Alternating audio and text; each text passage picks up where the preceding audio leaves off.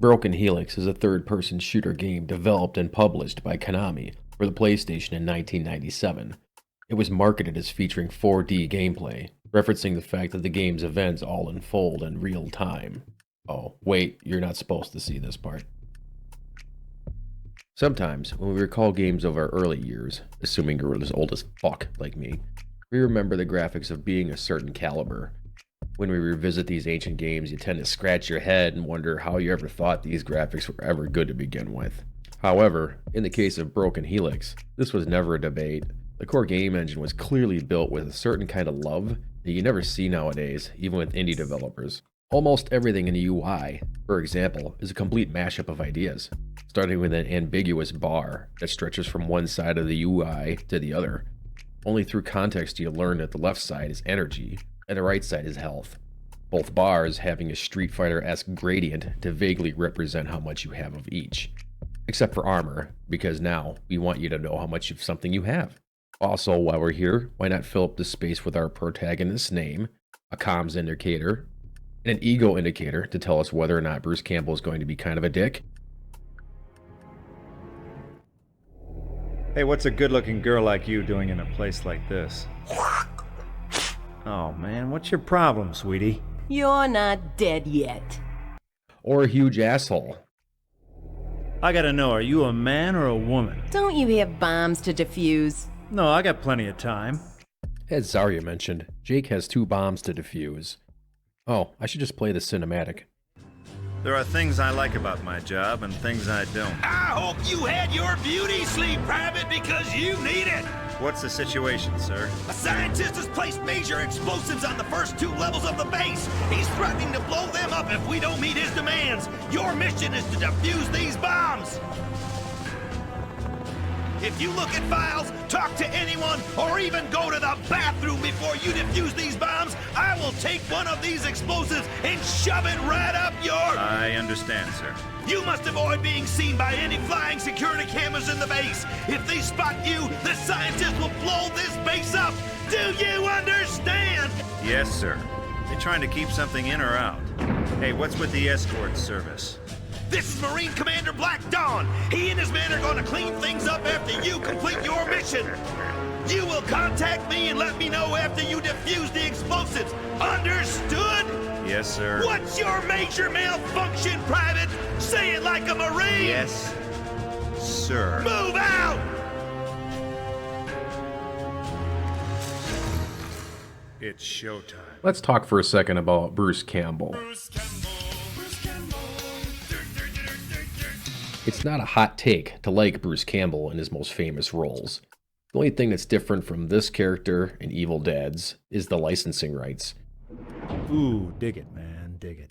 Oh, burpee. Hey, I didn't get a harump from that guy. Don't shoot! What are you doing here? Vince sent me here to check on the security robots. Get lost, dork. There is a lot of his voice in this game, and a lot of it will repeat. It is certainly not a unique issue of games of this era, or the following. Anyone's enjoyment of this game is hugely dependent on whether or not you actually like Bruce's one-liners. Oh man, you call this a game design?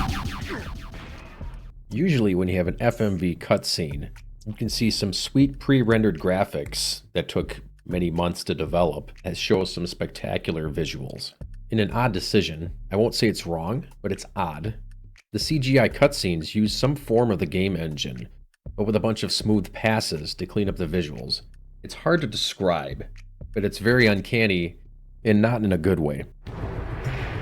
You've killed us all!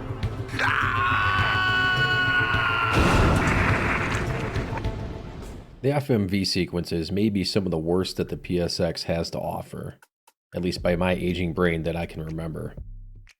What was I talking about?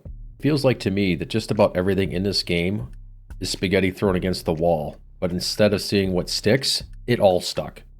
It also does an interesting job switching from dialogue to music tracks rather well. The technology at the time was typically more jank when switching CD tracks to play either. Much credit is deserved here, as without this component, the rest of the game would fall apart. The first moments of Broken Helix may be some of the most confounding in any game I've ever played. Even with a solid understanding of what the game might entail, you are bombarded with a shrieking Bruce Campbell, We're dead! Oh crap, we're dead! explosions, and a cheerful dismemberment of scientists at the hands of a terrible Arnold impersonator. What the fuck is an impersonator? Get to work, Grunt. Upon replaying the intro sequence many times, I think I've been able to put together what actually is going on at the beginning. Going back to the cutscenes earlier, there is a transition of a Bruce Campbell that's ready for action. As soon as the door opens, he screams that we're all gonna die. We're dead! Oh crap, we're dead! That's the joke. You suck, McMahon! The issue here is that the transition from FMV to gameplay is so jarring and inconsistent that the whole thing falls very flat. From this point, it's up to the player to meander around and discover what not to do. Don't step on the scientists that you stun. Don't be seen by these things. Don't destroy said things. Don't shoot that. Game over. Oh, I almost forgot. Don't talk to the same person too many times. Hey, so what's the apes, your commander's problem, huh? Don't you have bombs to defuse? Oh, I got plenty of time. Burton's lost it. Get rid of him! It'll be my pleasure.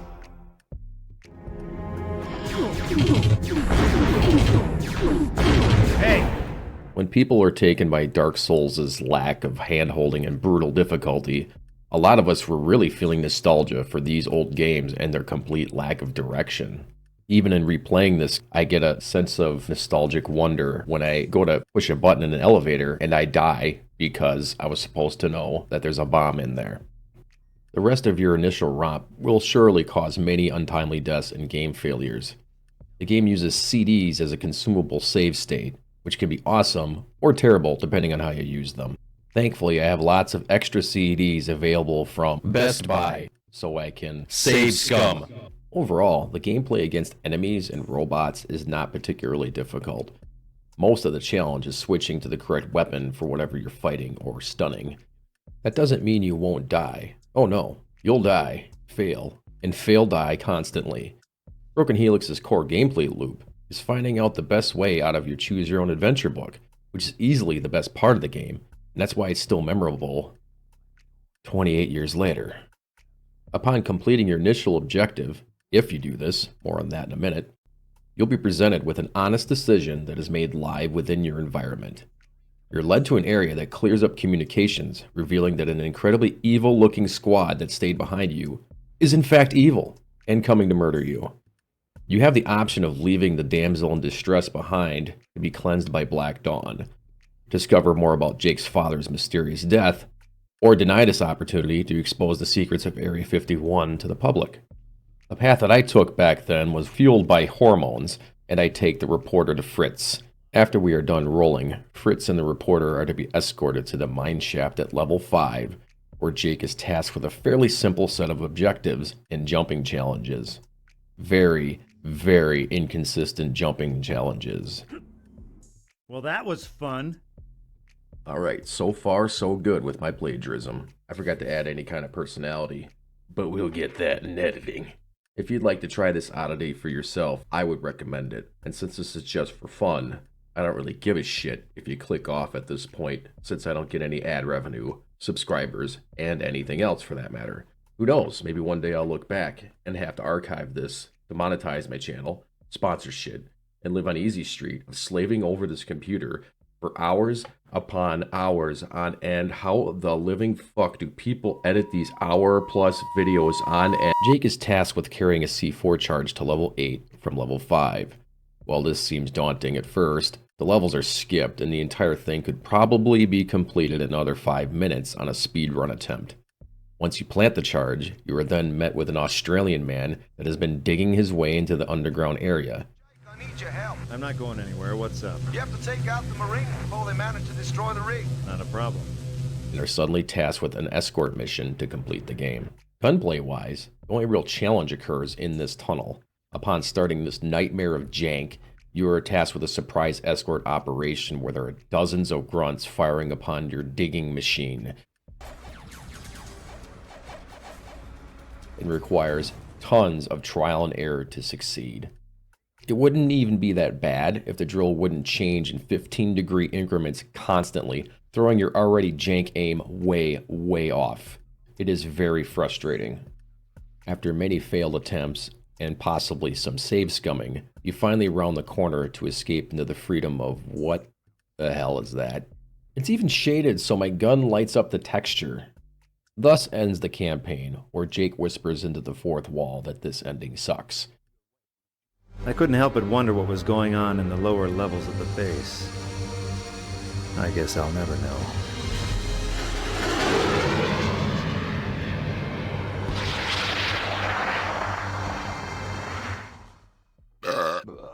If only we had more of a clue that there was a better way. There was a better way. Unfortunately, if you bring the reporter to level 4, and you wish to see Reese's plotline, you can't leave her outside the enforcement and simply talk to Fritz. So you know, you gotta... Okay, bye-bye. Talking to Fritz, he gives in an assignment to spy on what's going on in the lower levels. He then remotely disables the booby-trapped elevators, allowing you to progress. Blah, blah, blah. Level 6 is where you meet up with Reese. He won't do diddly until you show him a Polaroid of your late father, thereby proving you are his son. It's here where you embark on a series of much more difficult missions. First, sealing up the ventilation shafts, retracing the exact same steps that we did earlier to obtain a force field device, and then proceeding up to level 8, where the shitstorm officially begins. It's at this point the game takes its gloves off, and the respawning enemies really start to kick into play. You'll likely need to rerun the area to maximize consumable intake while minimizing damage from all angles by quickly progressing through to the next areas. Once you reach level 9, the game reaches new heights of frustration. You are once again plunged into an area with no clear direction. While you're told to follow the red signs, gaming logic wants you to explore the large open area and collect all the things. However, the enemies respawn at a ludicrous rate in this zone, and collecting the items poses little reward as you'll go through this area anyway when you progressed, quote, as intended, end quote. You're also given a dump of objectives and issues back to back while being attacked at all angles. Essentially, just follow the red sign and get ready for the most infuriating escort missions in gaming history. I'm not trying to spoon feed you hyperbole. Even though it has been nearly 3 decades since I last played this game, this area is still completely seared into my mind, and I knew what I was getting myself into. But that being said, I was still utterly screaming at my computer, I mean my PlayStation, as I was playing this.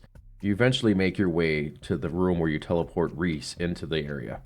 You are then provided with a health indicator for Reese. It maxes out at 70, and it's game over at 0. First, there is the good news, that Reese can handle himself okay. He will dispatch even large enemies with a few shots. But that is not the issue here. The first issue is that friendly fire is enabled, making half of your loadout a massive hazard to use. But it is this same half of that loadout that's keeping enemies away from Reese to begin with.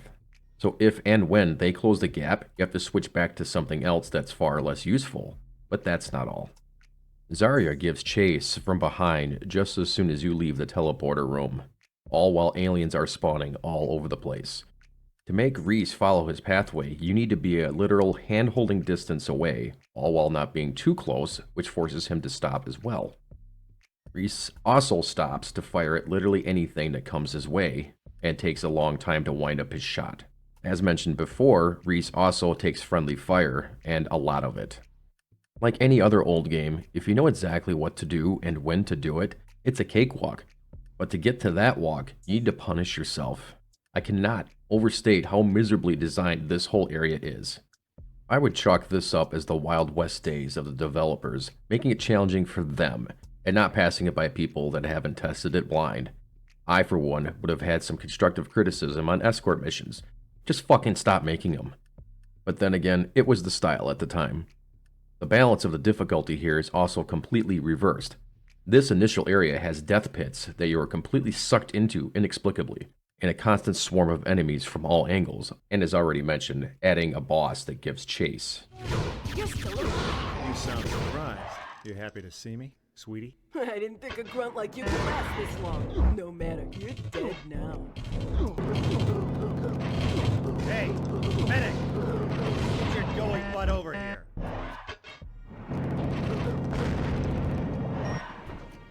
Once you somehow make it through this area, you add a C4 charge to a robot, and go to another elevator to level 10, and here the difficulty drops down to a reasonable level.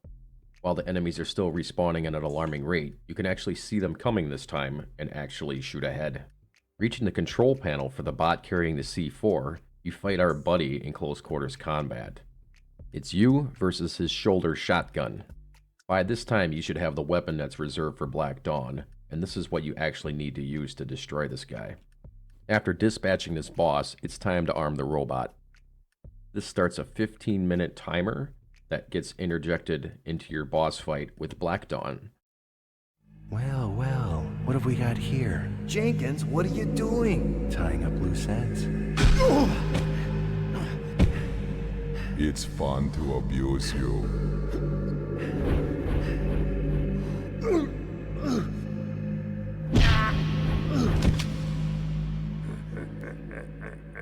This is the closest thing to a well-designed boss fight, as you have an arena to move about and dodge attacks. But honestly, if you have the resources, you might as well just use attrition. The real boss, like most of this game, is the jank controls when trying to do anything with precision. You start this fight in the prone position, meaning you are almost certainly going to take a hit right off the bat. This is to keep it consistent with the pre-rendered cutscene you see. Never mind the 80-foot difference between the cutscene and where Reese ends up. I chose not to use attrition and redid this fight many times to minimize damage and keep my resources. Well, that was fun.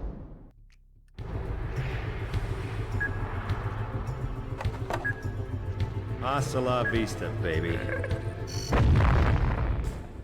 Upon killing Black Dawn, you again escort Reese. If there is ample time left, you can run around the perimeter and score more power-ups for the ensuing final boss, the Queen. There's the force field generator. Good, set it and let's get out of here. This place gives me the willies. There, it's been activated. In 10 minutes, the field will go up around the ship and the reactor. We have to run to the other side of the reactor, or we'll be trapped inside. Yeah, just like a cat in a microwave.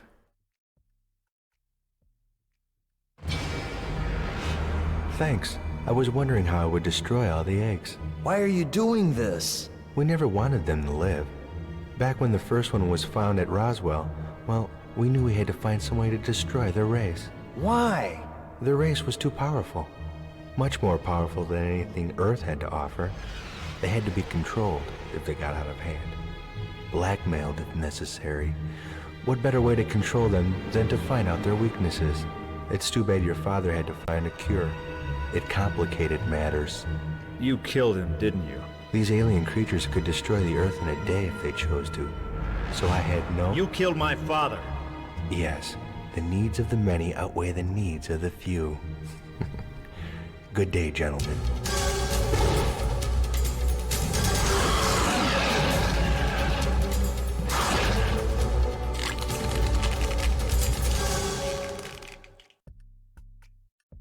Okay, it's official. I'm scared. I found myself getting punished by this boss as well, until I found a nice block of cheese on the floor by the wall.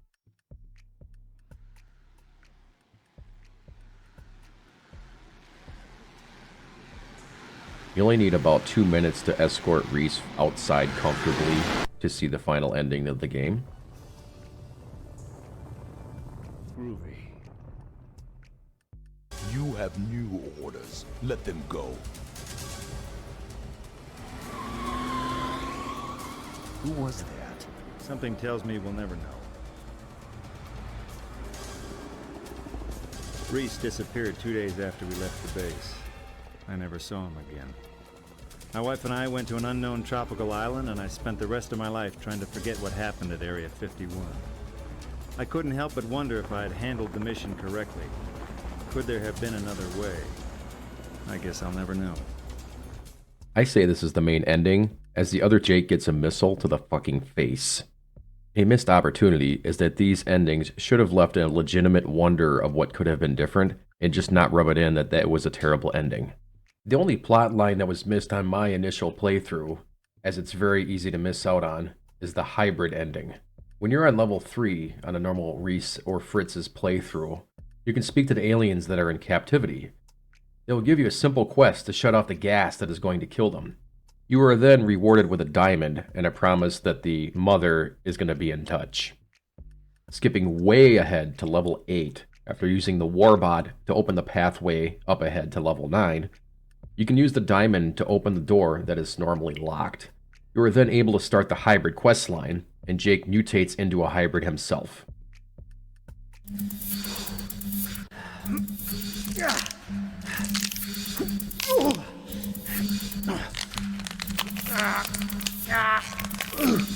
Alright, time to get postal. Welcome to my world.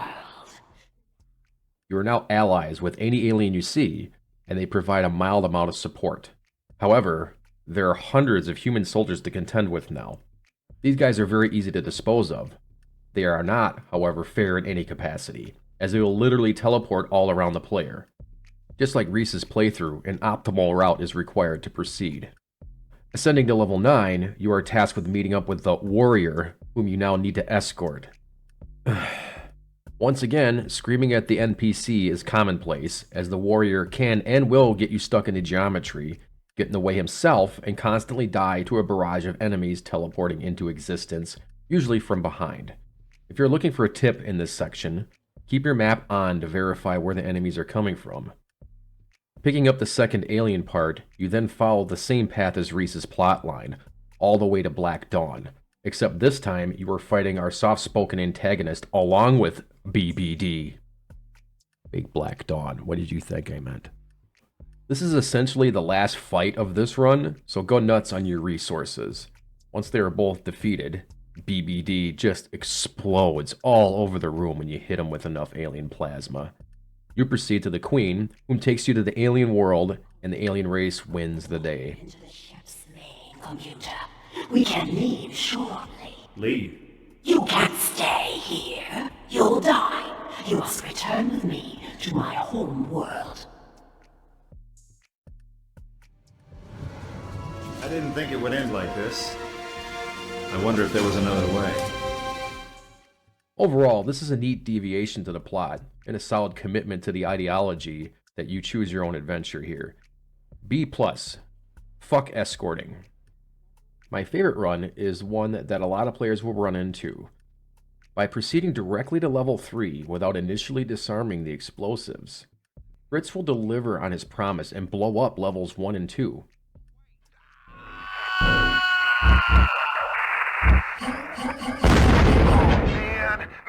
Mayday! Officer down! Hey, what's your situation? They're dead! They're all dead, man! You are then forced to meet up with our friend Tonka. Oh, so he does have a name. And what remains of Black Dawn's outfit. What follows is a rudimentary sequence of murdering everyone on the ensuing levels all the way up to level 7, with a quick confrontation and escort mission. While there's nothing very spectacular about this run gameplay-wise, Tonka in particular is extremely needy and demands your constant attention. What's going on, man? Now why don't you do your job, man? Come on, man! I just have a soft spot of this timeline where one of your biggest antagonists is blown up unceremoniously.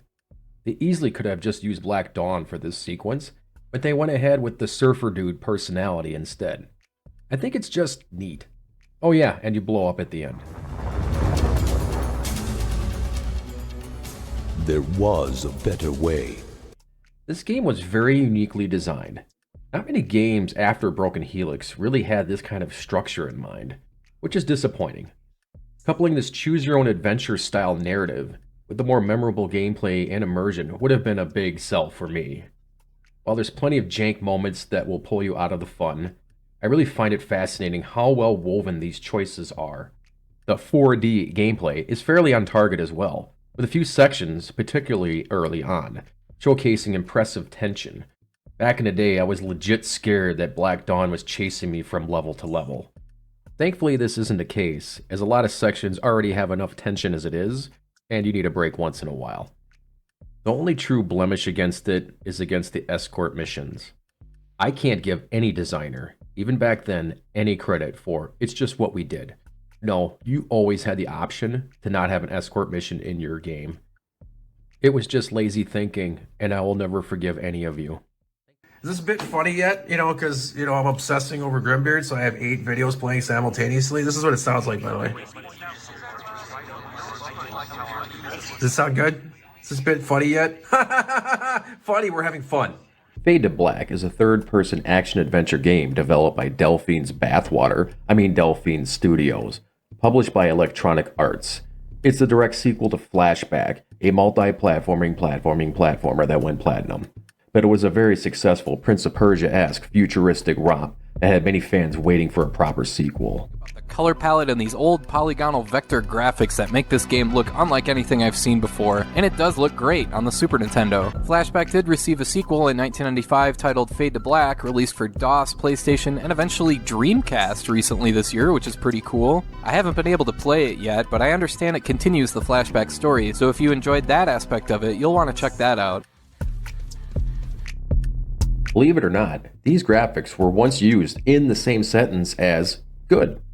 The rendering technique for this game is very unique, choosing an excellently rendered main character to outshine his environment. While there aren't a ton of textures in the models, there's a nicely rendered player model to gawk at, with our protagonist's trademark jacket along with tight jeans to highlight Conrad's sweet cake. His overall aesthetic looks great, and his animations are slick to look at. The textures on the walls are horrendous, even for 1996's standards. I believe this is to allow animations to occur on them, with the PSX's limited memory at the time hindering it. I recall in one of my favorite gaming publications, Game Players, not appreciating the octagonal walls.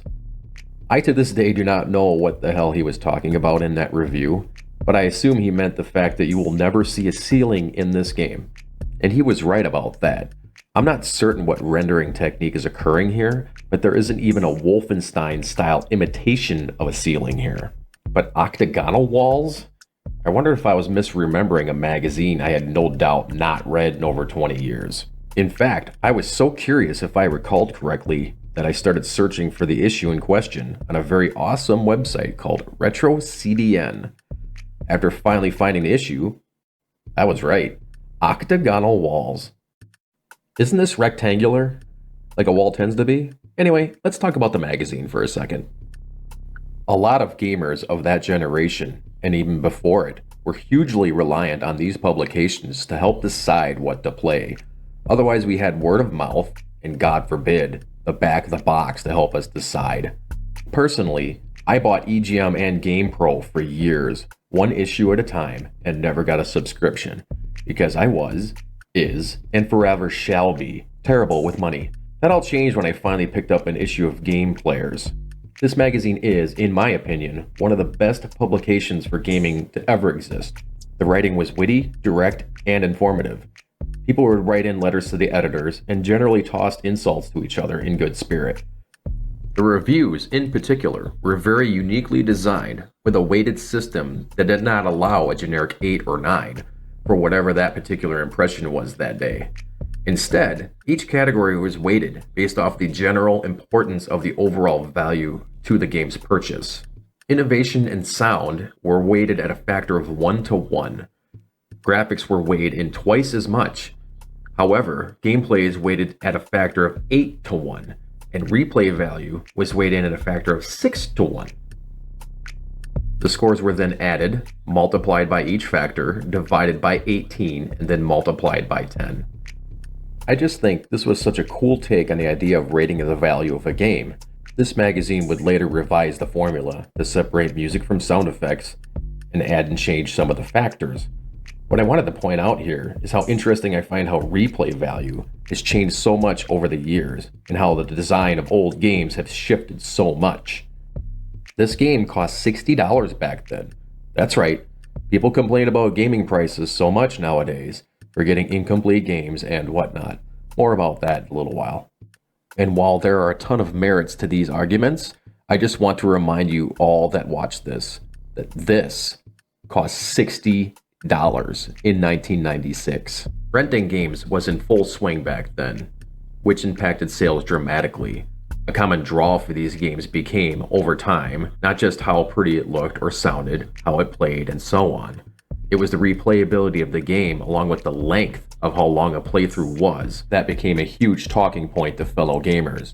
And to this, games like this had one very common design principle: kill the player fucking constantly. I am taking a more negative tone with this review. As a spoiler, this game is objectively terrible on almost all accounts from a gameplay, plot, and general experience. Some things just get better with age, and some things fade. I'm not doing that joke. That's way too easy. Unlike your mom, she took a little bit of work. The core gameplay loop of Fade to Black stays true to the flashback formula. Also sticking around is the god-awful controls that punish the most minute mistake by subjecting the player to smooth animations that cannot be cancelled. As you flail about prior to the subjugation of a 7-second long loading freeze before showcasing your very untimely demise. Going back to replayability and game length, this game is brutally difficult and intentionally obtuse in its game direction. The initial hallway introduces a single droid to destroy, followed by the demonstration of how precise the game will expect you to be moving forward. Your task? Step on a plate and reach the end before the door closes. Simple, right? But that's not all. You need to run from the end of the hall to gain momentum to reach the door in time. I will keep coming back to this point. This is not to challenge the player, this is to condition the player, and conveniently force you to spend just a little bit more time in this room. Well, before you're sent back a half dozen times from the instant deaths to come. You think that's hard? I'm just at tutorial level! That's the next level over there! What's up? Oh God help me! God can't help you now! So what does Conrad have to fight back? Well, he has a lengthy draw into a firing stance, very similar to the original game, just now in first person. You rotate towards targets, and it generally works well enough. You can also duck, which in some cases, properly timed, can avoid incoming missile damage. This is welcome, as many enemies are hit scanned and offer zero strategy to avoid in many cases. He also has a realistic looking jump to hop over plates that are meant to instantly kill Conrad. Overall, the gunplay element of this controls well enough. When doing other things, however, your movement is going to be locked in place, especially coming out of a firing stance. Aren't you so sick of tutorial levels where that goddamn crawl space shows up and it says, press B to duck? Personally, I feel like we should all jump back into the PSX days before these were commonplace, die 20 times to bullshit, and cry at the screen, why didn't you tell me I could heal myself? Well, if you are tired of tutorial levels, come on down, motherfuckers. Enjoy hitting yourself in the face with your own weapon. Wait for it. Yeah, games have gotten way more refined over time, and expectations have been smoothed out. Call it the good old days if you want, but I for one value my time in replaying a game that I'm making a video on. The first map does have some leniency. Once you pass the next hallway, you're in a bit of a hub where Conrad can recharge his shield. Of course, they can reciprocate by randomly deciding they're going to change into goo on and up, and peel off your face. The gunfights are fine for this era. The music of this game is fantastic for the most part, and really helps the game's tone stay consistent.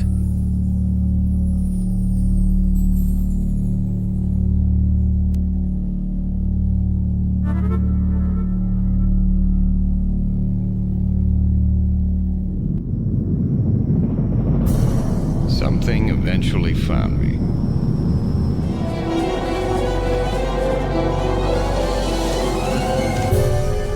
The cryogenic cycle that had kept me in a deep sleep was suddenly interrupted. I came to and opened my eyes, only to realize that to my horror, I was back in the clutches of my worst enemy, the morphs. And that tone is most certainly camp. Hey, human. Welcome to the Lunar Penitentiary, New Alcatraz. Easy to get in, impossible to escape, if you dare.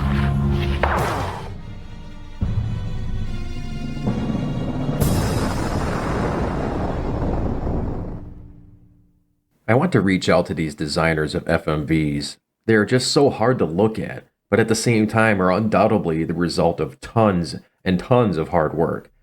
How do they look at this now? Like with an attitude of, this is what we could do with the tools at our disposal? Or do they just sit back and laugh I'm genuinely curious. Look at this woman's eyes. Tell me, what would you feel like if this is what you had created? Wom, wom, wom, wom, wom, wom, wom. There is a legend that the embodiment of everything cool in the 1990s once dripped from all sources. Grunge music bands, MTV, Beanie Babies. A piece of everything fell to the ground and congealed into a pool, not unlike the Morphs or the T-1000. And what rose was a silhouette of the coolest man to ever exist. And when he arrived on screen, he melted your very soul with his soul patch. This man was none other than John O'Connor. The lizard was mistaken. We can escape in a cargo vessel. I'm John O'Connor. I was gonna take you with me when I escape, but you were out cold. By the way, I left you a few items of interest. You better grab your gear and move out. Maintain radio silence, and I'll contact you at the appropriate time. Gotta love these old school FMBs. Due to the compression needs of the CD and the lack of space, the characters are oftentimes will rattle off their lines at a rapid fire pace just to make sure all their dialogue is heard. Isn't that right? Character I made out to plagiarize Grimbeard once more? Yes. The O stands for O. It's a coincidental name. Just look at that goddamn facial hair and those Lennons, baby. Also, is that from Doom? Once aboard the Shadow, you are immediately thrown into another mission via royalty-free teleportation service. Gentlemen, welcome to Shadow, HQ of the Mandragore. Conrad Hart meets Sarah Smith, leader of the Resistance. This guy is so cool. The Morphs invaded our solar system. Their military capabilities were too superior. Our government leaders surrendered. But we refused to give up, even if we are just a few. Excuse me for a second. Hello? Are you sure?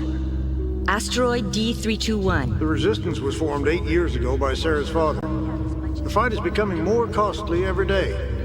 We found that our will and courage alone aren't enough. This is our struggle.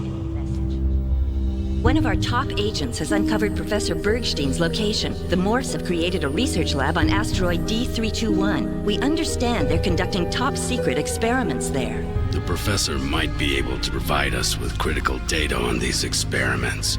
He may be our only hope. Your mission is to rescue Professor Bergstein and return to Shadow. The complex on D321 is divided into 2 sectors. We don't know which one the professor is being held in. Conrad, you take Sector 1. Good luck, gentlemen. See, you didn't say beam us down, so it's not copyright infringement. Once you finally make your way to Bergstrom, you're given a data cube with a delightful nod to flashback with the handoff. Now you only need to escort Bergstrom only 3 rooms and only a couple of enemies to contend with. What could go wrong? Wait! Slow down, I'm an old man. Wait! Slow down, I'm an old man. Wait! Slow down, I'm an old man. Don't shoot!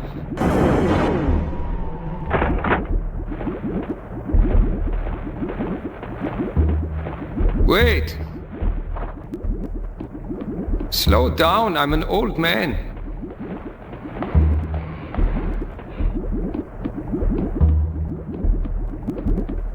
Wait! Mayhap an escort mission that is so ridiculously programmed that you will almost certainly shoot the old man out of spite? I'm curious if there's speedruns of this game, and if there are, what they think of this section. It's just baffling. You need to walk in a single step, wait for his animation to acknowledge your presence, initiate his own walking animation, and take a single step. I honestly think they either thought this was funny or did this to lengthen the game artificially, or both, making even a simple escort mission take 10 times longer than necessary seems to speak for this game's need to make you take longer to do anything, no matter what. There are no shortcuts to be had here. After a brief escape sequence... Oh, come on!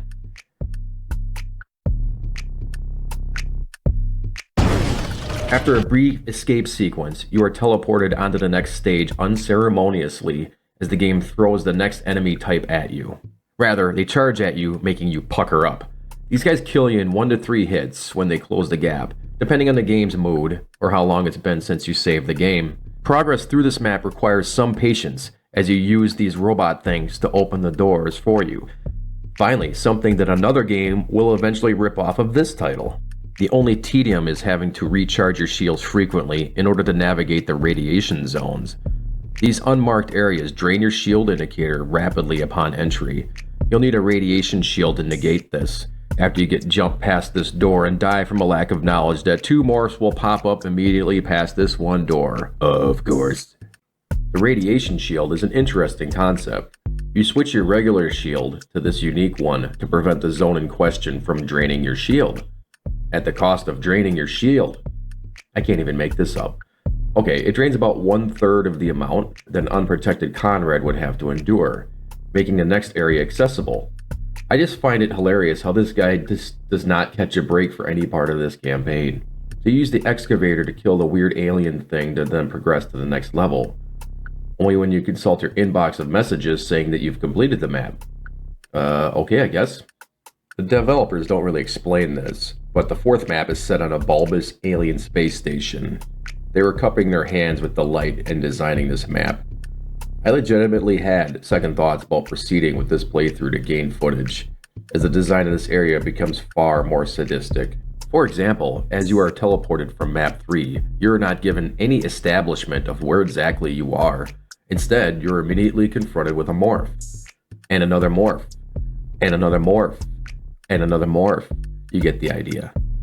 The solution to this puzzle is to turn around and run to the infinite respawn button to destroy that before dealing with any of the morphs in this room. Champagne and blow for everyone, boys. Woo! Unfortunately, this map is truly poorly designed and full of unfair deaths. Boy, this hallway looks interesting. Bam! Go fuck yourself. You should have known that you need the scanner to show moving tiles that require precise jumping. The whole objective of this map is to retrieve this thing, but you again aren't informed of this. This is an oversight in my opinion, even in this era. You are given a messaging system that could have easily clarified what you need to do, making this section far less insidious. Once you manage to find your way to save scumming 30 times through this hellscape, you'll come across Goku's head, prompting you to escort him 30 feet to the level's end. Okay, he goes by the name Azir. I'll try to stop making fun. The ensuing level is another romp of guessing what you need to do next. There are switches and passcodes written within the walls for the first time in this game. The mess of pixels are completely mixed in with the rest of the pixels, making these very difficult to spot on the PSX version. It's a pixel festival and everyone's invited. No one's going to show up like any of my parties, but anyway. My issue with this map is not necessarily what you end up doing, but how you get to these spots. The layout is very bizarre for what is in mind, as you have 2 elevators at the beginning leading to some of the area that you need to backtrack through. It all feels very tedious by the end, and you are blissful when you finally collect all the gems necessary to access Azir's pyramid within the room of inexplicable frame drops. I didn't know this game was made by From Software. It's about here that I again lost my patience, even with the tool-assisted running of the game. The pure ambiguity of every single encounter starts to wear on a person. There are hints that you collect, but finding them is the puzzle in itself. Ask yourself, does this look like a container for you to simply walk up to and open? Does this look like a switch to press to deactivate a turret that literally never misses Conrad?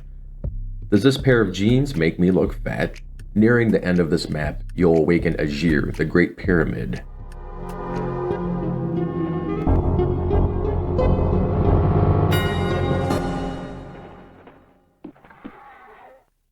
So that's why my frames dropped to 10 per second. Azir, transmitting history of ancients. Our highly spiritual civilization welcome morphs as friends. Morphs deceive, conquer Pluto. Azir and his people abandon carnal envelopes to unite thoughts and knowledge into one entity, the Pyramid. Morphs capture Pyramid. Humans, destroy Master Bring to free Pyramid. so many takeaways here. I love how the militant, downright evil-looking monsters are shown here bowing, while this incredibly naive race just welcomes them. So, our next task is killing Master Brain, no relation to Mother Brain, to free the pyramid. Not the one we just talked to, I guess. But before that happens, a huge asshole appears to chase down Conrad. Once again, there is no indication that you need to sprint away from this creature, but once you've died a few times, you'll understand to run a very specific path around him to escape this wretched area. Once you take this elevator, that the creature does not follow you for reasons, you are then led to a teleporter to the morph ship to reclaim the pyramid that was just captured. Are you following along with this? We are to free the pyramid that just told us that we need to free the pyramid by a floating Goku head. The following is a single room in which you jump into an alien vessel. It's right at this moment at replaying that I drew a blank stare. Something dire was happening in my brain. It literally said out loud, "Oh no." Oh no. Oh no. No, no, no. No, no, no. No, no, no, no, no, no. No, no, no, no, no, no, no, no. You misunderstood. Oh no, no, no, no, no, no, no, no, no, no, no, no. No, no, no. Oh no, no, no, no. I think you know what I mean. Yeah, I think so. So let's talk about the good old days for a minute, because I feel like that this is a superb counterpoint to balancing our collective memory of the good old days. Yeah, microtransactions suck. Yes, games are often rushed to shelves with bugs. Yes, a lot of games are rehashes and reboots of titles, and new IPs are nearly non-existent. But fucking look at this, and tell me that this was a golden era. Tell me one good thing about this area. This prototype of a flight section, this absolutely mind-bogglingly horrific camera system, this abomination of a map, starring a Lego Conrad. This zone is a labyrinth of tight corridors, damaging walls, instant kill floors, and absolute ambiguity. You are given zero direction. Controls are not mapped to the menu screen, but are simple enough to get by, I suppose. The main issue, as I alluded a moment ago, is what may be the worst camera I have ever encountered in a AAA title. See, I'm a staunch defender of tank controls, and I personally have never had an issue navigating games with this style. More so, I hate that modern games do not take this control scheme, as it has amazing potential to make these kinds of titles feature extra levels of tension. Resident Evil and Silent Hill being great examples of orienting the camera to assist in finding things of interest, showing the big monster from crazy angles, and so on. It's a missed opportunity with today's technology, for absolutely no apparent reason. At best, the game engine does not allow polygons to collide with the camera. Flying around objects will shift to a nearly reverse camera angle, and not always from the same side. Your ship travels forward with momentum and does not slow down easily. Your gun has almost zero feedback to line up shots with your enemies, only highlighting when a hit occurs. You raise and lower level to level, and I still don't know which direction is which. When I turn around to drop down, the game reverses my direction. Or does it? What's happening? That existential dread I mentioned earlier, that was literally a repressed memory of one of the worst stages in a game I can recall. This thing sucks. It's long, it has no replenishment of energy, is confusing, boring, and headache-inducing. Other than that, it's okay.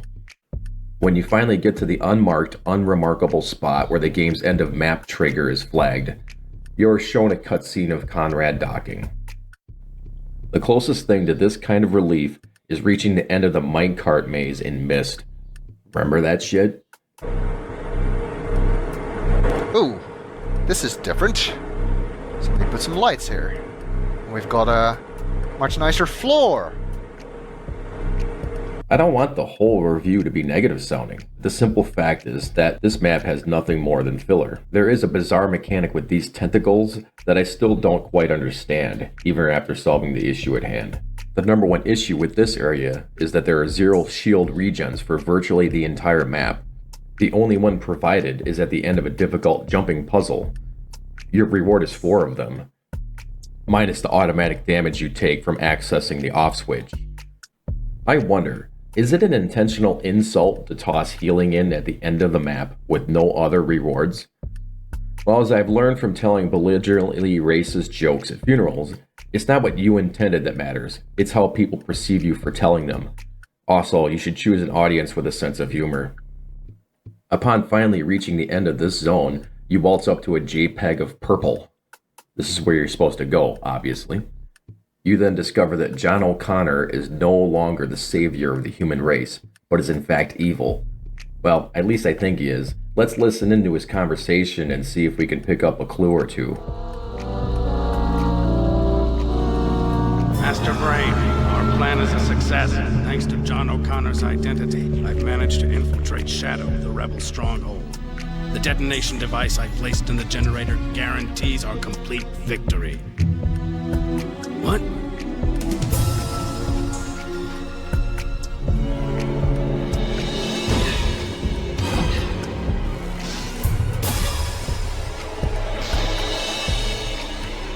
You're as good as dead, you human scum. Rather, a farewell party. You once again escape the bitch slap of John's mutated form. At least you should. I took one in the ass mid-teleport. You then watch a cutscene. Let's try to digest this.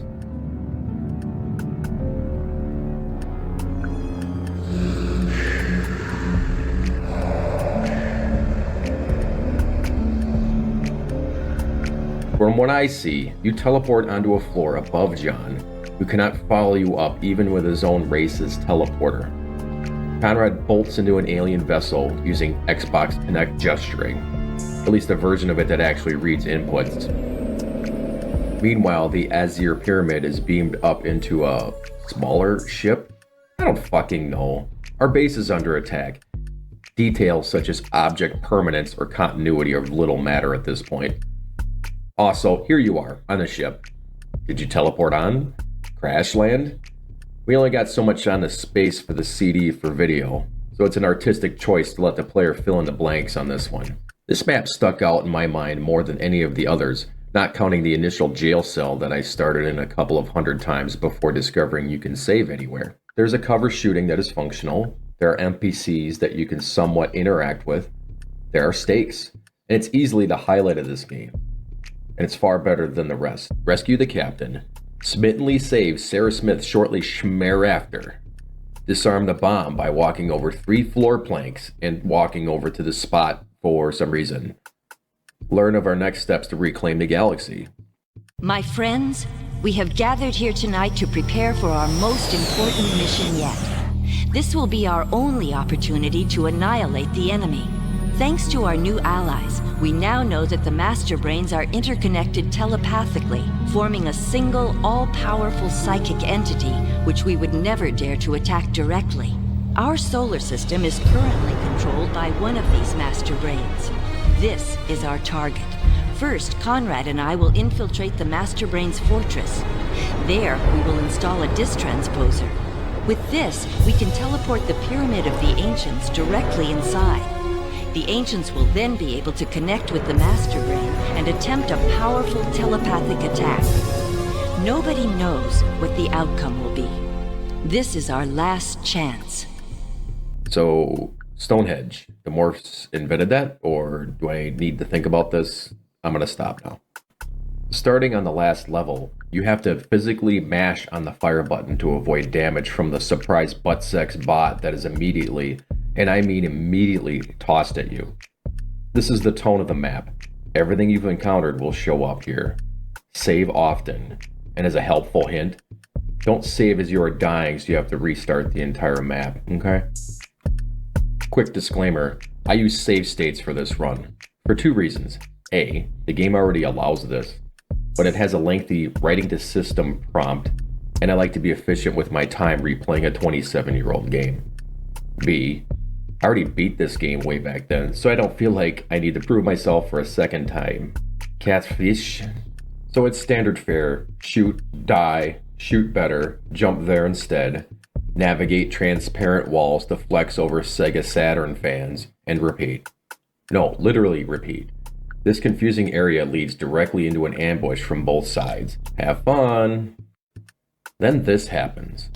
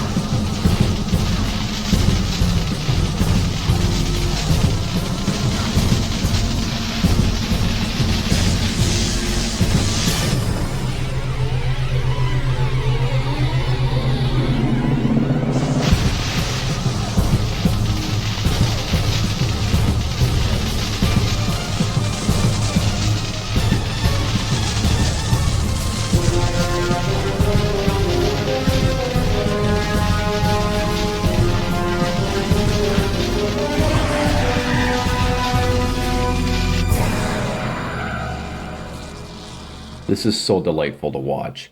It's like a children's story brought to life. This made this very painful playthrough worth it. I'm not going to think about the fact that I could have just watched one of the dozens of long plays to achieve that. No, I totally had to play through to see this.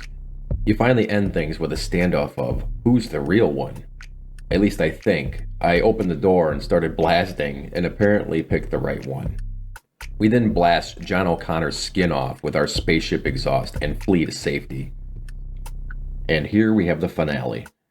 All is well and good with the world, and surprisingly, the story, for what it's worth, with its absolute nonsensical use of our protagonist, antagonist, heroine, and the ghosts of Goku, all meshed up into a blender of stupidity. We have what is in fact not a cliffhanger, or alluding to a sequel. This is a wrap. My only wonder is, will Conrad ever get a change of clothes? Fade to Black is one of the ever so many curiosities of the era. It had a significant amount of resources and people behind it, and relatively decent voice acting for its time, and a fair amount of ambition. It falls ever so flat, however, on the terribly unresponsive controls, awful load times on the hundreds of deaths required to beat the game, cryptic level goals, and far too many automatic deaths at the hands of trial and error level design. I'm reminding myself that this was the transition from old school gameplay to what we have today, and has a lot of progressive features. For example, it's one of the first games to feature a toggle for closed captioning. Man, I am really reaching for compliments for this game. The core gameplay is deeply rooted in its predecessor. Flashback was the high point of what was being done on the 16-bit consoles, and the gameplay fits the style perfectly. You are punished in that game for not thinking ahead and not taking on encounters in a very specific manner. To adopt this is fine, but to do so with a custom game engine with an experimental control scheme, awkward camera angles, and overloading the game's memory to not allow any in-game deaths puts this nowhere near the quality that was expected. At least it wasn't for me. If you disagree and also have not played this in a very long time, feel free to keep that warm fuzzy memory of enjoying this masterpiece, and for God's sakes, don't fire this up to revisit it. Nothing to see here. I love these old school publications. Look at those graphics, dude. Just amazing. And these letters to the editor. Oh, good times. No life. I've devised a special playing. Oh. System for Final Fantasy VII. Make no contact with other life forms. If there's no isolation area, refer to this method. Move the television and PlayStation into the bathroom. Move the refrigerator into the bathroom as well. Sit on the seat. Lift up your legs or they get numb. Using this method, you can relieve all bodily functions easily except sleep, but who needs that? Oh yeah, I wrote that. What did Bill have to say? Wow, Pat, that's one surefire system, and don't worry.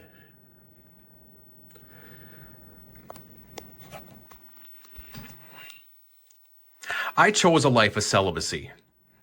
In the still Wild West days of PlayStation, N64, and Saturn, you're so cute.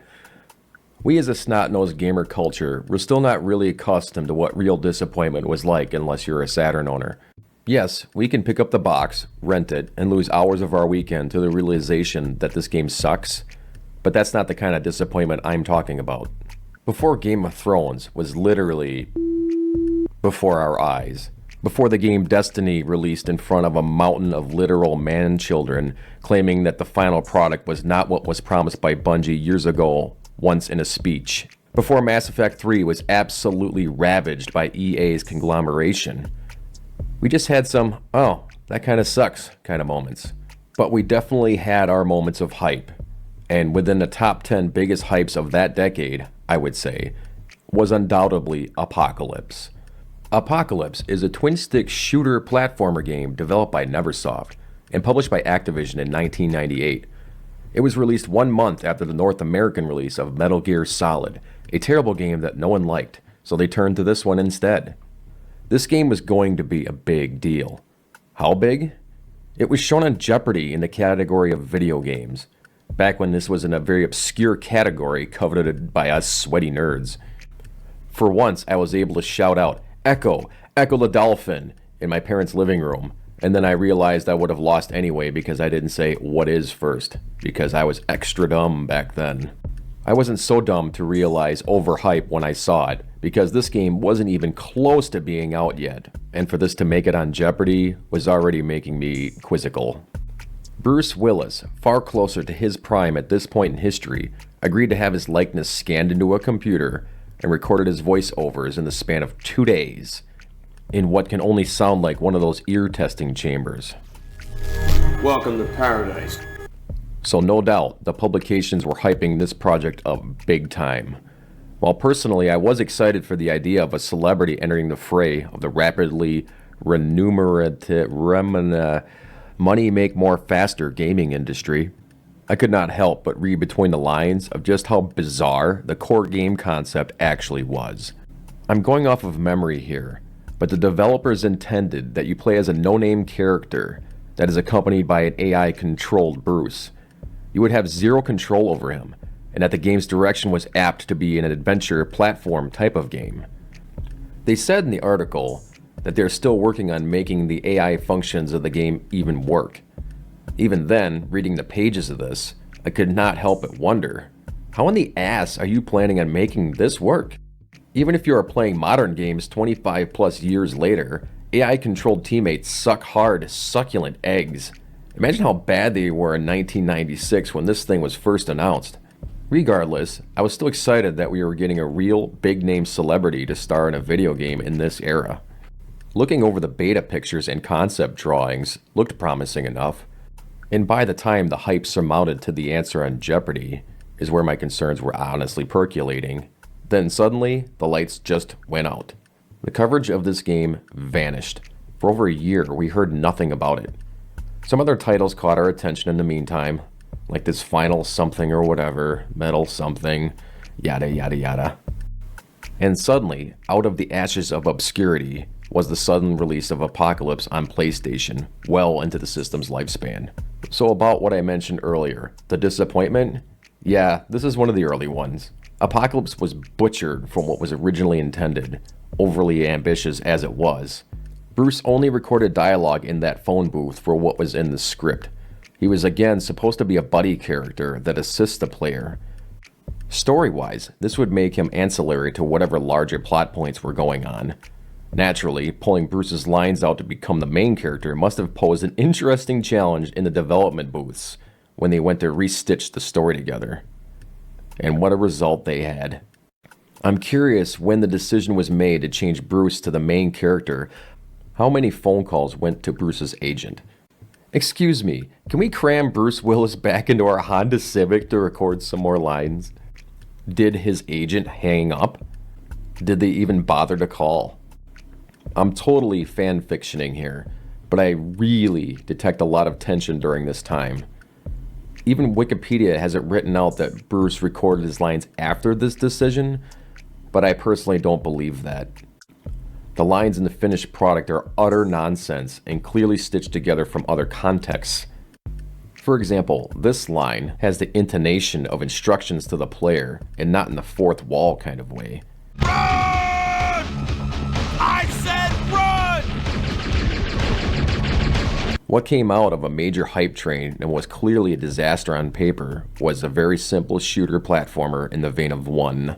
The game is short, simple, and spoiler alert, pretty fun. As a matter of fact, I had way more fun with this replay of the game than any other recent effort. And here is a spoiler warning. If you don't want the absolute fucking nonsense that is the plot of Apocalypse ruined, too late, you assassinate the president at the end and become the new horseman of the apocalypse. The preceding statement contains spoilers of the ending of the game and should not have been listened to. Sorry, I really had to do the Simpsons bit here. There's absolutely nothing of value to the plot of Apocalypse. And I don't think there's much room for subjectivity here. And my sword. Only one man, my oldest student, now my sworn enemy, knows my plan and knows how I raised my horsemen from the dead. Death, plague, war, beast, my 4 horsemen of the apocalypse. Arise! The world must perish in our hands before we perish. Peace, death, tear the flesh from the heathen bones. Plague, devour them with pestilence. War, cast their corpses to the fire. Beast, turn their cities to ash! Go forth, my horsemen! Judgment day is at hand! Thus saith the Reverend.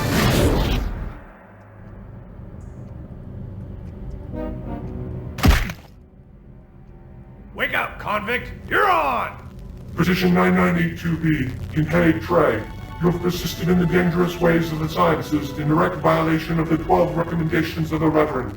How would you plead? I'm gonna stick my foot so far up your ass. Guilty! I sentence you to death. May the Lord have mercy on your soul. Amen.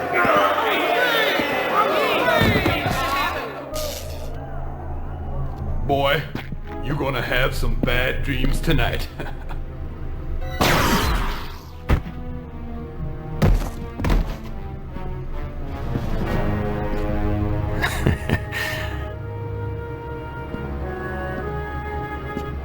Nanotech in action.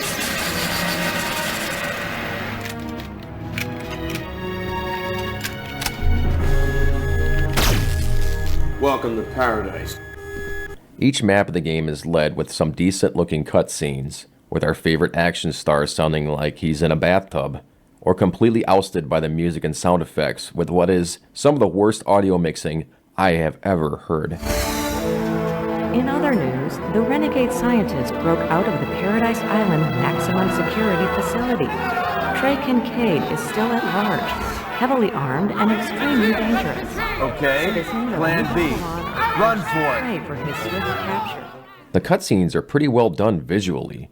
You can tell they were really trying to world build here, but they all end so quickly that you are left puzzled almost every time as to what you just witnessed. The limitations of the CD always tend to jam in way too much dialogue along with the establishing shots, making virtually every scene a bizarre exhibit. It's fun jank and well worth watching for the morbid curiosity of a Frankenstein game come to life. I cannot overstate how terrible this story is told, but I can give it my best shot. Stage 1 starts off strong with some high-octane techno and some cute quips from Bruce Willis that absolutely, positively will never get old within minutes. Strap one on, it's time to jam! These guys need a little more lead in their diet. These guys need a little bit more lead in their diet. Strap one on, it's time to jam! Strap one on, it's time to jam! Also on display is an interesting in-game FMV displayed on the monitors. I can guarantee you that this wasn't loaded into the map initially, but streamed via the CD during gameplay. The PlayStation could do a lot of fun tricks back in the day, and this is a cool use of the technology at the time. You are then introduced to the swiveling camera that will accompany Bruce throughout his mission to thwart his former co-worker. A camera that is very eager to switch things up and maintain a unique look. I don't hate it. In fact, I think this is an excellent way to keep such simple gameplay fresh, considering how you've gotten halfway through the map and you have seen about a third of what this game has to offer. I mean it when I say this is a very simple game from a simpler time. If this was released on Steam today, this game would be put on the forums as false advertisement and threatened with class action lawsuits for its lack of content. Over there, that little tube looks safe.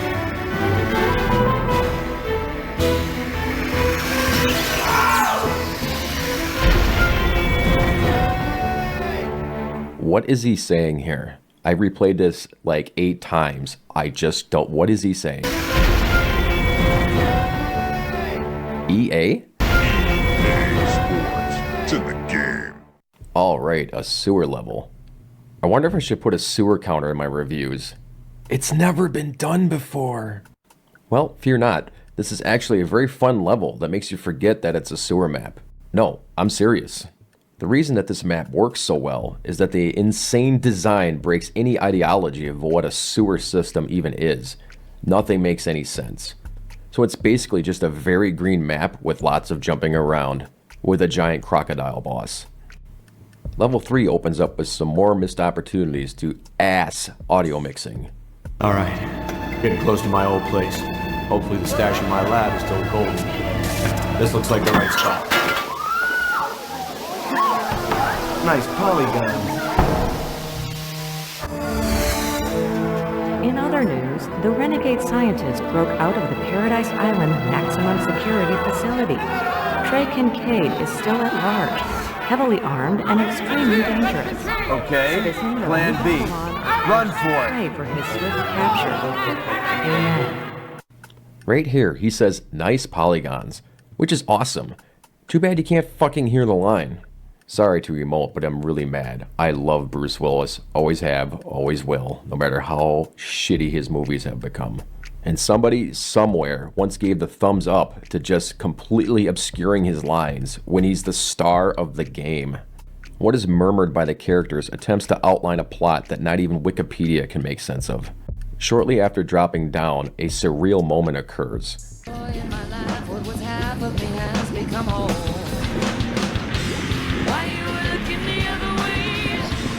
You will encounter one of the many licensed music videos on a short loop when you drop down.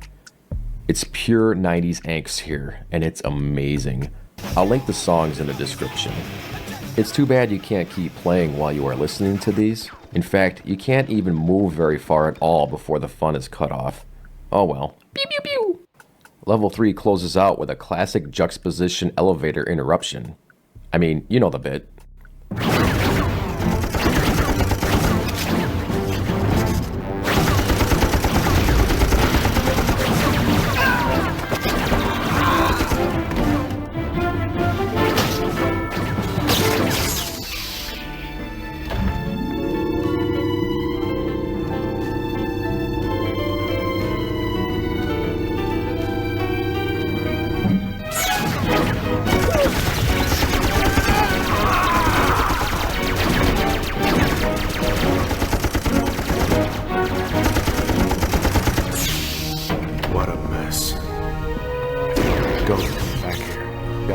Regen tabs and get the hell out of here. What the fuck is he saying? Regen tabs? Larry! I thought you were dead! Oh yeah! What's fun to watch though, is how the devs use the exact same models, animation, and even timing for these two encounters. At least put your Mohawk villain in a different spot on the second floor. Like, they hold this animation for way too long and it's just really bad.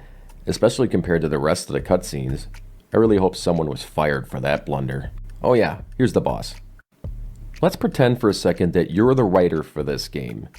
You have a futuristic, ethereal being that is themed towards the Grim Reaper, mixed with the Christian mythology of the Four Horsemen.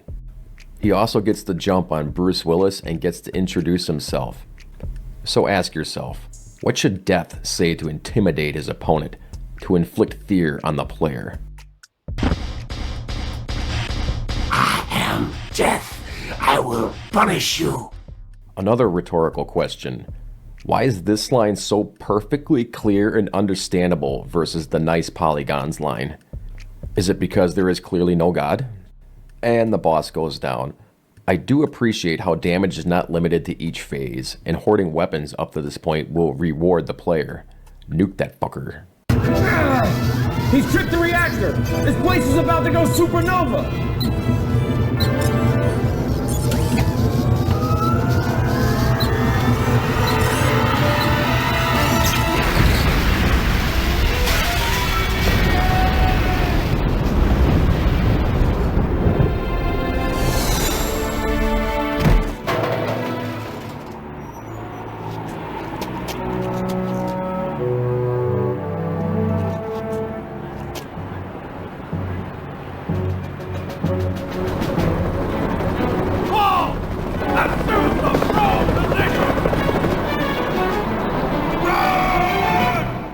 He's tripped the reactor, Bruce Willis says, emoting into the microphone installed in the lavatory of Activision HQ.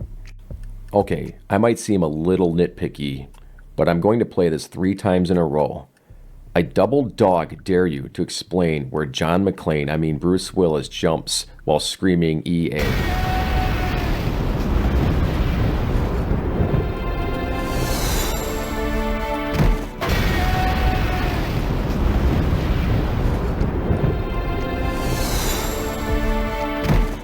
I watched this 8 times. The answer is that there is none. He dropped 100 floors and he's just that goddamn tough. The President of the United States. Fellow American, it is my sad duty to officially announce that the Reverend is dead. The Reverend's not dead. Now it looks like he's got the President's back pocket too. And let us not rest until the criminal responsible for his death is torn limb from limb. Okay, that's bad. Need to find somewhere to lie low for a while. I know just the place. I'm gonna pay a little visit on my ex. Only my Mary could be warped enough to put a club in the middle of a cemetery. Did you notice something odd here? As far as I know, this is the most coherent you'll hear Bruce Willis in the entire Apocalypse experience. There's a total of 58 words strung together, albeit complete nonsense, that Bruce says uninterrupted by explosions and overacting. Enjoy. Back to blowing shit up. These guys need a little more lead in their diet. Sounds like she's near the end of her set. Just hope she's not still pissed. Trey Kincaid. I'll be damned. Was it you who crashed the chopper out? That's not a chopper, baby. It's a hover bike. Never could keep your stick straight, could you? I'm sorry we haven't hooked up lately, baby, but I've been playing dead. I've missed you too much to be angry. My body becomes warm when I think of your flesh shredded. Oh, and baby, devoured not by you my too. Viruses. Oh, yeah, I missed you. Give Money a kiss with your face. Yep, she's still pissed. Hey, Larry. They're saying kids are fed up with the oversized titties and that women should not be so objectified in their video games. What other features can women have? Well, they say women with long legs is attractive. Have you tried that? That's a good idea. Make your legs 5.5 feet long. That'll sell copies. By the way, I need it done over the weekend. This game ships next Friday. This is the best boss fight in the game, no cap. I feel every boss fight should be done to the tune of a grunge music video.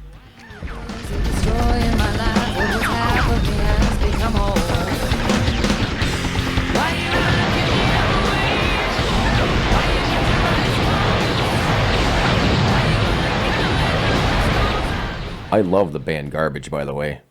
This joke is meant to increase engagement with fans of Pulp, the actual band. I have never heard of this band then nor now. No actual disrespect, even if the song sounds horribly derivative. Anywho.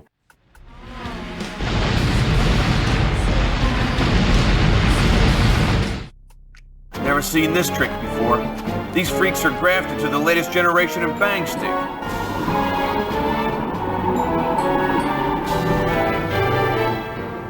What's going on out there? Candygram. Well, praise the Lord and pass the ammunition. Freeze, Rafer! War sells, baby, and I'm selling to the President of the US of A. Damn! He's heading for the factory floor. The latest generation of bang stick. The latest generation of bang stick? Candygram. Candygram? Freeze, Raper! Freeze Raper?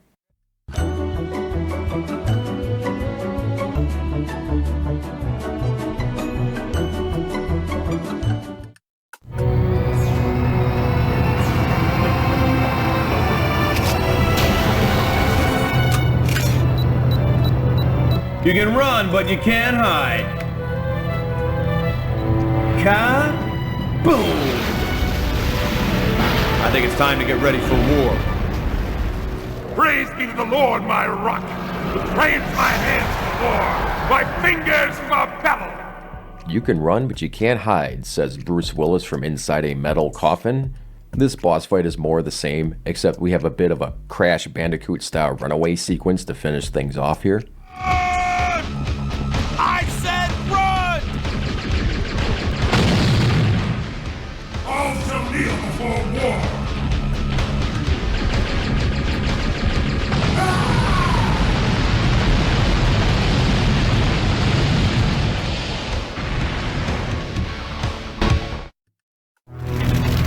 I smell another horseman. War sells, baby, and I'm selling to the President of the U.S. of A. You up for a tour of the White House? Suddenly, while burning alive, Bruce's horseman smell is tingling. Well, that's enough plot exposition for me. Why aren't I shooting shit already? Come on, here we go. I have a small gaming addiction of glitch finding and sequence breaking. This is how I became #1 in the world at Horror Tales: The Wine in the speedrunning community. I currently sit at #2 with no one on the internet interested in also speedrunning that game. And although I don't think I skipped more than probably 10 seconds, I got a little giddy when I got on top of the White House here and dropped into that sweet nougaty center. I should point out the largest flaw that is on display here, that the game's overly ambitious at times with its explosions and particles on screen. The FPS will often drop into its tens. Another side note, it's having this kind of gaming background that I find it so hilarious and infuriating that PC users will say a game is, quote, literally unplayable, end quote, when their FPS drops from 120 to 30. Back then, a steady frame rate of 30 was a selling point. Finally, your confrontation with the president begins. Just listen to this monologue. I've been mocking the sound mix for this entire review and managed to understand some of his dialogue, but this exchange right here, I honestly think it's lost to time. Let me guess. You were taking the tour with the Sunday Scouts, and you lost your way. Let me show you my new domestic policy. I think we found our beast.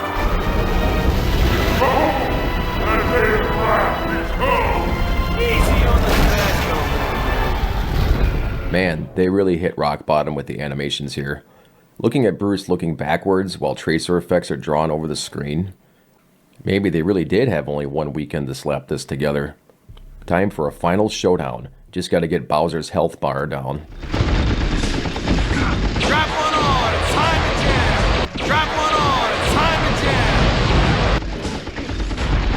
Like 7 or 8 times. Also, why on earth did they make Beast the final horseman of the apocalypse and not war? Such an easy association to put on the White House, in my opinion. After you take his 8th or 9th health bar down, you finally get to see the final cutscene play out. Let's watch. Don't you know? He who battles demons is destined to become one. Shoot me. I'll see you in hell.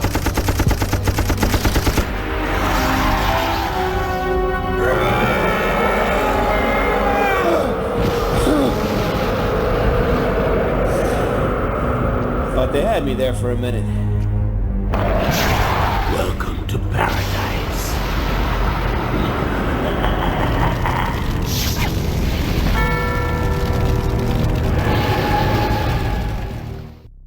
Bruce finishes off the mastermind, who apparently also went down at the same time as the final horseman. I think they didn't want another boss fight in place of the one that transpired, or somehow destroying him weakens him. I don't know. I guess this is a wrap. Roll credits, baby. Another missed opportunity is to trigger Bruce's one-liners over and over during the credit roll, since at this point not hearing him say shit every 8 seconds has fully triggered a Stockholm Syndrome from within me. This game looked pretty decent. It also released towards the tail end of the PSX's lifespan. This game also came out a month after Metal Gear Solid in North America, which is really bad timing no matter what game genre you were. That title pushed the console truly to its absolute limits and helped keep the console in the #1 spot for the remainder of the 5th generation. After that unbelievably historic masterpiece comes out, you pop this disc in. The frame rate is pretty bad in this game. It slows down to an old school style when things get really rough, making the game playable at the very least. I do have a legitimate spicy take with this kind of approach. I will always prefer graphic overload with frame drops to a butchering of a game's vision for the sake of frames per second. A perfect recent example is people shitting all over Dragon's Dogma 2 for its performance issues. And no, I'm not talking about crashes and all that stuff. That's bad. But on console and PC, people complain that the game does indeed struggle to keep a steady frame rate. What these critics fail to point out is that any game engine would struggle with the completely unhindered NPC crowd with 100% unique facial structures. The devs said, "We want this town to feel alive. Fuck your frames." And for that, I absolutely adore this title and would defend its issues to the grave. Yeah, I was talking about Dragon's Dogma 2, not Apocalypse. Apocalypse is quite mediocre. And they did the same thing of going overboard, but quite a lot. And there's a lot of PlayStation things going on in here that are not masked well, like say in Crash Bandicoot released 2 years prior. They slapped this shit on the screen and just went for it. And as I mentioned earlier, the camera tries its best to switch things up and attempt to give you some variety in the level's visuals. It's the quintessential look of the PlayStation, full stop. And I might say, there are a lot of indie games that are going for that PlayStation look, and they really struggle to capture the true vision of this console, mainly due to the constant imperfections of the Z-axis. It's really hard to tell a modern computer to not draw something properly. The music, as I've mentioned a few times, is quite good in this game, and very catchy, very 90s. However, the sound design overall is very, very generic. You've heard all of these sounds everywhere. Get along. This game is a curious relic of failed expectations. It derailed off of its own hype train to silently re-emerge as a Frankenstein action title with solid enough graphics, fun gameplay, and a nonsensical, ballistically incompetent storyline that was years behind the acceptable times. So many games before this could drive the narrative bus better than this title. Even with the drastic changes to the game's development, there were even missed opportunities there. How about instead of shitty imitation Bible quotes during the loading screen, you fill in some of those galaxy-sized plot holes? Why couldn't you put in at least one escort mission? Just kidding. It really was a fun game and a solid rental. And boy, how fun are those ludicrous cutscenes. Replaying this game was far more enjoyable than I recalled. And with all the disappointment out of the way, you are left with a curiosity from a far bygone era of gaming.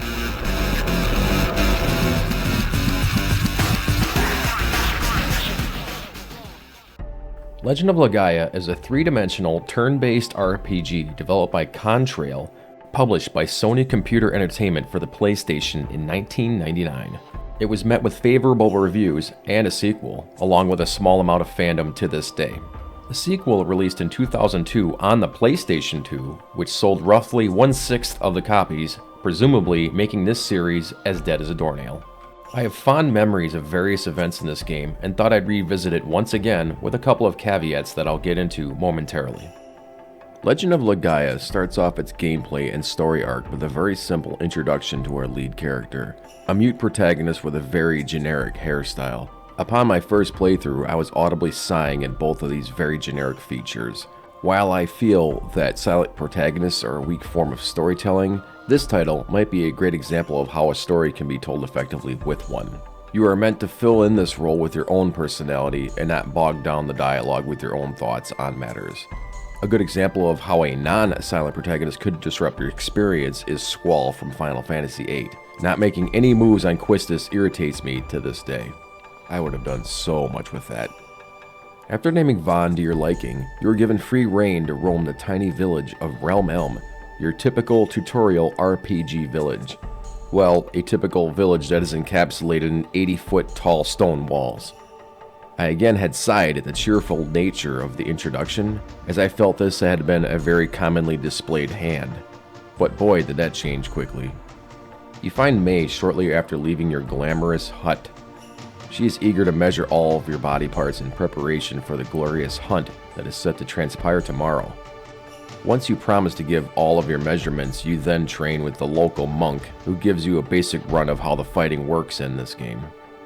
You can talk with all of the villagers before going back to the hut, triggering this overly happy cutscene.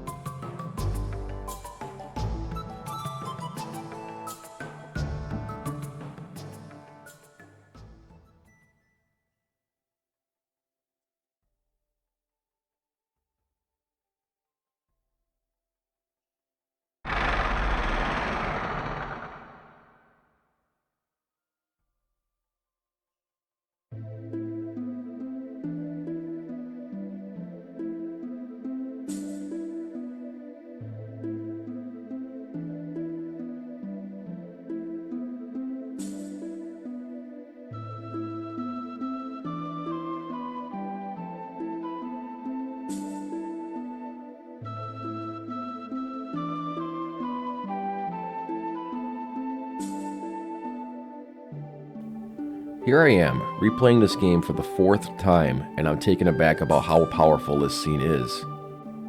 This is an early example of how video games are indeed art. Using these now primitive tools, super deformed characters, muted dialogue, and pixelated graphics can still stir such emotion out of me. This game is incredible at visual storytelling, and this is just one of the early examples. After taking a rest, you are awakened by an ominous knocking of the village gates. An ethereal asswipe shows up to blow up the front walls using a gigantic monster summoning. The mist that carries these monsters engulfs the village and immediately starts attacking everyone, including this adorable little murder. This is what I mean with the insane contrast that this game will have. Not a drop of blood is shown, but the brutal nature of what is happening is plenty obvious and still effective at setting the bleak mood.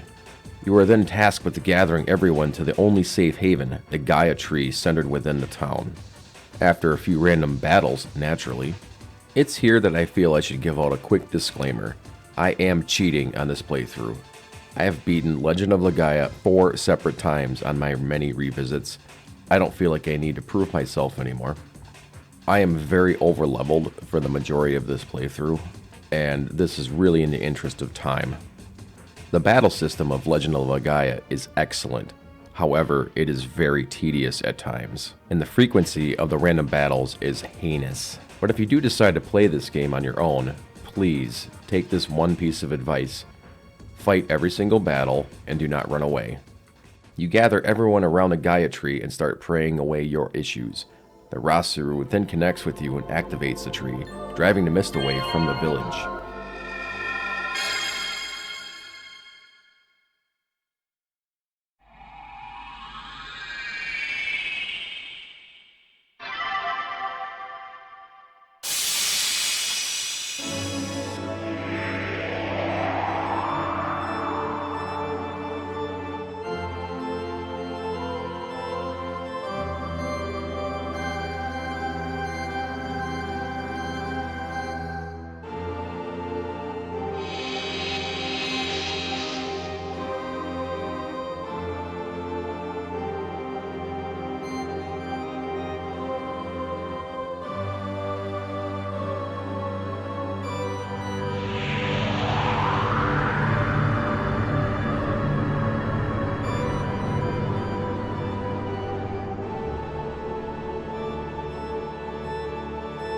Once Realm Elm is free of the mist, your Rasuru flat out tells you that you're in for the long haul now, and that you need to resurrect all of the Gaia trees in the world. No pressure. You're also told about Maya's long-lost mother being held in the Byron Monastery, and how there's a chance that she's still alive. After getting your things together, it's time for the first overworld romp. There is a terrific overworld theme that sets the tone here. Very deep sounds accompanying a haunting melody that, for me, gave me a feeling of only a glimmer of hope in a horribly dire situation. I feel like they nailed it. Give it a listen, since you'll never cover enough space before one of the billion random battles set in otherwise. Even back then, these were a weak point of Legend of Legaia. Not only are their battles frequent, they take a long time to complete each and every time. You eventually reach Byron Castle, which is engulfed within the mist. You learn that the occupants knew they were screwed and locked themselves into cages ahead of time as to not cause any mayhem. The purpose of this dungeon is to teach you how to find sparklies. You eventually reach the mountain up ahead. You then switch over to our second hero of this adventure, Noah. Noah is slowly introduced, with implications that she will also not be speaking in this game. This is not the case, as you learn that she is an orphanized child literally raised by a wolf. After an additional tutorial section, you are free of the cave that these two characters have spent their entire lives in. Noah and the wolf find their way to the summit of Mount Ricora, where Sir Asswipe arrives to ruin their day. We then cut back to the player, who has their own dungeon crawl to embark upon. Once you arrive at the summit, the first boss battle ensues. And if you were like me, you were sick and tired of the random battles, and started to run away from the majority of them. This made me woefully underleveled, and I was in for a world of hurt with this boss. Boss battles in Legend of Legaia do not fuck around. You need to carefully plan out your turns to heal, especially when a charged up attack is telegraphed. Prior to these attacks, you need to defend lest you become one-shotted. Many of these battles are also highly drawn out with huge HP pools for these chumpsicles. The neat thing about all battles is that when the enemies are weakened, they'll display this after being attacked by falling to the ground, giving some weight to finishing the encounter. There's also a delightful camera change on the final blow that is synonymous with fucking finally. Again, this is off of memory, as I beat this bastard in one turn, because I'm level 36. Let me tell you, after fighting this asshole 4 times prior, once after having to grind for over an hour, it's a satisfaction all of its own. Get fucked.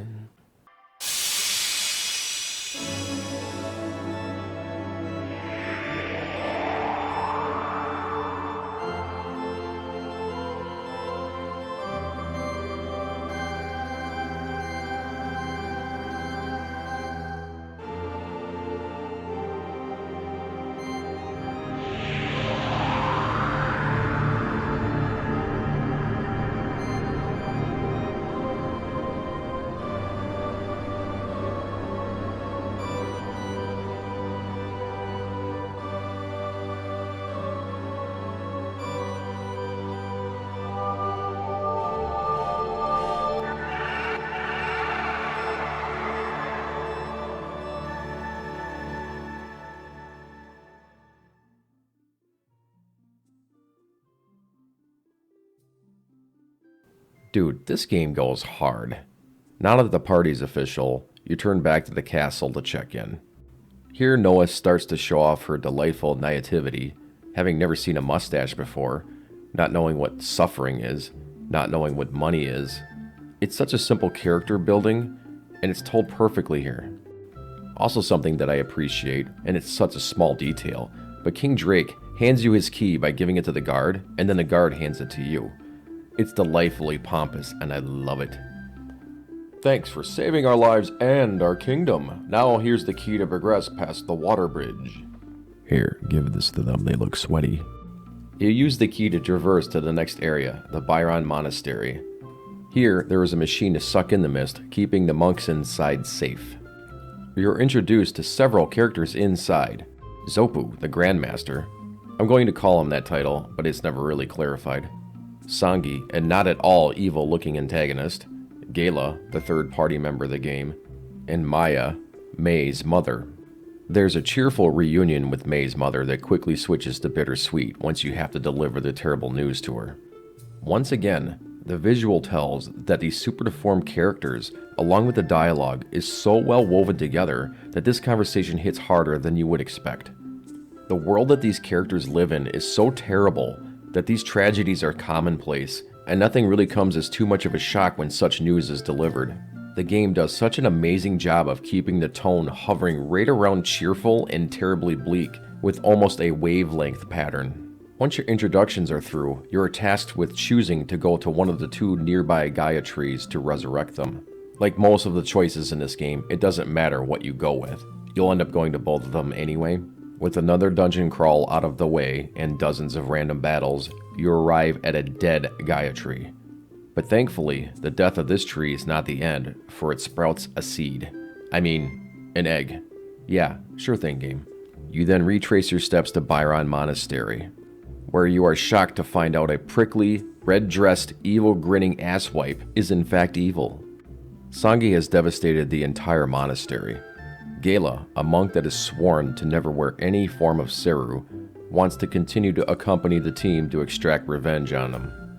If you decide to visit Maya while the mist is in the monastery, you read this letter, telling her motivations for staying here and not venturing back to Realm Elm to be with her daughter. It's another bit of storytelling that makes this game special to most JRPGs. This character is very minute to the entire plot of the game, but so much effort is put into this just despite that fact. After doing the other dungeon crawl, you end up facing Sangi, at least in cutscene form. Interestingly enough, Legend of Legaia does not have any forced fail scenarios that I know of. This is usually a JRPG staple in game design, and I'm honestly interested in why they did not showcase just how overpowered Sangi is here with a quick ass whipping in battle form. I guess the 80 battles to get to this point was enough for the player? Anywho, we are substituted with a mini boss battle instead, as Sangi's already so powerful that he lets his underlings take care of you instead. I mean, why kill off characters in the game with your ultimate power when you can entrust your shitty little monsters to take care of them? That's never backfired on any other villain. After vanquishing Yan foes, you are able to activate the Gaia tree, effectively nullifying the immense amount of mist surrounding the mist generator that has been causing all of this. Returning to the monastery, you are able to recoup and rearm yourself for the first major actual dungeon in this game. The generator dungeon is accompanied by yet another amazing soundtrack that also does not cut out with each random battle, a feature that is criminally underused with these old RPGs. It's such a welcome break from the monotony of the standard tracks. I mean, not having so many battles would have been nice in itself, but you know, it was the style at the time. Traversing these dungeons is not the greatest thing in Legend of Legaia. There are a lot of chests to be found, but almost all of the items are simple healing consumables. It's just enough to barely scrape by, so seeking them out is more or less just allowing you forgiveness for not going the correct way. Very rarely are you legitimately rewarded with, say, an awesome new weapon for going down this hallway. Instead, you are given a healing leaf. Yeah, awesome, thank you! You eventually make your way to Sangi, where Gala finally gets the chance to whoop some ass. And if you haven't been leveling him up, you are going to get slapped hard by this fight. Since you legitimately need to fight one-on-one, and Gala, I mean, he tries hard. He's the Sega Saturn of this group. But seriously, 1v1 fights in this game, when played as intended, are simply not fun. You need to defend, absorb an attack, fight, absorb an attack, heal, and repeat this cycle for dozens of scripted times. It is a tension all of its own because often a single screw-up of this pattern means it's time to reload your last save file. Gala slaps the grin right off of Sangi's dumb face and finally shows a tiny amount of humility. Sangi commends Gala for also cheating with using a seru to accentuate their abilities, warns you of the dangers up ahead, and skedaddles out of there. Is he friend or foe? He's foe. You proceed to the central generator and meet up with Zeto, who's definitely not friend. And here, the first hard-ass boss battle will truly commence. This fight will absolutely force you to defend at certain turns, as his ultimate attack will one-shot your whole team if you are not defending prior. He also has a metric shit ton of hit points. How many? In my bullshit, kill everything in one turn over-leveling, it took me 5 player turns to defeat him, which is insane compared to everything I've fought up to this point. Playing this typically, it would take you upwards to 10 to 15 minutes of careful turn taking to defeat this thing. Watching him fall down after attacking amps up the tension, as his HP is finally falling down to critical levels, and you just sweat, wanting for that trusty reverse camera shot to verify that this endurance round is finally over. Zeto goes down, but is clearly not out. You are then free to choose if you are ready to destroy this generator. Just kidding. Yeah, people complain about having the illusion of choice in modern games. What about this shit? The generator goes kaput, and the Rasuru is apparently sad by this. It's pointed out why at the end of the scene, as it's apparent that a Raseru egg was used to power the device, and it's now dead. Again, nothing purely positive happens in this storyline. Everything that happens has a consequence hidden just around the corner, and the player never seems to get a pure win. It's like if the main character got laid by his love interest and then gets an STD the next morning. Like, give me a break already. You automatically return to the monastery and you're given your next tasks. They travel far north towards the Sebekis Islands. It was not made clear, at least to me, on where to go next. I eventually figured out to go to this cave in the north, where the self-proclaimed old wizard and old witch have taken up shop. Apparently, you can have a shop ready to go after 10 years of not having any customers. Ah, RPGs. But before this point, you can have some optional storytelling by revisiting Realm Elm, where Maya and May are shacked up. May is not thrilled with you, not mentioning the whole "your mother is still alive" story arc, and is filled with complex emotions. This is another interesting scene, as they attempt to convey how complex human beings can be. It ends on a strange note of Noah bawling her eyes out due to the fact that she is orphanized and Mia should be thankful for having a mother to begin with. Personally, I feel this is a false dichotomy, but I think the point is made well enough here. You can also visit Tetsu to learn some arts and more dialogue that feels natural. Every single character you run into when you revisit has new, relevant lines, which is so refreshing compared to so many other JRPGs that often just use generic lines that don't have anything relevant to the player's current situation. Anyway, back to the cave. This essentially could be viewed as the end of the tutorial of all tutorials. You learn the entire structure of the game at this point, and once you exit this cave, you are basically starting the next chapter of your adventure. The next overworld area opens up things quite a bit. There is opportunity to get stuck here if you don't pay attention to some of the dialogue with the characters as you traverse from town to town. You'll likely stop at the city of Jeremy first. Upon arriving, you deduce that the Gaia tree is high atop the center tower. After a series of random battles, you reach your way to the top and encounter another tough-as-nails boss. After you slap the plant up and revive the tree, the town will celebrate with an attempted mass orgy, crushing the mayor to death in a pile of erections and hard nipples. You are given what seems to be a side quest from the town's jeweler, Zalan. He wants you to find out if his wife and son are still alive and well, and to let them know that he's alive. Once you set out for the next town, you'll arrive at Vinda, a city that maintains order via a series of windmills that push the mist out of town. It's here that you'll find Pepe, Zalan's son. While this is obviously good news, at this point in the game, you rightly suspect that the other shoe is going to drop, and it does.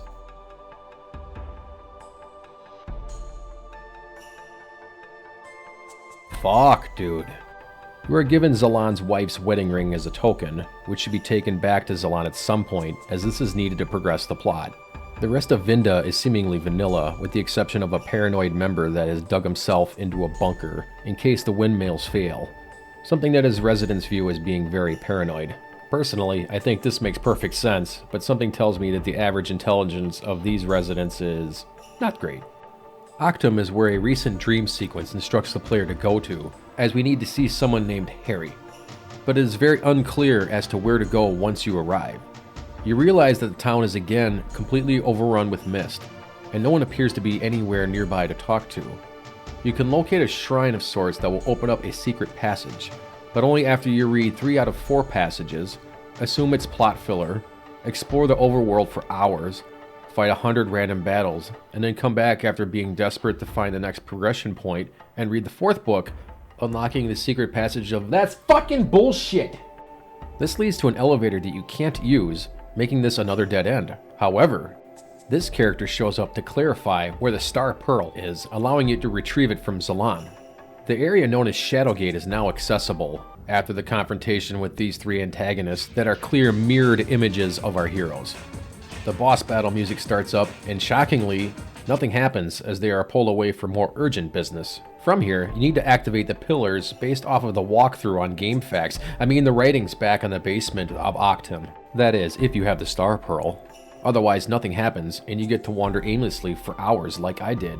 Fuck that 4th book, dude. You open the vagina portal and slide into the opening into the cavernous area of Lower Octum. Here we have a quaint little city with a happy population. Just kidding. This woman nearly dies instantly and loses her home in an earthquake after nearly giving up on life in this defeated state. You finally get to meet Harry, which is really 3 babies all snuggled up in a, oh my god, so cute. They are not awake as they only speak when certain events unfold. Once you meet the eccentric mayor of the city, the Harry awake and demand to see you. You're given more exposition in the form of past, present, and future, explaining more of the intricate weavings of the plot. The origin of the mist has apparently been created intentionally, for example, and ominously, Noah's parents are told to be alive, but seeing them will be very disturbing. And if you've played this game, you know exactly what I'm already talking about. This game gets so dark that they have in-character disclaimers. Speaking of dark, once you leave this area, the godchildren are seen abandoned to die of gravity at the hands of this blatant coward posing as an authority figure. He even spears this woman in the face on the way out. A+ fuckface. The Harry die, but their spirit literally lives on through even more exposition, giving some hope to this really bad situation. The city is set to collapse at any moment. There is a monster underneath that is trying to make everything collapse. You are now able to traverse to the next dungeon area to confront it. Down here, things seem to get even more dire as we need to make haste. Just have to hop on these delightful lava steps that magically know how to travel from spot to spot. Here we have, in my opinion, one of the hardest bosses in the game, at least one of the most memorable for me, as this guy is so tough that you have to interrupt him 3 times before even getting to fight him. This guy is a Mack truck. He hits incredibly hard, has an insane amount of HP, and is unpredictable in nature. Some bosses are more gimmicky, with every 3 turns doing their signature move, something you can predict. This asshole just keeps slapping you till it's lights out. Finally, the boss goes down, but not before freezing the lava for whatever reason. The joke's on him, we needed that so we can progress to the next area. I'm sure a bunch of nuns froze to death or something, but hey, at this point, I'm not going to be shocked anymore. The remaining not dead residents of Octum thank you dearly and allow you back to the surface. Now that the caverns below have frozen, we can progress to the city of Legaia, which is once again taken by the mist. The king of this area, however, proves to be sentient enough to want the mist driven away. You take the key and make your way up to the next dungeon. Once at the summit, you're unable to do anything with the tree as it's protected by a strange barrier. Once you try to go back down, Sangi arrives to antagonize the group once more. He promises to release the barrier if you defeat him, which shockingly, he does without any complaints. For being a 2-dimensional character, Sangi manages to keep things interesting with the Gala-Sangi subplot. I feel like what they were going for here falls pretty flat, but at least he has that goddamn hair. After rezzing the tree, Sarayu says he's tired and wants to rest, implying that you should as well. When you go to the inn, you will find a woman with a purple bridal gown. She says she's going to be the bride of Sarayu, which is not at all ominous. Resisting this call is apparently punishable by culling, so the woman agrees to keep her family alive. Noah rejects this and volunteers herself to take the woman's place. Once this transpires, we are greeted with some delightfully macabre visuals of women being sucked of their vitality while being confused and blinded in their womb-like confinements. Also, this woman gets digested right in front of Noah, so that's nice. Sensing danger, your Rasuru bid you to save Noah as you run to her aid, mostly unobstructed. Once you arrive, you do battle with our Raiden-looking motherfucker here, after he transforms and, well, let's be honest, this is pretty badass. Once dispatched, the Simsaru that had taken control of Sarayu vaporizes, and Sarayu is free of mind control. How the fuck do you pronounce this guy's name? He quickly turns off the doomsday machine that is powering the life force of the Juggernaut, and all the loose ends of this side plot are all accounted for. Sarayu gives you the key out of the kingdom, and then you're off to the next generator castle. This castle is more of the same design. Make your way up, enjoy our free escalator rides, and take in the visuals. Soon the next boss battle will commence. You meet up with the Simsaru Dohati. He's like Zoda, but with a fresh coat of paint. He transforms into a bird monster that likes to puke status ailments all over the party. Once you smack the life out of this boss, you learn of even greater threats that are on the horizon. He apparently serves someone named Court, and a little bit more of what is going on with the generator is revealed, as it communicates with the Rasuru briefly before becoming PlayStationized into tiny polygons. The Rasuru are withholding information on what is really going on, and they promise to fill you in later. To say Legend of Legaia is a strange game would be an understatement. You want proof? Watch this octopus man turn into a train. Once the mist is cleared, you are taking a Seru designed for mass transport to our next continent. Since that continent is completely overwhelmed with mist, they unlock you halfway across and yeet our party into a building, killing them instantly, and our story comes to an end. Kara? I'm going with Kara. Our femme fatale is inexplicably here to rescue the party from a rather embarrassing demise, and allows us to understand why she's somehow able to traverse the lands without getting murdered. She also points to the sky to Castle Crystallis, which is raining mist from the sky with an almost pompous attitude. Once she parts ways, you fight your way to the giant Tower of Sol, an ancient city prior to the mist collapse. You're instructed to go up to the top levels of the city, as the mist does not reach the higher floors. Just before you arrive, you meet up with Reinhardt, who's clearly as batshit as they come, but he certainly looks intimidating, even in super deformed mode. He's clearly battled his whole life, and has nothing apparent to live for, but he sees a long-lost loved one in Noah's eyes just for a moment. Man, I wasn't expecting another tragic story for at least another 15 minutes game. Once arriving at the populated levels of Sol, we eavesdrop on Kara arguing with a brooding character. She calls him a pimp, which incites a cascade of naive stupidity out of Noah, and she sucker kicks him in the temple. This man is clearly defeated, as he doesn't even seem to care about a random kid just assaulting him out of nowhere. Once this de-escalates, the party moves on up. You meet up with the headmaster of Byron, who is quick to dismiss you due to the Seru you're wearing. However, Gala pulls off some sweet moves to impress the old man in his gigantic dome, and he entrusts you with the seedling of a Genesis tree.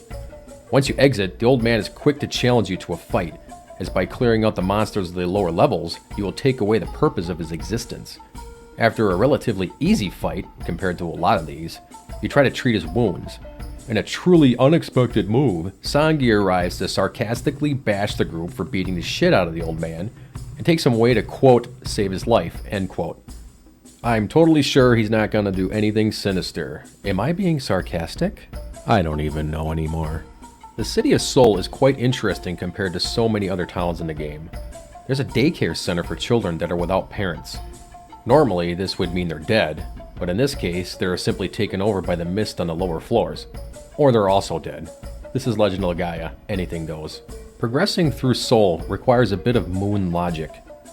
You need to either spend a ludicrous amount of gold or some time on the slot machine to earn 8 slices of Soru bread, which is only described as something mages like.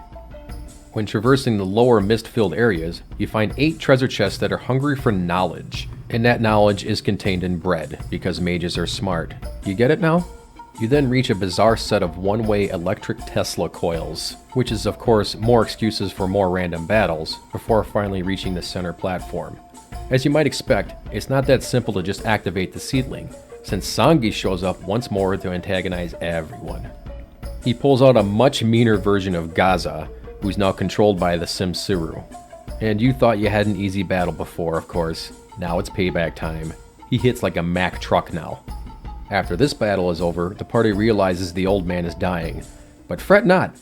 The Rasuru say this man can now be the life force to activate the seedling, because this makes up for how tragic the scenario is. Now watch as this fresh corpse gets enveloped by a tree. Woo!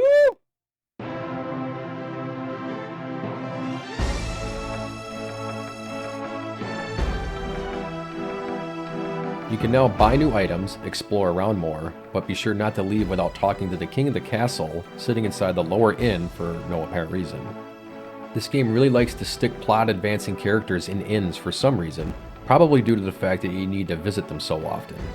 But the designers still stick 2 NPCs on the outskirts of the tower to remind you to talk to him in the first place. So that's at least a nice demonstration of proper old-school RPG design. When you finish your walk away from the tower, you get a meanwhile sequence. So I learned a fun speedrunning strategy for this game.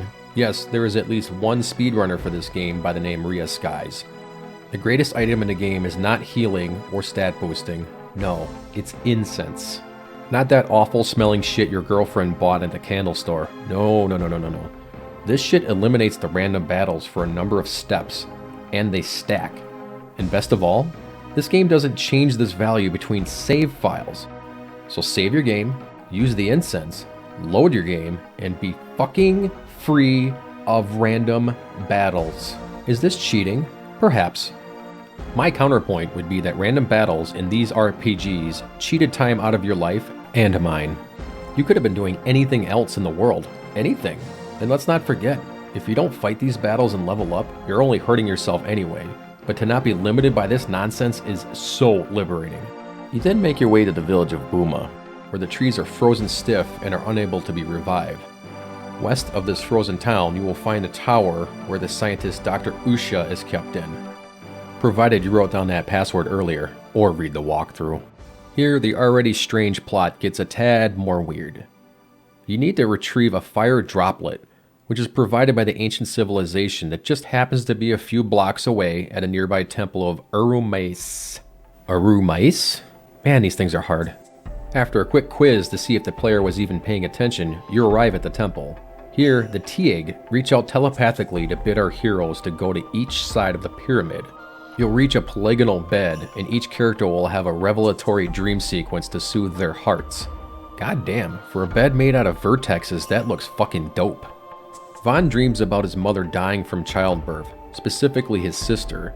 He tried to get a healing item to stop the hemorrhaging. Yeah, this game's words, not mine, but to no avail. By leaving the village, he caused his dad to run after him and is forever injured as a result. Noah has to wrestle with her being sent away by a human stork known as the Soren, giving a visual to her origins. Gala has to contend with having an asshole friend. Yeah. Gala's kinda boring throughout this game, so I guess this is no big revelation, that Sangi's a douche canoe.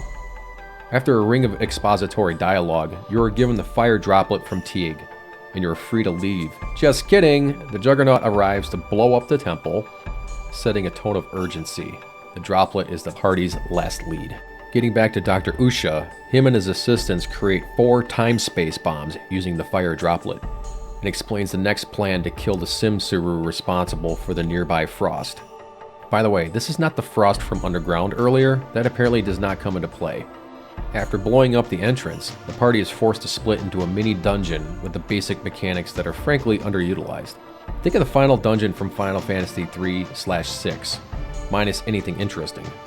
Here we prepare the bombs for the deletion of this monster when the Daliases show up to finally give us the worst battle in the game.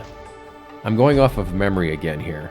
I was leveled decently enough for this fight, and prepare as the menu instructs. A couple of turns in, this attack is unleashed on Gala.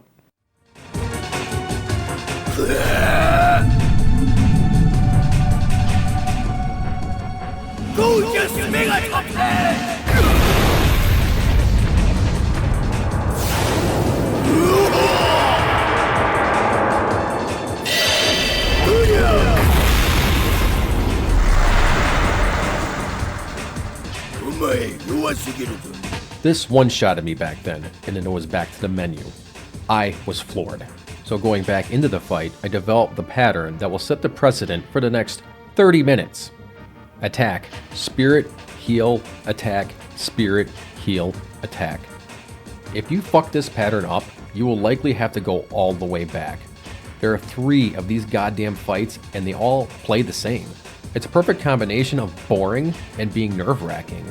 Sure, these super attacks are awesome to watch, the first 5 times.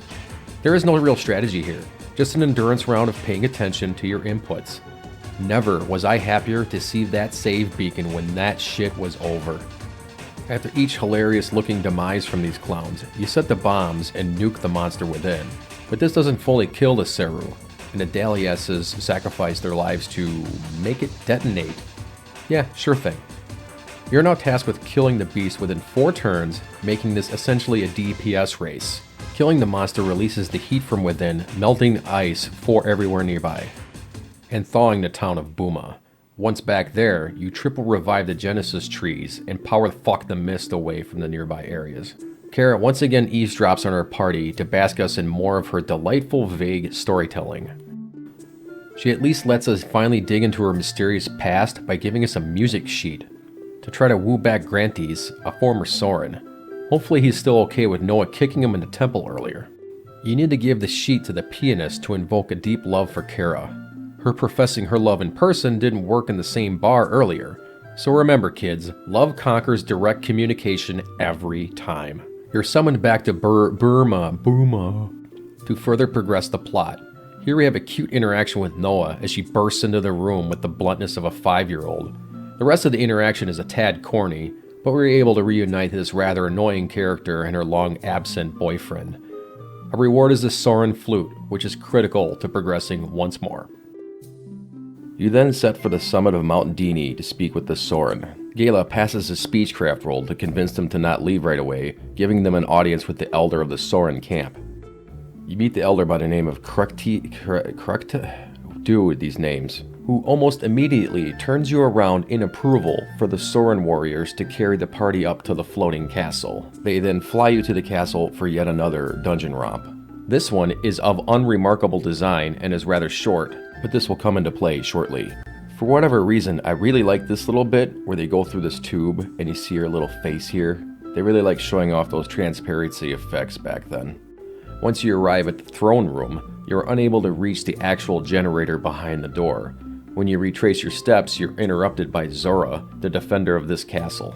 She claims to be the lover of Court, the head honcho of this operation. After you do battle with Zora, Sangi arrives to blast open the sealed door with intentions of destroying the mist generator. Confused by this tactic, the party confronts them in the generator room, where Sangi reveals that this entire area is actually a trap intended to kill the Rasuru attached to our party. Zora is understandably also confused by this, briefly before Sangi blasts her ass to the Shadow Realm.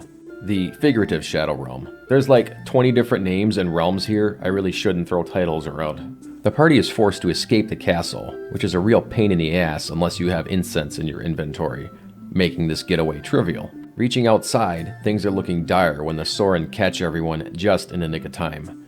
When we make it to safety, we are caught up on how the Rasuru have been the catalyst for the mist generators all along, and that our Seru have been committing fratricide with each generator destroyed. It is now explained that the mist covering this continent is not at all caused by the floating castle, but another generator north of the castle of Konkrum, where Noah's parents are told to be. You are given parachutes and are dropped to the castle to gain more information. When you arrive, things look absolutely horrifying. Noah tries to pull this person that is fused into the wall. They are insane, blind, and in immense pain. This whole area is Ellison-esque, with the entire ground and skyline consisting of moving flesh. The castle is fused to a gigantic Sim-Seru, along with all of the occupants within. It's here that Noah receives a shocking revelation.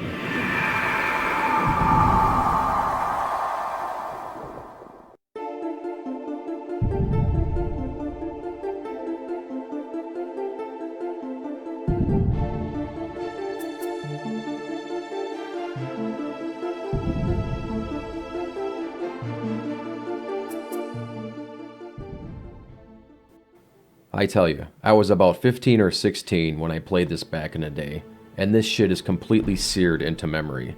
This poor, innocent soul has to bear witness to her parents fused to a fleshy, ceaseless nightmare from which there is no clear outcome. They instruct you to take the flame of Seru and go back in time? So now we have a bit of time travel thrown into this increasingly insane plot? Sure, let's do this. You need to gain a Nemesis gem from your father, but not before bearing witness to the birth of the Mist, which was designed as a weapon to enhance Seru for combat purposes. When you find the generator, you are told you need to destroy the source of the Mist, which is called a rogue. A rogue is a rebel Rasuru nestled in the frontier of Sarakai, the origins of the Seru. Did you get all that? Because I still don't. Jumping in the hole now. Ah, this dungeon. It's the worst in the game, and it's not even close. This is from the classic era of primitive game design where escort missions, cheap deaths, and other bullshit gaming conventions still prevailed. And this trope is the teleporter maze. A teleporter maze that fails to mention that when you step on a teleporter when the ground gets squishy, you go to a different location. Yeah, cool, thanks! You also have to refight some bosses here because this area is not painful enough without a mini boss rush. You eventually fight Rogue, which is also the worst boss in the game creatively, because it's just a crystal that slaps you really hard. You are rewarded by Noah's parents in the past with the Nemesis gem, which is needed to proceed to the final generator dungeon. You assure Noah's parents in the present that everything will be over shortly, and head over to finish things off once and for all. Once you breach the walls, you come up to a gigantic pool of mist with a totally not Juggernaut in there in plain view.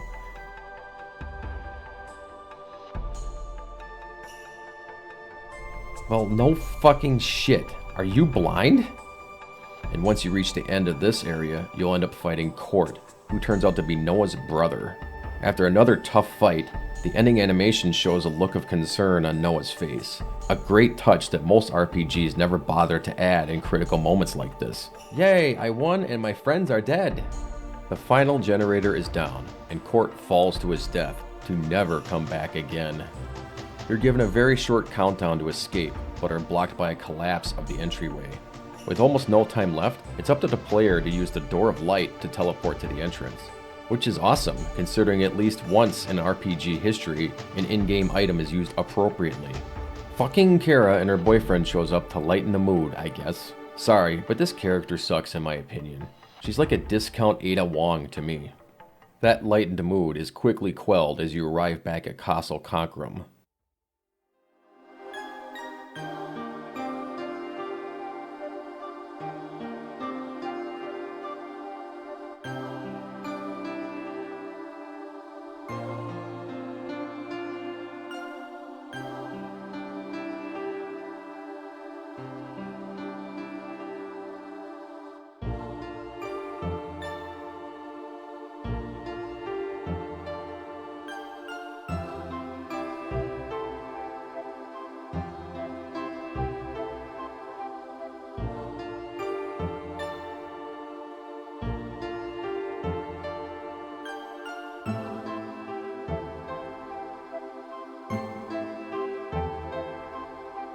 Well, that fucking sucks.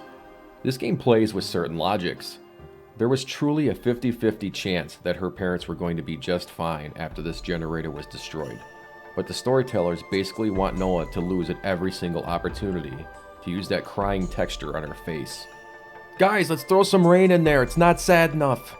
You awaken in Realm Elm to say hello to everyone you've traveled with, catch up, and finally find Noah contemplating her shitty life. Rightfully, as she is incredibly frustrated, sad, and lonely at everyone in her life.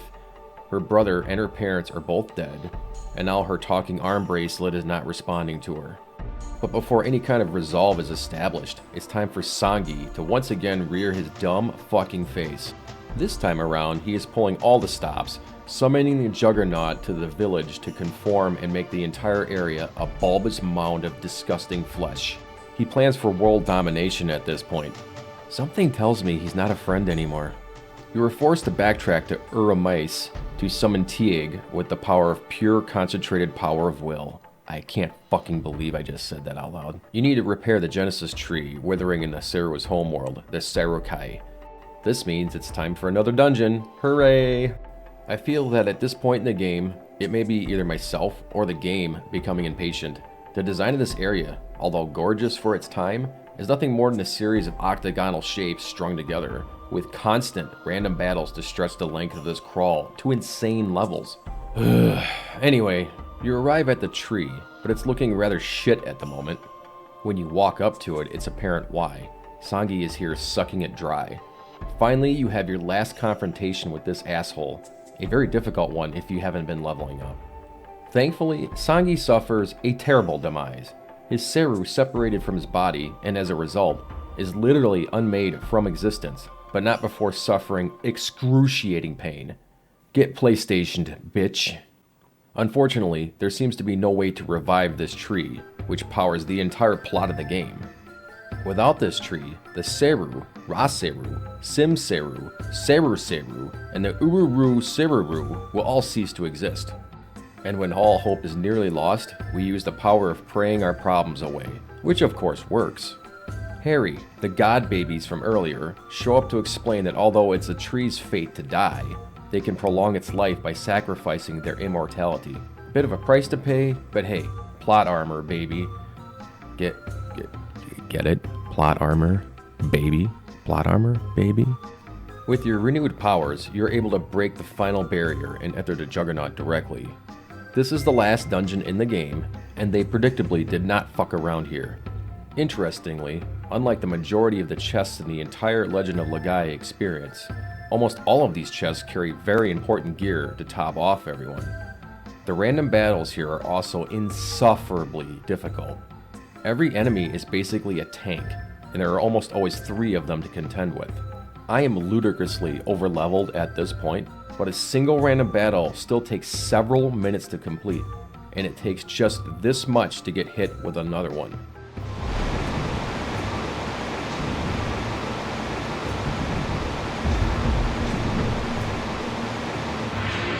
Yeah, bring incense. Bring a lot of incense. Towards the end of this disgusting final dungeon, you will find your friends and family who appear to be conscious enough to motivate the player to continue on. Again, I felt like there's a 50-50 chance with any and all of these characters at this point. Be sure to talk to everyone as they provide some nice items as well. Oh yeah, and to reassure them and stuff. Here we have the actual final confrontation of the game. Court. He's alive? Shocking. This boss is not terribly difficult. He has a consistent pattern once his HP reaches the halfway mark, which is a charge and then a blast.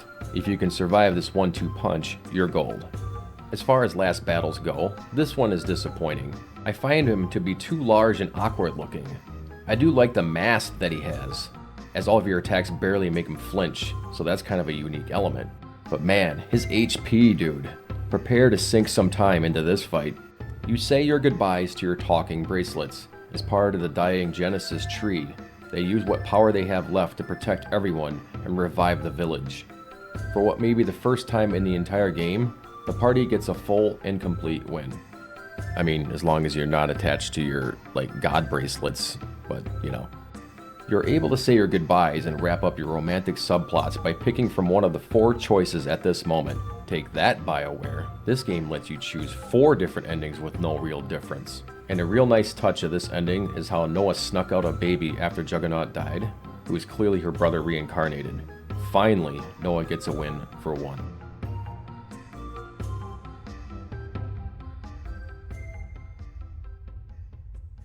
What can I say about Legend of Legaia that some 5-hour retrospective probably has been done already? I loved this game despite some of its more glaring flaws. The ceaseless random battles that went on way too long every time. Some of the writing is downright cringe. Be that or the translation, in either case, some lines are just ignore that part, okay?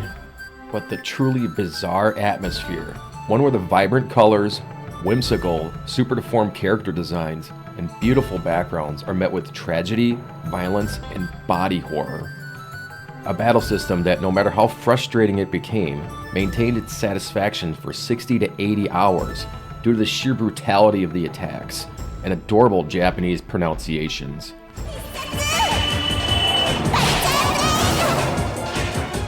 A game design that rewards players with actually speaking with NPCs. The dialogue is both relevant while still feeling natural. And a plot that is certainly one of a kind, despite having the many JRPG tropes that are attached to it. The graphics were excellent for the time. What sets this title apart from the competing RPGs visually is the maximum use of resources in virtually every scene. You would think the game is locked at 12 to 15 FPS, but the game engine is simply maxed out most of the time with full 3D environments, and a strangely beautiful skyline that foregoes a typical skybox method, where a generic sky is drawn off-screen and is essentially green-screened in, creating a sense of depth that is very unique to Legend of Legaia. I assume today's viewers would only see a polygonal sky with visible seams, and that's fine. What I see is an attempt to create maximum viewer depth with the very limited draw distance. The most memorable feature of this game for me, and likely many others, is its soundtrack. Composed by Michiru Oshima, an amazing, award-winning talent that has scored dozens of games and films, and is also soon to be single because her husband's brakes may be cut for some reason. I figuratively and literally suck balls at describing music, particularly the instruments involved. I dare not to try to convey what makes these tracks so excellent, lest I sound like a pompous ass that describes wine poorly. Clearly, it has hints of apple cider and cinnamon. Yeah, it's fucking box wine, okay? Budget-wise, it could never compete with Final Fantasy VII and VIII, but still manages to pass the test of time for telling an engaging and frequently memorable story overall. 2 out of 10. Just kidding. While Legend of Legaia is certainly not for everyone, or even a significant fraction of the population, it had a significant effect on me, and I don't feel like I'm alone there. Thank you for watching. This one was biting off more than I can chew, but I feel like it was worth choking on. Oh man, I should really delete that last line. Oops!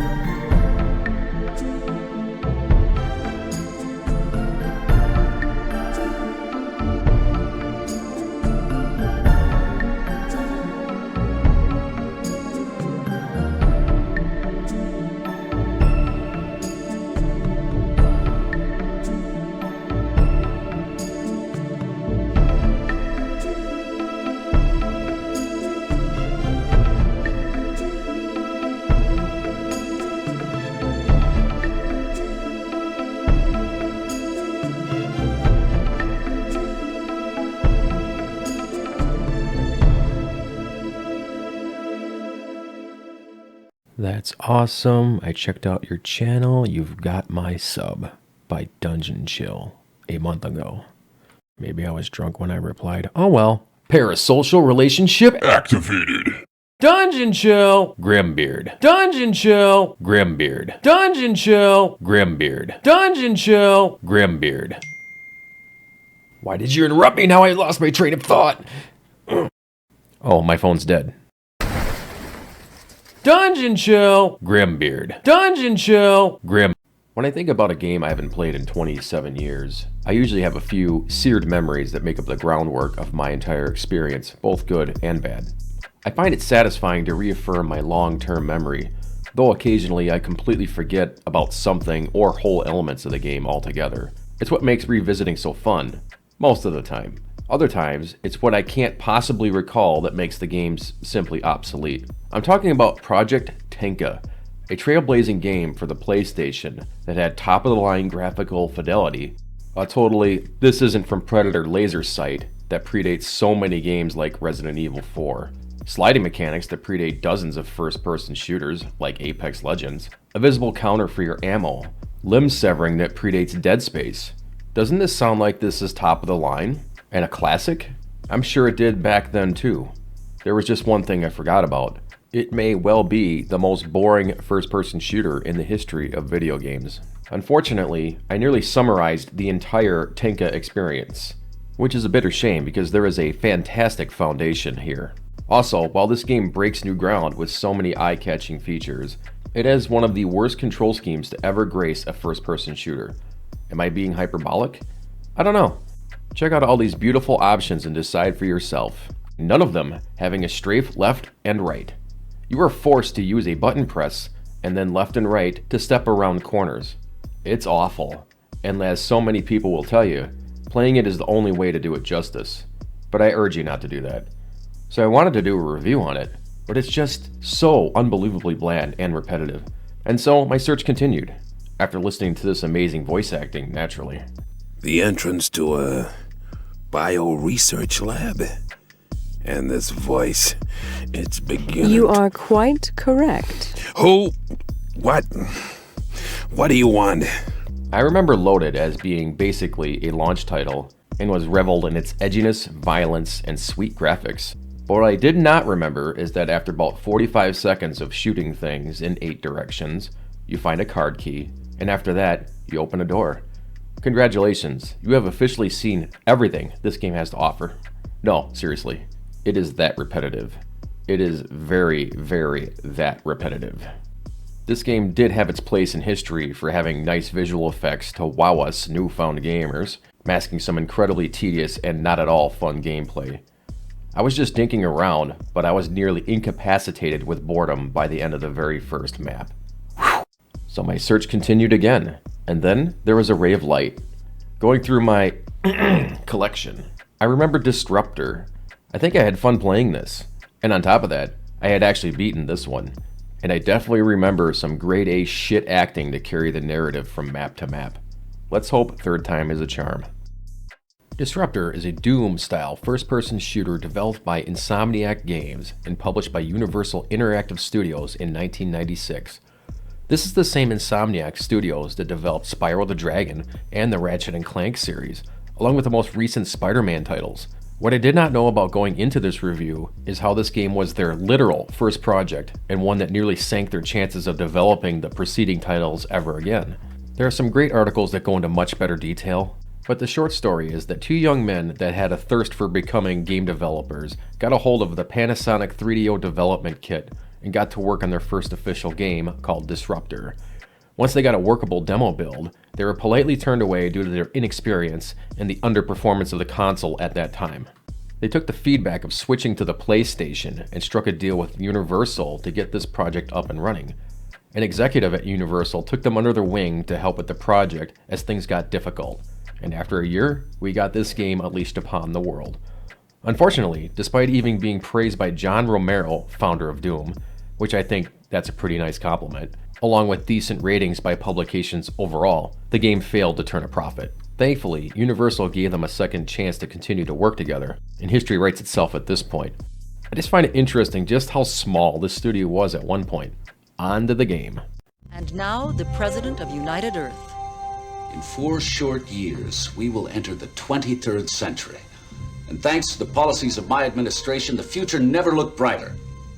But our colonization of the solar system still has its growing pains. As you already know, I too was once a stormer. Of course, that was many years ago, and we were just pioneering the field of psionic weapons. But my experiences in uniform built a foundation of service, loyalty, and of courage. If you can survive the Lightstorm training, you will bear the awesome responsibility of defending global democracy throughout the regions of space. Who knows? Perhaps one day you'll find yourself sitting behind this desk as President of United Earth and Commander-in-Chief of the Lightstorm Forces. Okay, little brother. This is your last chance to change your mind and go home. I didn't graduate top 10 from the academy to take some desk job, sir. Your dad would have been proud of your grades. But school's over and now the real lessons begin.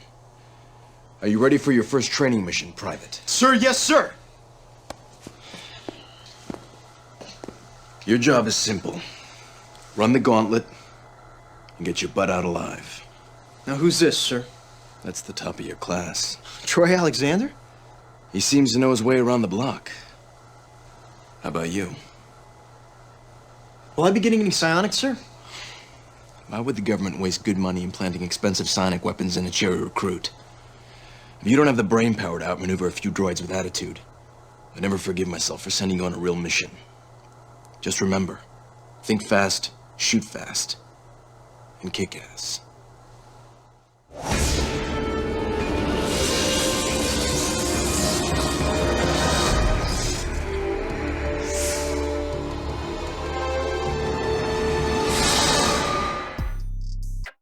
Oh, let's spread some democracy, baby. That's what I'm talking about.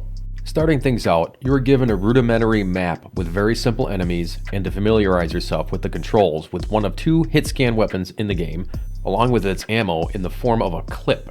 Magazines are what they put in the dentist's office. This is called a clip.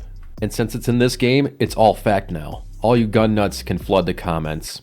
Admittedly, this first map does little to get the player excited for what's to come next. The initial enemies are about as lame as they get. A ball that spikes you up close, and a floating chainsaw bot. Thankfully, it is over in a blink. Our young hero awakens from his psionic egg beater treatment to await his next mission. Let's just watch. They say the first one hurts the worst. How many psionics did your dad have? I don't know, like 4 or 5? All the psionics in the world couldn't have saved him from that terrorist ambush. That's why you've always got to keep your eyes open. And watch your ass. Which psionic did we get, sir? Nothing too shocking. Maybe it's time you tried it out. Now you know this training mission won't be a cakewalk like the last one. I want you to get through the chem factory alive. And don't forget, good stormers always think on their feet.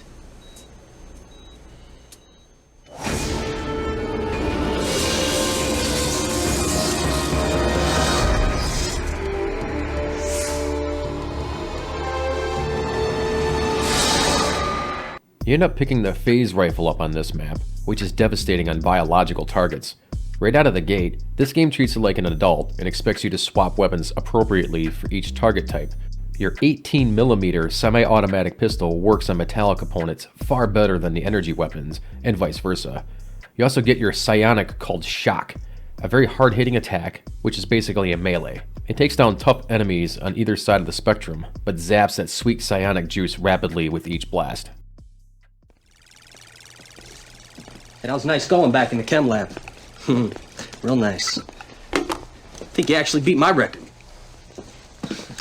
Thanks. Man, aren't you getting tired of playing these games? I am. I say if we're calling it a game, we're still not ready for a mission. Are you kidding me? Man, I haven't missed one trick. Not even that hidden stuff. I'm ready to go. Any hints on this next one? Just that you'll be getting a new psionic called Drain. How's it work? You'll figure it out.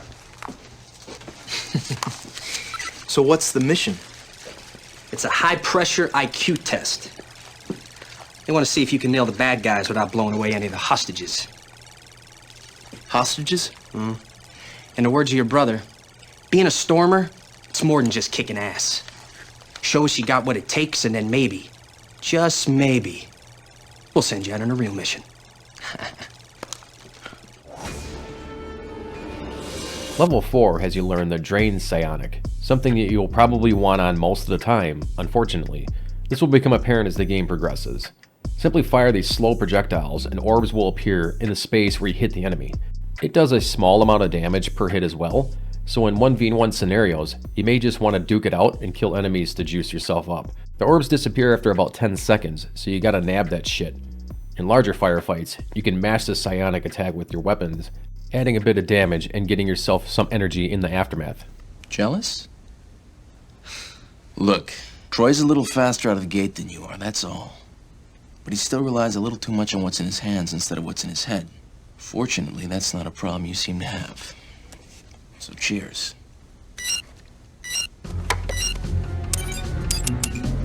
What is it? A gang of cryo-pirates just pulled into orbit over Jupiter. Looks like we've got to find someone to beam onto their base and knock out their anti-gravity engines. I think you can handle this. But before we send you into combat, you're gonna need some medical enhancement. Well, I've already taken advanced first aid at the academy. Look, you didn't get all this high-priced training just to get blown away by pirates. We need to protect our investment. Considering the cost of medical care, I think you'll appreciate what I'm offering. Before we send you halfway across space, let's take a trip to the psionics lab.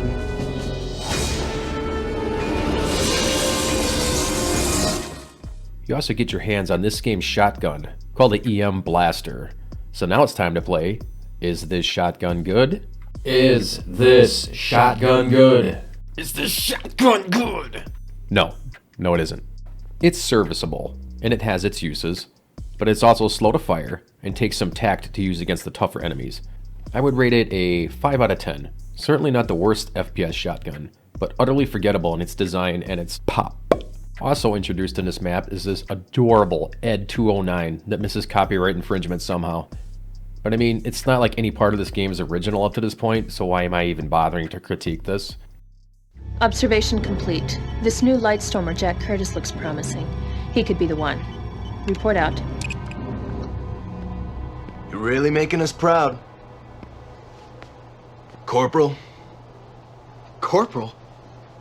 I heard it took Dad 3 missions to make Corporal. How long did it take you? You know, President Krieger's taken notice. Why does no one answer this kid's questions? In fact, he's so impressed he requisitioned an endorphin boost to permanently enhance your vitals. Ah, I guess he wants to keep me around for a few missions, right? Here. You're a big boy. Better learn to implant it yourself. You mean I'll get more of these later? Jack, they're unbelievably expensive. We don't hand them out like candy.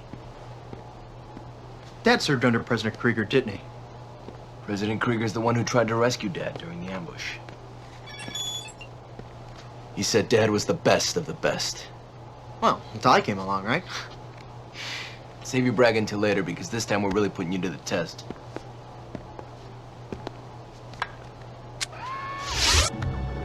That's a vintage terraformer. It's at least 10 years old. Very astute. 10 years ago, the government sent a group of contractors to resurface Neptune's largest moon, Triton, for farmland. They've been living and working in these terraformers without any problem. Until this morning.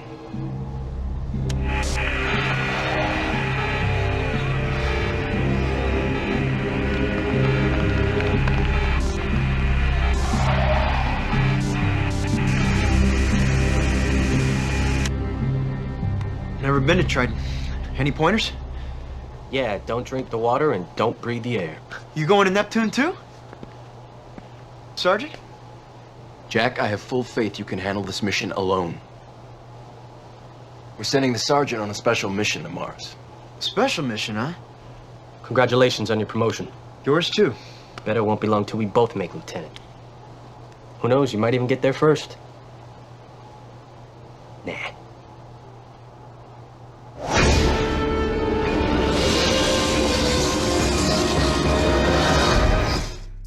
Level 5 has you start on top of a large land crawler, I think. The draw distance is pretty small, so I think this is the case. You're introduced to 3 additional bio enemies in one stage, and things start to ramp up a bit. You are now also powered up with your first Dawn Dish Soap pod, which increases your maximum life to 125%. You will also get a couple of new gadgets here. The Plasma Lance, a single-use weapon meant to clear entire rooms with its plasma lancing. I find out by test firing naturally into these tiny, trivial enemies. Next time. If you are persistent enough like me to find out what the deal is with this, you can also unlock the AM Cyclone, a 5-shot plasma cannon that lights up the area with destructive goodness. After a couple of volleys, I set it at my backpack for when I really need it, which is never, because I'm hardwired to never use these things. I'm like an old man with a junk drawer of old shit I never used like that. It's here on my revisit that I had a shocking revelation. I really, really like this game. It's compact, challenging, slick, and fun. I legitimately was enjoying this experience, possibly more than I did back in the day. It sticks to the Doom base mechanics while featuring an excellent level design. It forces you to swap weapons frequently.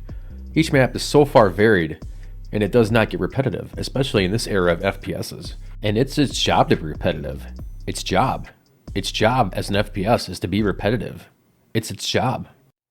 The President himself read your Triton report. What did you make of those mutant Icemen? He was as surprised as I was. He's sending a team of scientists up there to study them. But because of your outstanding performance, he's giving you... Another promotion? No. He's giving you a special assignment. Oh yeah? Where? Mars. Mars? Well, what about Troy? He didn't make it. Don't make his mistake, Jack. Remember, use everything you've got.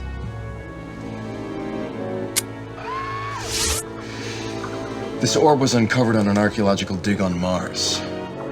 We think it's alien in origin. I guess that makes it worth a few bucks. Yeah, well, we need to get you up there to bring it back. Everyone on the dig was wiped out. And we don't know why. I've got a bad feeling about this one. The transportation beam is having a stability problem. Even if we get you up there, we doubt that your weapons will make it through. Hey, don't sweat it. It'll give me some time to try out that new psionic.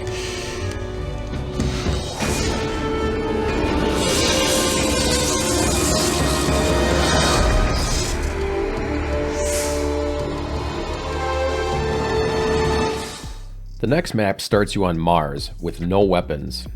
You are meant to farm these enemies for its psionic energy and maximize your resources throughout, and that's here where I suffered my first death.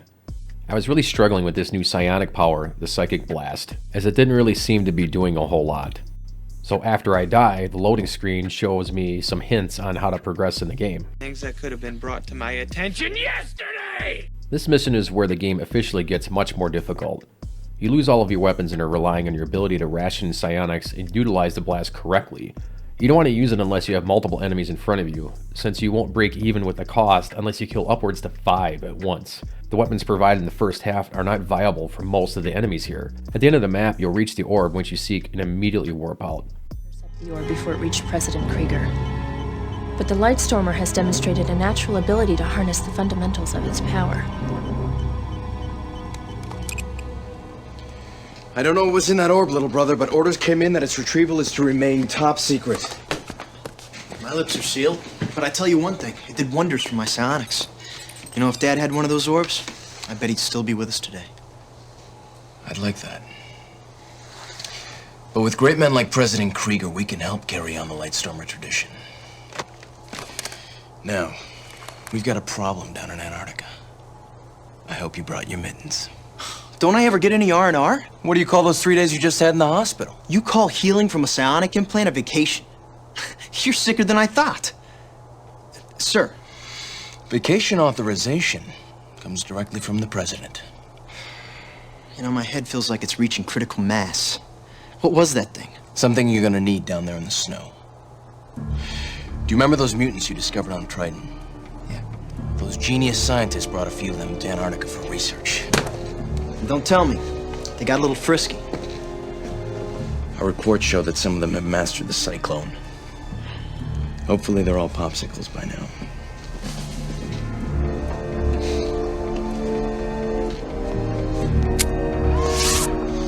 We need you to get down there and retrieve their genetic data bank.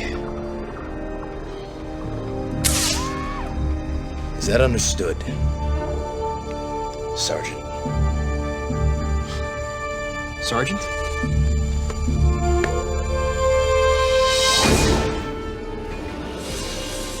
The next map combines everything we have learned up to this point, mixing up close quarters combat along with some larger arena-style maps with hard-hitting tanks.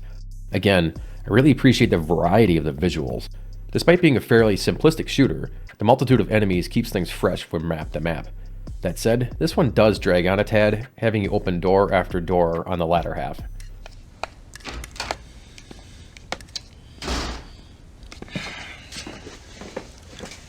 Nothing beats a hot meal after playing in the snow. This might. Here, you're gonna need it. We're shipping you to the moon of Io. You know, I heard it's got a great view of Jupiter. Yeah, well, not where you're going. It seems that a few greedy members of the Jovian crime family have decided to take control of the sulfurine mines. Why don't we just vaporize the whole moon?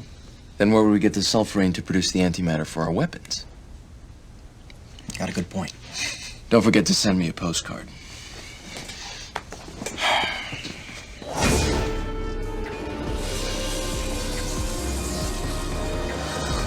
Level 8. I mean, we have to have a mine level, right? At least it's not a sewer level. Or will it be? No. No, it won't. We've got a duo of baddies here. One sprouting the phase repeater that looks to have no real world application, but in this game serves as the ultimate spam gun. It's like it was designed with myself in mind. The ancillary shots end up hitting one of the targets by accident. I wish Apex Legends had a gun like this. My KD would be much higher than 0.0 this season. The map has a lot of lava that really likes to suck you in at the worst times. This is also a map where your psionics take a bit of a backseat to some good old-fashioned Doom encounters. Spam away, William. Spam away. The map still manages to be tough but fair, minus these bullshit platforming that no one in the world ever asked for. I'm just amazed that there isn't any bullshit tacky maps in this game so far. You're the finest stormer our academy's produced, Jack. Your father would have been proud. Thank you, sir. What's wrong, Lieutenant? I'm just sorry that Sergeant Alexander didn't make it this far. And I don't understand why my brother isn't here to see this, sir. He's on special assignment, son. I've sent him to New Atlantis for R&R, and now I'm ordering you there to join him. R&R? Sir, yes, sir! Priority 1 emergency. The power reactor on New Atlantis has gone supercritical. Looks like sabotage. Security's been wiped out and I'm 50 clicks from the nearest teleporter. We need someone to get in here, kick ass, and get the core shut down ASAP before it goes to meltdown. What's the quickest way to the teleporter, sir? I happen to be familiar with these reactors. Look for the cooling valves in the side rooms. That'll buy you enough time to get to the teleporter in the center core. Now you get there, and we'll transmit you out. Good luck, Lieutenant.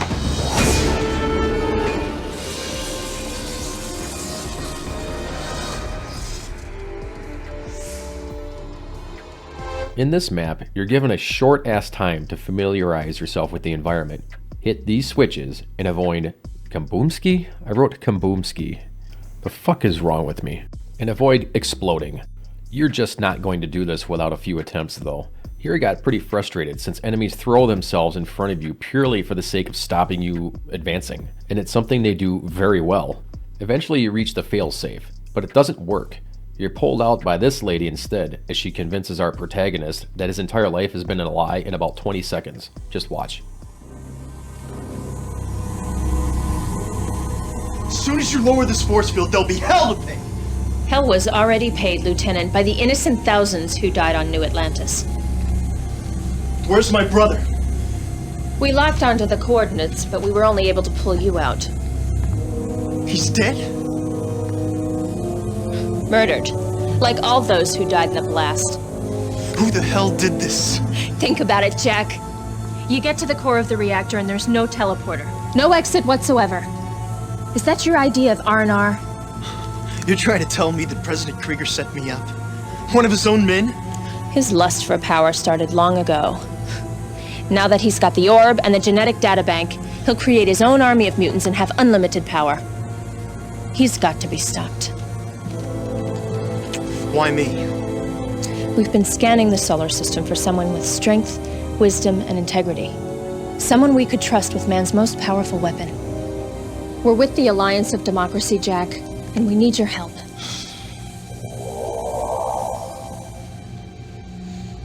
If you are truly committed to defending global democracy, then join us to disrupt Krieger's plans for domination. What is this great weapon? An enhanced psionic, known as Terrablast. The procedure only takes 10 minutes. We've already broken the codes to get you into his orbiting habitat. Bring him to us. We'll be a lot fairer to him than he was to your brother. Man alive, is this kid easy to manipulate. We are wrapping things up here with yet another change in scenery. This map can be very short in length, depending on whether or not you decide to take this left at the beginning of the arm up. The entire lower floor is crawling with enemies. It also has a ton of ammo and weapons to stock up on. Once I died to this utter bullshit near the end, I just skipped that section to run the short length to the final room before the president's office. Save this weapon for the last bullshit room with these 3 tanks, or you're toast when you open that door. I failed to mention the shield psionic up till now, since it's utter shit, as demonstrated here. Finally, we reach the president's office. But wait, there's more.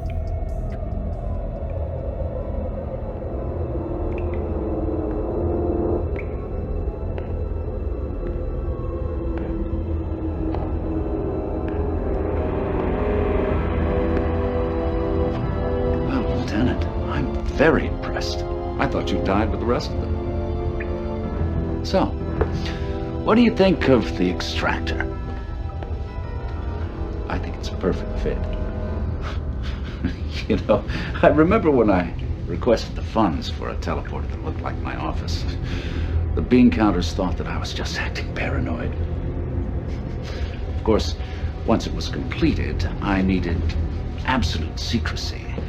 So I had them, shall we say, extracted from office. I simply love how this dude turned pure evil with the drop of a pin. I can't say I saw it coming though. I'm thinking about getting one for the barracks. Just like your father. Disrespectful. He tried to stop me once too. He was the only one that figured out that I was looking a lot further down the line than just being some sad sack stormer. You see, he found out that I was hunting for the orb in my spare time. Of course, when he threatened to unmask me, I had a few terrorists pay him a visit. You son of a...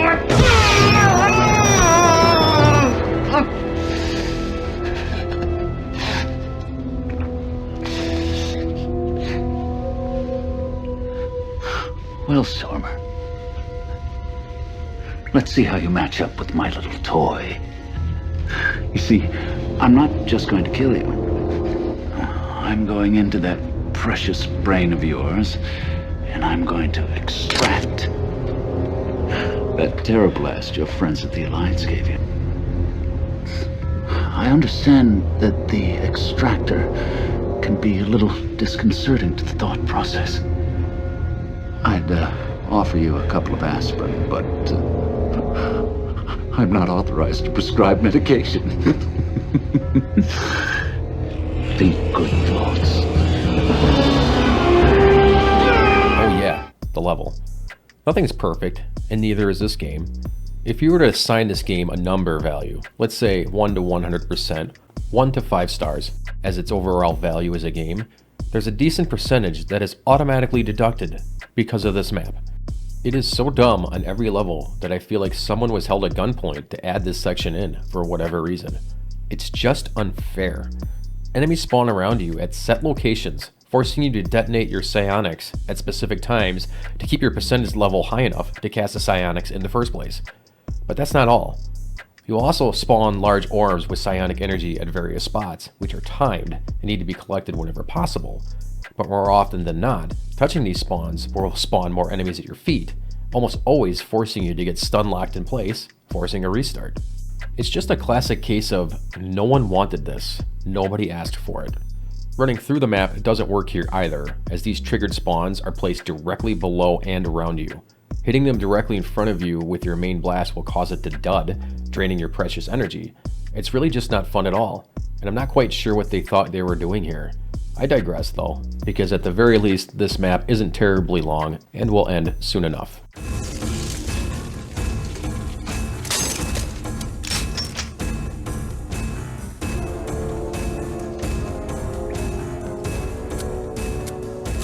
I love that he immediately just touches the controls in this secret prison dungeon, and this gal is just waiting there to talk to him directly.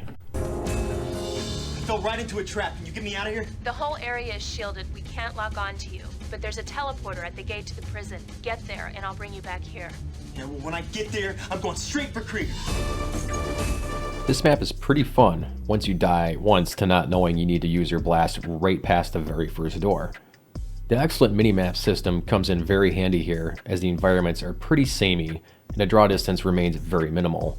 But lots of little fun firefights occur here as you stock up on goodies once more since you start with nothing. Finally, you escape for the final confrontation with the President. The last map doesn't start out well because it has a Doom-style teleporting of enemies all over the goddamn place, forcing you to juke around like a madman. There are some secret areas to find here to arm your character up as well. Soon enough you'll reach the checkpoint where these fish things are floating around. Here you will want to get your psionic energy up as you have an actual boss battle to contend with. I'm going to personally ensure you don't get out of line.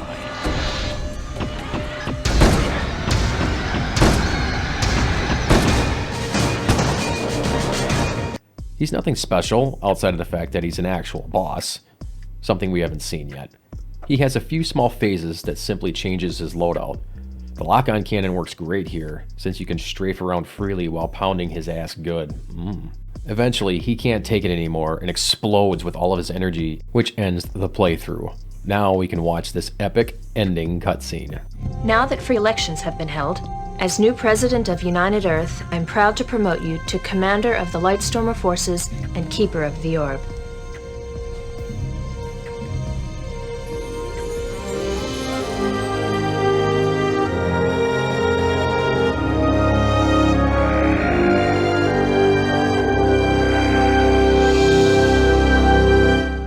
I didn't have my mic on during this viewing, but rest assured I was laughing my ass off. It's just so fantastically camp. A+++, 10 thumbs up. Oh, now try hard mode. Good advice. Not doing it. The graphics are decent. The frame rate is smooth at 25 to 30 FPS, thanks to the standard 2D sprite animations for your enemies and weapons. I would have liked to seen a longer draw distance, but something would have had to have been sacrificed to make that happen. That said, they used what they had within the game engine to make the maps as immersive as possible, with some fairly convincing effects here and there. Nothing here was ever going to wow anyone, and I don't think that was the attempt. And that's why this game is also fun, unlike Project Tenka, the absolute opposite of this game, in my opinion. The music, on the other hand, it's there. I do like that it's not using Red Book audio, so the encounters can spring up more tense music when the shit hits the fan. It's just that the music, no matter how you serve it up, is about as appealing as this food that this guy is eating right now. It's nourishment. It serves its purpose, and that's about it. The sound effects, like so many others from this era, are all stock. I must have heard this demon voice 20 times if I heard it in one. But again, it serves its purpose, and with the amount of camp that this game really has going for it, I really think it adds to the charm. Disruptor is a rare title for me that is actually better now than I thought it was back then. I believe the publications lambasted the title for being another Doom clone, which it certainly was. But I feel like this one was the best use of that kind of gaming formula that I've seen outside of Doom itself. The psionic system, along with the weapon variety, are very well balanced and force swapping around to occur almost all of the time, a hallmark of good first-person shooter design. Nothing is a go-to weapon for the whole playthrough, and it's just always satisfying killing shit. It's tightly paced with nice level design, and it's a great variety of enemies to contend with, and a gripping plot. Alright, I'm taking a lot of liberties with that last one, but come on, they built sets and put actors on here, it's gotta count for something. Unlike so many games that reviewers post on YouTube, I legitimately think people that have access to this game should pick it up and actually play it. It's an excellently designed, compact little gem of a Doom clone that sets it apart from so many others that tried and failed. Unless it's Alien Trilogy, of course. I said I'd do it myself, and I'm gonna do it myself. What's up, you? The good news.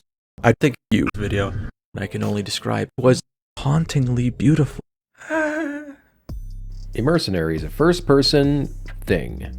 Wiki calls it an RPG, but I can't think of anything that constitutes any traditional elements of a role-playing game. Unless you want to claim that playing a role constitutes an RPG, then 99% of games would qualify for that. There are three main stats that you have. Defense, offense, and agility, acronymized as DOA, and a multitude of pickups to arm yourself with. But that's about the extent of anything RPG to be found here. Where was I? Imercenary is a first-person, battle royale, MMORPG roguelike experimentation of a video game, developed by 5 Miles Out, published by and released in March of 1995, 3 years before 1998 when Undertaker threw mankind off Hell in a Cell and plummeted 16 feet through an announcer's table. God damn you shitty morph. Side note, if there is a hell, I'm going there.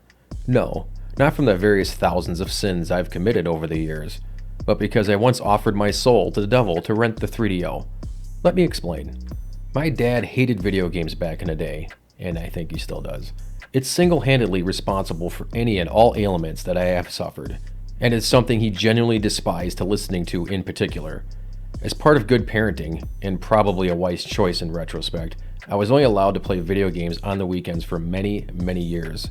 We had a local place that we would rent our games and had a lot of go-tos, like Street Fighter II on the SNES, but that store lacked a lot of the new titles that would drop.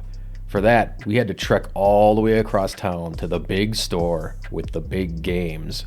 And would you believe this small town grocery store had a freaking Panasonic 3DO for rent?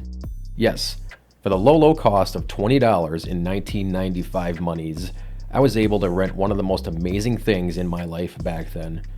No, not winning a baseball championship, a karate tournament, or anything else worthwhile. Renting this console, hooking it up to the TV and seeing graphics in full screen FMV was the absolute shit back then. Everyone knows the story with this console, and everyone makes fun of how terrible a console it was, and rightfully so, as this beast was ludicrously priced and had next to nothing for a game selection. But for a tiny window in history, this thing was the future of gaming.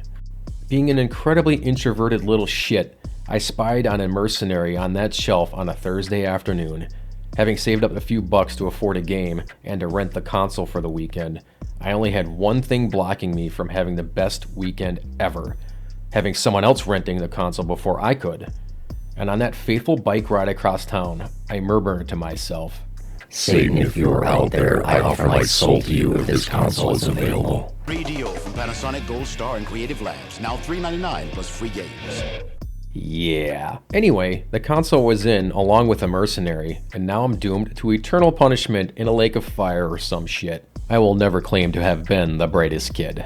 I had seen this game in EGM, Electronic Gaming Monthly, and I was super hyped up to play this one. Man, hooking up all those cables and that power supply into that shitty little TV, it was so exciting back then. Anyway, the game is genre-defying even in this day and age, and that's what makes this game so special. It's so insanely unique to anything I've played, and in my painful, god-awful revisit to this hellscape, I still found myself captivated at just how off the wall this gem is. It's very difficult to outline the gameplay, but maybe describing what my blind playthrough was, along with my revisit, will start to give this game a shape for you to encapsulate what Imercenary is. Listen to me. For your own sake, your children's sake, and the sake of every generation to come, listen to me and behold your future. What you now know as virtual reality will in your future become a virtual Armageddon. Your children's children will become enslaved and forced to fight each other to the death unless you listen and do what I say. I know what must be done, but I am powerless to act on my own. We must have a warrior from your time, someone outside this world we call perfect. Here is the information you need. Analyze this data, and you will see that everything I say is true. You must send us a warrior to destroy perfect. Analyze the data. Everything is in the data.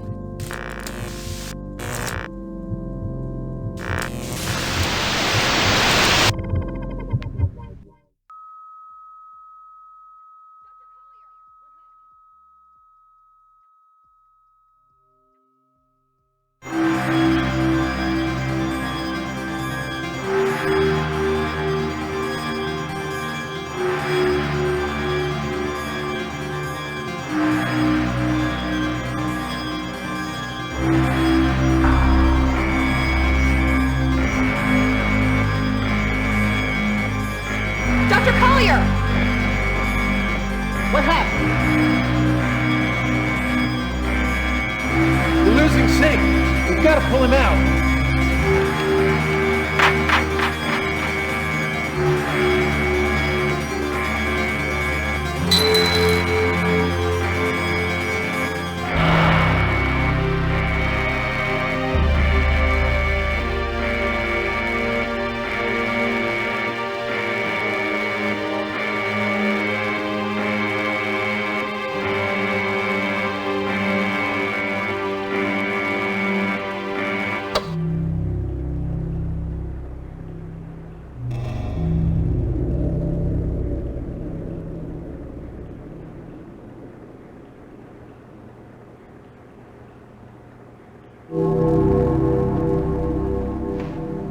Are you ready, number 5?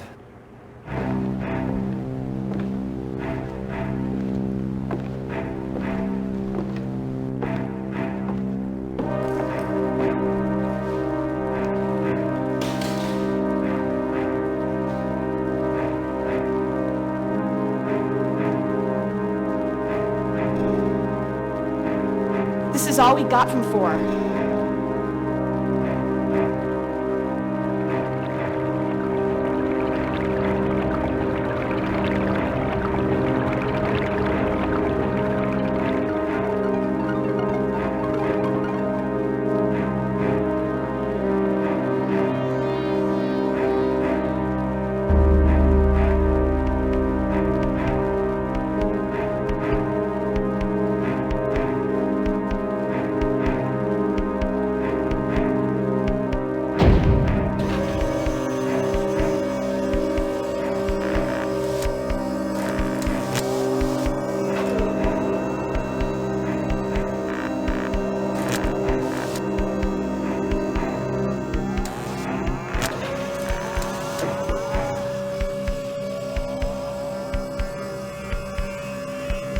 We haven't determined what happened yet, but be careful in this area.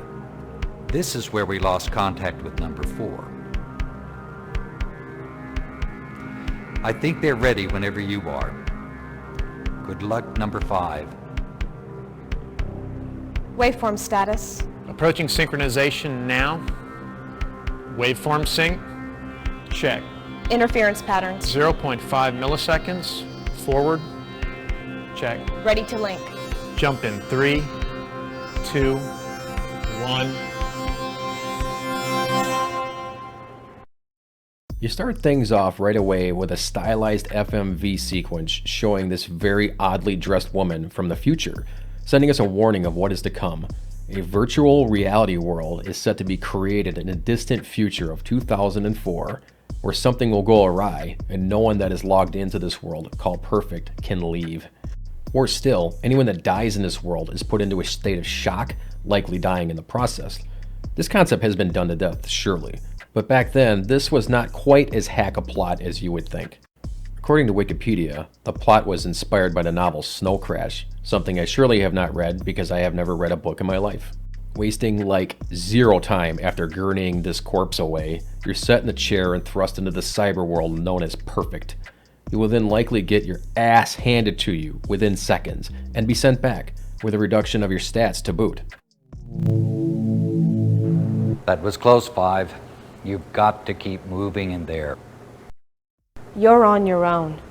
We can only observe and advise. Now you're set again. Here are your stats.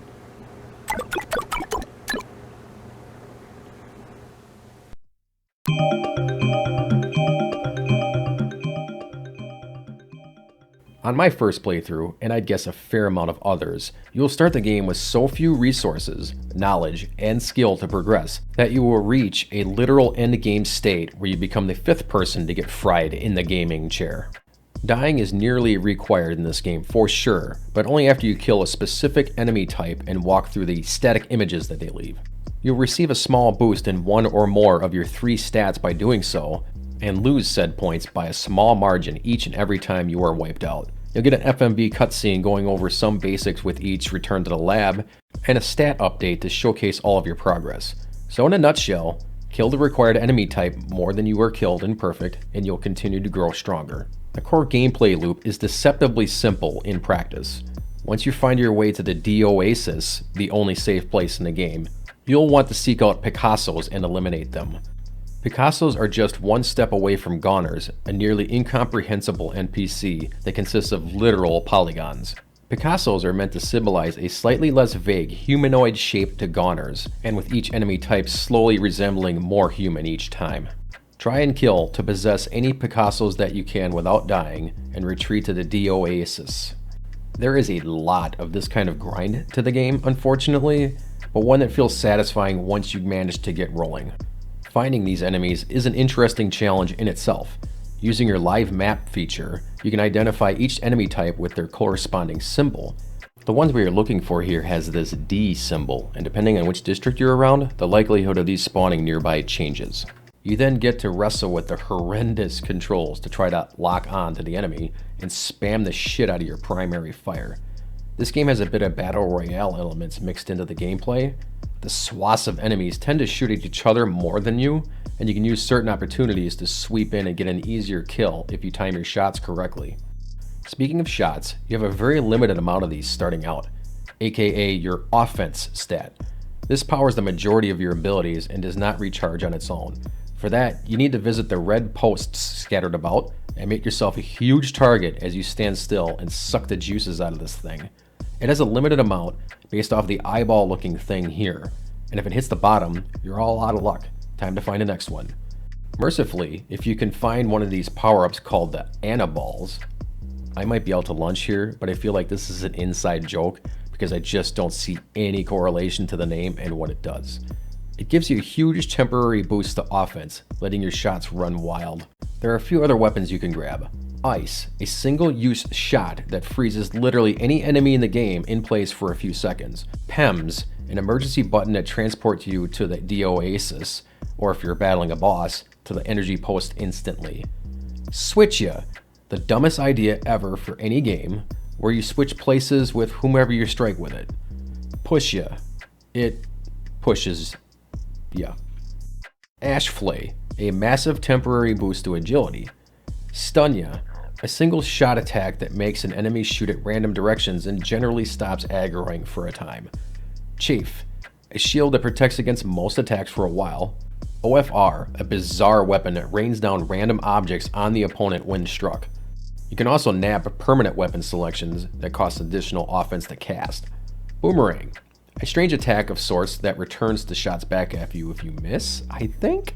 Hex, one of the best weapons in the game, doing a large AoE blast at the cost of a lot of offense. And Nukia, it nukes. Don't say the game didn't warn you. Anywho, nabbing these pool balls is critical to succeeding in this game, especially early on. Locating them can be tricky, since you have to venture a fair amount out of your comfort zone to reach a lot of those. Thankfully, some of these NPCs can give you the info you need to locate them. Let's listen in to what they have to say.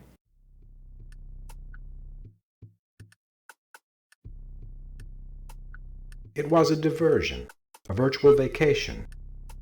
They hooked you up to these electrodes, strapped you in, and away you went. It was the ultimate mind trip. But on my third trip in, when I tried to exit, nothing happened. That was, I don't know how long ago. And the world's been getting worse ever since then. Things don't work right. It's as if the whole operating system's slowly grinding to a halt. Rank of 11, the guardian of the pyramid. She is one of Perfect One's most favored. A stun gun. What does it matter? Does it really matter? I don't know. I don't know. I don't know. I have no idea. This is yet another interesting system unique to this game. There are no real dialogue choices to be made here, just who, what is, and where is the same thing. You'll have a random chance to meet one of the many bosses in Imercenary, showcasing some classic FMV player interaction. It was a staple of FMV design in the Wild West days to almost always berate the player, and this game is no exception. Make it quick, buddy. I ain't got all day. Taking a quick break from the mechanics, playing this game back then, and even a bit on my revisit, was a crazy draw to me. As simplistic as the core gameplay loop is, there is a sense of wonder that this game's atmosphere puts on that is irreplaceable. The sheer ambiguity of the gameplay, dying right out of the gate, and being scolded by this team of nerds, to talking to a Gumby-looking motherfucker about hex bombs. This storm that rolls through, turning posts that heal your player to killing them. It's just such a strange experience that nothing out there that I've seen can replicate. It's somewhat of a roguelike, with its progression model allowing progress after death, albeit with a penalty. It's very random at times, both with the AI and with what you'll expect each time you enter and leave the garden. So when you've gotten the hang of killing Gumbies and have lowered your rank to a certain level, around 180, you're informed that you need to kill Medusa to advance. Why this is the case is not explained, as her rank is 11 and you're held to rank 180. Also, this is gatekeeping you advancing to the next tier of enemies regardless if you kill any of the other bosses in the world. Although you'll gain their energy and lower yourself by a whopping single rank by killing them. But long story short, you'll need to kill her in her temple to advance things in a reasonable time frame, so doing so is recommended. Once you dispose of her and absorb her goodness, you are able to start murking our next tier of enemies, the Torques. Torques are big, blue, and have the symbol T to symbolize where they are. Why are they called Torques? I don't know. At this point in the game, I had found Hex, which is invaluable. Once you have the resources to cast this, it has a powerful AoE blast, and it's just great for mobs. It's very powerful and borderline broken. I was able to retreat to the D-Oasis, find these mobs of Torques, blast them, and run back repeatedly. Here, the game starts to grind a bit. You need to seek out groups of this specific enemy type and shred them, lowering your rank bit by bit. As you progress, the pool of enemies does not really change much, meaning all of the Goners and Picassos are completely pointless to kill, but have no issue with harassing you with their own pointless volley. This sped up my grind quite a bit, but man is it a drag at this point. Other strategies work as well, like seeking out power-ups and diligently seeking out the red, yellow, and blue spires. Blue recharges defense and offense in equal, but at a divided measure, and yellow recharges defense only. Red, as mentioned before, charges your offense. You'll want to try to stay alive as long as possible using this method, but with each death comes a penalty to all of your stats, so I feel the former, more boring strategy will get you through the grind more effectively. As you progress, you'll continue to get a prompt that you'll need to kill the next boss before you're allowed to rank up anymore. You'll stop by the respective hovel, engage in a slap fight of generic shots, and absorb them to gain 1 level, some power, and the ability to continue your grind. The game is very, very random. Looking at the map, your symbols that you're currently seeking out will often switch out to weaker and stronger enemies, sometimes being completely surrounded by enemies that will murder you almost instantly. You want to make sure you have ample agility on hand to start flailing your shitty legs to book it out of there in some of these areas. Other times, you can't find your next enemy type, such as the Kilroy, a more shapely woman, Venus's, a very shapely woman, David's, this charcoal-looking dude, and so on. You can beat the majority of these bosses well before you reach these lowest ranks, and in fact, I beat my first boss at level 180. These bosses are Roberto. See, he's made out of ribbons, so Roberto. Tesla, a completely naked man. You're new around here, huh? Let's get a couple things straight, right off. I'm the boss of the industrial district, and I intend to stay that way. If you know what's good for you, you remember that. Oh, he's just wearing dark brown shorts. Was that the style in the 90s? I don't think that was the style in the 90s. I don't think it's ever been in style. Balkan. Just let him do the introduction. It's Bunker Hill, D-Day, and Desert Storm all rolled into one. The biggest, baddest battleground in history. And this time, Vulcan is gonna win it all. He thinks he's the greatest warrior of all time, but he ain't met me yet. He looks like a total badass. I wonder what his ability is. A rocket launcher? A giant warhammer? Splitting himself into smaller copies of himself? Chameleon. She's a translucent gal. Yeah, not that exciting. It's hard to describe some of these characters. They are almost parodies of themselves. But I can continue to give it my best shot. Fly, the most nauseating ass clown of any boss in the history of video games. Am I being hyperbolic? Are you okay with flashing images? Are you sure? Because here's 5 seconds of this fight. Seriously, look away if this stuff bothers you. Here we go. Yeah, you fucking thought I was making this shit up. The entire fight was this shit. Anyway, Chance, a totally not stereotypical knucklehead with terrible wordy nonsense spewing out of his face hole. Speak not ill of your neighbor, nor covet his position, for the perfect one will suffer neither greed nor ambition. Loki, he can shapeshift into anything he wants, but he likes to look like this most of the time. It is too dangerous. Don't even think about it. It will destroy us all. Beauty is in the eye of the beholder, after all. And finally, Raven, the only ally you'll have in this game. She's the one that reached out to the past to try to put a stop to all of this madness. After destroying enough Torques, you move on to Kilroys, which bridge you to the Venuses and Davids.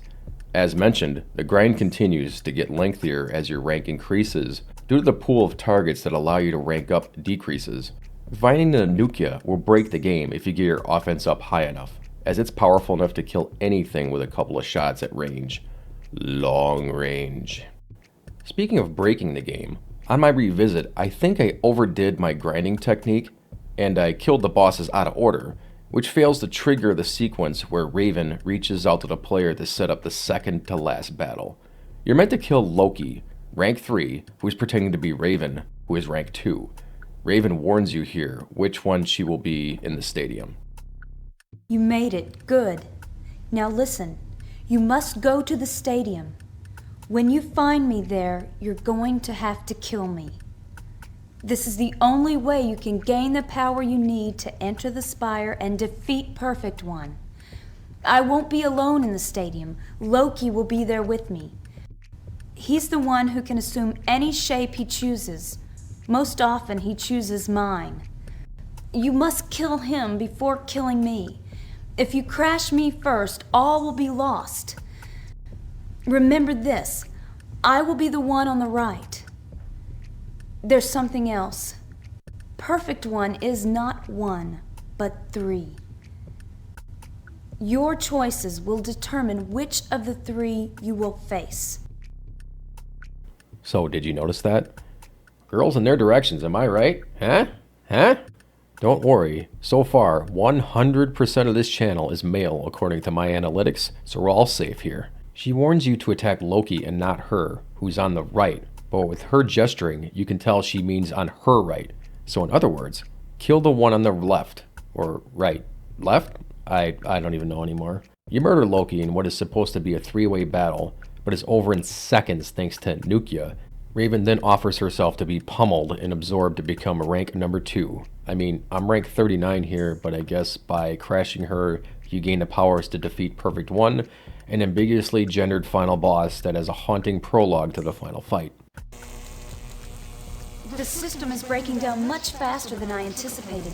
Meet me in the Oasis as soon as possible and I will tell you what you need to know. There's no time now. I can't maintain this link much longer. Whatever you do, watch out for the beast Loki. He can assume any form he chooses. And most often he chooses mine. We got it, but the transmission was cut from inside Perfect. Okay, 5. When you get back in there, take a shot and head straight for the Oasis. Stats.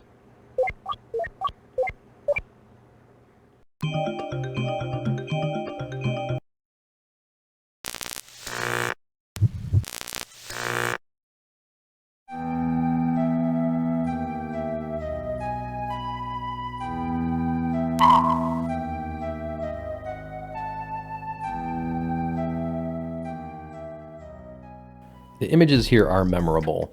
Trees will move out of your way, buildings rotate through textures, and the whole thing crashing down gives a bit of the Matrix vibes, well before the Wachowskis made history with their film. I wonder, did they get their inspiration from this game? No, they did not. The boss goes pop, and you save the world from the clutches of virtual reality. And everyone that was incapacitated from being inside the world is now free. 1753 hours. Perfect. Offline. Status. Complete system shutdown. You did it, 5. You defeated Perfect. Well done, 5. Well done indeed. We were able to download over 90% of the operating system and the source code. Excellent. Excellent. You know, with the source code, we can actually track down the bug that caused everyone to initially get stuck inside the system. How would you do that? Well, we just approach it from the other angle. We could actually make the perfect system more perfect. If you like, I could get started immediately on an analysis for the new system.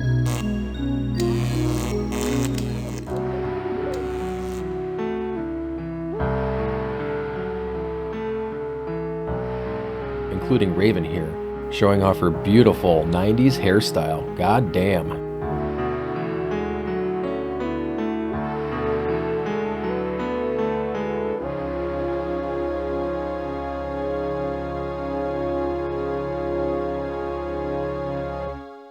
The graphics were quite excellent for 3DO standards, utilizing texture-mapped polygons against sprite-based graphics to create the depth needed to make things immersive. It gains points for the unique style of each district, with nothing looking too samey. There's not a lot to see here in this world, which is fine, considering the gameplay loop is so terribly restrictive anyway. The FMV acting here is about as good as you're gonna get from this tiny studio and a fledgling, insanely overpriced console. Other titles are far, far worse in this category, but that is a subjective argument depending on whether you enjoy this level of it's so bad it's good. The stylized FMVs IRL were, like most of the other elements of this game, an interesting choice, giving this game yet another mark for memorability. It's a word, look it up. I don't say being memorable, I say memorability. The sound, Say, do you like this sound? Well, good. You'll hear it over 1 million times in a single playthrough. I think there are other sounds in this game, but all I can hear now is this.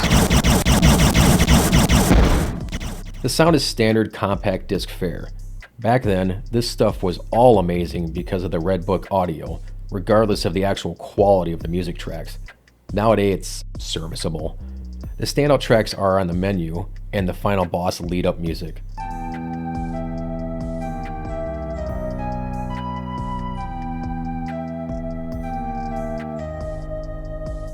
Oh, and of course, Balkan's theme.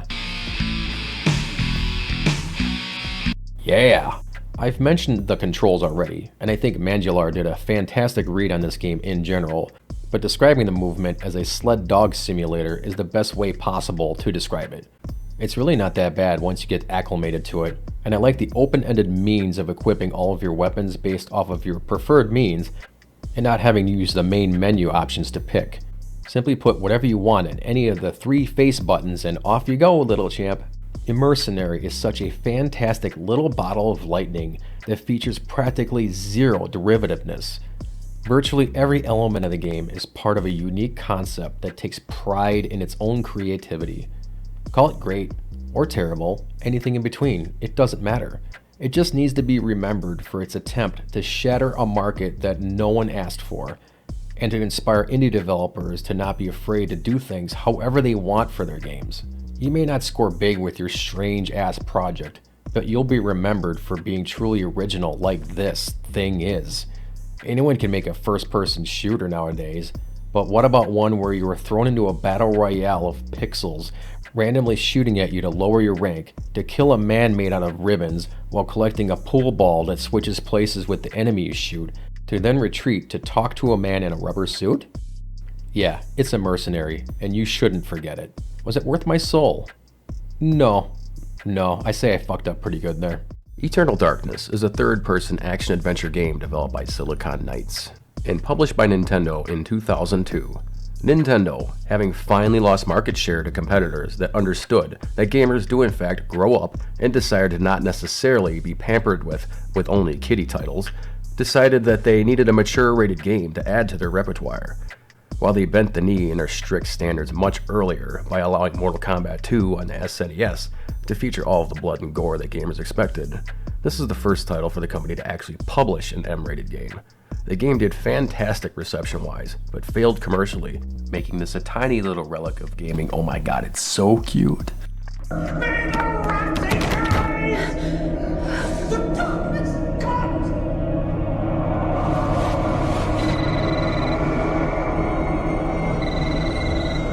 Remember me, Alex.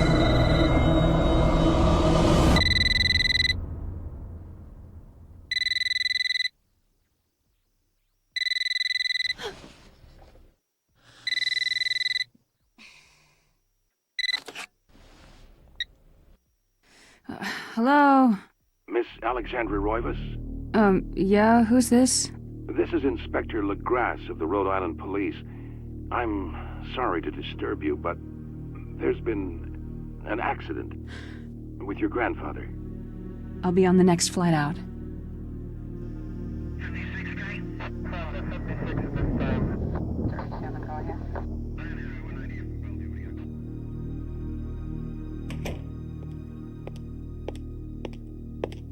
Ah, Miss Roivas. I'm pleased to meet you. I trust you had a pleasant trip? Yes, I suppose so, considering. Yes, my condolences. This is most unpleasant. It's a shame we couldn't meet under brighter circumstances. Yes, it is. Can we get this over with, please? Of course. This way. But I must warn you, it's not a pleasant sight. I'm afraid there's not much to see.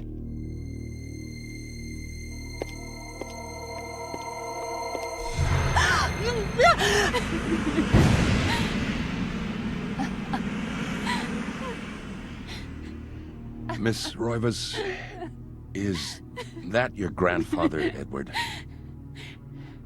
Yes, it's him. He's wearing our family ring. I don't understand. Why are you showing me this? Can't you check dental records or something? What is wrong with you? I'm sorry. It's my job, lady. You're the only living relative, and no, we can't check dental records. There's no head. None of this makes sense.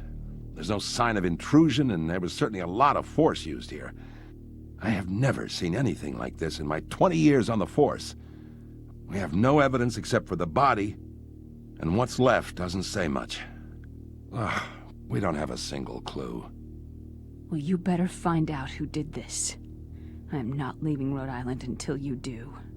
There must be some clue in this old mansion revealing what happened. I want answers. So do I. I wish I had some. You start things off with Alex running around the mansion to get a grip on the controls, and do a very basic puzzle to unlock a secret passage in the study. Here, she opens up the Tome of Eternal Darkness, rimshot, to where we are introduced to the first of many, many characters. The means of which this is done was revolutionary at the time. Even though the level is loading, you're given some light expository dialogue, which flows directly into the in-game cutscenes. It's very impressive, even by today's standards. In 2002, this was one of the first games to use this kind of narrative drive. To put it another way, it's cool as shit. Conservandai. Facusatis aquae sumat, et animus eorum confirma. Pugna huis, dia sit modo prima multarum, si inceptum conficiamus. Quam primum, Centurio Augustus. I would like to compliment you once more on your battle tactics. Our enemies did not have a chance. I wish all movies did this, by the way. I would say that this first area is a tutorial level, but I think it's not quite fair to the sequence of additional mechanics that the players put through for, say, all of the chapters to come. Essentially, Pius is our introduction to the combat mechanics. There won't be insanity to be found in here just yet, as this guy is apparently so badass that he's got nothing to fear whatsoever. At the end of this dungeon, you can determine, without being told, that one of these 3 artifacts will change how the game's difficulty will be skewed going forward. Red means the enemies will have more health, blue will cause you to rely more on magic, and green will have a much larger drain on your sanity meter once you gain one. So for however this works, generally everything you gain in the chapters will transfer to Alex in the present year of 2000.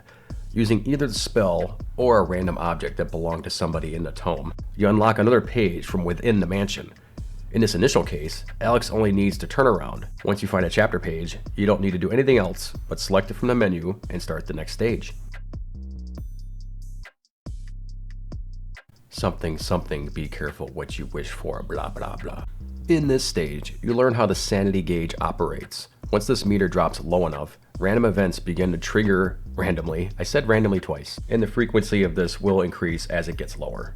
Each enemy in the game will give you a decrease in sanity, only to be reclaimed initially by performing finishing moves on them. A lot of these effects are great, causing an instant death or simulated soft lock in the menu, only to revert back to the player characters screaming at themselves that this isn't real. Fool! You should have run. Instead you will die. Where is the essence of Mantarok?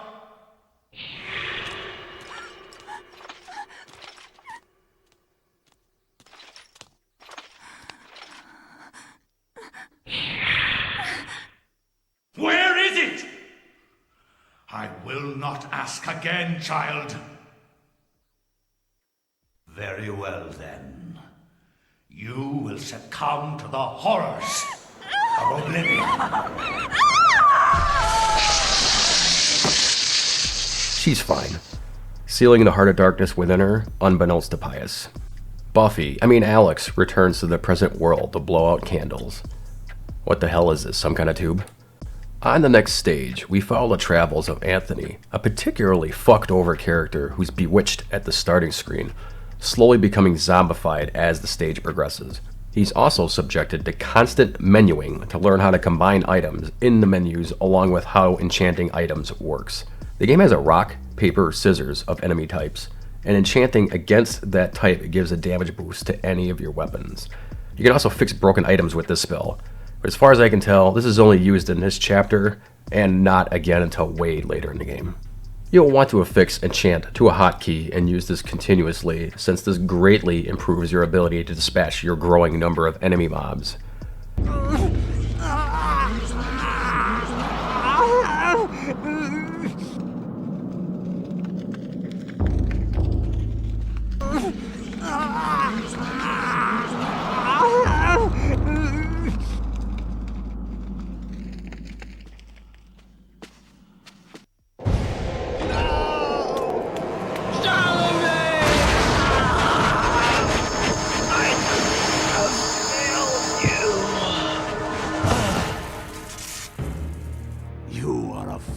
Trying to save him, Anthony. His fate was decided many centuries ago, as is the fate of this world. Despite your faith, there is little to save you from the power of Zealot. Oof. This kid really suffers a shitty end to his chapter. All these poor saps are getting the shaft so far. They can't all suffer horrible fates at the end of each chapter, right? Right? As mentioned before, you can now access the second floor of the mansion using your newfound ability to fix this single item with your enchant item spell on his broken key. Interesting how the detectives of this crime scene didn't bother with this floor. They got upstairs, saw the door, and said, fuck this.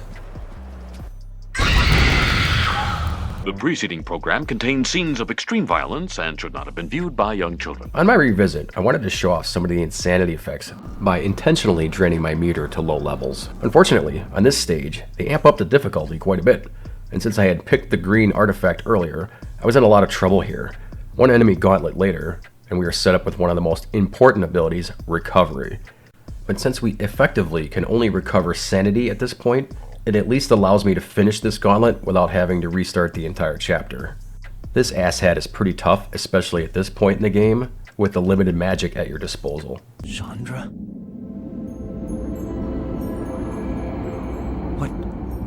What happened to you?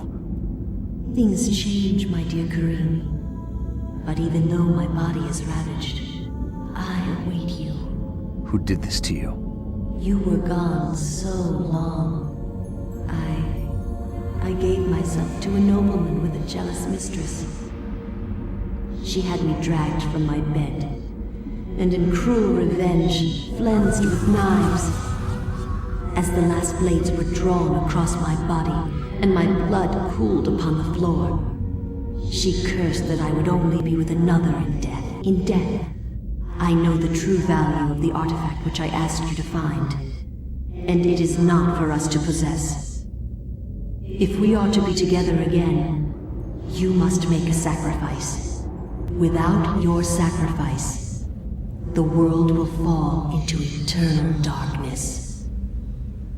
The things I do for love. Dudes have been whipped for eons now. Some things just don't change. After he's done snowballing, we get pulled away to Alex, who now has the green version of each spell, allowing her to enchant the sword and insert it into the opening. Here we are finally able to see what lies beyond, and it's a spice captain.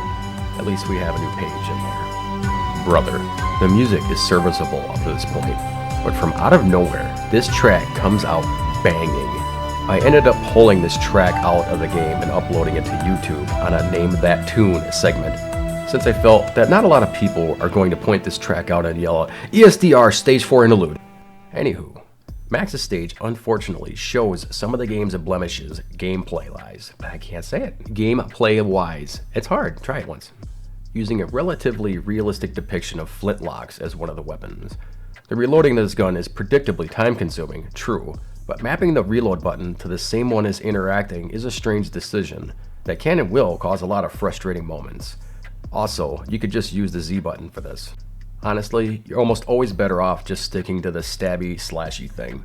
It's far more effective for most of the game. You need to bait these attacks in melee range for the large enemies, since at longer range they can cast a ranged attack that's way harder to dodge.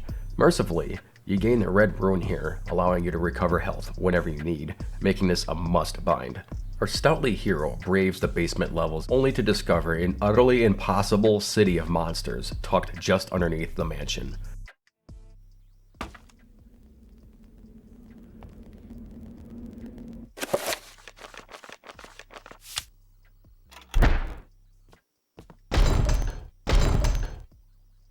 This isn't really happening. Here he also needs to contend with a rather simplistic boss battle and devises a plan to bring help to this nightmarish abode.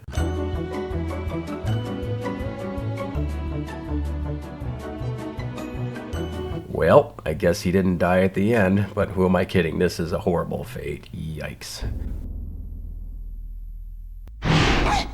This isn't really happening! Without me to open the gates? Yes, yes. Be quick, lest our power and our faith in you wanes to oblivion. It will never happen. I have seen differently. I know he lacks eyeballs, but I can still see Pius's 1,000-yard stare from that last line uttered by Uber Bitch here. I kind of feel bad for this guy at this point. You then use your amazing powers to open the dresser drawer, revealing Lindsay's story, who ends up at the same temple Elia explored all the way at the beginning of the game, but now is centuries older. After Indiana Owens gets double-crossed, you're treated with a generous arsenal of weapons, making this one of the few chapters where firing your guns is preferable to melee. I mistook this as a background and wasted far more time than I'd like to admit trying to burn these cobwebs with a torch, because, you know, that's what torches do. Instead, I need to select my brush. That's fucking bullshit. It might just be me, but this mission triggered a phenomenon that I suffered from in this era of games, where I get the point of what this level wants me to do, but the game insists I keep doing the thing. What's the thing in this case? You have to collect a bracelet and a necklace for each statue, and this unlocks the door to progress. But to get to each one requires some pixel hunting and trial and error. And this, yeah, you see it, right? So obvious that this was here. This was an hour of my life, this spot, right here. I could have been doing anything with my life. No, I was busy walking by this bullshit spot, trying not to get killed by death traps that are clearly displayed on the floor. Back to the thing. What's another way to describing what I mean? It's worn out its welcome. In this stage, nothing of real value is gained. It's a retread of a map, with added nonsense to pad out the runtime. Eventually, you reach the end. The veil of reality can only be pulled back so far, mortal. Take your stand and fight the darkness.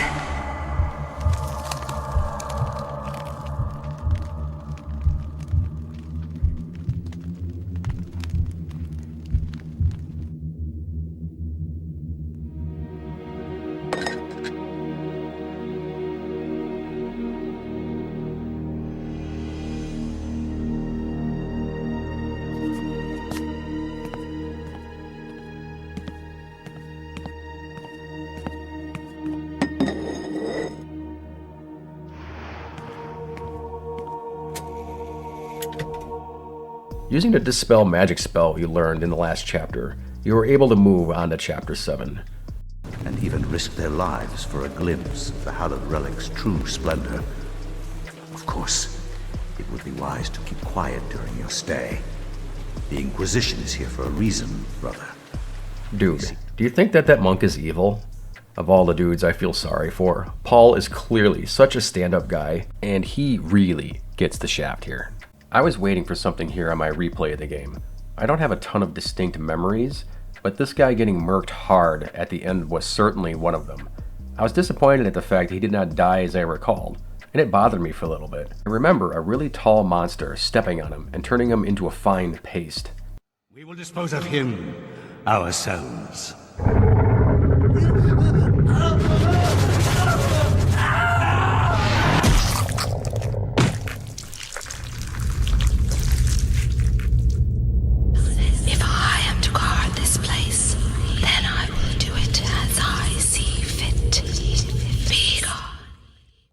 Was I wrong? Or is the boss in this area based off of my decision during the prologue? The answer is the latter. Enjoy these demises.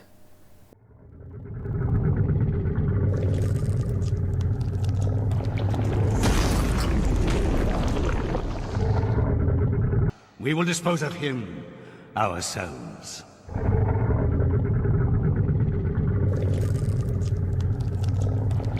Fuck yeah. Get fucked. Oh, sorry. I don't know what came over me. While Paul's mission was far more tolerable than most, it continued to suffer some ambiguous and strange progression methods. Something that the game continues to add to irritate the hell out of me when I'm replaying it. I've forgotten to mention the trappers, which is a bizarre mechanic that, for a lack of better verbiage, is a cocksucking piece of assball fuck waste of time. Let's see how that turns out in post. The trappers are these little scorpion-shaped little nuisances that follow a stochastic path while asking the player to move around stealthily to avoid being sent to timeout mode, where you have a chance to regain health, sanity, or magic depending on which color of transporter you step on. It also has monsters in it, sometimes. How do you know? You don't. It's random. It's annoying, and you will be sent to timeout many, many times. I always give myself credit to Trailblaze new ideas. So I assume that this was an attempt to give the player a means to avoid a fail state of a lack of resources if things go bad. But my god, there are just way too many of these things. And just listen to this shit.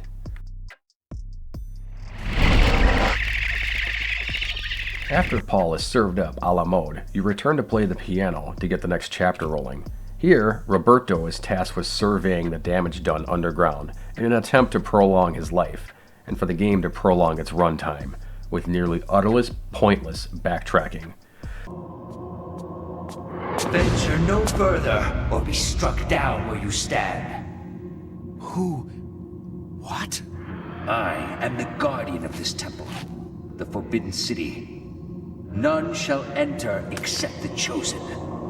Speak.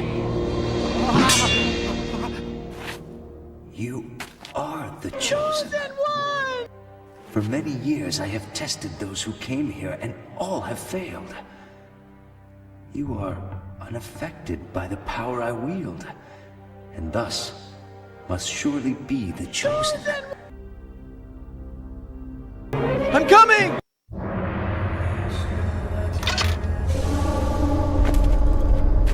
And what news do you bring me, Architect? The foundations are infested. Demons and devils. Many lives will be lost if you try to build there. You have done well to complete your goal, Bianchi. The construction will continue as planned. But the demons! You'd be insane to build there. Silence, dog. What dwells beneath the Forbidden City is the very reason it was built. Now you, architect, you are about to make your largest contribution to this project.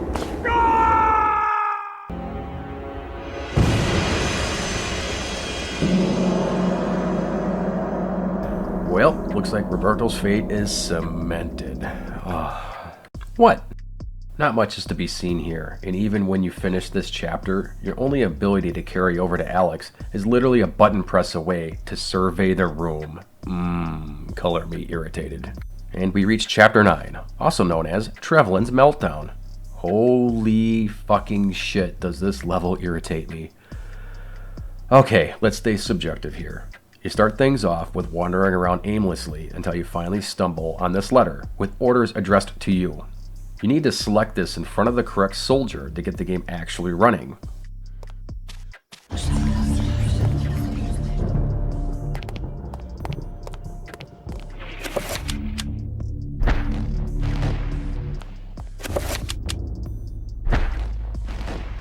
You see, the game doesn't really do the best job of leading the player to certain actions and directions, at least not in my opinion. And it certainly does not imply that you need to play the organ to progress either, or that this room and the cathedral were added in this hallway centuries later, for reasons. The chain of actual progression is as follows. You need to reveal this door, but you can't go through the door because it doesn't have a door handle. That's because that's how doors work, right? Doors just don't swing open when there's no hardware in it. But to do that, you need a 7-point spell. To find that spell, you need to go into a room that's blocked by a corpse. To get past the corpse, you need to send a trapper through the hole in the wall to make the body disappear.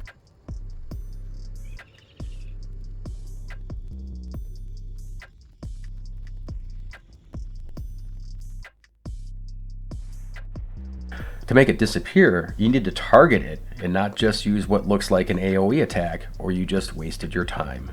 It's just a game, that's fine, stay calm. So to get the door open, you need the door handle. It's opened up via the organ. You need to power the building so the organ works. When you get to the fuse box, the game says that the fuse is missing and there's no sign of where it could be. Where is the fuse?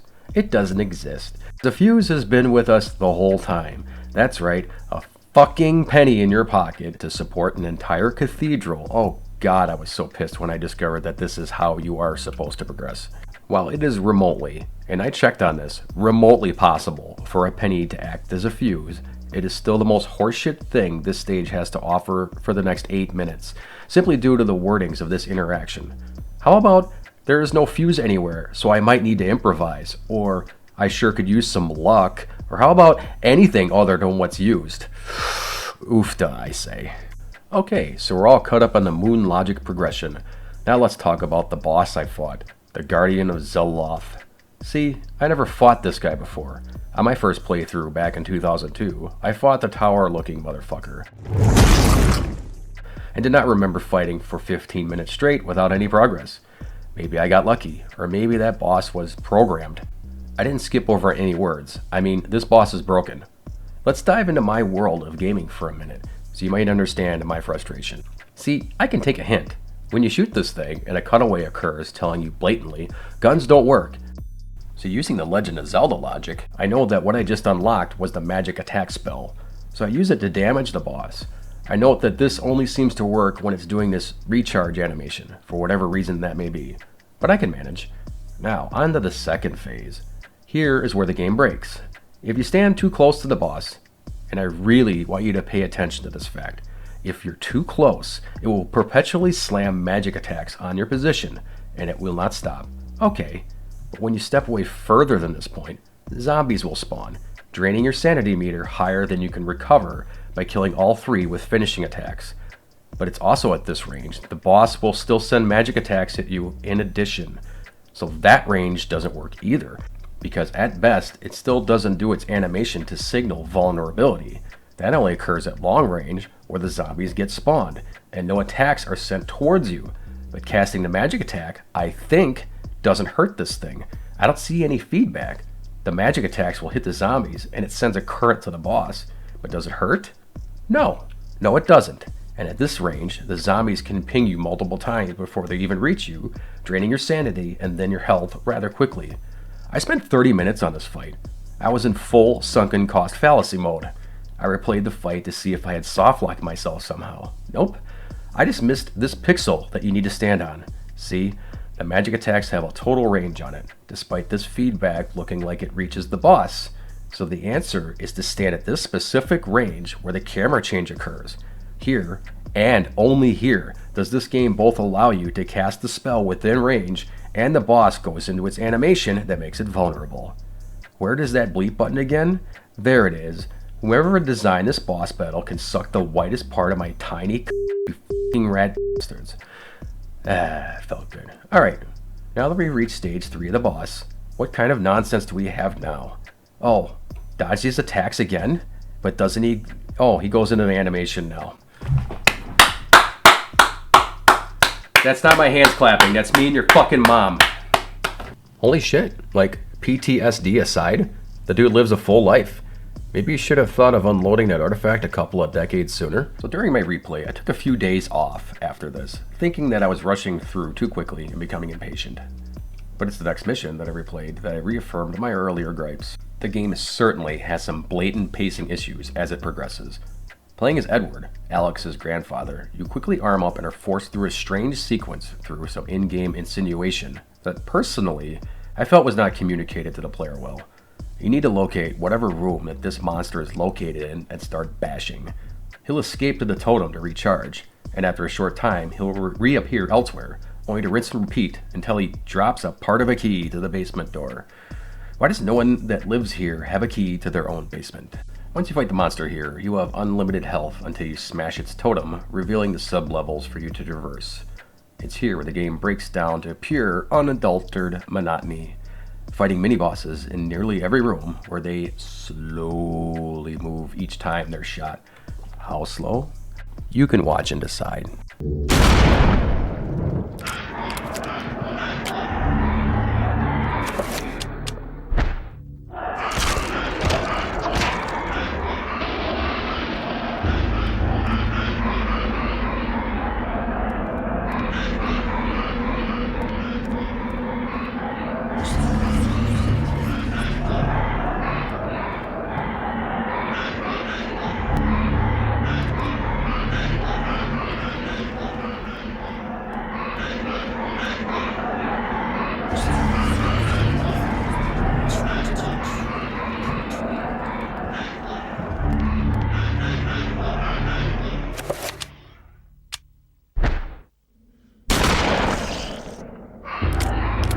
You find your way to this contraption, what I am dubbing the groaning generator.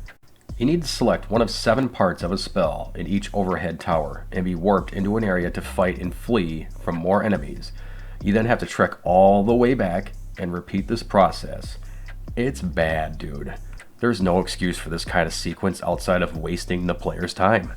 It's confounded by even more tedium.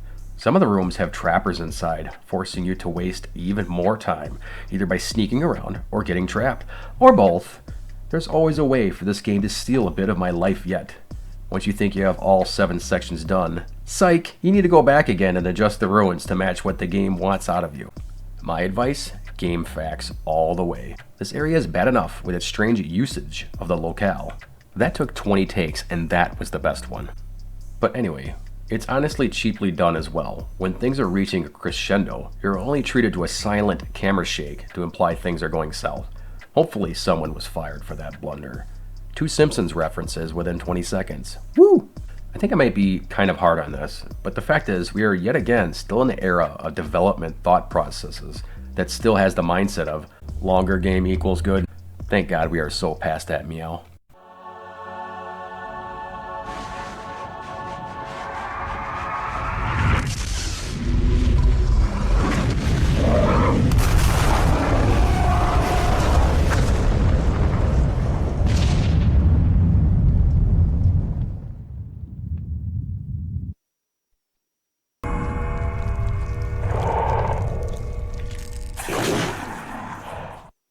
Alright, just gotta open this safe. Remember, turn the knob to the right for the first number, then left. But do I press right? or left to turn the knob right. Is this what they meant by left and right? Welcome to my nightmare each and every time I do one of these. Get your team to a safe distance and we'll try to kill the fire. Sure thing. Coming back now. We're getting a pressure increase at the well cap. It's gonna tear itself apart. Hurry! Get your team out of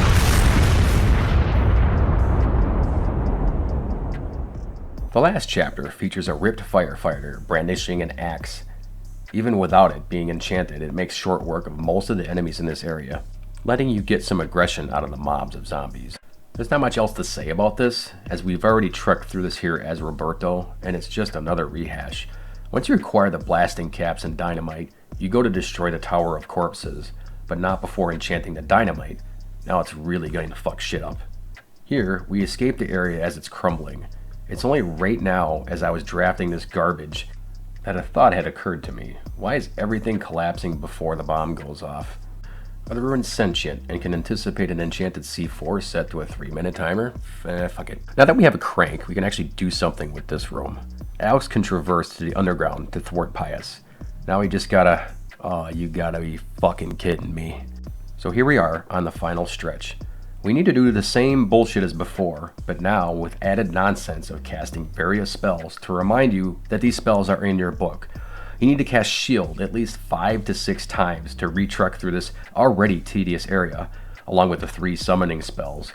It's so tedious at this point that it was becoming painful for me.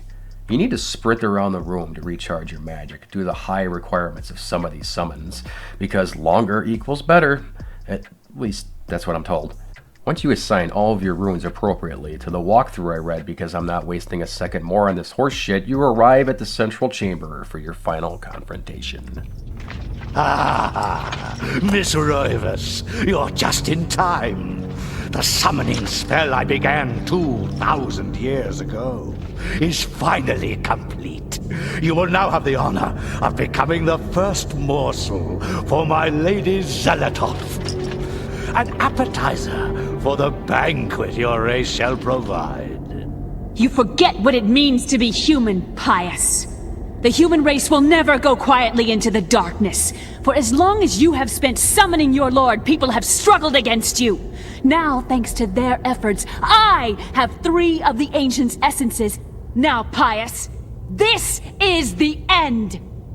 The end indeed.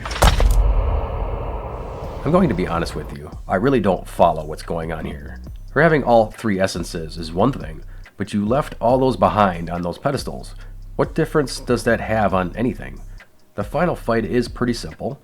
Pius just waltzes up and tries to smack up Alex, whom only needs to enchant a weapon and plug him once, and then the sigil here will appear. Once this is done enough times, everyone that is trapped in the Chamber of Screaming arrives to lend a spiritual hand. Once you've rotated enough through the cast, Pius goes to stage 2, which lets you blow his fucking face off with a shotgun, which is always welcome. Once you finish him off, and the anime battle between the supreme beings is done, your final task is to pick the rune to seal the monster away. Don't pick the wrong one. Just kidding. The game just scolds you mildly until you pick the right one. Gameplay. Thus ends a thoroughly mediocre crescendo. Like most of my dates, it ended a lot sooner than either of us anticipated, and I found my money lying on the dresser drawer. What? This game, along with Resident Evil 1 and 4, showcases just how amazing that little fucker was for graphical prowess. Right out of the gate, you're witness to, at the time, great facial expressions, smooth frame rates, and a general high level of detail that you just didn't see much in that era. As mentioned, I'm playing on a CRT with a video input, which gives these older games so much more believability. Looking at these old consoles now over YouTube never does the original experience justice. But given how difficult it is to set up this monster, I can forgive anyone for foregoing that for playing these games via Best Buy. The audio does some cool stuff here thanks to Dolby surround sound. Nothing here is going to blow your pants off in this department, as we are still in the stone age of sound design. Once again, you are subjected to a miasma of stock sound effects that are a tad muffled, at least from what I can still hear. Some of the soundtracks are quite moody, along with one outlying banger of a track that I threw onto YouTube for shits and giggles. The boss battle music was also nicely bombastic, and managed to sound good for the first 20 minutes of fighting the same boss indefinitely. The voice acting is decent. Alex, unfortunately, is pretty rough around the edges, but the main antagonist does a great job of vocalizing general assholery.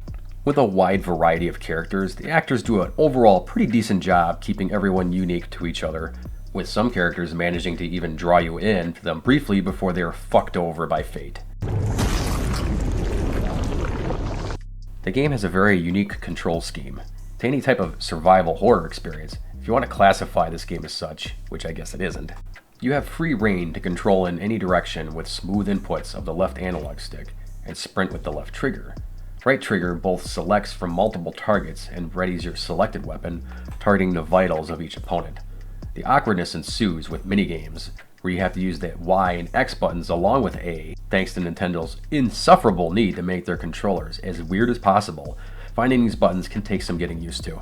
The fabled insanity effect is used well with this camera, twisting the FOV to make some challenges harder and to fuck with your head, obviously. The means that this system is implemented is not well utilized, however, as I assume many others have pointed out. The issue starts with the fact that the combat is generally very simple, and killing enemies is usually what you'll need to do regardless of any situation. Doing so recovers the insanity meter lost by discovering the enemies, meaning you generally won't see too much of the fun stuff unless you try to avoid combat. This remains true for the first third of the game, as the combat gets trickier as things progress. Unfortunately, a lot of the reasons this game has any real difficulty is in the mechanics not working well, such as bullshit camera angles, stun locking, and other jank that reminds you that this is the early 2000s, baby. I'm sure balancing this was difficult, but as an armchair developer, I would have suggested to do the opposite. That killing enemies outright depletes the sanity meter, discouraging you from killing everything you see, bolstering the difficulty in a far less artificial way than what was used here. But I'm just a sweaty nerd in a room somewhere, so take that advice with a grain of salt, AAA developer from 23 years ago. Also unique to this game is the magic system. By collecting runes, you're able to piece together spells to do various tasks and make combat much more interesting. Personally, I hate the way that it's implemented, but appreciate the effort nonetheless. So what do I mean by that? See, the game is right at the tail end of the Wild West days of gaming. As I've mentioned many times, including the Fade to Black review, a lot of games from the old times attempted to pad their runtime with bullshit deaths, pointless interfaces, obtuse goals, and backtracking endlessly. Thankfully, this game doesn't have those bullshit deaths.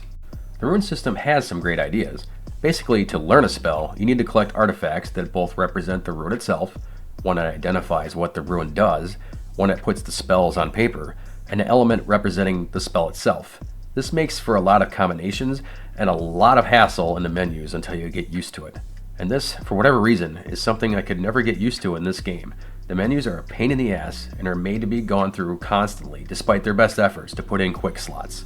While quick slotting the spells can be good for a few go-tos, there's a magnitude of combinations of the game's spells due to the element system in place, basically emulating the rock, paper, scissors mechanic. You want to counter whatever element the monster is that you're fighting, and you have 12 spells to unlock, and this will multiply the spells available to around 128. So in a nutshell, you need to go into the menu a lot to cast the specific spell for each unique situation. And that's fine, but why in the shitting ass, when I collected the scroll for healing, for example, do I need to inspect that same scroll, deduce the combination again, and add a couple of new runes manually for every spell whenever I get an upgraded path? Because padded runtime, baby. Eternal Darkness was a visual masterpiece in its time. A ton of innovative ideas were put on a canvas, and unique stories were told quite effectively. There are some bumps in the roads, to be sure, but those are but minor gripes compared to the big picture, especially in 2002. The game does seem to drag on a bit, especially later on when you realize you've been at these locations before. And yes, it's a different century every time, but our gamer instincts have been more than acquainted with recycling up to this point, and solving the same basic puzzles over and over becomes tiresome. This was a very mature game for its time as well, with some really unexpected moments thrown in when you least expect it. Did I really write that? And let's not forget those memorable psych outs, my favorite being the game soft locking. I tell you, nothing is scarier than losing your progress, and this game got me again. This fly in a TV is incredibly convincing on my real 8,000-pound tube TV. I wonder how good it would look on your phones. Was it a great revisit? Not really, to be honest. While I love the effort put into this game, there was never a point where I was really grabbed or felt for any of the characters. This might be just a character flaw in myself, as I don't like narrative drives that introduce so many characters like this. Give me God of War with Kratos and the boy going back and forth for hours on end. By the time I even got a glimmer of appreciation for this guy, he gets turned into a fine paste. Alex in particular gives me zero motivations to continue playing. But goddamn, they did nail that walk cycle. Enchanted Arms is a JRPG for the Xbox 360 and PlayStation 3 in 2006. Don't worry, this is still a retro review, since 2006 was, as of this writing, 18 goddamn years ago. Published by Ubisoft and developed by From Software? I think it's a safe bet that you don't need an introduction to From Software, but I'm going to do it anyway. It's one of the most prolific game developers in existence, having a massive array of game genres under their belt from over the years, unwavering and nearly completely unapologetic in their game vision. Having been a huge fan of most of their series over several decades, Kingsfield, Armored Core, Dark Souls on the 360 being my favorite game of all time, by the way, if you care to know that. I was surprised to be reminded that this thing, I guess it's a turn-based JRPG, is a From Software product. I played this about halfway through back in 2006, having a single driving point wanting me to continue to press through blatantly unacceptable levels of random battles, generic character interactions, and a lifeless world. Somehow I pressed on. Well, until I stopped. It is incredibly rare for me to stop a game halfway through. I want to see stories, no matter how contrived and generic, to the end. But at the time, I had this game on GameFly, so many better games were on the horizon for me to plow through. And either you have no clue what GameFly is, or you just got a huge hit of that sweet, sweet nostalgia. But anyhow, I tossed this game back in the envelope and mostly forgot about my experience. But it never left me. I'm trying to make sense of this story. You see, Enchanted Arms might be a terrible game on just about every metric, but for some reason, this game stuck with me for going on my 20 years after my half-assed playthrough. There are two main reasons for this. One, there is a reductively stereotypical gay main character introduced early on in the story by the name Makoto. He's like really gay, more than I think most actual gay men would like to be portrayed in any medium. The special Makoto love omelet accompanied with the pinkest of pickles. Not to mention the raspberry pecan chocolate chip cheesecake for dessert. I didn't go to all that trouble for you to stuff your piggy face. But I'm just guessing here. Gay men, hit me up in my DMs, in the comments, whether or not this guy is offensive. So anyway, Makoto goes missing early on in the story, and is presumed dead. But there is a mysterious, very straight-looking man in glasses that is totally not Makoto that makes several appearances throughout the game. And our brain-dead protagonists are completely oblivious to who this mystery man is.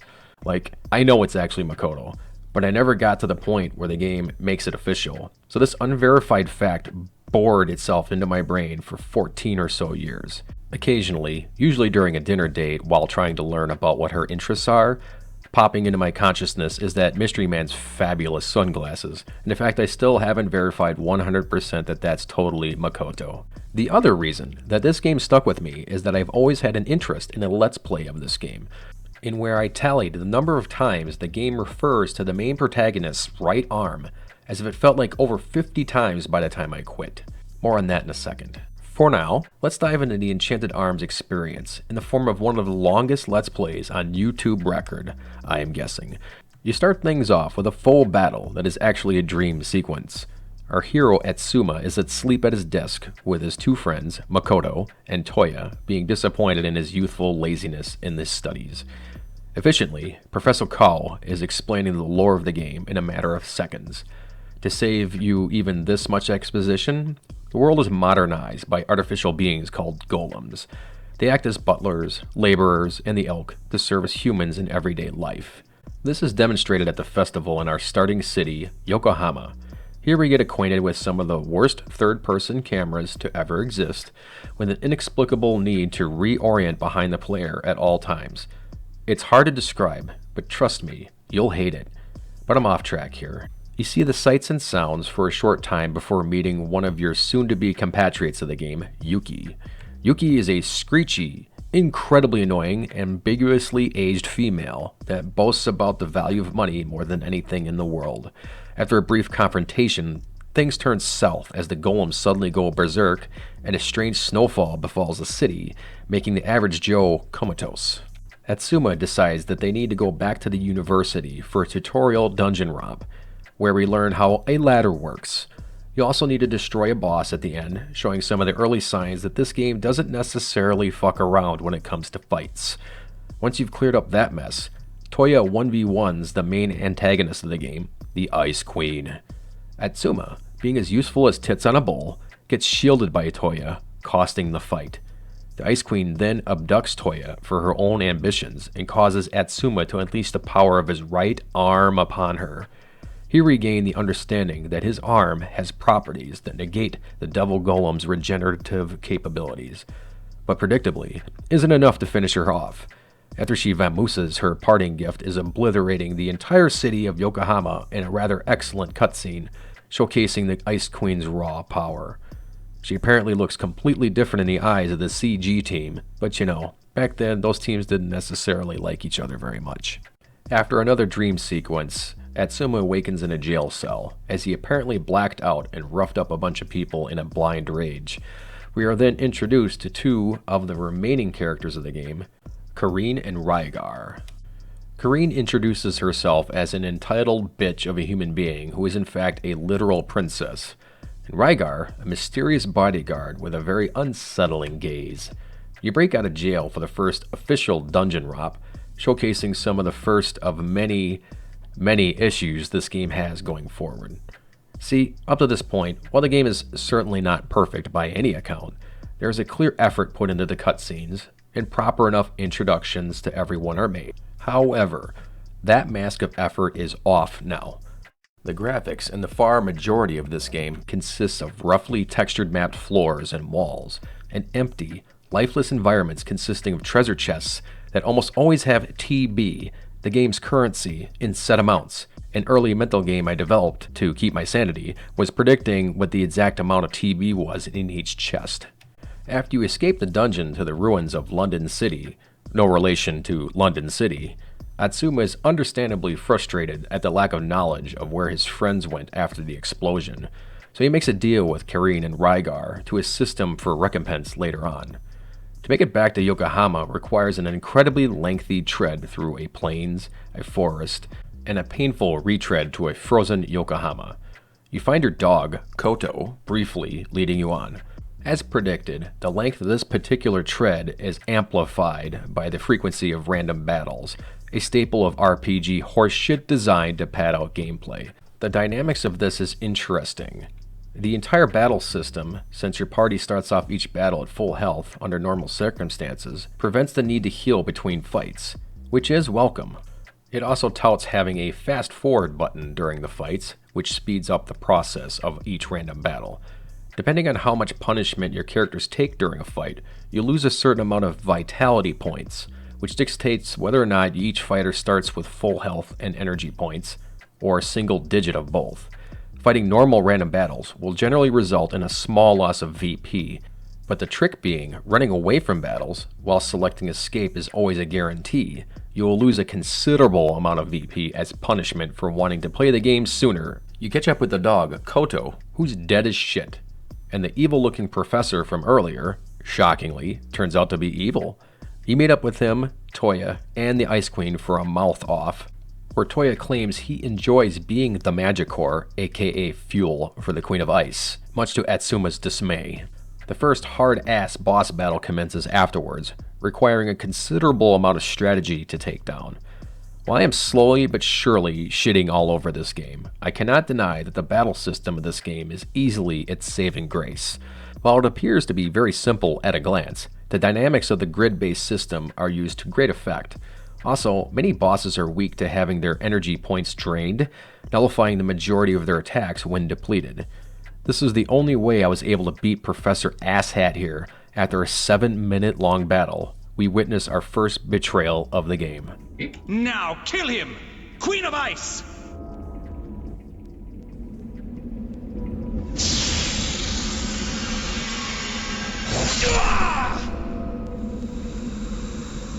No! Oh no! You killed the bad guy. Actually, I believe it's your time to die, insect.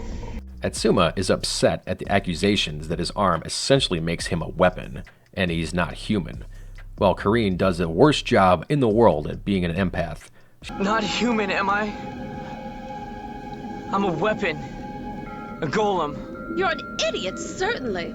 I don't know about you, but I've never seen a golem cry.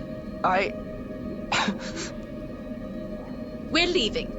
The party returns to London City to reach the resistance group that is trying to resist the local kingdom, and for whatever reason, needs to cut directly through the castle to do so. But prior to that, we need to duck away from Uka, Rygar's estranged brother. After a slog through a cave system, we arrive at the resistance hideout, where we are introduced to a generic resistance leader, and this weirdo called the Giggling Man that totally isn't going to turn on everybody. This area also introduces one of the other painful mechanics of the game, where your party is automatically disbanded, and Atsuma is struck with a task of wandering aimlessly to try to get the game to progress again. Finally, you get the meeting underway, and at nighttime, you meet up with Yuki, where she fights Atsuma to get him to snap out of his funk.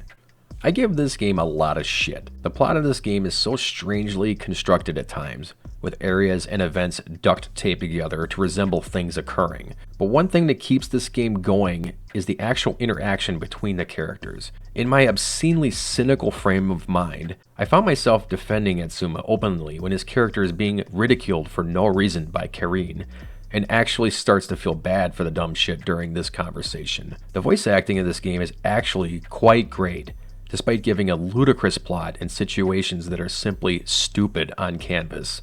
You're right. I had a friend who used to say the same thing about me, you know. A friend?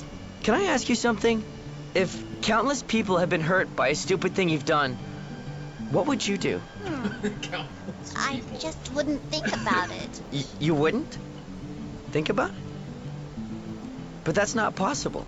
These characters manage to keep the game from truly falling apart, since you start to feel for them during some of the longer interactions. After Atsuma beats the shit out of Yuki, they discover scouts outside the hideout. After a quick shellacking, they return to tell the others. Kareen steps up and gives a speech to the resistance to fight back, which motivates the crowd of duplicate people to stand their ground. What's going on? Surrounded? What do you mean? Well-bred lady. What should we do? We've been betrayed! We must have been! How else could the location of this place get out? So I froze on this frame for a bit. It's obvious that the developers reuse character models over and over.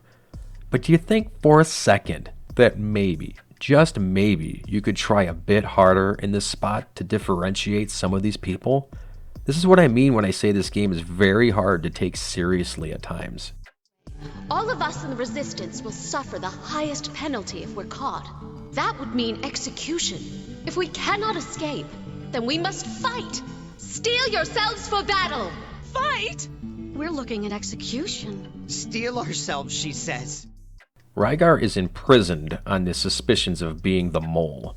While he waits in his cell, you need to wander even more in the hopes of moving things along. Kareen is captured by the douche canoe by the name of Uka. At the same time, Rygar is given a letter from our handsome man. You again? What are you doing here? Helping you out, of course. I found something that might be of interest in your leader's room. I thought you might like it. Here you go. Using this information, Rygar decides to clear the air by smashing through the walls and displaying the letter, showing the mole to be the resistance leader all along. Once he's cleared, the party gives some exposition on the way to save Kareen from the clutches of her captor.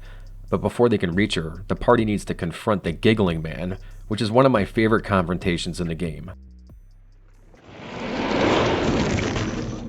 That laugh! It's the Giggling Man! I have a name, you know. You'll pay for mocking me. Listen up. My name is... I know! Giggling Man! You insolent fool! That's not it! My name is... Shut up!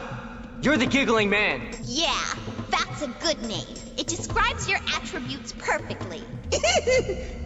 No, listen! My name... Shut it! Start the fight already! Once you arrive at Uka and Kareen, Uka spills out some of his insanely pitiful motivations for hating on his brother so much, prior to a really lengthy and unbalanced boss fight. Your superiority complex sickens me. I hate you for that. I'll burn myself into your conscience, you'll see.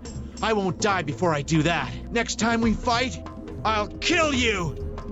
After all this happens, the Queen of Ice and Toya arrive for further antagonization of the group. The Queen wants the Emperor of Fire to be revived, and is blackmailing the group to do so.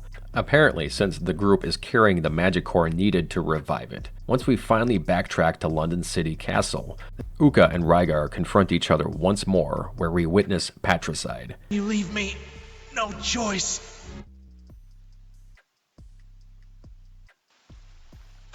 My lady! Uka! Yes, finally. Why?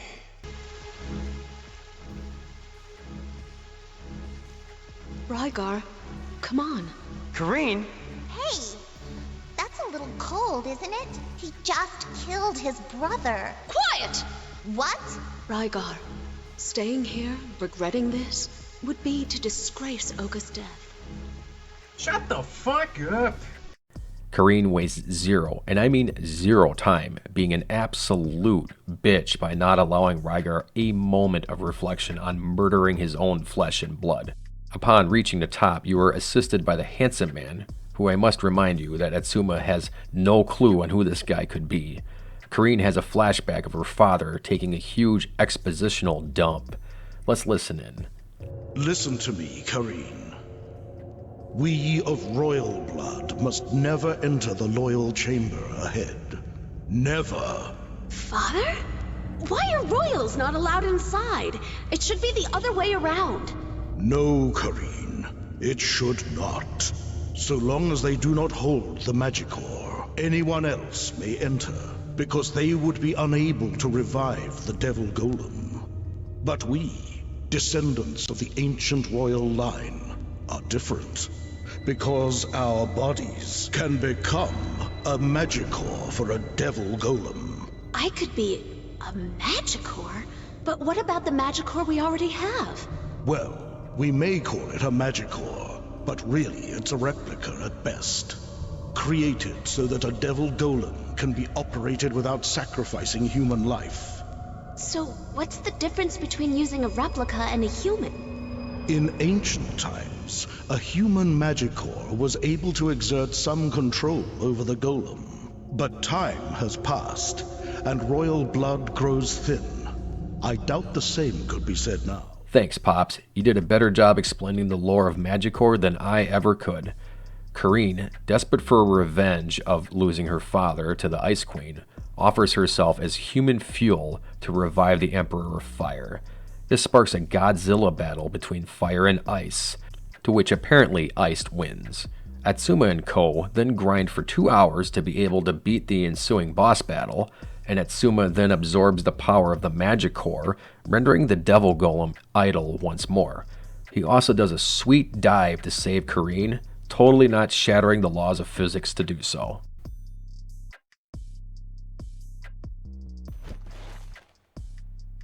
Now that things have settled down, you're tasked with a fetch questing to rebuild London City before the decision is made for the party to make their way to Kyoto City in an attempt to reach that city's Devil Golem before the Queen of Ice does, despite the fact that the Queen of Ice can fly, but, you know, whatever. But to do this will require a treacherous hike that has random battles cranked up to 11, making a run that would take minutes to do now take hours. Once we finally arrive at Junk City, it does not take long for Yuki's backstory to emerge. Apparently her brother had died nearby, who also happens to have a near-identical resemblance to Atsuma. Yuki is captured by the local rich fuck, who accuses her of stealing a magical flute. You need to prove her innocence by fetch questing information, starting with digging through her belongings. The chest, open it up. What? No! You find out that Yuki actually did steal it, but decide that the dude is an asshole and you beat him down anyway. After you confront this Sphinx, you will finally get to leave Busywork City and cross the desert. Look, there! Here I took off for, 5 months on my Let's Play. The pure depravity of the preceding sequence of talking to random characters in a lifeless environment for a character that I really don't give a shit about really took a toll on my soul. You find a samurai in distress just after crossing the desert. The group goes to aid her, with Rygar hesitating. When they're disposed of, we learn that the woman is Rygar's arranged fiancée. After a lengthy exchange, she agrees to help the group teach Atsuma a secret art that is continuously mentioned that is supposed to help him gain control of his right arm. After crossing the lake, you reach Kyoto, a quaint little samurai village with one of the worst music tracks in the game, and also yet more backstory for one of our characters.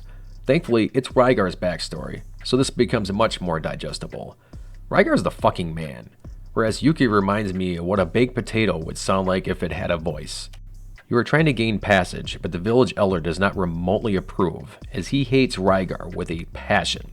He is, after all, Sayaka's father. They don't dive into why, but that's because stories are more interesting when they take their time explaining the most basic shit that could have easily have been explained already. Mystery. The party needs to get to the aesthetic court, but to gain access to this area requires a key given by the Emperor of Kyoto. This bulbous, cartoonish asshat of a character. He is distracted by the request to allow the party through, as this antagonist reminds him later on that the Temple of Earth is nearby. Thankfully, Karine is abducted by ninjas after retrieving the key, causing an hour-long trek to save her. Once they reconvene, the party bluntly accuses the Emperor of causing the mess to begin with. Lady Karine was just abducted here in Kyoto City. Luckily, those with her were able to rescue her safely, as you can see. Then that settles that! One might think so, my lord. But the kidnappers were a troop of ninja, led by Oboro. I am sure this is simply Oboro acting alone, but... It was actually under your orders, right? You old goat? What? You're up to something. Definitely. Causing him to verbally bit-slap his aide and banishing her to the village. The party is informed by Sayaka that she will cut down the party if they attempt to force their way to the aesthetic court. But after a beatdown, physically, and then with Rygar throwing down words like a fucking boss, we finally can cross over towards the actual plot progression. Why do you not try to show him the error of his ways? Is it your vow to simply obey your lord's every wish? We are going through. If you wish to kill us, then keep your vow and do so. My lady, let us go. Yes. Then, I'm sorry, Sayaka. Finally, we can get back to some good old-fashioned agony, walking no more than 20 feet between each random battle, cutting as many corners as possible to avoid any unnecessary steps, and questioning your life decisions. Oh, and there's a ladder or two. And these things. The devs were very, very proud of this animation, methinks. Finally, they arrive at the monk, and I have to give this game credit. I was not expecting this. Maybe this ascetic monk is a bit of a sociopath. So he ran off? Yo, yo, yo.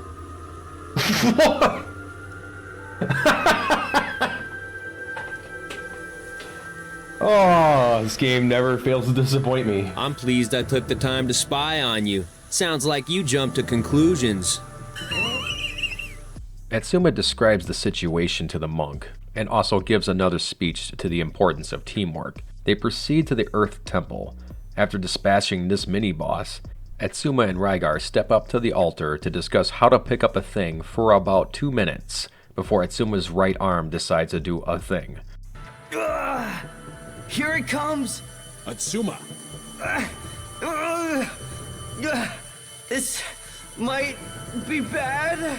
Also, I mute this section due to the absolutely horrific tinnitus sound that the developers put in here when Atsuma works out his issues. Once they get back to the monk, Atsuma learns the power of Gaia, which was apparently inside him the whole time. Or actually, he teaches it to him? I don't know. It's very confusing. 9? Well, you were lucky enough to survive. That's all that matters. So Atsuma has learned the secret art? Yeah, I guess so. You guess so? Is that the best you've got? He doesn't look any different, does he? I know how hard it was on you, Atsuma, but maybe it was meaningless. No, it can't be. Ah, come on. You're not gonna make me say it again, are you? Don't be bound by common sense. That's right. The secret art lies inside. You can't see it with the naked eye. Really? You don't trust me? I guess I have to make this super simple for you then, don't I? Okay? How about this? Returning to the village, Oboro is burning down the house, claiming it's the orders of the Emperor. After slapping him down once again, the party then backtracks to the temple to confront Tokimone, the Emperor. Now we have a Power Ranger-esque battle with Toki and his creepy-looking dolls. Oboro helps him escape, only to cut him down in a cave to steal the magic core that is revealed to be inside the annoying fuck. Die.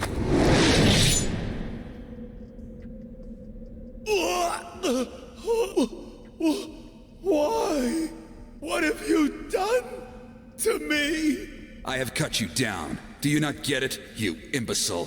What? What is all this red? I'm so hot.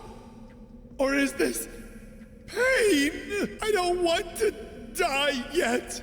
I don't want to die. Huh? With the magic core of a devil golem, my clan will be safe. You are no longer of any use. I don't want... Squeal like the pig you are as you die. Jeez, that's actually pretty dark. But my empathy died long ago, so yay! Also, Oboro meets his end right afterwards. If you give me what I want, then it's yours. I don't care even if you are a devil golem. Oh, really? Then maybe I'll just take it. And your reward. Let's see. How about the honor of being killed by a devil golem? What?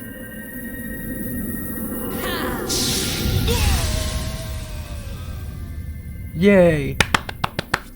After catching up with the Lord of Earth, we take a 20-minute long battle to fuck him up. Well, 20 minutes after grinding for hours to make this fight bearable again, and Atsuma uses his newfound ability to use his right arm to absorb this devil golem, for reasons.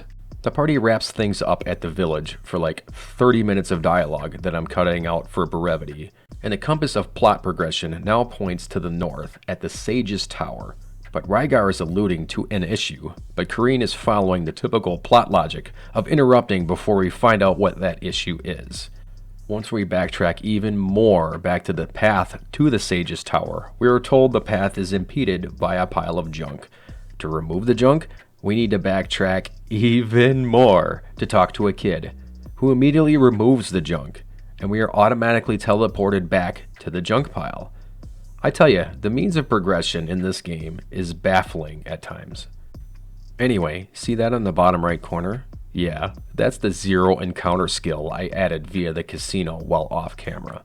As much as I occasionally despise this game, this is a beautiful thing indeed. I've said it before, and I'll say it again. Why these developers never thought outside the box with random battles will haunt me forever. They put in a fast forward button for all of their fights. You think that you would have this kind of mindset, you'd look into why you think you have a need for a fast forward button.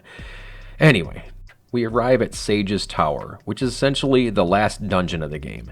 Here, in my opinion, the developers gave up on all creativity and just made a giant square and said have fun. It's utterly devoid of life, or anything interesting, save for a rudimentary push block puzzle. You can't be fucking serious. There's so many of them. There's so many of them. Oh my god. You gotta be fucking kidding me. We finally reach the sage, whom Rygar was an apprentice under at some point. The meeting goes as per usual, totally weird. What? I'm telling you, I have no apprentice by that name! But... Get out of here! Huh? I'm telling you to get out of my sight! Ah! Vamoose! She scolds the group so loudly that they all run away in fear, to which they immediately return to chat with her. She then immediately reaccepts the group. It's a weird exchange. Approximately 45% more weird than usual up to this point. Once the fadeaway to explain the plot occurs, the sage explains that boy Toya is mostly emerged with the Queen of Ice, and the only way to save him is to disable the regeneration process using... It's time to play Guess What Limb is Needed. Left leg, right leg, forehead, left arm, right arm, buttocks. It's the right arm? No fucking way, baby! Woo! Queen Bitch arrives once more to taunt everyone and invite the group to her domain. I'm sure there's nothing insidious going on with that invitation. Toya once again beckons Atsuma that he should kill him, which at this point reminds me a lot of Tiny Rick singing the song about letting him out of the vat in the garage. Boy, that reference is going to go over some heads. The Queen drops the boss in front of you to test your skills, claiming she's checking in on the progress of Atsuma's arm, to which the group doesn't even stop to consider why she would even talk like that. She then vanishes, and the group discusses the plan going forward. This girl was saved from the Emperor of Fire is because there were 2 Magicores. 2 Magicores? Because both the broken Magicore and Lady Corinne herself were inside the Emperor. But how did that make a difference? This is only a theory, but a disruptive reaction between 2 Magicores could cause a Devil Golem to reject the bond that would normally occur, obstructing any kind of fusion. I see. So that would have prevented Lady Corinne from becoming part of the Emperor. Thus, she was saved when he was absorbed. Correct. I see. Hey, what now? Did you really understand all that? Of course. Well then, based on what we just said, how do you think Toya could be saved from the Queen of Ice? Okay. Yeah, this was me, and I just guessed. The group then reaches the final village in the game, operated by a portal that just teleports you to it, because half-assed. This area also teleports you to the other areas of the game as sort of a hub.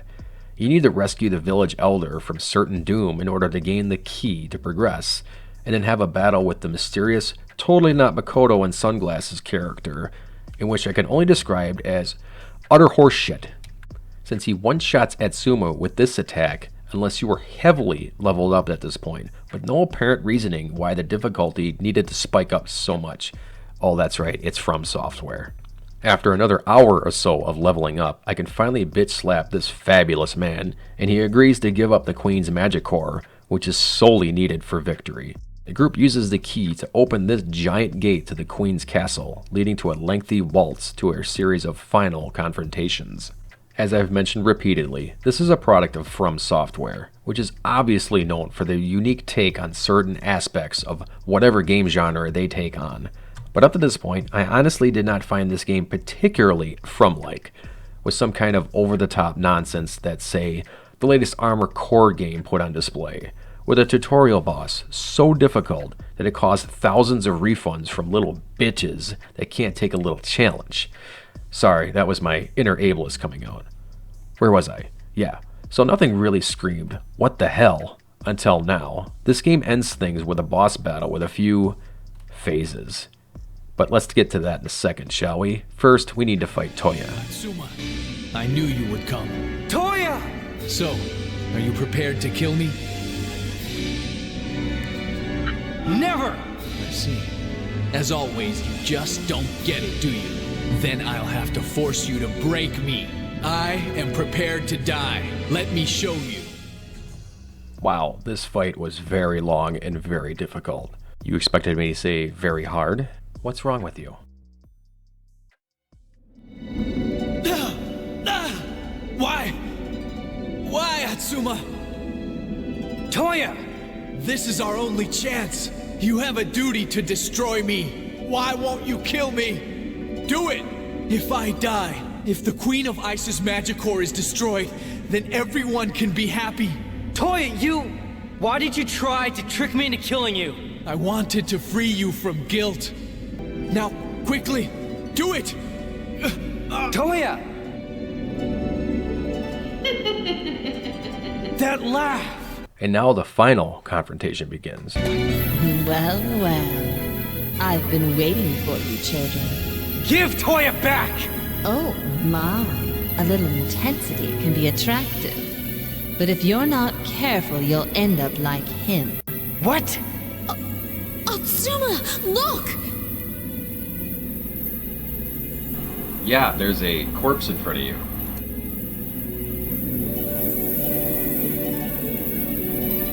The handsome guy. He's been wasted. Is he dead? All to buy Toya some time to talk to you. Look where it got him. You humans really are pitiful. God damn, that queen is hot. Where was I?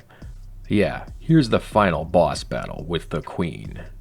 We get to not only fight the queen, but 3 underlings that continuously smack up the group and perpetually heal the queen. It's maddeningly difficult. It requires a very well-equipped party. Eventually, we proceed to defeat her. Hey, I'll take a break when I feel like it, Xbox. But wait, we're not done yet. Time for the final confrontation. While this is a simpler fight technically, it takes upwards of 20 minutes of inputs before you can take her down, due to the healing mechanics on display. I am the Queen of Ice. I am a god. This is not enough to kill me. Her body, it's regenerating. If you want to destroy me, Atsu, you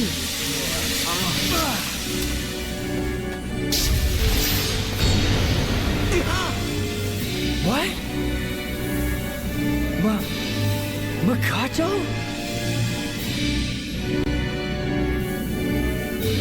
What? What are you doing, you dimwit? Don't you need to do something with that Magicore? Quickly! Oh my god. The mysterious character that has the voice and likeness of Makoto is in fact Makoto. I have been waiting 18 years to verify what I already knew. Finally, she is defeated. No, really, that's the last of the queen.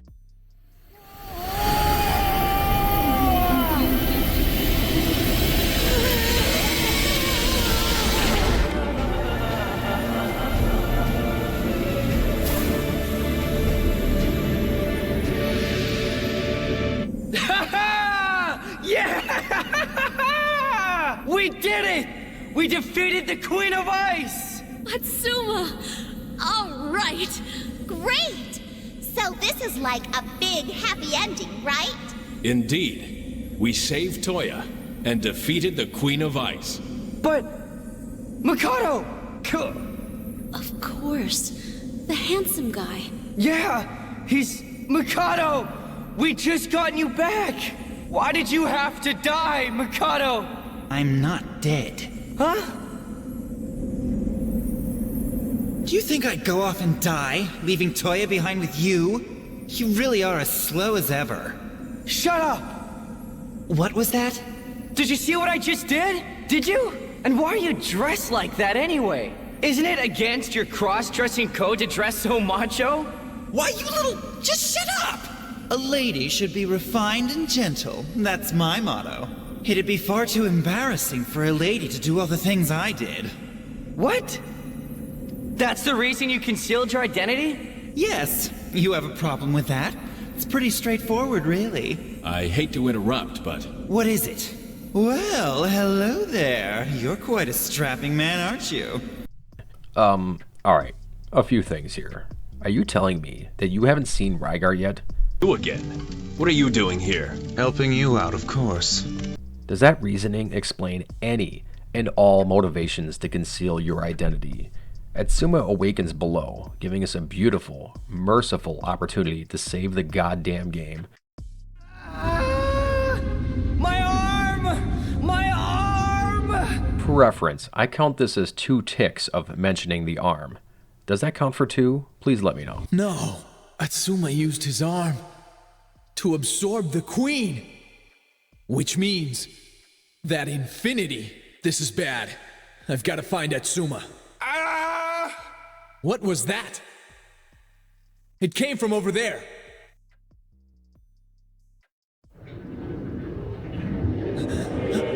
Oh no! Atsuma!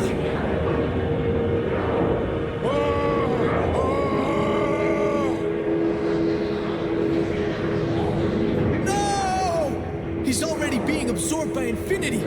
Atsuma, wake up! Oh man, the design of this is bad enough, but couldn't you do anything better with that pitch shift? I literally can do better right now. See? Alright, time for the final confrontation. This final confrontation is simple enough, as you play as Toya and Makoto in what is basically scripted. They free Atsuma from the grips of infinity after a remember who you are bit, and everything is better. Except now we need to do the final confrontation, baby. Do you want to know why this ultimate being is called Infinity? Because you'll feel like infinity time has gone by the time you finish this final confrontation. You need to destroy these elementals in a specific number of turns, or they disappear and reappear on separate turns with full health. It's really, really annoying. I had to redo this fight by turn 30 until I understood the mechanics.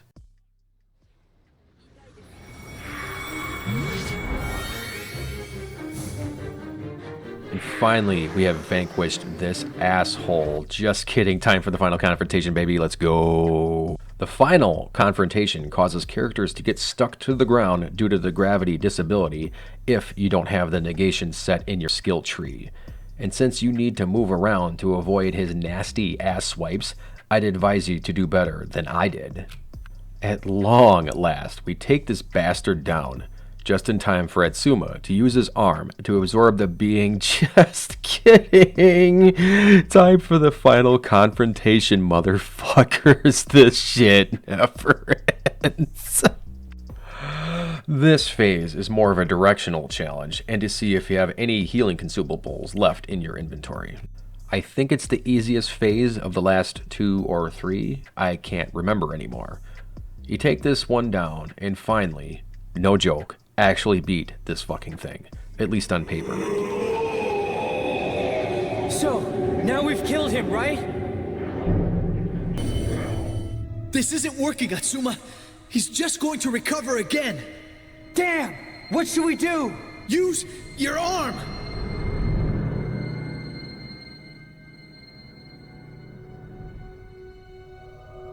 I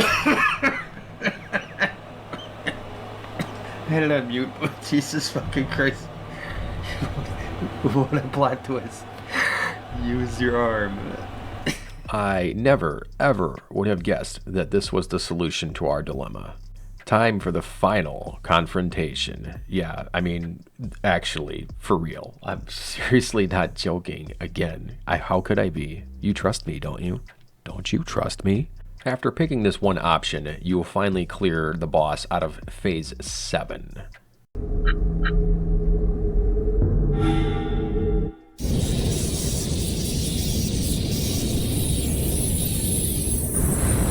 Everyone, lend me your strength!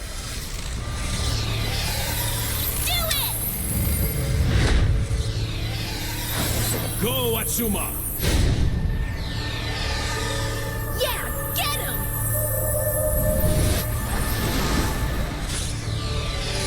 I'm with you, Atsuma. Don't forget me. Ooh, ventriloquist, eh? And I'll help too.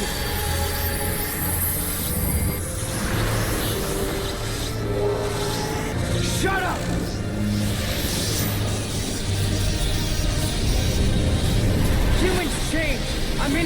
1,000 years. You've lost! You hear me? Lost because you haven't changed at all! Atsuma vaporizes the bastard with the power of woke. The game's epilogue ends with a heartwarming reunion with the cast of characters, and whatever this is. Toya! And if I remember correctly, tonight was going to be a very special night for me and you, Toya. Our promised kiss. What are you talking about? Makoto! Today is a special day indeed. I say go for it, Makoto. Well... Atsuma! Oh, Toya. I love you, baby. No! Yuck! Nothing beats assault to wrap up your adventure. Wow, what an adventure this game was. It's a hard thing to describe. Having one of the strangest combinations of features in a JRPG. A lifeless, haphazardly designed world mixed in with a generic-style talkie device, set to an incredibly trite plot filled with nonsensical plot devices, insidiously frequent random battles to pad out a runtime that would otherwise be filled within hours. You would think that this is the worst experience ever, but it isn't. Something about these characters grabbed my attention and kept me just within arm's reach. Get it? Arm's reach? Anyway, I can't deny that Atsuma's youthful energy, Karin's eventual coming down to earth, and Rygar's bluntness didn't manage to capture unique dynamics that kept me interested in what came next. I didn't mention Yuki because she sucks balls. Also, the battle system is excellent, and I wish the game managed to be better elsewhere to warrant the actual wanting to play this game all the way through. The grid system is deceptively complex, with most of the bosses doing a fantastic job changing up your playstyle to meet the next challenge. It's just too bad when the fight is over, we are put back on this flat, lifeless canvas to pretend what's happening is happening. So much of this game requires your imagination to fill in the blanks, things like, there he goes, and look who's here, instead of even the most basic animations on screen to illustrate what's happening. The more you look, the more you notice how cheaply so many of the set pieces are. Even for 2006, this game's hideously designed graphically, with the majority of OG Xbox showcasing superior visuals.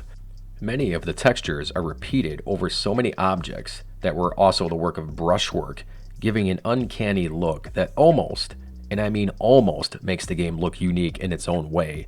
But no, it's fugly, and the before-mentioned characters deserved a better environment to thrive in. The plot is also drivel, with nearly zero redeeming qualities. The idea that golems would turn against their masters is so out of date, I don't even remember if it was ever in date. Yes, I'm quoting the AVGN. There are some outlines of a good plot here, but it is broken down by the game design that prohibits any kind of grandiose interaction with anything resembling a meaningful world. It's yet another JRPG with a hallway design, a disturbing trend that continues to ruin what makes RPGs good for decades now, into today's crap. The need to discuss the protagonist's right arm, as I might have mentioned, 172 times? Is that what we landed on? It seems like a bit excessive, but I was thinking it was the fault of the translation, but then again, I think the localization was actually pretty good, since I had quite a few moments in the game where I enjoyed the conversations, so what the fuck?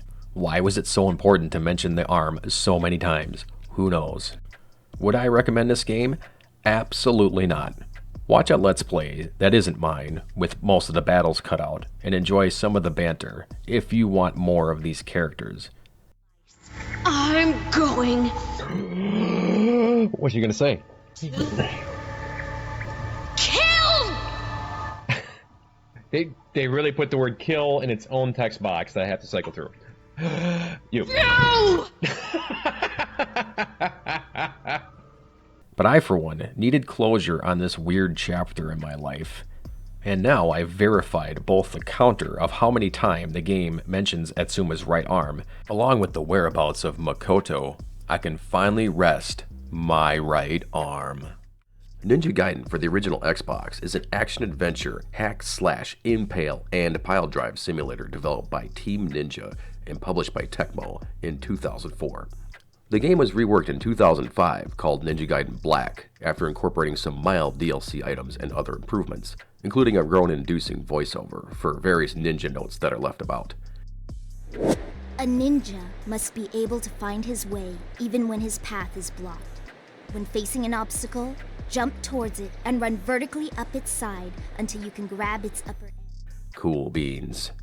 For all two of you that aren't aware, this is a prequel of sorts to the original NES trilogy from back in the Stone Ages. Keeping the spirit of the game alive, Team Ninja incorporated as much of the original trilogy as they could. Insanely beautiful cutscenes, respawning enemies, and a difficulty level that would make a Souls vet sploosh with interest. In the olden days, and sometimes in current ones, there is a title that is tossed into the mix of games that just blows your expectations away. Something that is so far better than its competition that it no longer has competition. I'm talking about Demon's Souls, of course. I'm joking. Actually, no, I'm not. I had no idea this game was coming, despite being in development for 5 whole years. I stumbled on it in my local store, rented it, and was blown out of the goddamn water. Spaloosh, or whatever the male equivalent of sploosh is, which I guess is sploosh. But with Ninja Gaiden for the OG Xbox starts things off with a minimalistic tutorial section designed to teach you a few ground rules. No, you do not have any meaningful control of the camera in this game. In fact, until you get used to it, trying to pivot the camera to see where things are is liable to get you damaged or killed outright. This will be a point of contention in the near future, but let's dive into that later. The other thing it teaches you is the incredibly tricky jumping controls. Ryu jumps along walls with the best of ninja. To achieve this is to hit the wall at a 45-degree angle. You can and will chain this with some walls to gain some height as well. Jumping off of this during the run will propel him at an angle. Running directly into the wall will cause Ryu to mount the ledge or jump off of it. You can also chain this wall jump as a bit of an homage to the NES Classic.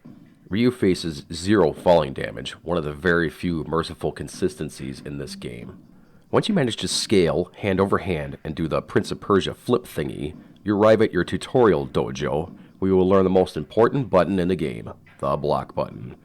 As a veteran of this game, despite being nearly 2 decades since I last played, I was immediately glued to this button on my initial fights with the generic ninja enemies first thrown at you. 95% of the attacks you face in this game can be blocked outright by simply holding the button down. Your job as the player is to determine best when to counterattack, as the AI is brutally unpredictable even in the first area.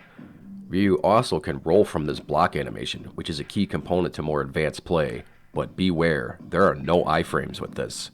Since I've plowed through this game many times, I am hardwired to try to gain maximum combos early on in this area, and try to chain new attacks and kills prior to collecting the yellow karma points, which is used as currency in this game.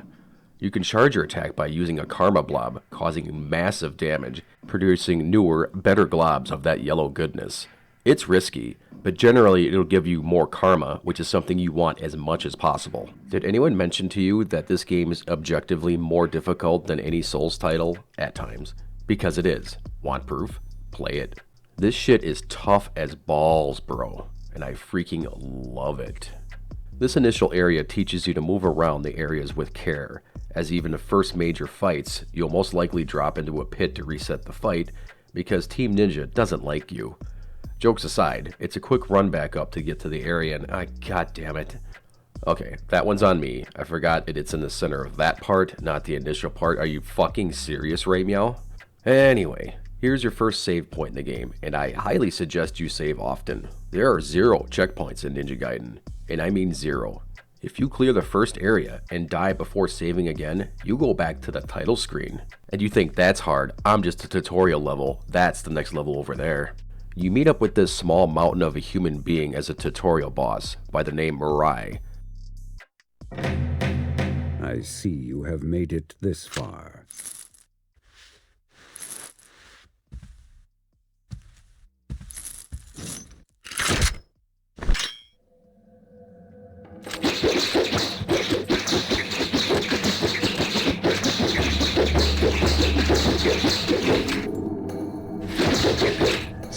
But unlike many tutorial bosses, this one simply beats the shit out of you and isn't any kind of test of skills learned up to this point. Rather, you need to learn how to telegraph attacks, roll, and to not get greedy on his openings or be punished repeatedly. It's a freaking awesome fight, and it never ceases in its intensity. It's just a simple fight, but the way these two are sparring, well, you're sparring with him. He just ends your life if you fail, so whatever you want to call that. Gives such an epic sense of malevolent competitiveness on top of what is supposed to be an honorary bout.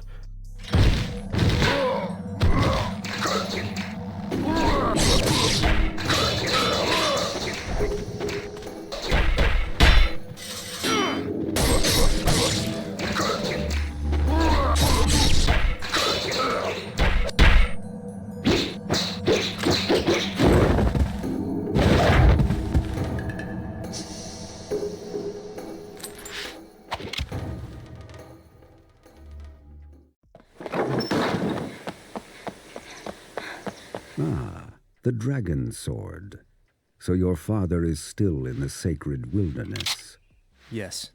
He has entrusted me with the sword while he continues his training.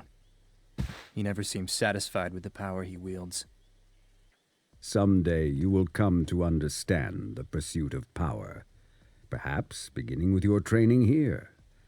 And what of the sister blade, the Dark Dragon? Has he left you in charge of protecting it as well? It remains in the village under the protection of my father's clan. They will ensure that the sword remains untouched. Its dark power sealed. It is a shame that such a sword must go untouched, such power unused. Alas, I am not of the dragon lineage. The sword is not of my concern. Once you sit and talk brah, this girl runs up to give the terrible news that your village is under attack in a not at all revealing outfit. Ryu needs to run to his village that's being attacked. You backtrack to the start and run to a now open gate to learn his first Nimpo attack, the Art of the Fire Wheel, an homage to the OP attack from the NES Classic. Oh, it's so satisfying when you go the opposite way a game wants you to go and you find stuff like this. You fight your way to the Hayabusa village that's clearly ravaged by a rival clan. You're given a bow to add to your growing collection of weapons, and a shop to stock up on supplies. Something the original game did not have here, probably because this area is as tough as balls for a newcomer, and I assume many people were locked out of progress without restarting. You then have a mini-boss confrontation, and yet another introduction to one of the many enemy types. I'm not referring to the guys on horses, but the camera system that actively works against you almost 100% of the time. Enemies have zero qualms with shooting you at range from unforeseen angles, so being agile here is important. Back in the day, this boss was a massive pain in the ass for me. My Xbox was slowly dying as the DVD drive was failing. I wasn't aware of this until after beating the boss, as certain FMV sequences would crash my console. I had to beat this guy 3 separate times. Each time prior, the game froze up and I had to reload. The last time, I did the old trick of tilting the console, which managed to kick in this FMV afterwards.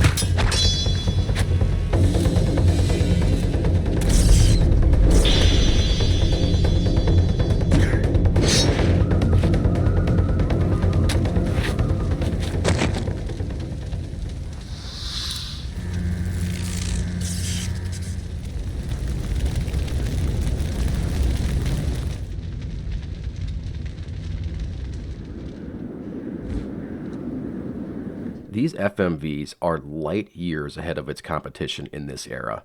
Absolutely fantastic rendering and realism.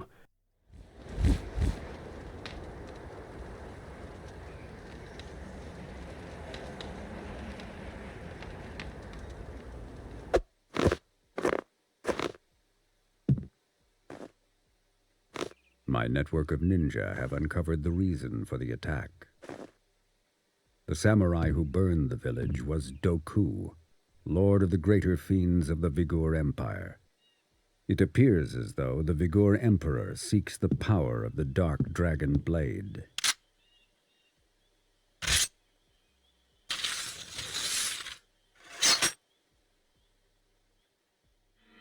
Doku.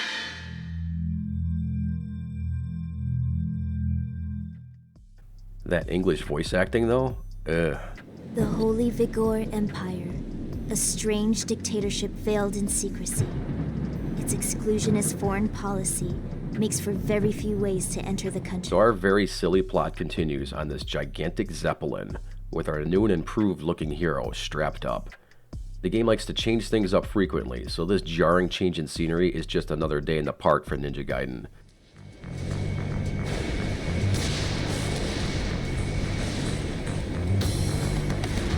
We've received reports of a hostile malefactor crossing the Vigor border. A search will be conducted immediately. Maintain current course and velocity. I repeat, maintain current course and velocity. We've received reports of a hostile malefactor.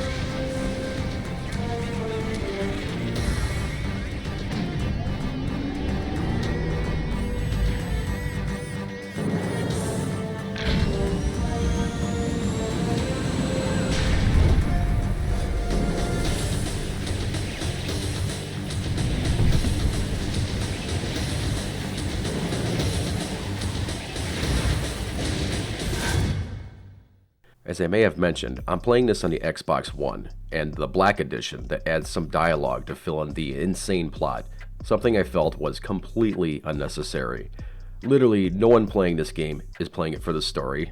Well, at least I don't think so.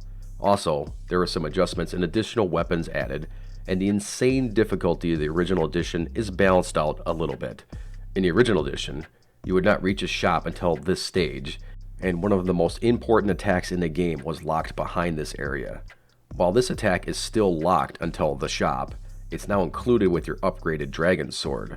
I'm of course referring to the flying swallow attack. Of course, you still need to buy the Izuna drop, the #1 most OP attack in the game and possibly all games, as these two attacks will carry you through many fights when you use them properly. For the uninitiated, the Flying Swallow is a fierce slice that is effective on almost all enemies, often decapitating foes instantly. It also allows Ryu to reposition quickly, something that you often need to do.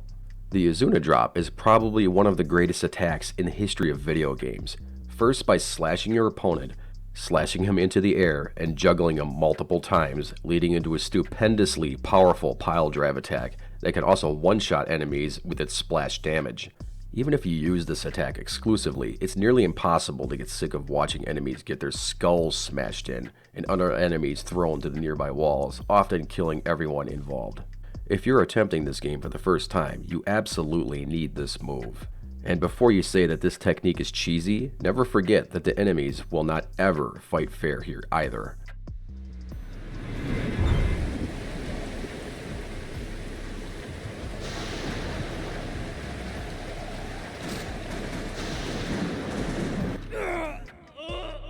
Oops, forgot about this beginner's trap.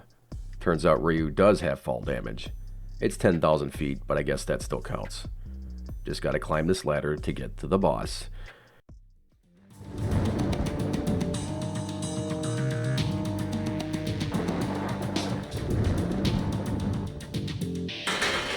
Why, Ninja Gaiden? Why?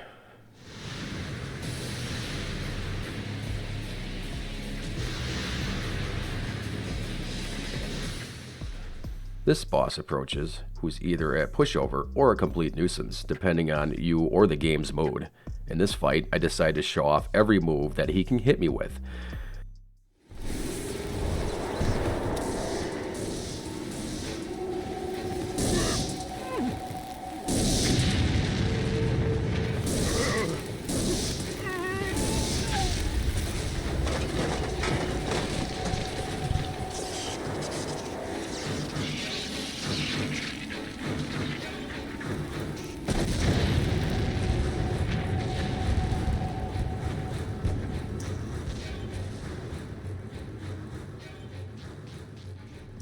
Oh, the humanity. Quick reminder, this is 2004 cutscene rendering. Fucking dope.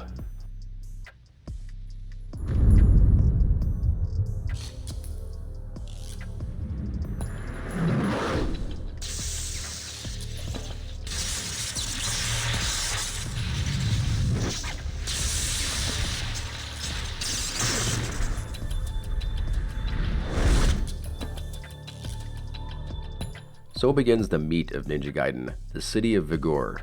While progression here is fairly linear, it's open enough that you'll get that awful sensation where you want to keep going in one direction, but don't want to miss out and backtrack in that direction. Oh look, a skull door. Hope I don't forget where that is for way too long later. You slice and dice your way to the item shop proper, who will prove to be extremely valuable as time goes on. While many of the consumables are very highly priced, the standard elixir of spiritual life are fairly cheap to keep a stock on. You'll want to keep your health at a decent level, but you can't and won't keep it full most often. The game tends to reward enemies with blue healing orbs more often as your health drops. Or it doesn't, I'll never truly know, but let's just say I'm right on my anecdotal evidence. So keep your health at a level that won't get you killed, but won't top off your health Dark Souls style every time you take a hit, because these potions are expensive. Where was I? Oh yeah, actual ninja. Fuck these ninja. They're extremely hard to telegraph, pull lots of damage, and throw exploding daggers at you that will cause you great discomfort.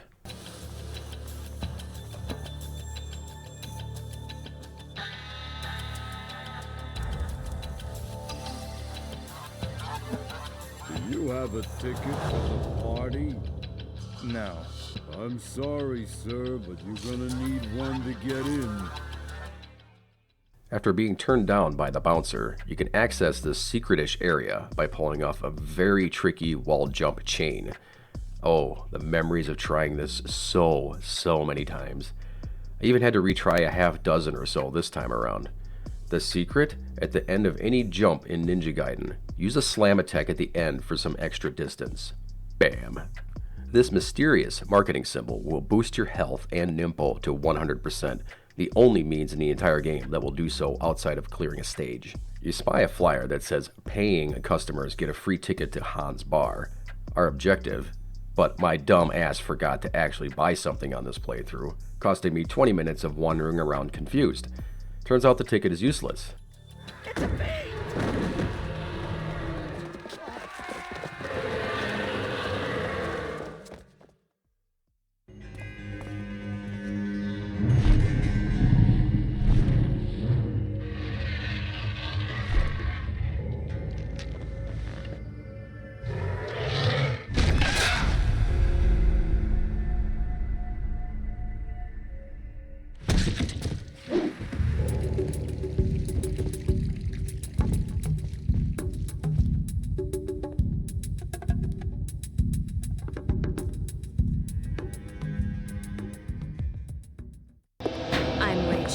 Hunter and slayer of fiends. So that was a fiend. You don't see them much nowadays.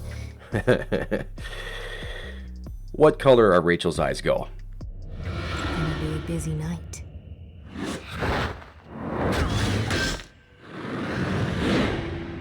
Don't mind me, I'm just passing by. By the way, good luck with that Doku guy. Sounds like you're going to need it. Oh, and I know Rachel quite well. She'll be just fine.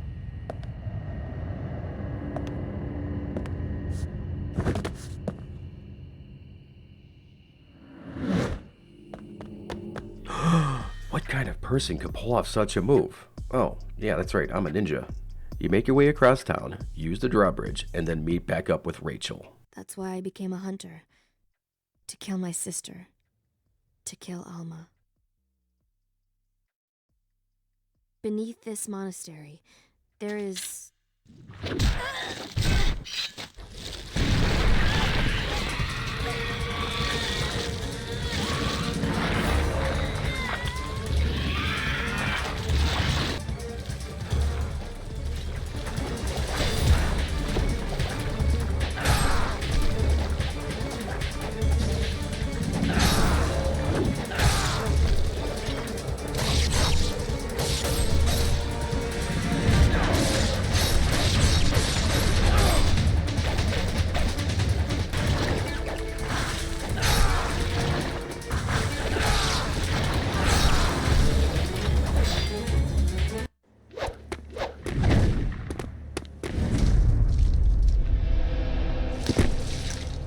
I just have to double check to make sure that this is game footage and not the Rule 34 clip that I have saved on my hard drive.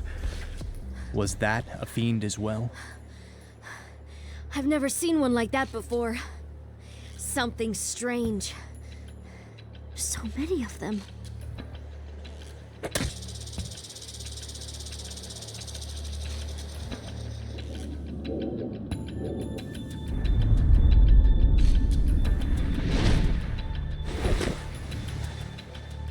Ayane, running errands for Mirai again, I see. The boldness of the fiends is the work of the Dark Dragon. It is a cursed blade, bestowing an unfathomable strength on those wicked enough to wield it. As we speak, its power is growing. That would explain the stirring in my blood. Blood. It dominates all humankind, assisted by the power of the fiends. Ayane, take care of Rachel. Understood. Ryu!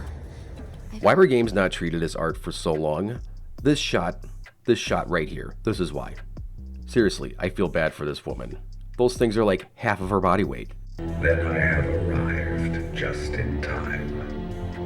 Yes, my excellency. As always, I provide you with only the most reliable information. The blade grows stronger and faster than I had expected. Wow.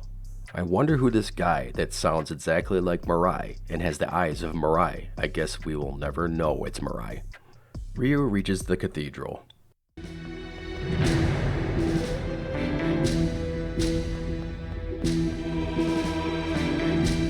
Ah, memories. This music is synonymous with so many things, but most notably, for me and many players of this game, the encroaching sounds of absolute pain and misery. But first we need to detour through and into the caverns below. The pain can wait.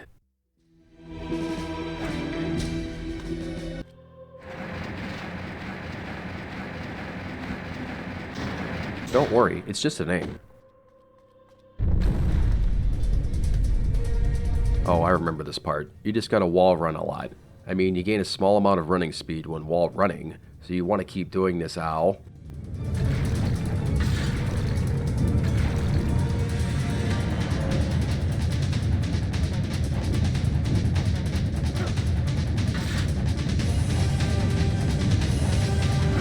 Dude, stop running into these.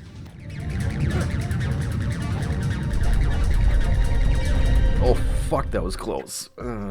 This game rules.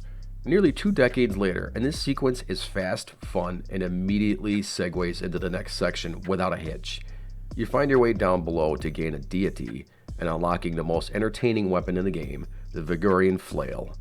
This thing can rack up insane combos with a talented player, so feel free to click off to watch someone rack up big combos. Just kidding, please keep watching.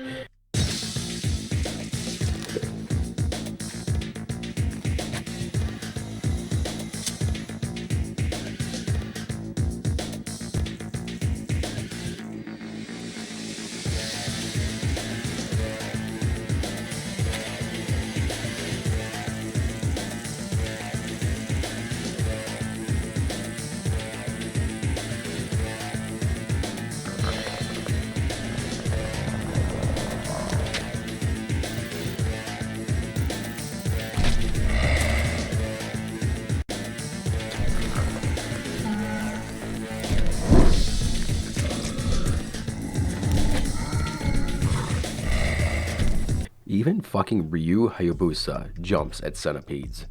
Nature lovers, is there any actual ecosystematic purpose of centipedes? Yes, ecosystematic is a word, I looked it up.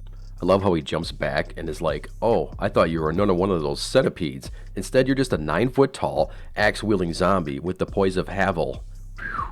Speaking of Dark Souls references, I feel like From Software owes a bit to this enemy type as inspiration for the "it takes so long for me to swing that I'll make you fuck it up" mechanic that utterly destroys my combos each and every time. You make your way back up into this nightmare sequence of 2 arrow shooters that may well have caused actual aneurysms, and honestly should be liable for damages.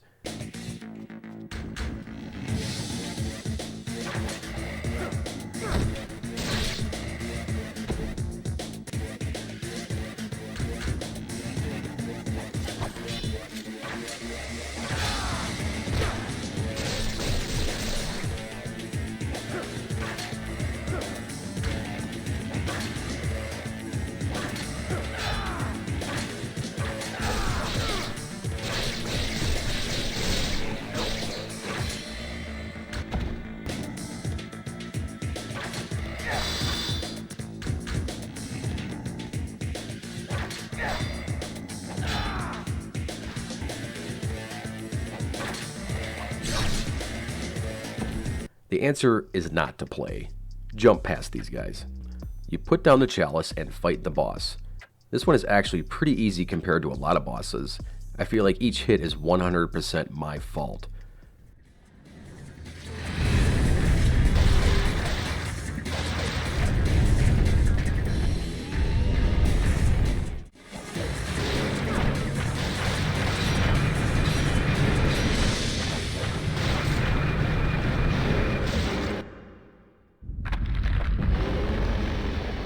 De-deading this fiend sends it to the bottom, causing ominous structural damage and a chapter clear.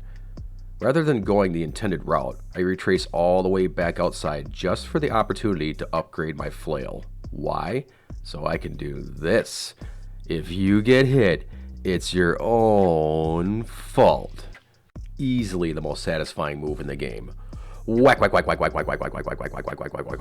Proceeding downward puts you through Sen's fortress, with a section so insidiously timed that on this playthrough, I simply cannot recall how to do it.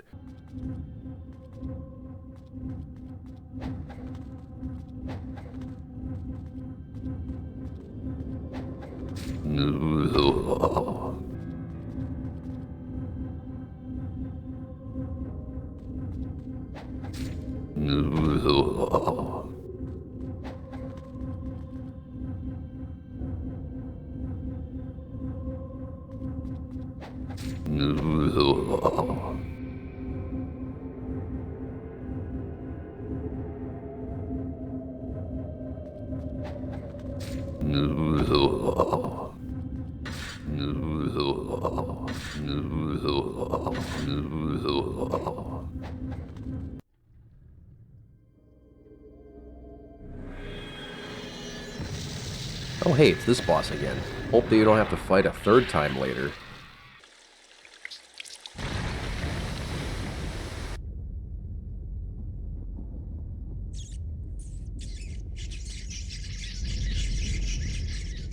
Well, the levee is broke and you need to swim the rest of the way. We'll talk about swimming later, but for now, I highly recommend you save at the end of this cave before going back to the monastery. Those who have played surely know this swim by now.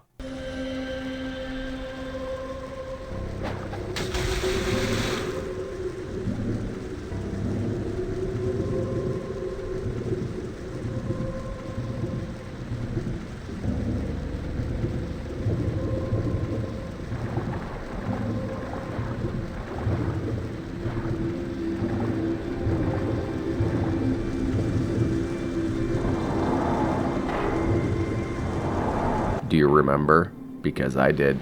Enter Alma.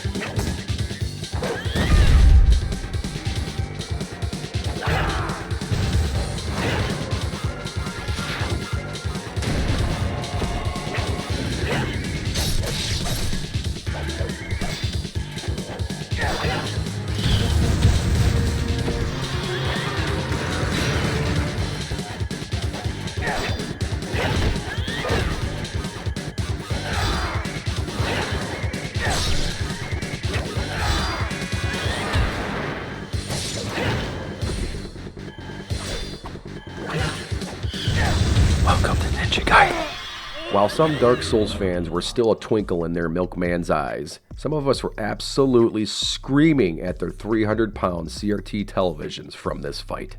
The developers decided at this point you will have a boss that has insane damage output, a 60 to 80% flat-out dodge of all of your attacks, and nearly unavoidable attacks spanning her entire roster.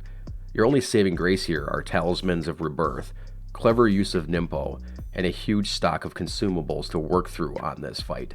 Fortunately, my muscle memory in this fight kicked in after 2 attempts, and I got through reasonably unemptied of all of the above, making myself feel about 5% as accomplished as I was back in the day from finally beating Alma. This is one of those moments where you would jump out of your chair if you weren't already standing and scream at the TV with delight. This fight was the stuff of legends. In practice, you can beat her without getting hit. And now that we live in an era of Dark Souls challenge runs where some lunatic beats every Souls game consecutively without getting hit, like an actual insane lunatic. Where was I? Yeah. Back in this era, online walkthroughs and best practices were only left to game facts, and I imagine likely everyone has a similar story to this encounter. To thrive, you need to put the time in, learn the tells, and counter when necessary, and to never get greedy when you get that extra hit in. She can and will punish you for it. It's still a great fight, and one where I never skip the cutscene for its simplistic beauty, the terrifying 0.8 seconds of that nightmarish gaze, and the confusing boner I always get from this shot in particular. God, I love this game. For the details that worked for me, you should be attempting the flying swallow attack. Whenever you see me do a jumping stab attack, that's me failing to do the proper input. You need to be pointing directly at the enemy to execute the swallow. She will often dodge the attack, but when you are successful, will stun her for a considerable amount of time, letting you get a bunch of hits in. Then it's time to run away and fast. She really likes to execute this bullshit telekinesis grab that's good to take off 25 to 30% of your health. God, it looks painful too. But the worst offender is this quick Sonya blade throw, taking well over a third of your health with none of the glamour. If you're caught in a bad spot, using a Nimpo is great for bailing you out, sometimes even landing a solid hit.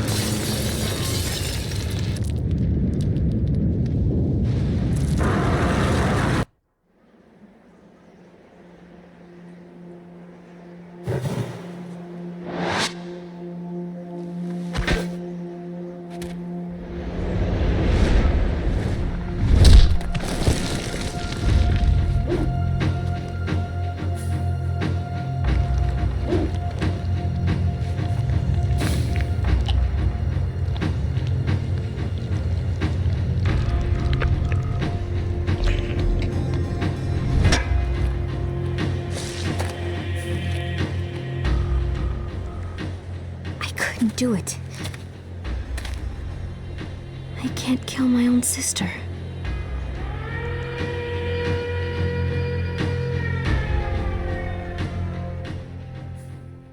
So, the greater fiends have a soul, don't they? Yes, they are the ones who retain a spirit even after becoming fiends. There are only 3 of them. Doku, my sister, and another who guards the Emperor. It's not safe for you to be around me. You should go now.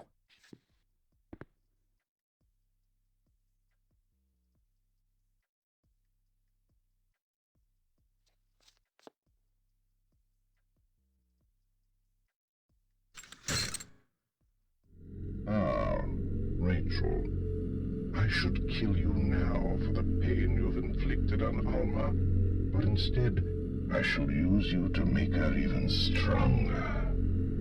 It will be your blood, the cursed blood of a twin sister, that shall serve to awaken Alma. It is a shame. Such a fine specimen has to go to waste. You might have become more powerful than even Alma, but no longer.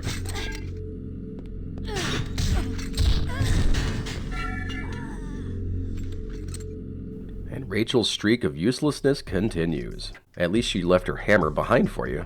Shit is getting real in town, and everything is now under martial law. This will reset all of the enemy spawns, giving new encounters with all of these soldiers. They're super irritating to fight with your conventional means, often having one of them unloading a rocket launcher into the player from super unfair angles. The Flying Swallow is paramount here, as you will need to dispose of these guys first. Once you make your way to the main gate towards the military complex, you're treated to a faux battle with a helicopter. All you need to do is burn up time before apparently the heli needs to rearm. After that, I stand around, confused on what to do next. And then I'm blown up with a rocket launcher from a high story in this building, forcing me to snipe him with my bow. Then it's revealed that you need to go up there. It's a strange method to telegraph progression, but given how odd the plot has become, it's no big deal in the grand scheme of things. You acquire the bow after this prompt.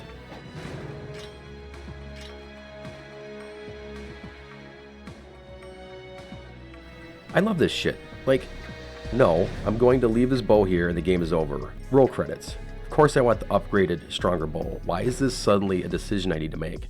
You breach the gates and approach one of the more bizarre romps in the Ninja Gaiden experience, where Ryu decides he's going to take the radio tower out to cripple this army. But to do that, you need to clear this warehouse that has one of the most irritating enemies to ever exist. Am I being hyperbolic? Yeah, I am. But seriously, check this shit out. It's my humble opinion that flying enemies could suddenly never exist in video games, and none of them would suffer in any way. I just hate them. But what makes these so special is they use this delightful arcing laser attack that does a fairly nasty amount of chip damage and launches you backwards. Also, I'm pretty sure there's about 50 of them in this initial area to contend with. Bravo, Team Ninja.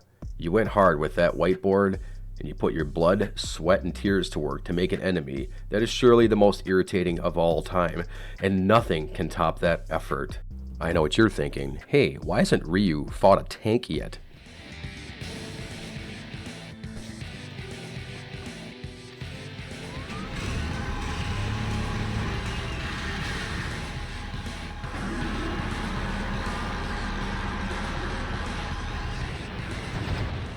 I find this fight so interesting because it's about as fair as it would be in real life if a superpowered ninja took on a tank.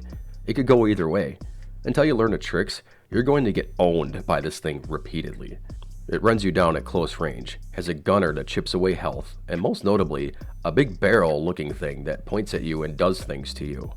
The secret to this fight? You need to worry about the cannon, as it fires on a timer no matter what angle you're at. Jump this attack, and that's your opening. Shoot the gunner to get him off the top for a bit, and unload your arrows into the hull. But always have that timer of the cannon in the back of your head, as it's always going to shoot at you. The more range, the better. Whew. Glad that fight's over. Oh, let's just do another tank then. Yep, literally this fight has two of the exact same bosses back to back with no phases or differences that I can tell. Once you clear this area, it's just more corridors to the next boss fight, the helicopter. This is standard fare, as you only really need to focus on avoiding his missile swarms and retaliating with some tougher shots at range. It's infinitely cool, however, of the concept of Ryu just storming in and taking out a small army, 2 tanks, and a helicopter with just a bow and some swift decapitations.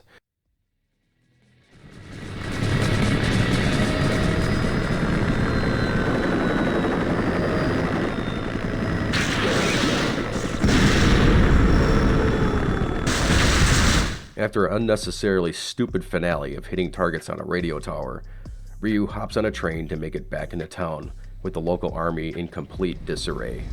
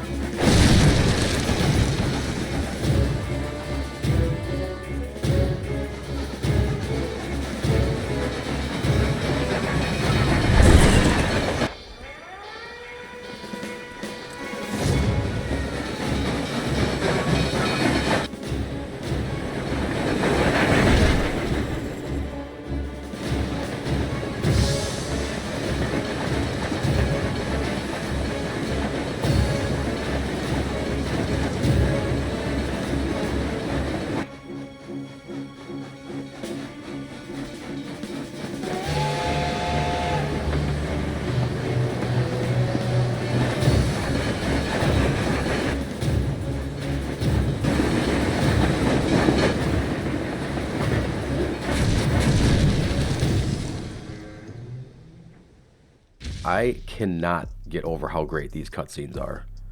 Once you recover from the wreck, you stumble around this area until the game decides to finally reassure you that the game hasn't soft-locked and blasts open the gate to the sewer level. Don't worry, it gets worse. You find yourself in a lengthy sewer section. While the progression isn't too terrible, it's accompanied by a really grating music track that feels terribly out of place to the rest of the game.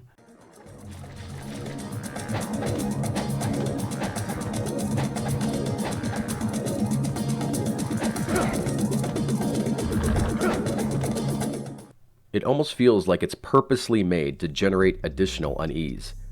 You unlock your way to a mini-boss that has a clearly telegraphed set of moves that are very punishing if not avoided. Once you dispatch of it, it won't be long until you have to fight a set of 2 of them, both with the exact same moves. Now the challenge is to watch for multiple telegraphs at the same time. It's a great fight, and I wish more games did this approach and just not getting violated by O&M. God, why can't I run along this edge? So I'm supposed to use the hand over hand? No? This is fucking bullshit. Oh geez. Oh geez. I should probably edit that out. Next is this dragon-looking boss. Nothing too spectacular here, and the challenge level has nothing an almost fight. Just get in close and slash away, and don't get eaten. Hey, what did I just say? Who is this mysterious figure? It's Mirai. Ah, the path to Zarkan. Anyone that has beaten Ninja Gaiden either has horrific memories of what is about to come, or has blocked it from memory. Now I really, truly love this game. But it's like loving someone in your family, and they have flaws. Serious flaws. Flaws that only a relative can look past, such as a triple homicide or being part of Scientology. Blood is thicker than water, after all. Oh yes, water. This is the worst thing ever. That's all there is to it. Side note, did you know that you can water skip in Ninja Gaiden? It is completely pointless and never used in this game, but god damn it, Team Ninja has it in there. I could continue to harp on this incredibly tedious section of the game, but the bottom line is that they wanted to compete with Mario 64, released about 9 years prior, and failed miserably. Skipping ahead of the sheer drivel this stage provides, you swim your way to the bottom of the cathedral. Say hi to old Bonesy here, and use the now accessible elevator that will take you straight to Doku.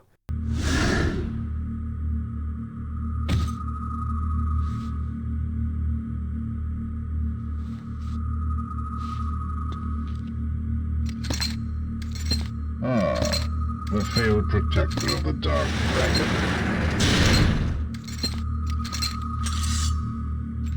Must I take your life yet again?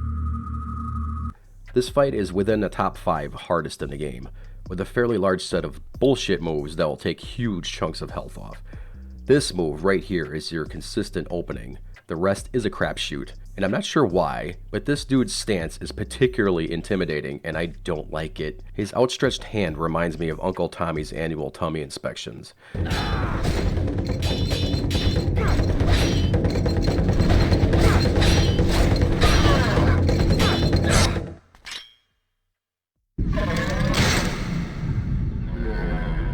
Where is the Dark Dragon?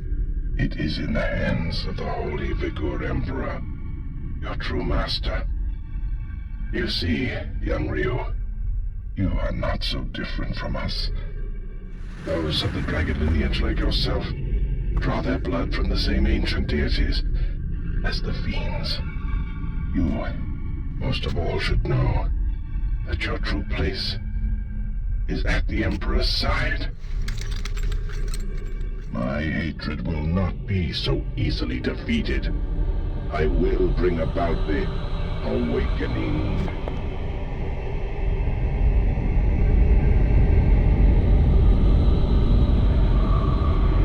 Pitiful woman. Your sister must be quite precious to you.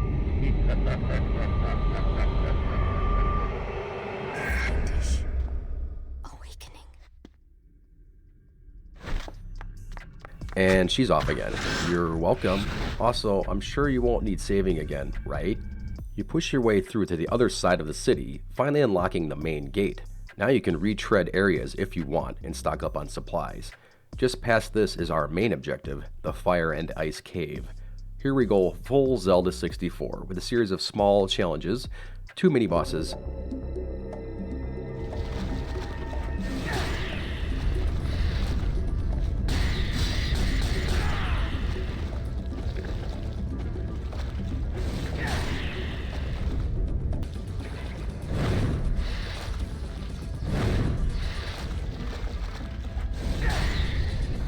and of course the head honcho, a literal fire-breathing dragon. This boss is pretty fun, having a high and low section to combat him on. Using World of Warcraft logic, you'll want to not stand in the fire. Once he's defeated, he'll die in a very convenient pose, allowing progression.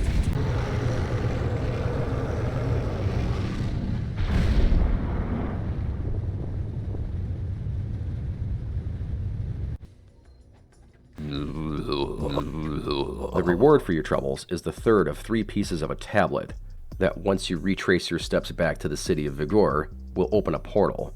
You end up back at your village, now dilapidated and devoid of life. Finding the grave of this person from back in Chapter 2, you insert her bead into your shaft, causing your sword to become OP as fuck. Take those other weapons and throw them in the trash, boy. Well, actually, keep the flail handy. Might need that to defend from Neferity in the coming hours. You arrive outside of the pyramid, where shockingly, this chick is once again in dire need of help. But first, we have to do the gamer thing of always testing whether you can kill NPCs, and oh, holy shit, it actually worked. While this was exciting to discover, it became less exciting when I realized I had to go back to my last save point because this game hates checkpoints and it really, really hates you.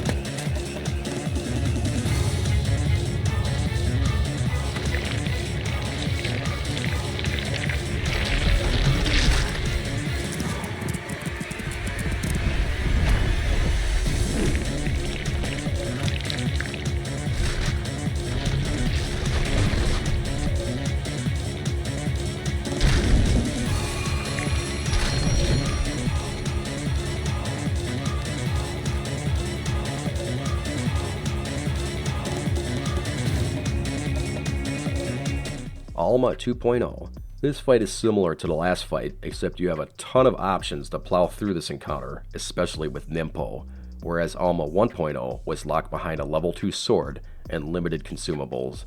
Generally, I've never had too much trouble with her in round 2, partly due to having actual room to maneuver this time around.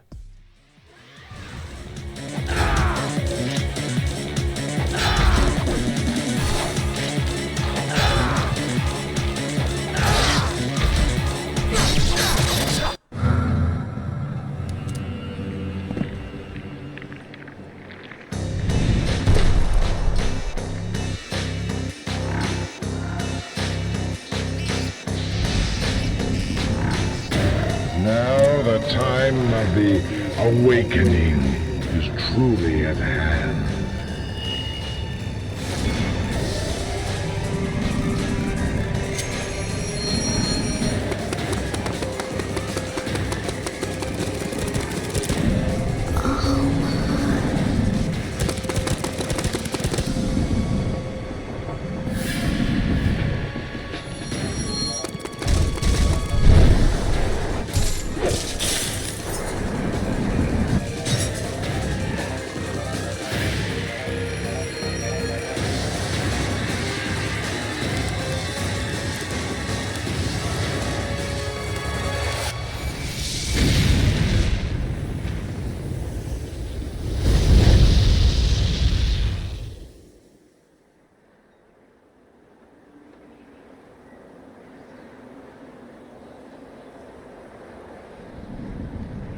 This is not over. For budgetary reasons, we cannot walk up these clearly stairs to the top of the pyramid. Instead, we must go through it for a dungeon quickie to wrap things up. After you're satisfied with a pump-and-dump dungeon filled with thousands of insects, you emerge to a giant hedge maze chapter leading to the game's finale. In lieu of typical monsters to kill here, we instead are treated to, and I'm not being hyperbolic this time, the most annoying enemy in the history of video games. It's official, unanimous, and I'm 100% correct. I fucking dare you to point out an enemy that is more pointless, irritating, and game-ending than these ghost fish. Let's dive in for a second on ghost fish.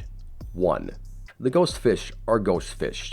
The concept is dumb, their design is silly, and no one looks at a ghost fish and says, wow, that's a cool idea. I don't believe anyone in history has done so. So that's not a great start. 2. The ghost fish are extremely dangerous, especially if you're not good at tapping buttons. 1 or 2 of these bastards can and will drain your health within seconds, procting one of your talismans of rebirth and a hard reset, all because of 3, they respawn indefinitely wherever they are located. Using your flails, you can slap these little douches all night long, but they just keep on coming. And that health they drop doesn't often cover the cost of entry, meaning you have to use your consumables. You'll find yourself screaming at the TV, "Get the fuck off me," and it just keeps going. After screaming for 20 minutes at Ghostfish, you'll stumble on Doku 2.0, a much cheesier and more annoying fight than the first time, mainly from the fact that you're fighting something much less tangible. He basically has the same moveset, but is much more aggressive.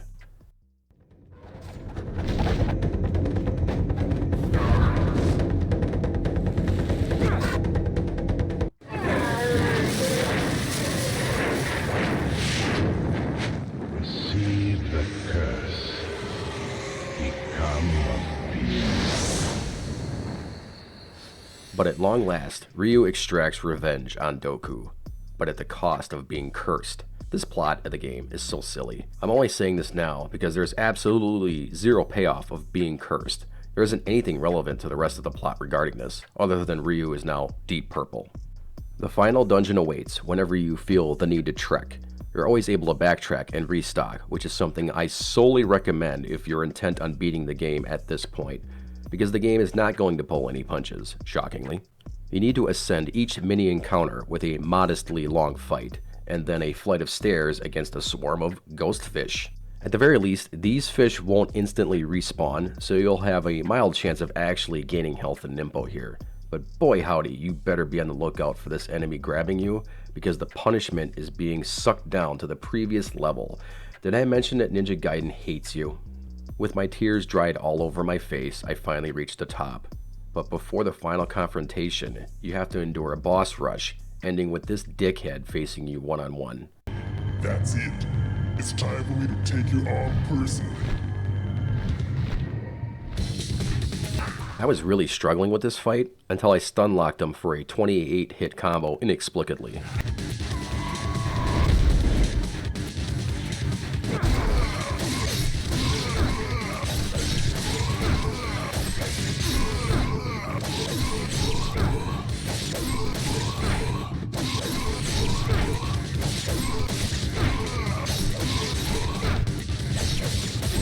Sometimes I feel like the game just lets me win out of pity. As we look upon the final staircase of bone, I have a deep memory of this section. See, way back when I was living with my folks, with my sputtering Xbox clinging to life while hooked up to my living room TV, my folks, not being particularly huge video game fans, reluctantly watched my playthrough at this point, only to watch my greatest fear come to life. At this exact moment, the CG cutscene triggered, crashing the console. While most of the cutscenes were tolerable to my shitty DVD drive, this cutscene, for whatever reason, would not play. Reset after reset, I load the game, run up the stairs, watch the stairs collapse, and it would freeze. Again and again I tried. Maybe this time. But to no avail. My sacrifices, my dozens and dozens of attempts to fight Alma, swimming through that goddamn cave for one more try, it was all for nothing. I felt so defeated, until one day. My birthday came around, and my folks bought me a brand new Xbox with their hard-earned money. My dad said, My only request is that whatever is up those goddamn stairs better get what's coming to them. I posted that story on Facebook back when it wasn't a fucking cesspool, and always like to revisit it. It was such a grand gesture of loving parents, since I am certain that having to listen to me play this fucker had to be a toll in itself. Where was I? Oh yes, the cutscene.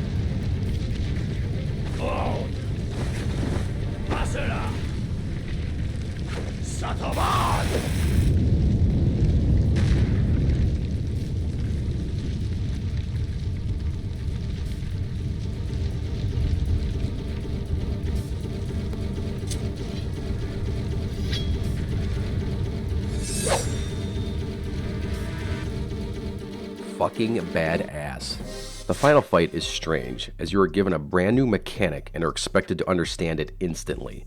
Basically, you're on rails and can move in 4 directions, up, down, left, and whichever direction is left. At any rate, Nimpo is once again mega effective at not only dealing damage to the boss, but clearing out any hazards that you're too lazy to figure out how to dodge properly. The second form is easier yet, provided you have Nimpo and arrows, as any and all skulls are vulnerable to damage to the boss. Once you're done with them, Ryu's last stage is ascending this cave to reach what's-her-face, grabbing the Dark Dragon Blade along the way. This area is actually timed, but if you've made it this far, it probably won't be any kind of challenge.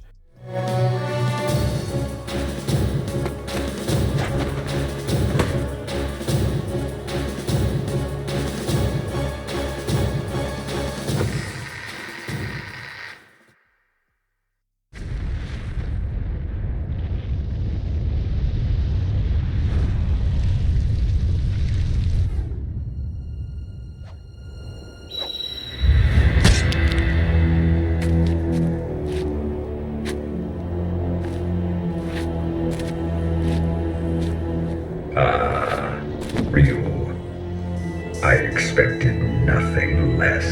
However, the power of the Dark Dragon is wasted on you. Don't you see? The Dark Dragon is now truly an evil blade. His Excellency, the Dark Disciple, has been waiting for this very moment.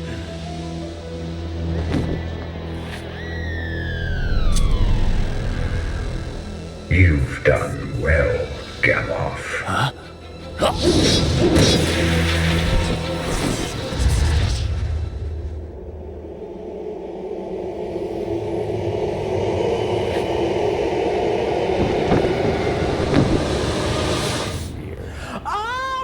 Right. The Dark Dragon is mine. No objections, I presume. After what could be the most not shocking reveal of all time, besides Makoto, the final fight is actually really easy, something FromSoft also likes to do with its final bosses, provided you have some scraps of healing left. Me, I cheesed my full stock of Talismans of Rebirth and just tanked hits like a lunatic.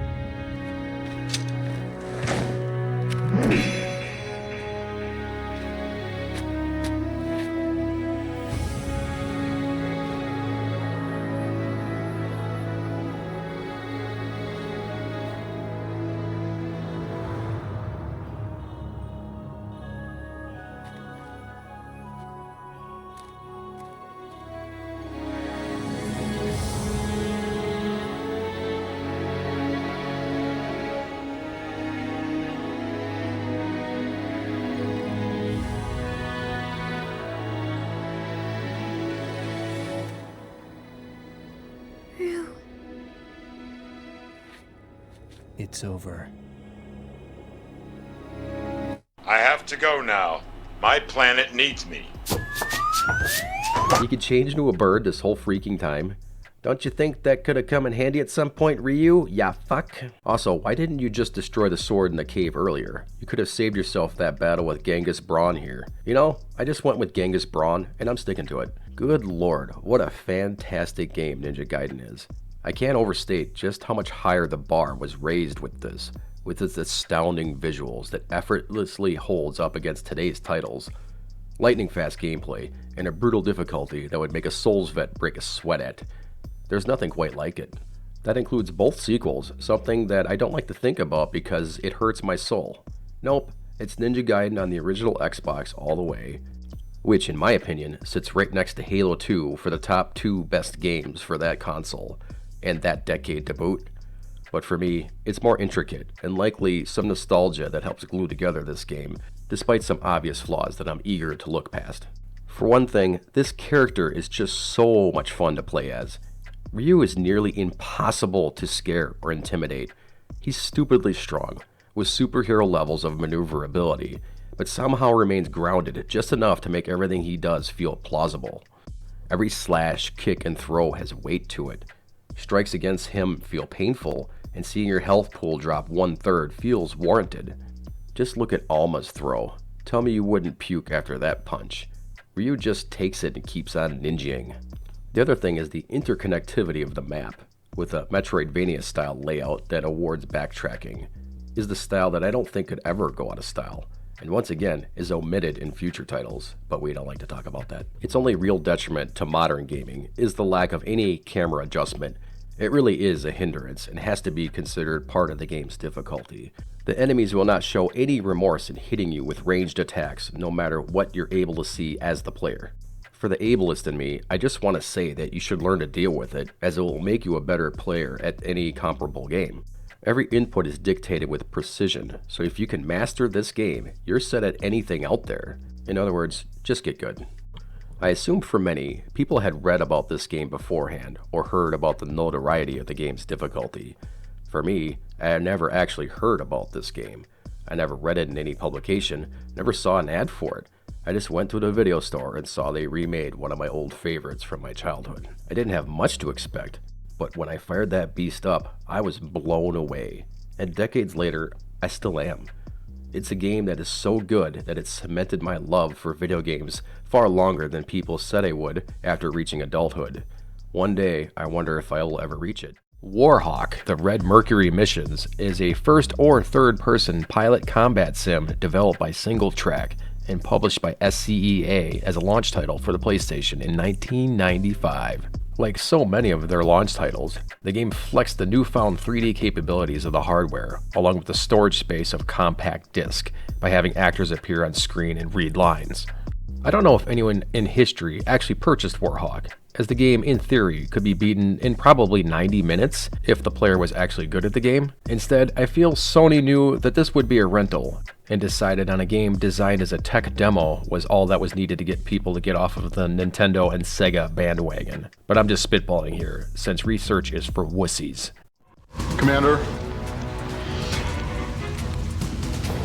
This is Commander Jasek. The last strike against Creel was wiped out in less than an hour after they lost contact. I'm not losing my pilots because you can't cut through some interference. Those are my people down there, so find a way. Commander, intelligence can't find anything on this Creel guy. Creel's army can appear out of nowhere, set up installations, and vanish. No one knows how or why. I don't like mysteries, Corporal. They have a way of killing people.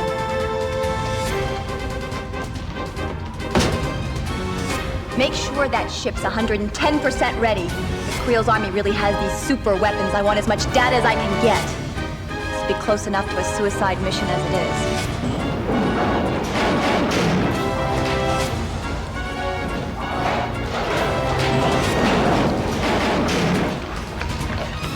Hatch, Walker, you've read the mission briefs. Creel's army keeps popping up all over the place. The last time they showed up, Strike Force Alpha went after them. There wasn't enough of them left to fill a Boy Scout troop. Creel's forces didn't even flinch. The rest of Strike Force Omicron's already down there. Your mission's a little different. Creel's been using some kind of new fuel source, and I want you two to find it. Nothing like a little search and destroy, right, Hatch? Walker, you misread your briefing. I want you to go into the hot zone and bring that fuel source back. Lock it down and power it up! We have a priority 1 launch!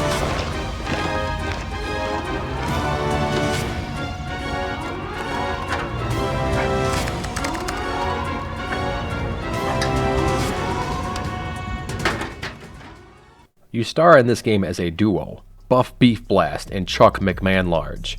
You report in directly to this adorable niece of one of the producers, who instructs the characters to fly into the war zone and retrieve this canister of the titular juice known as Red Mercury. Immediately afterward, the game wants you to know the power of the PlayStation, which, believe it or not, this game showcased in style. The weight of the Warhawk is felt throughout the game, as turning is akin to a small jet, but this vehicle has the ability to hover and strafe in place, making certain targets much easier to deal with. Also, a trailblazing feature of the game is a health system hidden beneath a regenerating shield, allowing you infinite damage for the patient player. Dodge attacks from a direction, and that direction will recharge over time. However, with each section that is damaged, you'll lose abilities of the ship. The front will cause the radar to falter and eventually crack. The left and right sides will cause your ship to lose the ability to lock on and launch missiles, and the rear will cause you to massively lose your mobility, something you already don't have a lot of. Protect that ass. The first map is generous and eases you into the combat with light hitting enemies and a very simple set to blow things up. This indicator shows how many canisters you'll need in each mission to complete the map, although you'll rarely need to reference this. The radar, it's there. I played this all over again and still haven't utilized it for most of anything besides locating the canisters itself, located in a huge bright red mark. After that, color it pretty useless. Once you blow open the pyramid, you locate your first canister by flying through the pyramid. Whoa. Yeah, I'm going to say this a lot, but this actually was cool as shit back in the day. It's amazing how much your mind has to fill in the blanks with these graphics, isn't it? Don't bother getting out. Your ship's rearmed and they're unloading the canister you brought back now. There's another site about 50 clicks out that's shrouded in that same interference you just left. Creel's forces? Wait a minute, you're sending us out there again? Got a better idea, Walker? It's a canyon zone. Your ship's the most maneuverable one we've got left. And that weird interference is blocking everything. I need a status report. Hats off to the film crew for actually putting something on that clipboard. It's that kind of detail that a nerd such as myself looks for when picking apart these insanely cheesy cutscenes. And I just can't help myself on thinking what kind of effort they try to put in on that back burner. On to the next tech demo, mission. Ooh, reflections. Remember when games actually reflected everything on the screen? It didn't try every trick in the book to not have actual mirrors in their games post 2008. Pepperidge Farms, me remembers. Everyone's complaining about AAA games having microtransactions and other nonsense in their games. Me? Where are my goddamn reflections games? Is it really that difficult to squeeze in real-time reflections in bathrooms?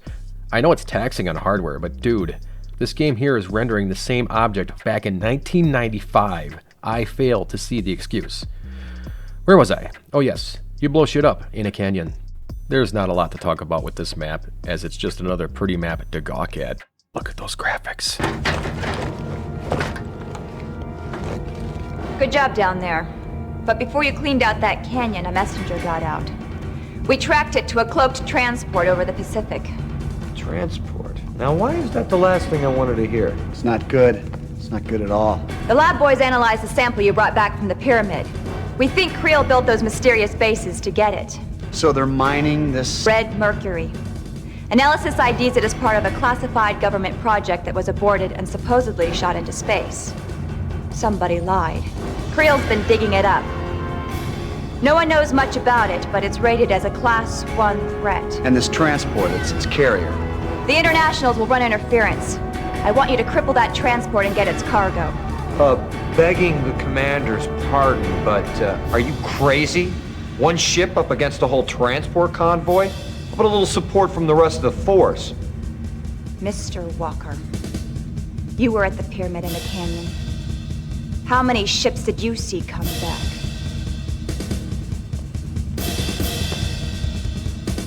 Nicely done, Walker.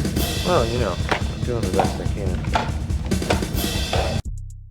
Mission 3 showboats some more depth by making you fly into this aircraft carrier to snarf up more of those juicy canisters. At this point in the game, you'll likely lose a ship like I did. When you do, you'll be teleported into a fresh ship to continue your mission where you left off. 3 times and you won't be ejecting anywhere but into the afterlife. Good joke, right? Top tier entertainment? Best content of all time? Well, it's not as good as my new sponsorship, Raid Shadow Legends. Just kidding, I'm just kidding. I'm not sponsored anything but nuts and gum. Guys, you ever chew gum and say to yourself, God damn, I could use some nuts in my mouth right now? And you painstakingly rummage through your pantry only to find a lack of nuts to go with your gum. Well, with NAG, you have a bountiful and perfectly overpriced selection of flavors of nuts and gum to accompany any event. Gaming, parties. Just kidding, I know you don't throw those, but try to imagine one. Watching the first 5 seasons of Game of Thrones on loop. Well, with nuts and gum, you'll chew confusingly through all of these things and more with my special discount code. Enter code Subliminal message to subscribe to my channel in order to get a month's supply of nuts and gum, cherry gum, and habanero flavored nut combo free.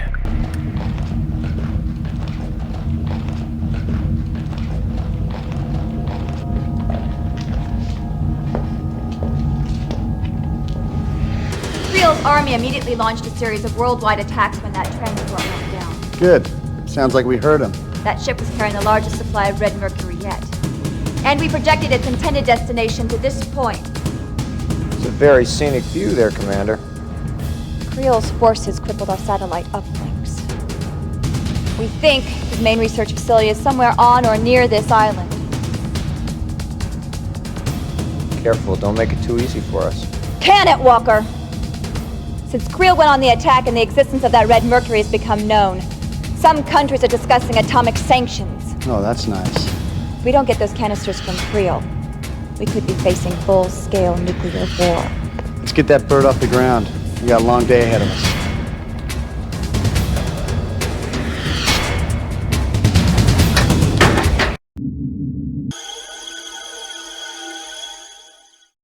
Mission 4, the Volcano Map. Here we showcase a genuinely neat effect of moving over the cloud cover to gain a bit of respite from the 4-way pounding you'll receive in every orifice of the lower areas. I haven't really mentioned this up to this point, but the dogfights that you are perpetually thrown at are pretty much pointless to engage in because they infinitely respawn no matter what map we're referring to. Between these perpetually pointless dogfights and the constant flashing of being hit from all angles, it started to take a mental toll on me. And it was right here that I had the strangest thing happen, guys. While I was replaying this game and getting more and more impatient for waiting for my shields to regenerate, I somehow slipped and activated a cheat in Duck Station where I gained infinite shields on the front of my ship and to the left side and the right side and the rear. Strangest thing ever. Don't regret it. Once you destroy enough things, the volcano opens up for a battle of attrition, allowing you the final 2 canisters. Somehow, I was able to win this battle of wits and brute strength by absorbing 1,000 shots while spamming my guns. Weird.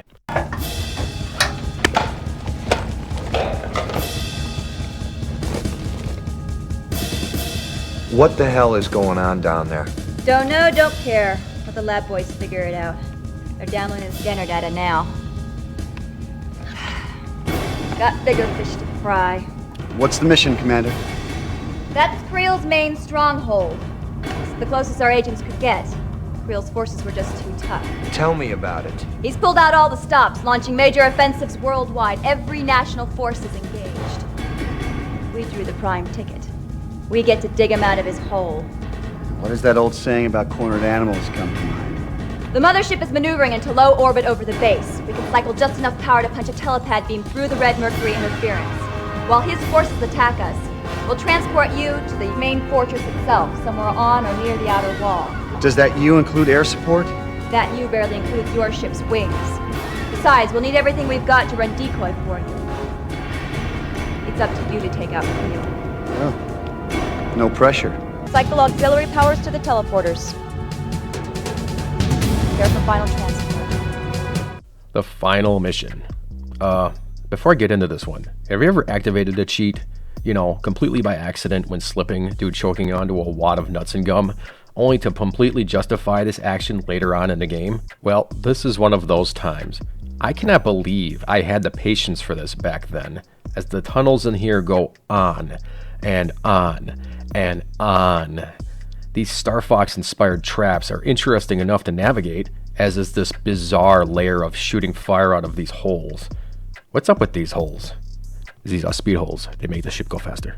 But as interesting as these sections are, they keep repeating multiple times, and it's just nauseating.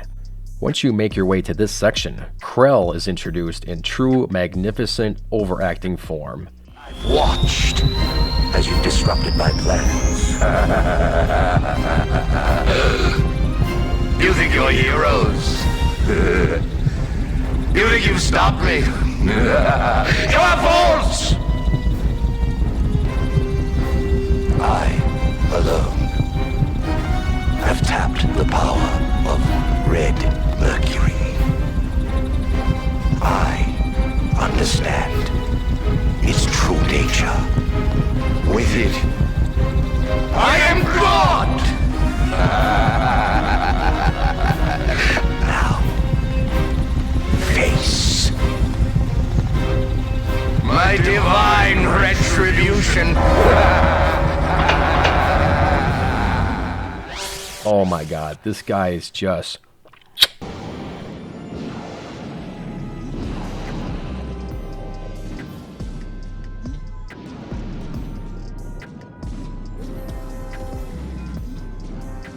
I guess we'll just go through this tunnel then.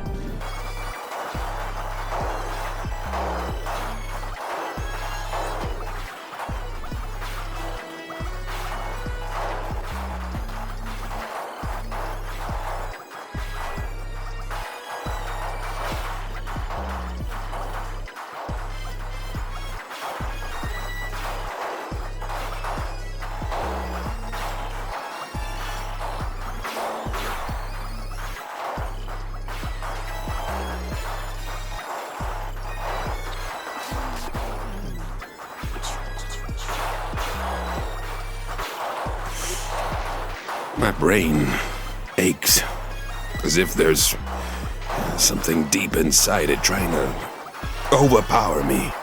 I must fight back against this terrible pain and the weakness in my limbs. Slow down, I'm an old man. Wait. Slow down, I'm an old man. Oh no. Oh no. So yeah, I was supposed to go through this dark spot to get to the end after defeating Krell. Instead, I went through the optional route that you can take at the beginning and ended up going all the way back to the beginning. So I had to fly all the way back through again. Old game design, how I missed thee. The final encounter is a truly headache-inducing seizure festival, to which I will do my best with my video software to soften up the horrendous flashing. But dig that classic sound effect of the thunder.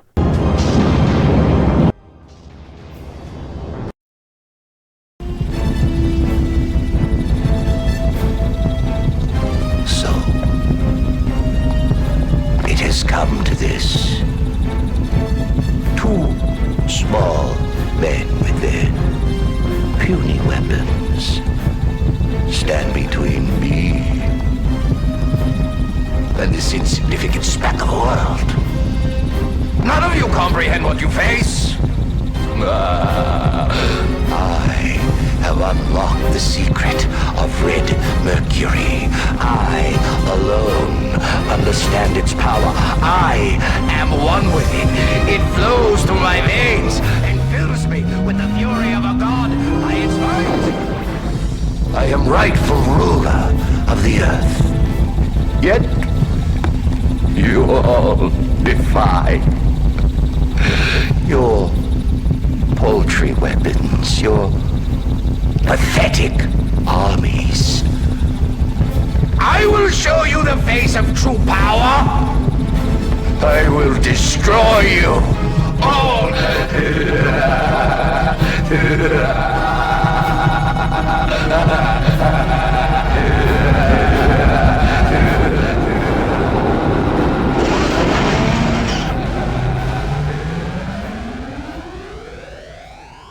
And here we have the final boss, a giant face. But since we want to flex over Super NES fans, we're going to showcase way more polygons than that wimpy, incredibly fun and memorable classic had. Go fuck yourself, SNES.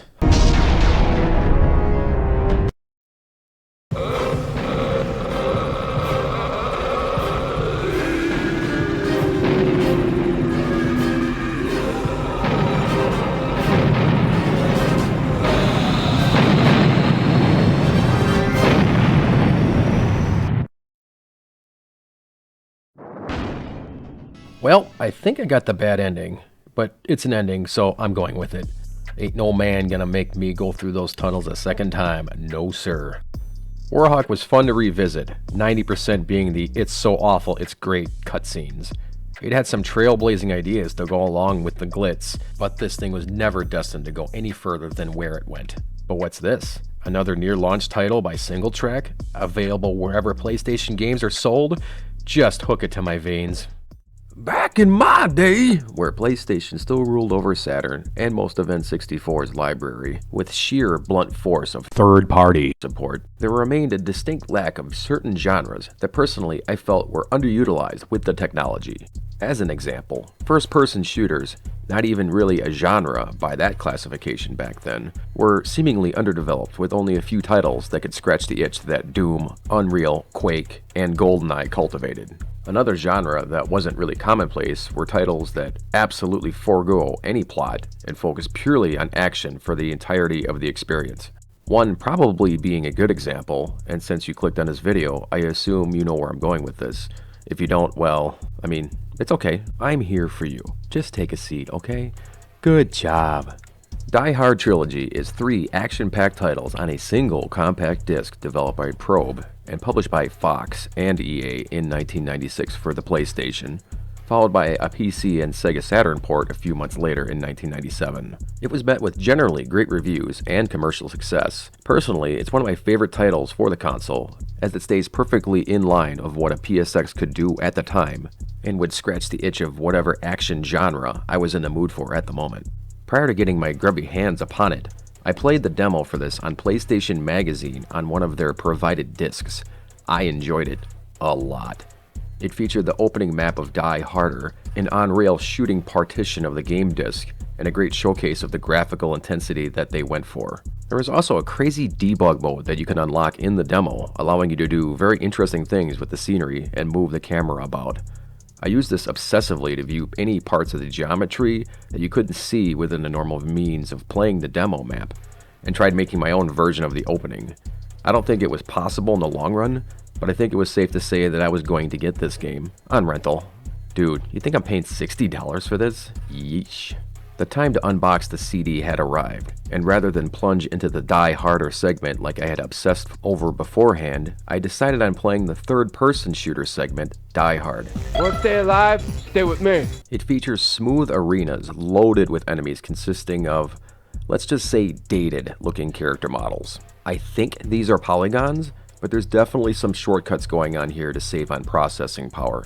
Which is good, because while the player models are barely resembling human beings here, it's in the spirit of preserving the most important effect in the entire trilogy, explosions.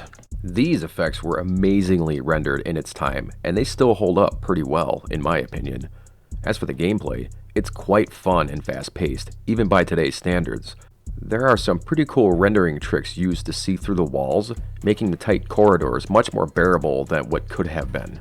Gameplay in this mode is very simple. Arrive via elevator and murder every bad guy on the map. While doing so, you want to rescue as many hostages as possible, as you'll get bonus points and some feeling of victory. You have some standard pickups on the map, along with certain drops from the enemies, all showcased in a neat overlay of the field of vision. I think it works well, although it's fair to say that sometimes it's a bit obnoxious. John McClane's pistol does a fine job taking opponents out early on, but you'll want to acquire weapons ASAP as the levels progress, as the enemies gradually start to acquire John's player model faster and faster. A neat feature that is criminally underutilized since Hard Trilogy is showing a POV of the enemy whenever they are targeting John, warning the player to move out of sight or lose a chunk of health. This will stack with however number of enemies see him, so confronting a huge group comes with an obvious amount of peril. As far as weapons go, not a lot of them stand out, except for the LMG, which will one-tap nearly every enemy in the game, and the explosive shotgun, something that could be up there with one of the most OP weapons of all time, basically being a one-hit kill with splash damage from unlimited range, along with a healthy stack of ammo for it with each pickup.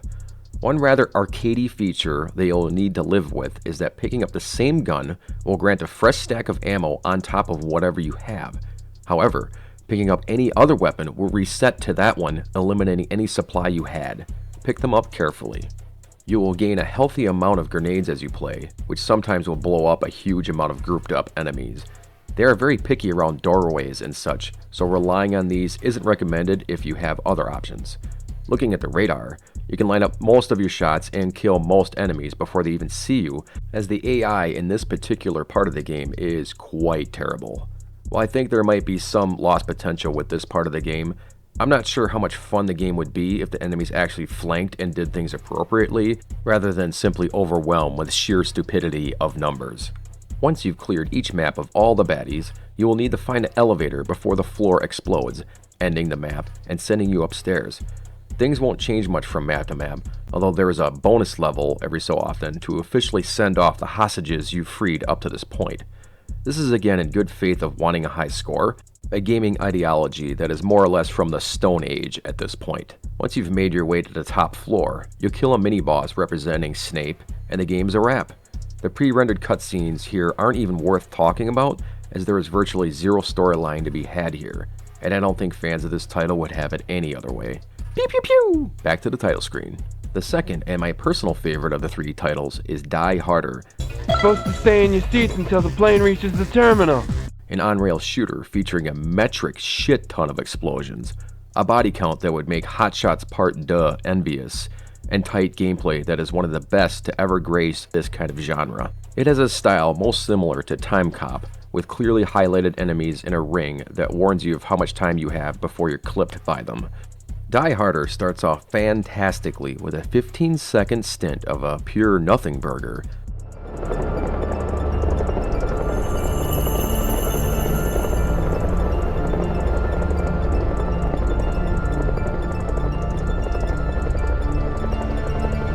Not my day. Followed by utter chaos that does not let up until the scene ends, or the game for that matter. Using a controller, you have a surprising amount of control of the action using just the D-pad, as they catered to this style before other options available at the time, which only included a mouse on the PlayStation release. From here, the game is very simple. Shoot the bad guys, don't kill the innocents. Or do, it doesn't really matter. The set piece of this airport had a lot of staying power in my memory of this game, as the ability to destroy everything is so satisfying, even still, and everything blows up so good.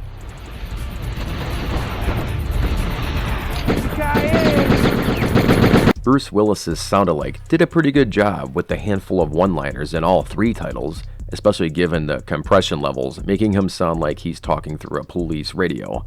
Bye-bye, bad guy! What, turkey? Christmas! Bye-bye, bad guy! What, turkey? Christmas! They're still better than half the samples in Apocalypse, at least. Unfortunately, the excellent initial level does not quite manage to hold itself to the same standard for the rest of the game, as some of the set pieces hold a ridiculous amount of enemies, sometimes teleporting directly in front of you, no fucks given. There are a ton of power-ups to be grabbed, so long as the camera doesn't fling around as you're trying to collect them. The whole game is very short and sweet, with only a handful of stages to blast through, which may be a good thing, as my replay had my head hurting a little bit from the crazy point of view and non-stop camera shaking from moving around. Again, the initial map didn't have so much of this crazy movement, so I'm not sure why they felt the need to start making John McClane seizing constantly on the later maps. The gore is pretty much cranked up to 11, since the characters are now digitized sprites marionetted on screen by the hundreds per encounter, allowing insane amount of chaos on the screen. Overall, it's a technical marvel for the PlayStation, prioritizing destruction, gore, and explosions over all else, including the logic of circling a jumbo jet with a helicopter to destroy the bad guy at the end. It's probably better to just shut your brain of yours off. After all, you're playing Hard Trilogy, you're not here to think. Yippee-ki-yay, motherfucker. Which leads us to the black sheep of the trilogy, supposedly, Die Hard with a Vengeance. Hold tight, this is gonna get bumpy! I've seen a few reviews and retrospectives over the years involving this game, all of them seemingly to want to shit on this game due to its bad control and graphics. So I'm not sure if this is people not having played the game originally and looking at it from a modern perspective, or if I'm just out to lunch. Let's see. Die Hard with a Vengeance stars not Bruce Willis and definitely not Samuel L. Jackson as they team up to defuse bombs by making them kill only hundreds of people at a time rather than millions. So this game definitely takes the route of greater needs of the many. If you were trying to actively not murder innocents in the other two games, you will definitely become whitewashed with this one. Or should I say, red-washed? There is absolutely no mercy here, as you turn on the windshield wipers to wipe the blood of people that dare get into your vehicle's way as you navigate the insane streets of New York City, where an aggressive timer will count down, forcing the player to take a specific path down the streets. Using the various power-ups on the screen, namely the time rings, you will need to take a narrow selection of pathways to reach the bombs in time, usually within the last 5 seconds. Taking the not obvious path will almost always result in you watching the timer expire and the city annihilated. The graphics are, like the rest of the game, ambitious. They really tried to cram as much detail as they could at the cost of visual clutter everywhere and some very suspect physics. Another thing that I found entertaining in the other reviews I've seen is a lot of them seem to ignore the quick turn buttons, which are the meat and potatoes of the gameplay. Once you get the timing down to turn down each street, the rest of your navigation should be minimal, as you are certainly trying to steer something akin to a bathtub on wheels. The rest of the gameplay on the street level is to destroy car bombs by bumping into them repeatedly. Not just too repeatedly, as the car doesn't respond to multiple hits in a short time, because that would make the game easier, and this game is not easy. The play here is to bump, fall back a few feet, and bump again when the game says it's okay. These guys follow the same path repeatedly, but it's helpful to watch their juke right before they turn, so you don't spend a frustratingly amount of time trying to turn around. And this game is frustrating for sure. The main issue here is the physics, which they're just the worst, where the vehicle will constantly stick to walls, cars, and sometimes nothing at all, taking any skill from the game. To go back in time and fix this issue by itself would propel this game way ahead of the other two, as the setting and ambition level is awesome. The launch power-up, for example, explodes your car to fling yourself over traffic at set locations, and there's the EMS power-up, taken from the film, which causes an ambulance to fly in front of you and slam traffic out of the way. Definitely a missed opportunity, but this game isn't without its fun factor. When things are going smooth, the loop is great fun. After each level, you are forced into a race against a Mack truck, by far the weakest element of this game and probably the entire disc. It has blatant racing catch-up physics that are just the worst. Your best bet is to hang back 90% of the run, collect your free guy, and lightly bump the 60,000-pound vehicle in the back bumper, sending it flailing about and losing 60% of its top speed. You'll then be able to gain 8 car lengths in front of the dump truck for about 5 seconds before he leapfrogs you with the acceleration of a McLaren F1. Like I said, great physics. The game gets progressively tougher as you go on, which in this particular playthrough had me screaming at my PlayStation. Hey, I haven't made that joke in 10 episodes, I can do this again. On this tough as nails map, I blew up a car bomb in a specific spot that put me in a literally unwinnable state. The spot was between 2 streets, causing me to lose roughly 5 seconds out of a 10-second timer, and since the developers stretched this sequence to 9.5 seconds on a perfect run, I literally cannot beat this without loading a save. A save that I did not make, apparently. So anyway, great game. Audio-wise, this game had some excellent techno tracks, with a standout being 1-1, with that intense beat perfectly accompanying John rampaging through the parking garage.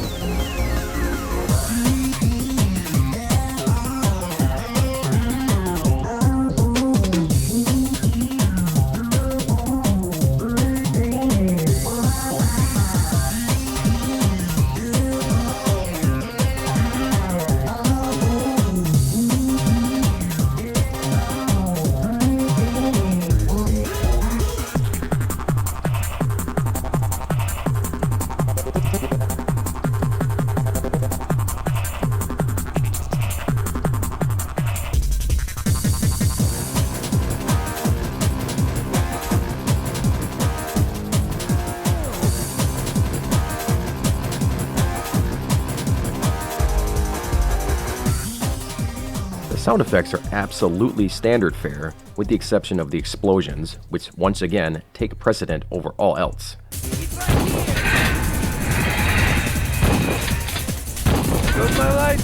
Woos Billis's one-liners are serviceable, with some of the quips getting pretty old after a while. It's not too bad, with the exception of Die Hard with a Vengeance, where Jamiel L. Saxon's quintessential "turn left up here, turn right up here" are still quoted between me and my brother to this day when we are driving.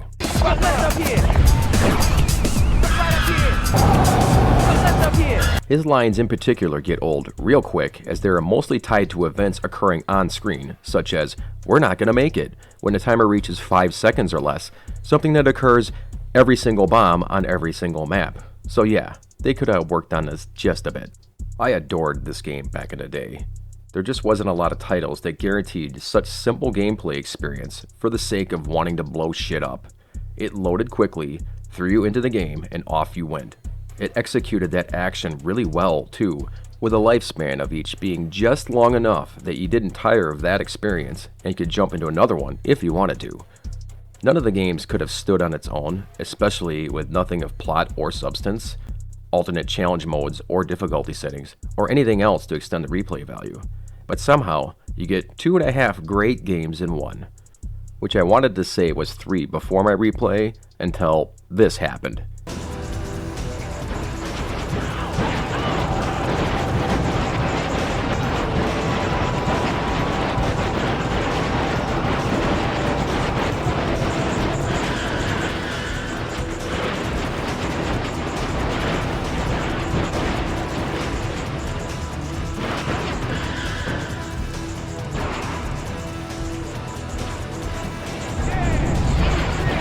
Yeah, I can't excuse this. Would I recommend it now? Absolutely. Die Hard and Die Harder are still quite fun to romp through, and I couldn't recommend them more. And that's the only games on this disc, just like there's only one Matrix movie ever with 0 sequels. Did you know that? Credit to Derek C. for letting me in on that fact a while back. Anywho, strap one on, it's time to jam.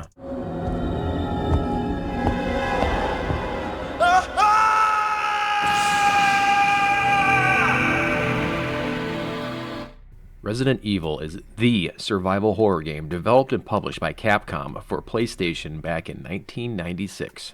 It was created using concepts from an old Japanese game, Sweet Home, an early entry into the concepts of a video game designed to scare the player.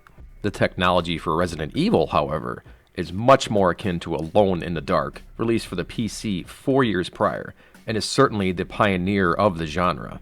However, Resident Evil would refine all of the concepts that worked in that game, eliminate the things that didn't work, and set the standard for survival horror games from back then until, well, now.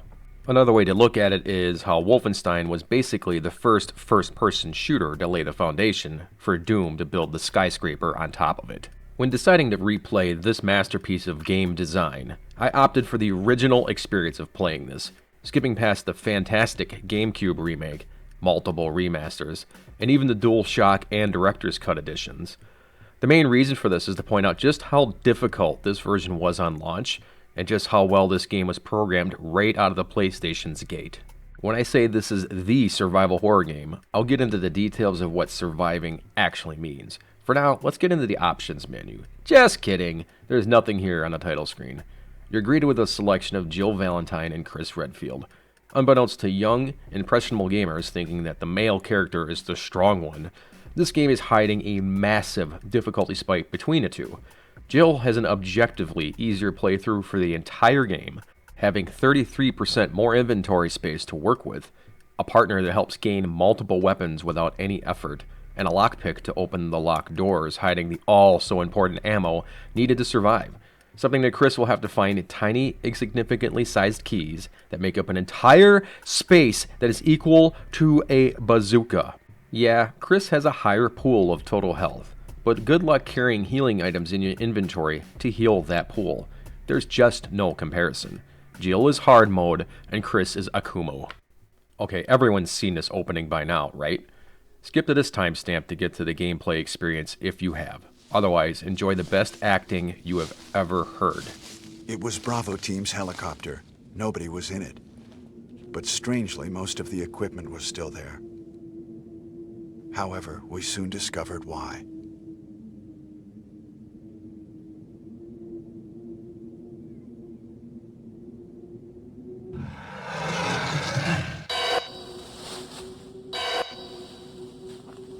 Hey! Come here!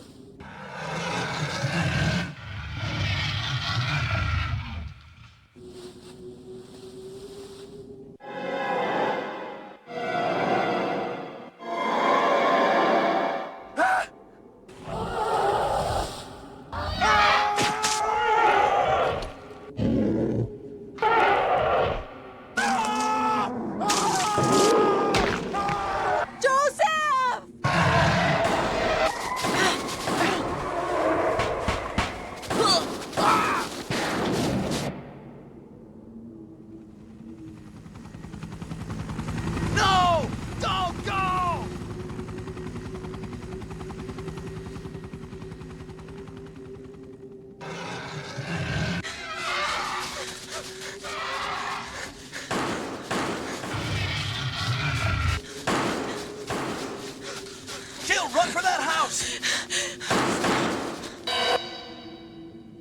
It's only a model.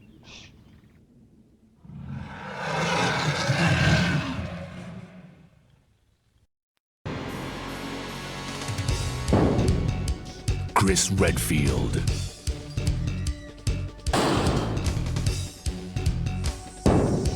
Jill Valentine. Barry Burton.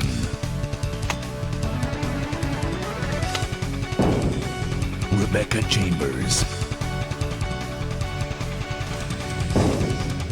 Albert Wesker.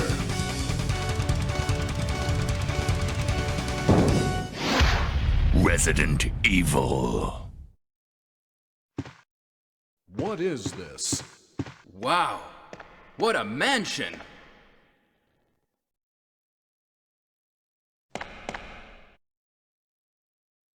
Captain Wesker, where's Chris? Stop it! Don't open that door! But Chris is... What is it? Maybe it's Chris. Now, Jill, can you go? I'm going with you. Chris is our old partner, you know. Okay, let me handle this.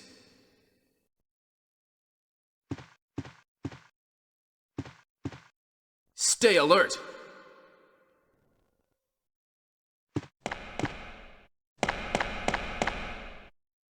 Supposedly, the voice actors were Japanese and attempting to match the slowness of Americans, causing all their lines to be ludicrously off-putting and impossible to not put all of your attention onto while watching. The writing is also indicative of not being in sync with the gameplay team, as multiple exchanges between characters omit the most basic of details. I found something. What is it? It's a weapon. It's really powerful, especially against living things. Better take it with you. But how about you, Barry? I have this. Thank you. I'll take this then. The B-movie schlock added onto the intro leans into this well, creating a tone to match the voice acting. What doesn't match, however, is the sense of absolute terror that this game brought to a 14-year-old me. These doors, although clearly used to mask the loading of the next room, are part of the beautiful formula of creating tension in this game.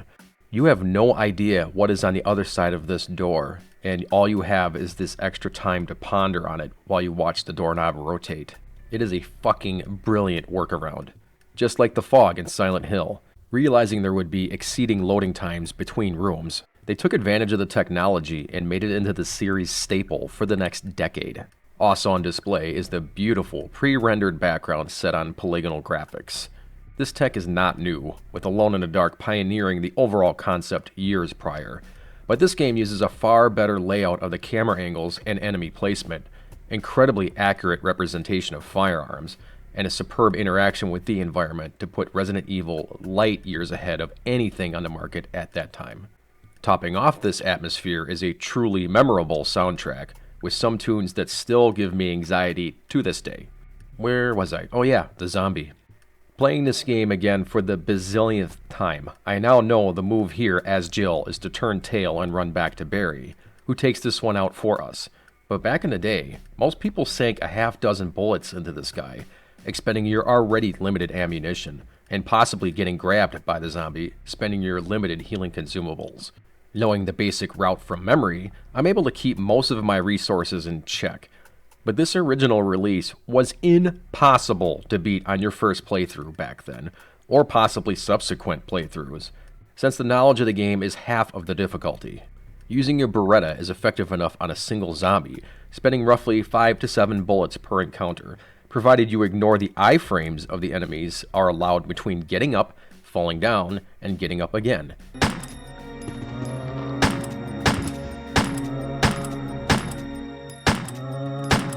You need to place your shots carefully, and in this edition, manually.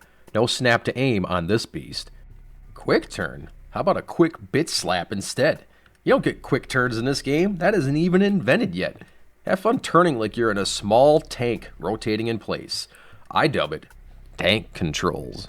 Yep, no one's thought of calling it that yet. Back to the game. Barry shoots the zombie in the face, and you want to report it to the team.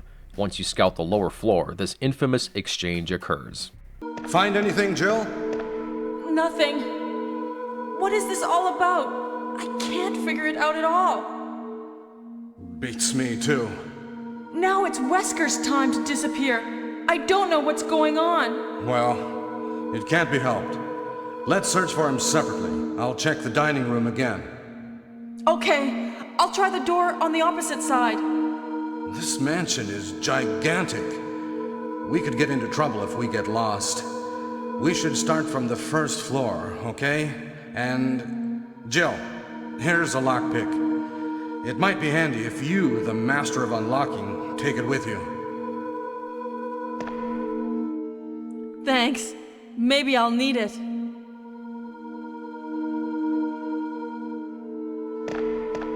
Listen, if something happens, let's meet up in this hall. This time, I'll be there. This lockpick, taking up the ancillary slot in Jill's inventory, lets you unlock areas that Chris is forced to find a key for, and the before-mentioned desk drawers hiding shotgun ammo, the game's staple weapon. Speaking of which, Jill gets this shotgun way simpler than Chris does. All you need to do is move through this God fucking damn these dogs. That shit was intense back then. Nobody, and I mean nobody, saw this jump scare coming. You will want to run through this hall to get to the mysterious room with the huge ceiling. Pick up the shotgun, as it ominously clicks from the lack of weight, and then wait in the trapped room for Barry to bail Jill out of becoming a Jill sandwich.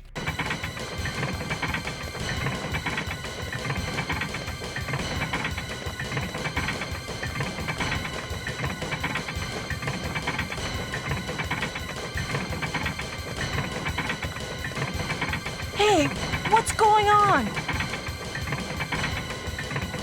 Jill? Is that you, Jill? What happened? Barry, help me please. The door won't open. Quick! Stay away from the door, Jill. I'm gonna kick this door down. Hurry! This way!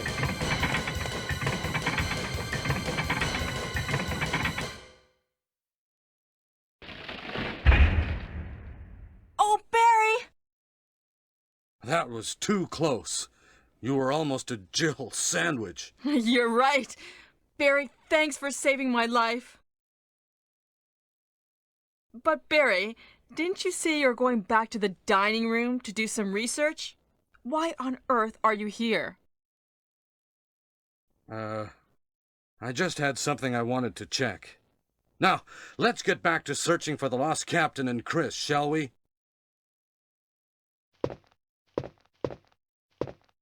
Thank you, Barry. Yeah. Chris? Chris needs to find a broken shotgun further in the mansion and carry it to the same area to swap it out because fuck Chris, right? The shotgun. The best weapon for zombies by far. Point up when they get close and pop their heads off with a single shot. Save this ammo for zombies and bosses. Most other enemies seem to take a disproportionate amount of ammo to take down, especially zomdogs. I know they're called Cerberuses, I'm calling them zomdogs. The first act in the mansion is unlocking the various doors and retrieving the shield key by playing the piano, which, by the way, Chris cannot play, swapping out crests, killing murderous weeds, and solving puzzles such as this one, where my existential crisis kicked in. Since you need to click on each stage of this person's life, from newborn, infant, child, young man, middle-aged man, and then old man. I'm going to try to forget that I was basically step 3 when I first solved this, and now I'm second to last. Time for a drink.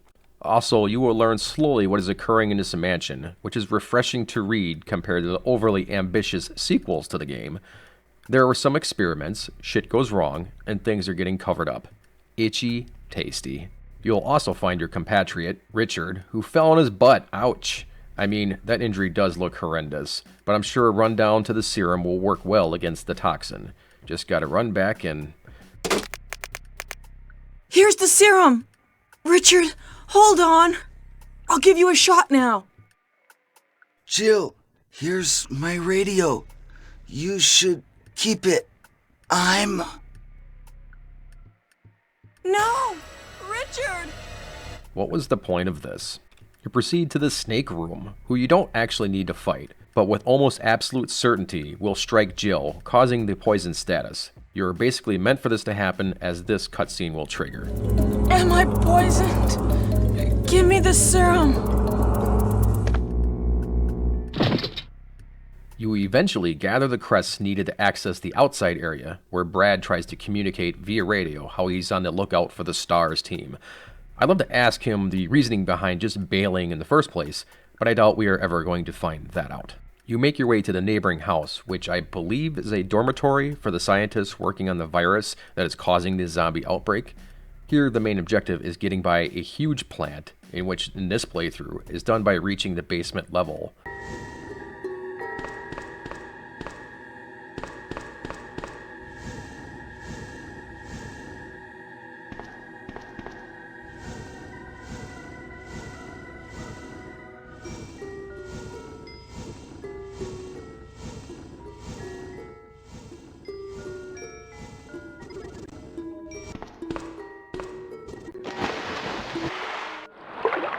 That is flooded with mutant zombie sharks.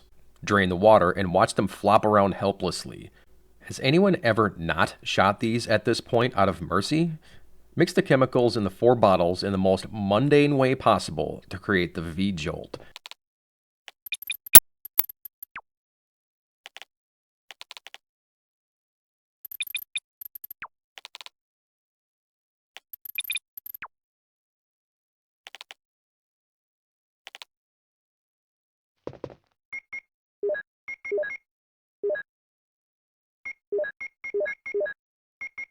Which in today's world is better known as Monster Energy Drink.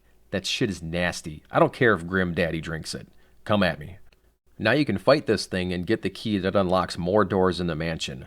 Although I think you can just pick up the key? I don't remember. I just wanted to get to the root of the problem. You meet up with Wesker on your way out. Wesker!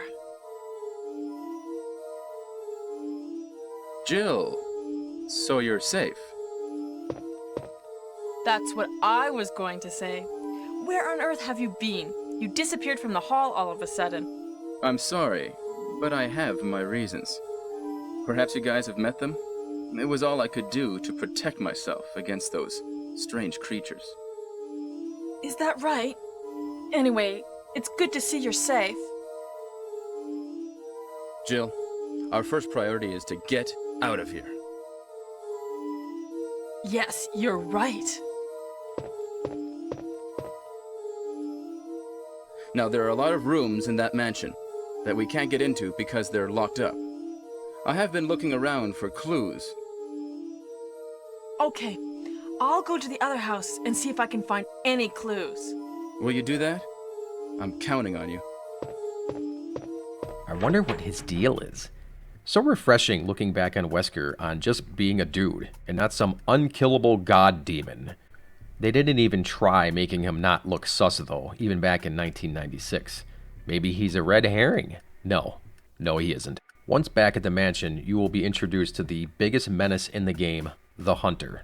These things are legitimately scary. Why? Because they can do this. Yup. Most iterations of Resident Evil don't have this level of instant death, but this OG has it in style. How can you even be mad when your character is instantly decapitated? Well, I suppose it depends on how long since you've last saved. The best weapon for these are fire rounds from the bazooka. Otherwise, the real best option is to run like a motherfucker. If you need to kill them without the prior means, 4 rounds of the shotgun will generally dispose of one. You can also use 2 rounds of the Magnum, unlocked with the second gem for this statue, but you usually want to save those shots for the upcoming bosses and the other tough encounters, including this giant snake. This time it's a forced encounter, and honestly, I don't know a strategy beyond tanking his hits. Thankfully, he doesn't poison you this time around, for whatever reason. Barry arrives to help you with the hole. Jill, have you found anything interesting? Yes, but I can't see very well. How about going down to check by yourself? I have a rope here. Oh, do you? Well, then I'll try to go down using the rope. Wait.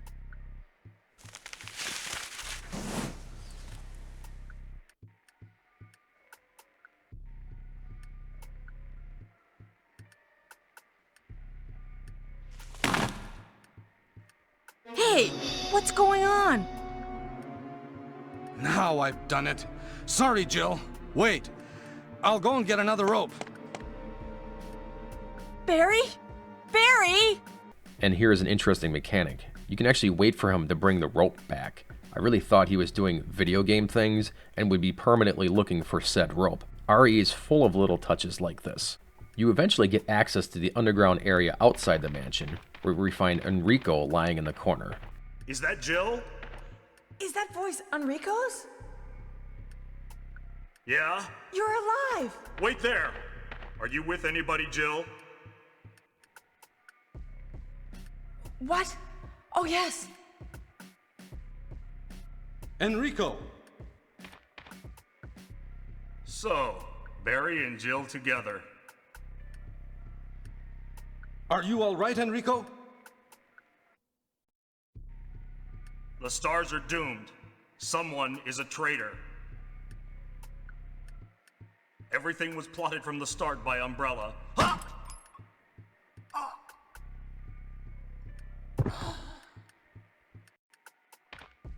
Enrico! Adios, muchacho. Who is that mystery assassin? It's Wesker. After murdering this spider, and oh, by the way, make sure you watch him fully die before leaving the room. Otherwise, it does not count as a kill, and you have to redo the boss fight. You can actually pinpoint the second when his heart rips in half. And now. You'll eventually unlock the final area of the game, the laboratory. Just have to drain the fountain by inserting 2 medals that are hidden within 2 books. Pretty standard fare of entry, if you ask me. You'll find mode discs on your adventure. If you collect all 3 of these, and the corresponding decoders, you'll gain access to the area where Chris is being held captive. Is that you, Jill? Oh, Chris, you're alive! Of course. Damn it, we're in quite a predicament, Jill. I know, Chris. Anyway, I have to open this room. It doesn't work. Well, Chris, I'll be sure to come back and help you soon. Will you wait here? Thanks. I'll be waiting here for you. You won't be able to do much else with them at this point, but shortly you'll want to backtrack here once shit hits the fan. You'll also find these monkey-looking motherfuckers here, which are absolute tanks and really should just be avoided. Gain power to the elevator to go down to the area below, where we confront Wesker. Let's watch. Wesker? You did a fine job, Barry. Just as I thought. I think you should stay away from Barry, Jill.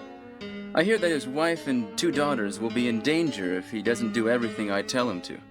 You are so cruel. Well, you don't have to worry about anything, because you'll be free from this world very soon, Jill. Why do you have to destroy stars? That's Umbrella's intention. This laboratory has been engaging in dangerous experiments, and recently an accident has occurred. Anyway, this disaster cannot be made public. That's why having stars nosing about is so inconvenient. So you're a slave of Umbrella now, along with these virus monsters. I think you misunderstand me, Jill. To me, the monsters you mention mean nothing. I'm going to burn all of them together with this entire laboratory. I must complete my mission as ordered by Umbrella. Barry, go up on the ground and wait there. Barry!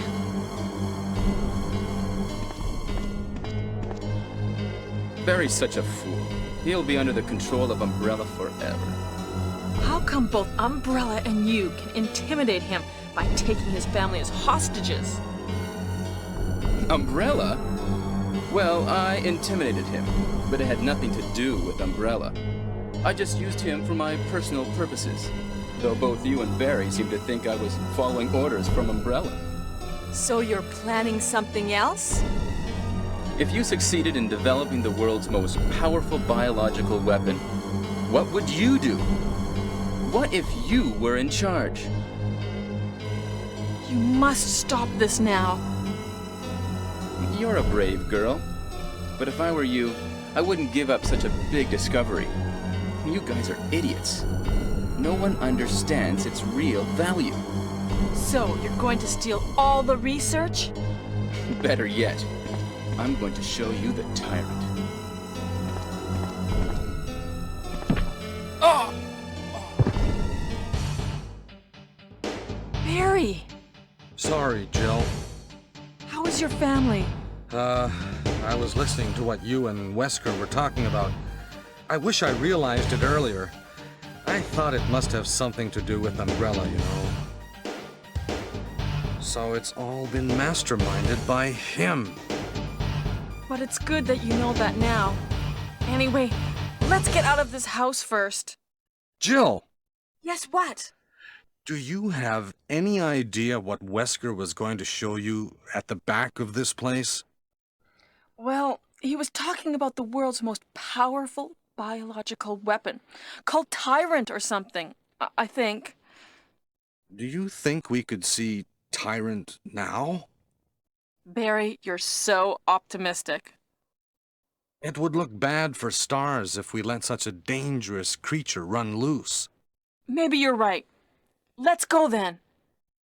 There are some really bad lines in this game, but this conversation has got to be the most awkward of all of them. It is now time to unleash the ultimate biological weapon, called Tyrant, I think.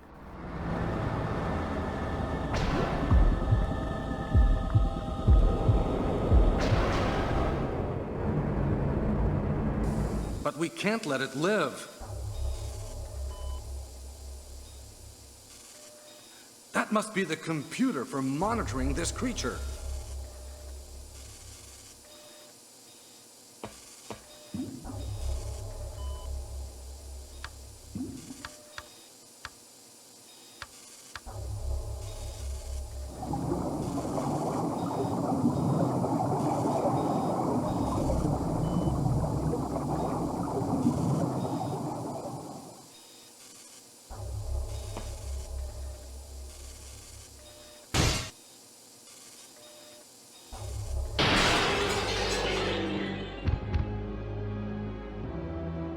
Damn you!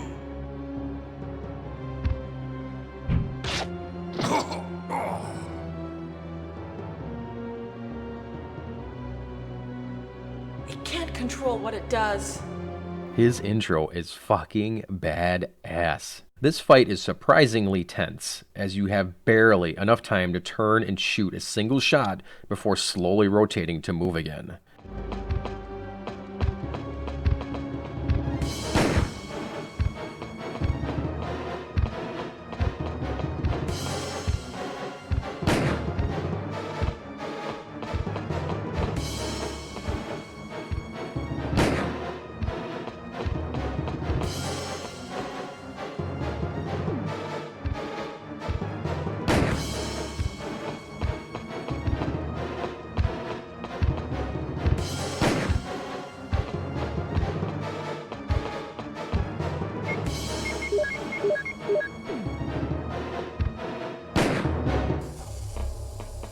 Tyrant is down and totally not out.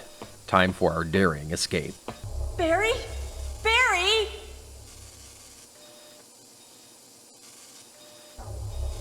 You're alive! I'm really embarrassed. I was clumsy. Let's get going. Don't forget to grab Chris in his confines, who apparently is just waiting on you despite the doors being unlocked this whole time.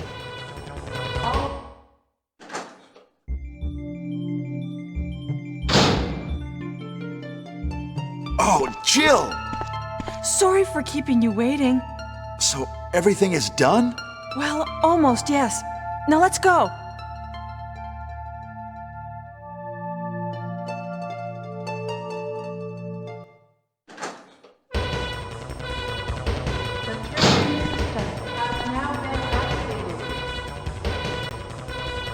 Hurry!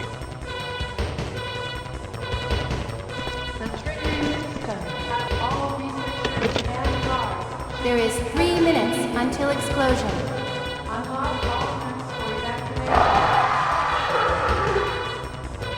Oh no! You must be kidding! After we've come all the way here!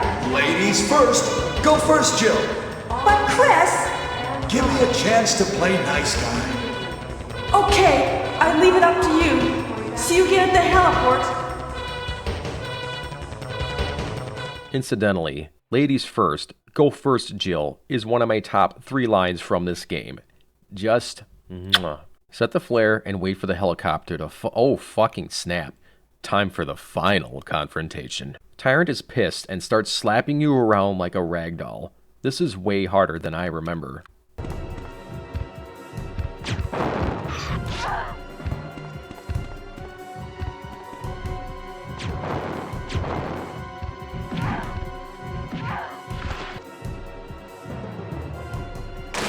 It's coming! Jill! Kill that monster! You're our Amazon, Jill!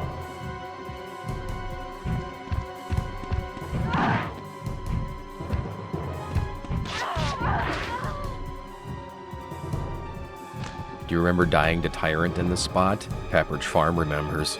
Okay, let's try again, but do a better job.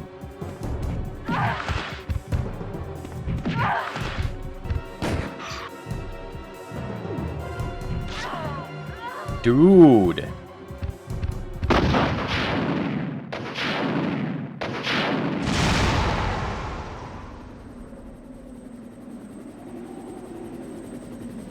Alright, finally. Boom. This was such an exciting fight back then. Totally unexpected and unbelievably exciting to pull off, especially since we only had 5 seconds left on the clock. As far as I understand this fight, the more damage you inflict upon Tyrant, the sooner Brad drops the rocket launcher. If you simply avoid his attacks, he'll drop it by default with around 10 seconds left. Here we have the best ending for Jill, Barry checking his sidearm for reasons, and Jill resting peacefully on Chris's heroic shoulder after contributing absolutely fucking nothing to this operation. And all this for our final rating? Just kidding, no ratings back then. You do unlock the rocket launcher for beating the game in under 3 hours, if I recall correctly, which I'll not be doing on this run, thank you very much. I have enough bad memories of beating Resident Evil 2 on PlayStation using no saves to unlock Hunk and Tofu, to which I had died halfway through to a liquor, and then replaying all the way to the final boss 3 hours later to where I died again. Words don't describe how awful that feeling of fucking up at the last second, nor the words to describe how rewarding it feels to push through to unlock such nonsense afterwards. As for this title, beating the game back then was the achievement all of its own. As mentioned before, you need to plan your routing carefully and execute well to keep your resources from depleting, as this game has absolutely zero recovery from any fail state. You have a knife that has unlimited use, but is so absolutely useless for the vast majority of encounters that you're best to store it in the crate as soon as you are able to. While in hindsight, Resident Evil is truly a silly storyline, the constant tension and fear that this game imposed may never truly be replicated, partly due to the insanely regulated ammo, saves, and healing items sprinkled throughout the game, and also due to the jank interface that had zero quality of life improvements that would eventually be added to the game, such as not having any visual indication of your health outside of the menu, the risk of being 100% stun-locked if two zombies close the gap into the player at the same time, and the ease of losing valuable ammunition to missing via the enemy's massive amount of iframes.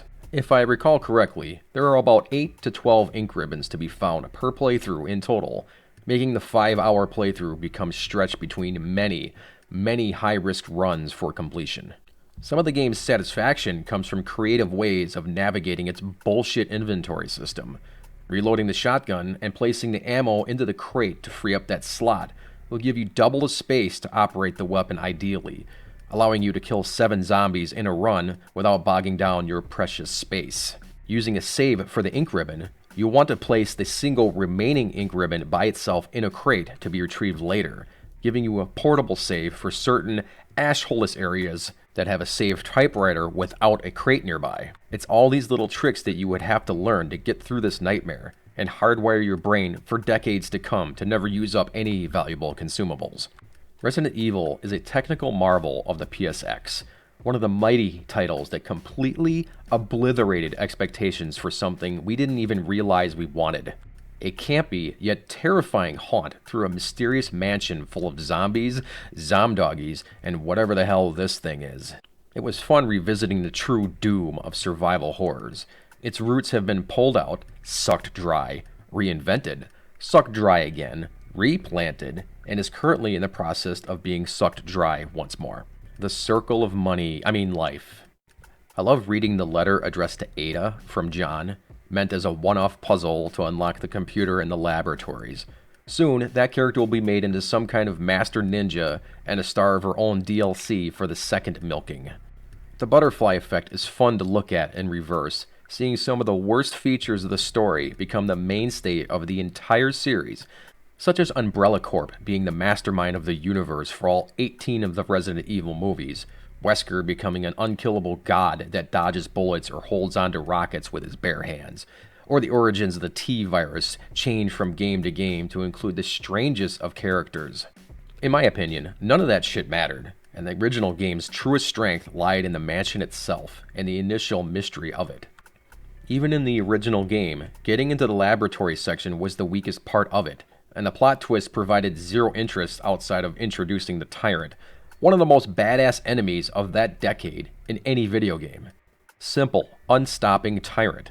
That's what we wanted, not some tyrannical corporation hell-bent on world domination. We already have Walmart. Would I recommend this particular experience? Nah. Stick to the newer versions if you want an actual great game with your gameplay. The subsequent releases had much needed quality of life improvements, making the awkward camera angles much more bearable. There are more ink ribbons, and so forth. The GameCube remake was stupendous in its time, and has been re-released many times as well on modern consoles, with approachable voice acting and some great surprises added in. I just wanted to dive into this OG long box experience once more to remind myself that I was once this dedicated to a game's ending and what a survival horror game actually was, instead of whatever the genre is now, which in the case of Silent Hill Remake is, well, I guess it's survival horror. Go play that. Go play it right now. In between screaming at Apex and Call of Duty, and shallow diving into ancient games of questionable value. I enjoy playing random titles that tend to drift into the solo, narrative style of game. Today I have 3 indie titles that I would recommend based off of my particular tastes. Tastes that are admittedly much more dark than the average gamer. I like my video games the way I like my room, and my coffee, black and devoid of any life. I still can't believe you went. What are you thinking? Going to that place? Wish you hadn't got yourself into this mess, but you did. You can't run forever. I know you were just trying to do right by me, so I need you to do what's right by us. Now, please, Kaz. Still Wakes the Deep is a 2024 horror game developed by the Chinese Room. It's currently available on Steam, PS5, and Xbone. It's yet another showboat of Unreal Engine 5, making this at very least a visual spectacle, and one of the better games of this genre to come out in a long time. It is a horror game set to the tone of Soma, with the avoidance and escape mechanics set atop a 1970s Scottish oil rig. You play as Kaz, a man whom set himself on to the prestigious rig due to an incident that will eventually be elaborated on. After a brief flashback, you are introduced to a very interesting cast of crewmates, each with distinct yet oddly relatable personality traits. The sweet sound of Davy Rennick. You think it's the police? Can't be surprised, Kaz. You heard from Suze? She's talking about divorce. Oh, I'm sorry, Kaz. She'll come around. Not if I get to jail, she won't. Well, maybe you could have considered that while you were battering Billy Chamberlain's head in. Cunt slagged off Suze, he had it coming. How you doing, boys? No bad, Kaz. Raf's here's a bit shaky, though. Gonna be the lad's first solo dive this morning. Alright. You'll be alright, pal. Especially with the big man here looking out for you. Have you done it before? Christ, no. I'll stick to the lecky, thanks. No great in tight spaces, and it's blowing a gale out there. Really filling the lad with confidence there, Kaz. You are then guided towards the boss that has been politely summoning you for orientation. Well, here we fucking go. Enter! Ah, Mr. McClary. So glad you could join me, and sorry to have got you out of bed. Shut the door and have a seat. I'm fine standing. Sit your ass in that chair, you fucking liability. But I run a tight ship. Do you understand me? A tight ship. Technically, it's no ship. Shut your gob, you Ned prick! I am sick to fucking bouking of you wee gobshites messing with my operation. That chef might be a mate of yours, but he does not run things around here. I do. Do you understand me? All right, why don't you just get on with it? Don't you answer me back! Things will take a turn for the worse, which is very odd since oil rigs were notoriously safe to work on, especially in 1975. Still Wakes the Deep's presentation is top-notch, being half walking sim, half terrorizing nightmare. The devs knew how to maintain a level of superb attention to detail that is immediately apparent, except for those goddamn mirrors. Ooh, do I hate modern mirrors that are always scratched, steamed, or, my favorite, made to reflect only during an interaction. How clever. Instead of petitioning to stop killing games, we need to focus on getting real-time reflections backed in. No more excuses. I'm not taking any points off the game, for real. It's just such a pet peeve. Once the gameplay officially sets in, I immediately do the gamer thing and see what my boundaries are, which are very few, and plummet to my death. This is, all jokes aside, a very important feature in a game of this style, in my opinion, as this gives me an increased sense of agency in my playthroughs. By allowing me to be an idiot and offing myself in such a manner, I no longer feel like I'm stuck in a walking simulation, and the tension that the game starts to pour in feels twice as legitimate. And the tension is real with this one. There is excellent visual storytelling, along with auditory. The voice acting and writing in this game is some of the best I've experienced in a very long time. Par the course for any of these types of games, you will have flashbacks, which is usually incredibly groan-inducing. But with Kaz's backstory slowly introduced, you may find yourself also staring into these characters, rooting on or yelling out in their interactions. These feel like real people, protagonist included, and take precedence over the horrors that the game will throw at you. which once you experience that, you will understand just how large of a statement that is. Gameplay in Still Wakes is rather simple, with interacting a lot with the environment using QuickTime events. Yeah, I know, nobody likes those, but in this case here, it works pretty good. You are going to have to grab onto things or jump ledges while holding the triggers to represent your outstretched hands, and as long as you aren't too cynical, won't mind just how impressive Kaz's upper body strength is by the game's end. It's a good middle ground from the kind of QuickTime events that would have some bullshit prompt button on the screen that you would have to react to, and the lack of any interaction which would make these kinds of sequences trivial and boring. You may just have to sneak around as well, and if you happen to need to do this, you will have the standard fare of lockers and vents to hide in. What I did appreciate with this title was the inclusion of plenty of dummy lockers, desks, and so forth that have no stealth purpose and are red herrings. This subverts the usual tripe that similar games fall into, where you see a locker that says you could hide in it, so you already know you'll need it. I don't want to spoil anything, so that's all I'll say about this game. If you like Soma or Aliens, this is a must-have. My only gripes for the experience are threefold, and your experience of these issues will vary. Your character sprints in the weirdest way I've ever seen in a game, looking and feeling like a cartoon character slipping on carpet or oil. I feel like this was a gameplay adjustment that was made, and the visual team just couldn't get the rig, the player rig, not the oil one, to cooperate with this decision. Once you accept this strange behavior, you won't notice it much. The game is very linear, and like any game like this, pointless to retread once you've played through it. The stealth mechanics, assuming you need them, can be very annoying to sniff out what the game wants out of you, as there are a few sequences that need to be done repeatedly before you figure out what the game expects out of you.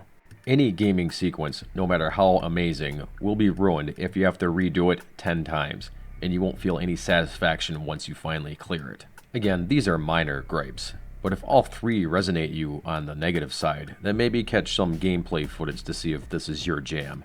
As for me, I love a good narrative and scare, and this game delivered both with superb execution and quality that I simply did not expect.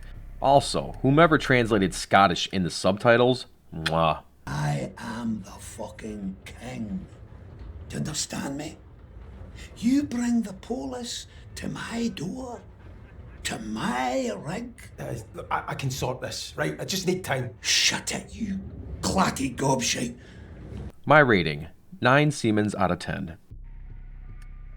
Crow Country, try saying that 3 times fast, is what is described in my Xbox Live reviews as a mix of Silent Hill and Resident Evil, which I'm not sure if I can disagree harder. I would much rather say the game is more akin to Crow Country. Yeah, there are a few sound effects that are definitely from both titles to sweeten that nostalgic milkshake that brings the boys to the yard, along with some subtle nods from the consumables to keep our protagonist alive. But the style of this game is completely unique to either title. You play as Mara, a young girl that is set to find the owner of the titular amusement park, for reasons unspoilable. To find him, you have to move about a 3D isometric landscapes consisting of small to middle-sized rooms, dispatching some rather unsettling enemies with your standard survival horror armament. Pistol, shotty, flamethrower, crow launcher, you know, the basics. The gameplay is tight and responsive, and the environments are highly interactive. That being the type of interactivity where you can learn what Mara thinks of the painting on the wall, or the dozens of notes lying around, giving clues on how to progress. That progression in the game is somewhat meta, with some of the notes flat out telling the player the order of items needed to complete the game, and the experience suffers nothing for it. The style, in my opinion, is somewhat campy, with a stylized yet simplistic character models juxtapositioning some rather violent and sometimes triggering scenery. A good example of this is hearing a loud bang from a person who just ate a 10-foot hoagie. Oh shit. With red jelly splattered all over the floor and walls. The gunplay, which comes into play much more than your typical survival horror game, requires some precision and is rather satisfying at times when dispatching your otherworldly opponents. Progression in this game is swift, with a playthrough taking around 5 hours on the initial run, and maybe 3 or 4 on the second run, as you'll unlock a fun challenge of searching for a crow that is hidden in almost every room in the game. You'll meet some interesting characters along your adventure, along with some choice moments that have an admittedly minimal impact on the game's outcome. Regardless, the very obtuse plot will flesh itself out by the end, revealing a rather satisfying ending compared to many games attempting this style of plot device. This game has a very unique atmosphere that again puts it ahead of many imitations. My only gripes of this game are that the game likes to spring traps in the scenery. Like a lot of traps, a lot of them will poison the player, forcing you to use up a consumable, which affects your rating at the end. There's also a couple of puzzles that I found to be a tad obtuse, but still appreciate the inclusion of so many of them regardless. Overall, this game is a top-tier budget title that you should absolutely play. Ignore the cutesy looking graphics on display here, and sink into this oddity with its subtly weird atmosphere that this game will almost surely engulf you in once you get going. 8 out of 10 counting crows.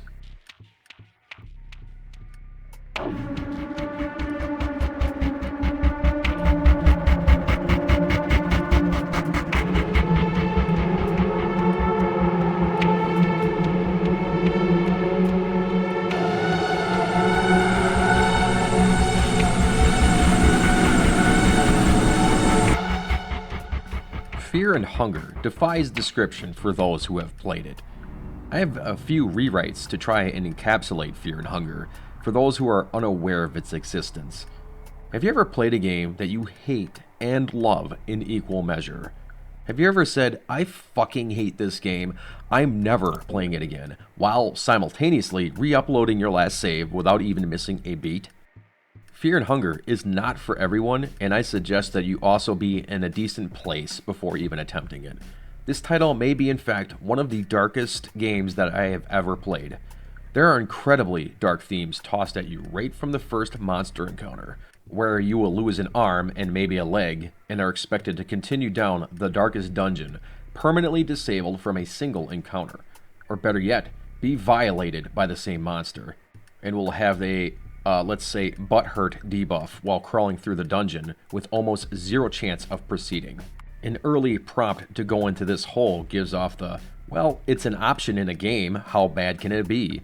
Only to reveal that the game will soft lock intentionally, allowing you to wallow in your decision and feces, unlocking the option to eat a 10-foot hoagie. If this sounds like a terrible time, it is. The game is a roguelike in a sense that knowledge is acquired through the many failed attempts and re-rolls, with lots of your early experience requiring legitimate RNG to go your way. This frustration is negated in its atmosphere and incredibly foreboding presence. The game is beautifully drawn with some truly disturbing creature design. The game mechanics are just fair enough that you're able to work with some of the negative rolls, both in combat and the loot mechanics, which can be downright unfair. To ease new players in, it's important to understand how the base mechanics work. I'll try not to spoil much, but if you are already intrigued, you should skip ahead to, yes, this game is amazing. But please understand that this game will make you hate life. Combat, especially in the early game, is broken into two mechanics. 1. The overworld, which you should generally not be fighting anything. If you do get caught, running will allow you a brief period to escape. If you are fighting, the game's enemies are generally set up to be somewhat of a puzzle. Many opponents can be disabled by targeting the correct appendages in the correct order, preventing the dreaded coin flip attacks that will generally instant kill your run. Other attacks are telegraphed the move before, and guarding will avoid this as well. To know what works, however, is almost always trial and error. It also needs to be said that with enough attempts, the brutal opening of the game is met with an actual means to save your progress, allowing you to breathe and dig deeper into the dungeon. It's this morbid curiosity that will net you potential party members to join your group, making combat much closer to a legitimate RPG. Who you can find and when is once again found by trial and error, and not all alliances will last for long. Along with this, the game's hunger and sanity mechanics, which are basically two forms of hunger, will be instantly more taxing since you now have 2 to 4 mouths to feed. This game has a ton of terrible, no good, very bad things that can and will inflict the characters. such as infections that will lead to instant death, and lacking proper herbs, you will need to be sawing off your limbs.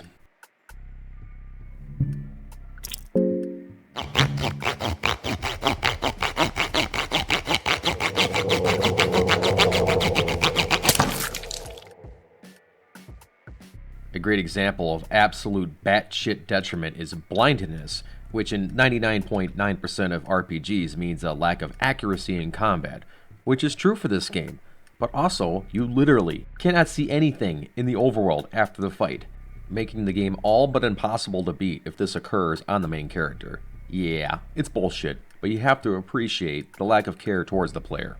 The visual design for the game is excellent, as noted, especially considering that this is an RPG Maker game, making the entire experience even more impressive, with only the bones of the RPG Maker engine hinting somewhere in the backbone of the game. There are presumably many custom scripts and mods to beef up the engine to allow many features to work as well as it does. There are truly weird creature designs that capture the darker side of your imagination, and the various cock and balls that are drawn rather accurately as well, which feels practically like every enemy.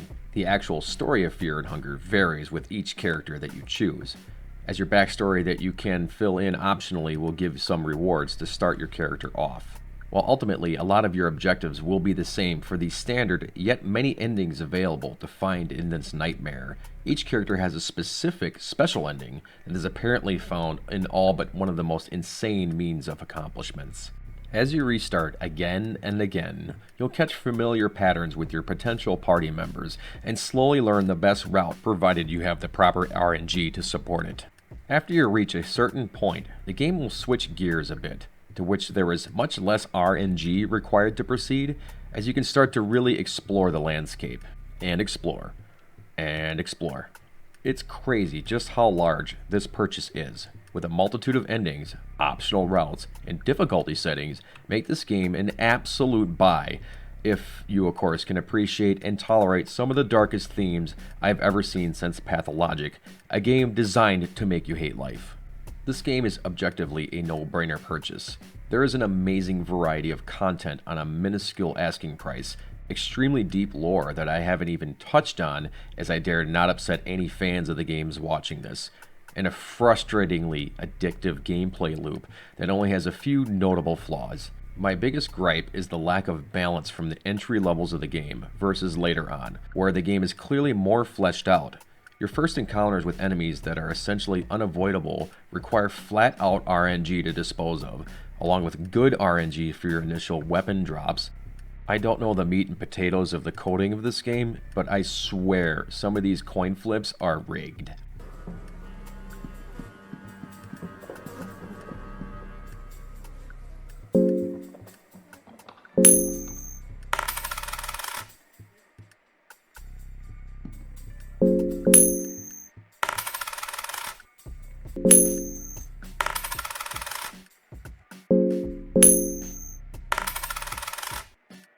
Here I roll 6 consecutive tails when I pick heads. Then, using the built-in mechanic of spending a lucky coin to flip 2 coins at once, a 75% chance of success, I roll double tails both times. I checked the math, it says it's 1 in 1024. Fuck this game, it cheats. Starting over, this game with all of its success also has a sequel, Fear and Hunger Terminus. I'll look to cover this game at some point as well, once I am able to get a better grasp of the scope of that title. But rest assured, it's a fantastic game and at a low price point as well. So there you have it, 3 indie titles that you should play right meow. My huge faucet of new subscribers has shut off for now, so I shall forego reading out the new subs, but I shall not forget my Patreons, South Boogie B.O. and Joe C. Thanks for your support, both in monetary and in spirit. With all of this cash, I shall afford an extra large box of cheesy poofs to jam into my maw while I edit this goulash of shitty content together.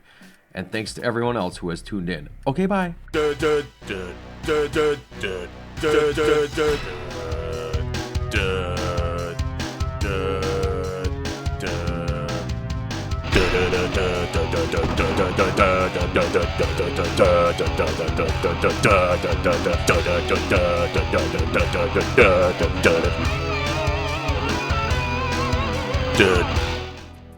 Of all the games I've introduced, this is likely the least necessary in the history of video games.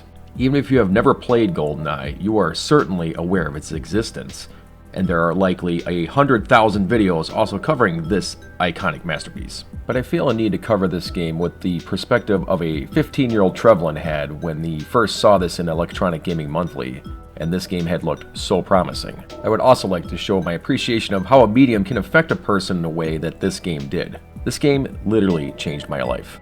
EGM and GamePro were the go-to for upcoming video games on the market. At least that was what I had at the time. And one of the biggest things to young gamers in this era was the console wars, a retrospectively silly feud betwixt nerds over which console was the best one. After all, you had Sega Genesis openly mocking Super NES for its lack of processing speed, a single valid statistic that was the only thing that the SNES didn't utterly flex over the older Sega Genesis Mega Drive. So why not market that? Sega does what Nintendo don't. It's genius, and it still gets used today, ironically. Once the Sega Saturn stumbled onto the 32-bit scene, and the now iconic Sony PlayStation taking utter control of the market share, all eyes were on the Ultra 64, and what would be the revolution of all the angry little nerds that stood by the SNES, waiting for the massive leap in technology. Nintendo wasn't in a rush to get this console out. They wanted the latest tech to be shipped in that box and to utterly crush the PSX visually. In the meantime, they were cranking out stunning titles on the now ancient SNES cartridges, keeping fans like me sated in the meantime. After all, it's the games that make the console, not the power of it. I mean, until the N64 is announced and they look like this. The difference between this game and all the rest is in the name, Nintendo 64. It has 64 bits of memory, twice the power of other games on the market. Right now, our warehouse is out. The 360-degree playing environment is part of the attraction and the challenge. When you control him, he's kind of hard to control because he goes so fast and you don't know which way you want to go. Hindsight is 2020, and many of the decisions of Nintendo in this time are just strange.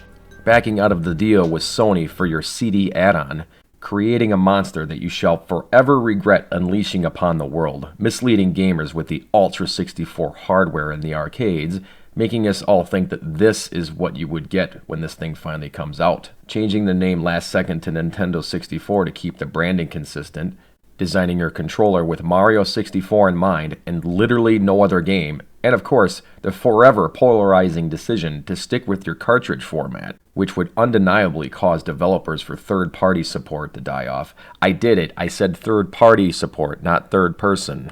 Cartridges had a huge advantage over CD, nearly zero load times versus the painful splash screens of most of the PSX and Saturn library. Nintendo wanted you to know that when you popped the greatest game of all time in and fired it up, Mario 64 just shows the Nintendo logo, and here comes Mario within 5 seconds of firing it up. Oh, and it was fucking glorious. What a game that was. And here comes Pilot Wings. Holy shit, that game was a visual treat as well. Enjoy, here's your games. The launch of the N64 was marred with objectively the worst lineup of titles of any console that wasn't a true failure, and with no possibility of ever achieving that kind of success in today's market. Cruisin' USA was released shortly thereafter, which showcased just how underpowered the console actually was compared to the arcade version showed over a year beforehand. Also, they didn't have Slick Willie in the top of the White House at the end. Gentlemen, the Cruisin', come on down! Come on in the hot doggy! Y'all come back!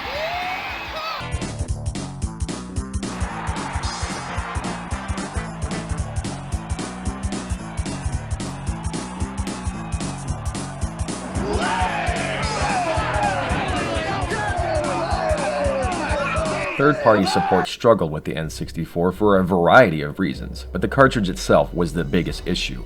The limited storage on the cartridge meant texture maps had to be highly compressed, giving the N64 lineup that iconic look of cardboard visuals. To this day, it's hard to discern what is prettier to look at, a game with fluid camera movements and a large draw distance, over a repeated texture map that you've seen in 30 different locations, or a gritty, warping texture that is completely unique to this scene because we can ship this game with 12 discs if we feel like it. This crystal clear sounding exchange between these people, or this highly compressed one.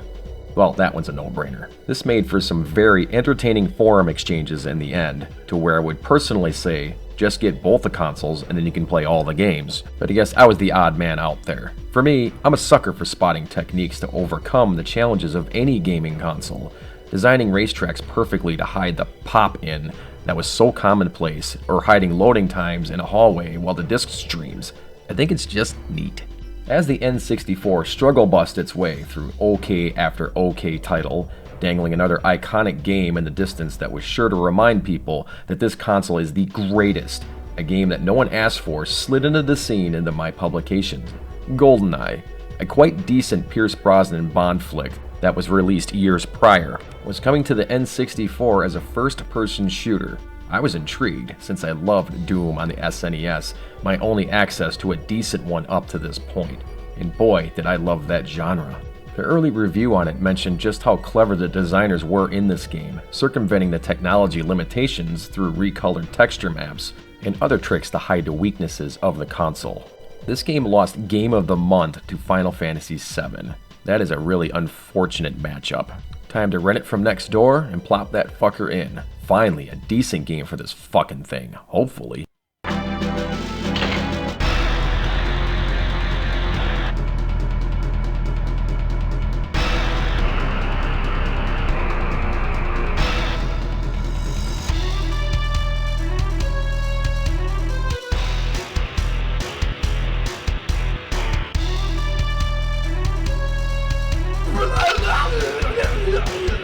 I'm currently tapping into the excitement that I had with this game from the very start.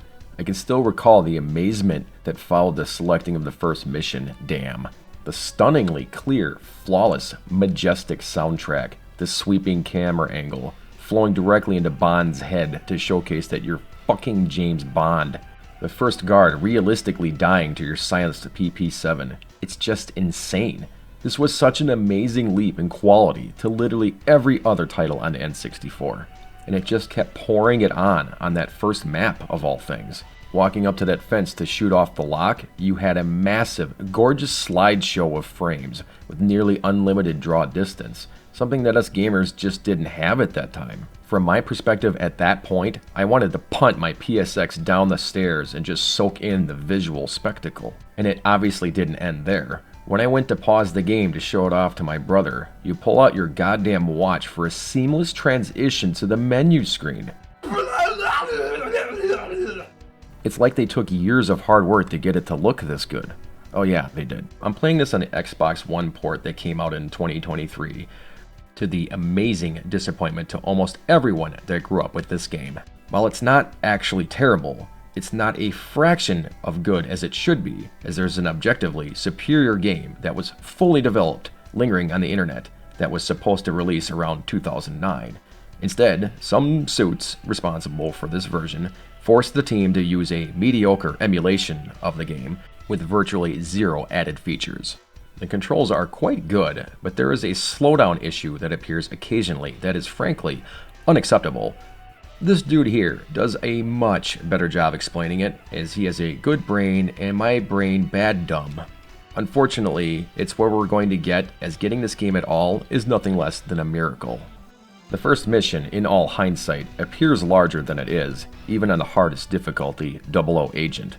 In Damn, you simply need to install a covert modem, reach the back area of the dam's lower level, and download the off-site data, then destroying all of the alarms before bungee jumping off of the platform with your invisible bungee. One of the interesting features to come is that each mission was created with an entire set of objectives in mind, and with each lower difficulty, will often remove one of those objectives in order to consider that mission a success. Failing any objective does not stop the mission in progress, and you're free to do whatever you want. I'm looking at you, Sam Fisher.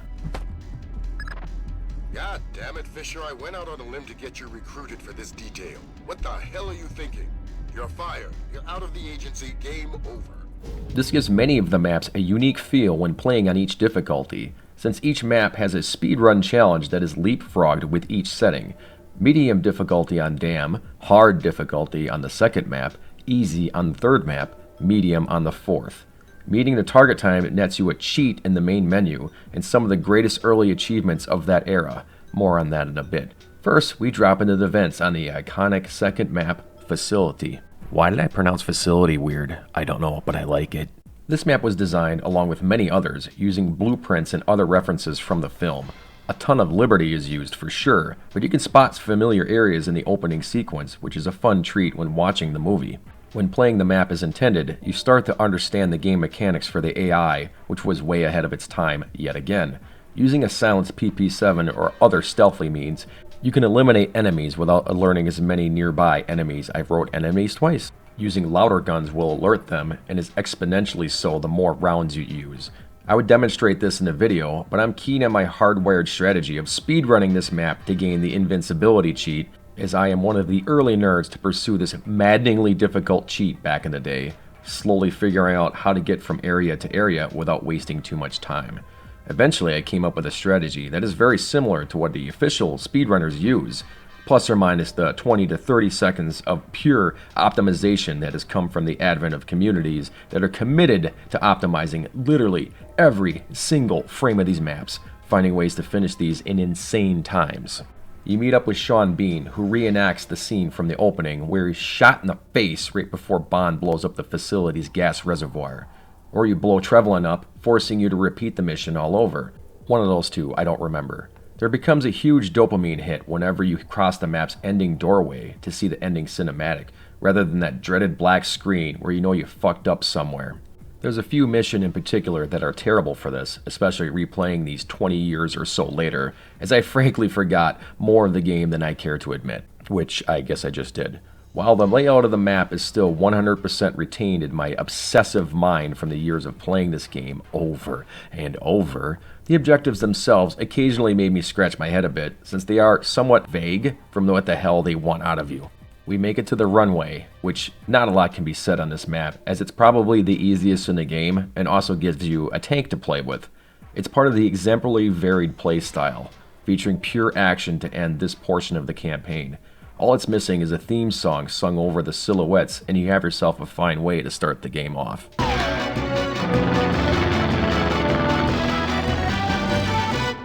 Surface slows things down a bit, and once again flexed a very impressive draw distance for the N64. And that music, man, it's just perfect.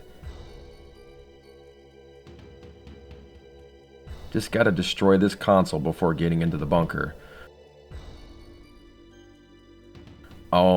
Oh shit. Alright, I forgot you need to do that the second time around.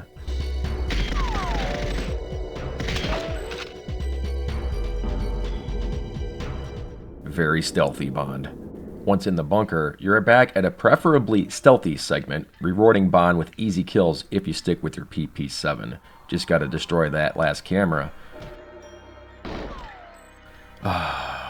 I swear, the N64 wasn't this hard to aim manually, and this port does an okay job converting controls over to the Xbox.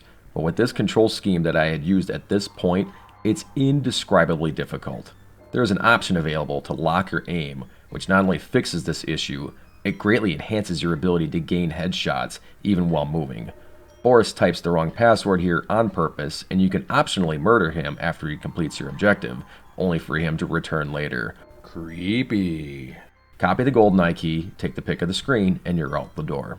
Next, we have a polarizing map that most can agree is the first difficult map in GoldenEye, featuring a wide array of bullshit that can happen to ruin the mission. Getting murked by the swaths of enemies, a fairly strict time limit, the idiotic behavior of the scientists that are seemingly suicidal, tight ammo reserves on the harder settings, and my favorite, the ambiguous means of accomplishing your goals. Use the plastique in each fuel room. Okay, where? On these walls? Oh, I didn't get the telemetric data? Great, time to redo the whole thing. Oh, I only got 2 of the 3 circuit boards this time. Time to redo the whole thing. It's a rough time. Eventually you plow your way through and then finally finish this hellhole. Nothing sweeter than that ending cutscene. Frigate is another showcase of the attention to detail that this game provides, and yet more dynamic changes to the playstyle, forcing you to burst into rooms and kill in a prioritized order, preventing the hostages not only from execution, but also crossfire, as they spin around like idiots once they're free. It's another slick map in both design and flow, allowing skilled players to fly through it with ease once you memorize the layout. It's also one of the only maps I can think of that ends in the same place that it starts. So here's your bit of trivia. This will be on the test, so write that shit down, boy. Surface 2.0 is where GoldenEye officially kicks off its storyline after the prologue. It's an admittedly familiar retread of the previous map, with almost the same set of objectives. Just make sure to blow up this thing this time. Also, for whatever reason, Bond intends to run through the front door this time, thinking that this won't happen as a consequence. Oopsie. Bunker. The stuff of legends. This mission is part of a trifecta of what I, with the greatest affection towards this game, call a horseshit mission. I clearly consider myself a veteran of this game, despite not knowing certain small facts of the game design 20 years later, but it's with this info that I can safely say I have no idea how the enemies spawn in. It seems like until you break off certain portions of the map or kill certain guards, that these fuckers just won't stop coming. You get knives to remain stealthy, but they are a bitch to use. In my experience, it seems like breaking off to the barracks is the best way to start off the mass murder, but don't get spotted by this camera, or you might as well quit the mission. These absolute fucks will spawn indefinitely and have a shit ton of armor and crack aim, making them a constant unnecessary nuisance. This map kept me from progressing for an insane amount of attempts back in the day, and on my repeat playthrough, a few more yet, as I reacquainted with the bullshit factor of the ambiguous goals needed to obtain the dual safe keys, the CCTV tape. Nice. The ton of camera locations, and the weird spawning mechanics that eventually let you clear out the area, because you are not going to let Natalia out of that cage, right? Funny to think most players such as myself would have let her out early on before realizing just how much of a liability she is. Live and learn. I'll never deny that there are some parts of GoldenEye that feel undercooked, and Statue stands tall as one of the least interesting or fun missions to play through up to this point, in my opinion. You do get this adorable model of Valentine that you can just get to waddle towards you, and of course, the big reveal. Yanis is in fact me. Trevelyan. Angle run your ass back towards the helicopter using the automatic shotgun. Is this shotgun good? Is this shotgun good? Is this shotgun good? Yes, it's fucking banana bonkers strong. Did I mention how absolutely fantastic the attention to detail this game has? Watch this. Your reserved ammo for the shotgun, when you have less than 5 extra rounds, will display appropriately on the bandolier on top of it. It's completely unnecessary, as you'll almost never have less than 5 extra, but these beautiful bastards that made this game put it on there. Rescue Natalia, find the black box, which is in a randomized location, and surrender to Michkin, who thinks you're the cause of all this mess. You kinda are, but plot-wise we know that Trevelyan is now the bad guy. Just gotta speedrun our way through the archives. I would play this map normally, but way back in the day, there was an article in EGM with an open challenge to beat the time of the editor that not only achieved the crazy fast time of 1 minute 20 seconds on Archive's 00 Agent, but 1 minute 5 seconds. Speedrunning, as we know it, was not a thing at this point in gaming, and this was an odd challenge to be submitted. A challenge that I took on immediately. I felt like such a freak at times, trying to optimize my many hundreds of tries to reach Natalia, fly over to Michkin, and succumb to the dozens of bullshit ways the run will end in that shitty little room. I eventually got a good pattern down and whittled my time down 1 second at a time. Eventually, I tied that fucker and just made me more obsessed as a result. I started to record my sessions on VHS to ensure my eventual success would be immortalized, until one day it happened. 7 months after the editor sent the challenge out to the public, I was so excited to see that 104, and I went to my local library to consult an online forum that had the best times for GoldenEye. I submitted an email with my request, stating that I believed no one in the world could beat 104. The gentleman responded quite politely. That is an impressive time. However, the current record is 57 seconds on that difficulty. And that, ladies and gentlemen, is how a young Trevelyan learned the vastness of the internet and how you aren't 1% as good at anything as you think you are. But I still think I'm pretty decent. So here's me beating it this time after a few dozen tries.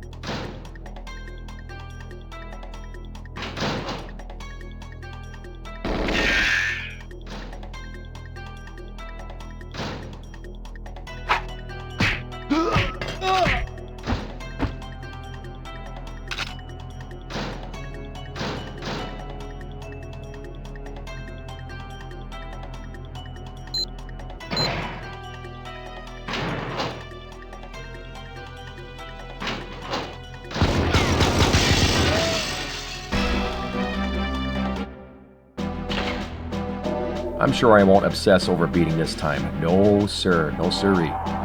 Streets is another map that is definitely overcooked or undercapable of what the game designers envisioned when drafting the game up. It's just not a good map, but you do get to use the tank again, which is a nice treat. Basically, you have to reach the end, which is signified by this empty blue vastness of space. This is what I mean by undercapable. Apparently, GoldenEye's original game design was a mixture of what we have now, along with an on-rails segment, which causes a lot of maps to have empty voids and useless rooms, which in retrospect gives some of these maps a distinct charm, and in the case of Streets, a lack thereof. Oh well, on to Depot. Here on my replay, I got pretty frustrated, thinking that this port of the game had a huge technical flaw. The enemies on the map will literally shoot you before they are even drawn on screen, causing you to fire blindly into the background or be shot. With each attempt and mounting frustration, I started to recall, yeah, this actually was always the case. The trick to the map is unfortunately to learn how to fly through the fucker as fast as possible, ignoring half of the enemies entirely. Even this mounted sentry is completely invisible until you learn to shoot it from this specific angle. Also fun trivia. Bond will murder these last two guys for you when you run in using whatever gun you have equipped before adjusting his cufflinks. So badass. Train is another part of our trifecta of horse shit. It is a very difficult map for many reasons, especially on 00 Agent. There are scripted enemies that pop out at very inconvenient times, with this one guy locking himself in the bathroom until you advance, springing a pincer movement. You'll take a lot of damage if you aren't careful. You also have to nail this shot cleanly or Natalia is toast here. You're then forced to use your watch laser to cut open the shaft, but don't jump in too soon or the mission fails. Do it all over. Alright, she finds out he's in Cuba, jumping down the shaft now with only 20 seconds left. Oops, fail it again. Do it all over. She needs to find out what the password is. You need to wait out Natalia until 4 seconds are remaining. Jump in the hole and pray the AI pathfinds her character in time to not blow her up, just like in this example here. It's bullshit. It's utter bullshit. Have fun redoing the map yet again. Jungle is another forgettable map on paper, but lets you play with one of the most OP weapons in the game, the AR-13 assault rifle, featuring penetration and roughly 33% more damage than a typical bullet. It's super effective on nearly every enemy in the game, including Xenia on the top here, and also Natalia, as her dumb fucking ass walks directly into my line of fire, failing the mission instantly. Get the fuck out of my way! Strangely, you can dual wield the grenade launcher and the RCP-90, the other most powerful weapon in the game, featuring a whopping 80-round magazine filled with equally powerful rounds, using a 9mm or whatever this bullet represents. It's certainly fun to dual wield anything in this game, but to combo the grenade launcher with the RCP-90 doesn't jive well, but still definitely an interesting idea. We arrive on Control on 00 Agent. Is there any other mission in GoldenEye that stirs so much emotion out of the game's fans? The potentially best bass line in the game, the elevator bit at the beginning, the 14-minute long wait for Natalia to open this fucking door.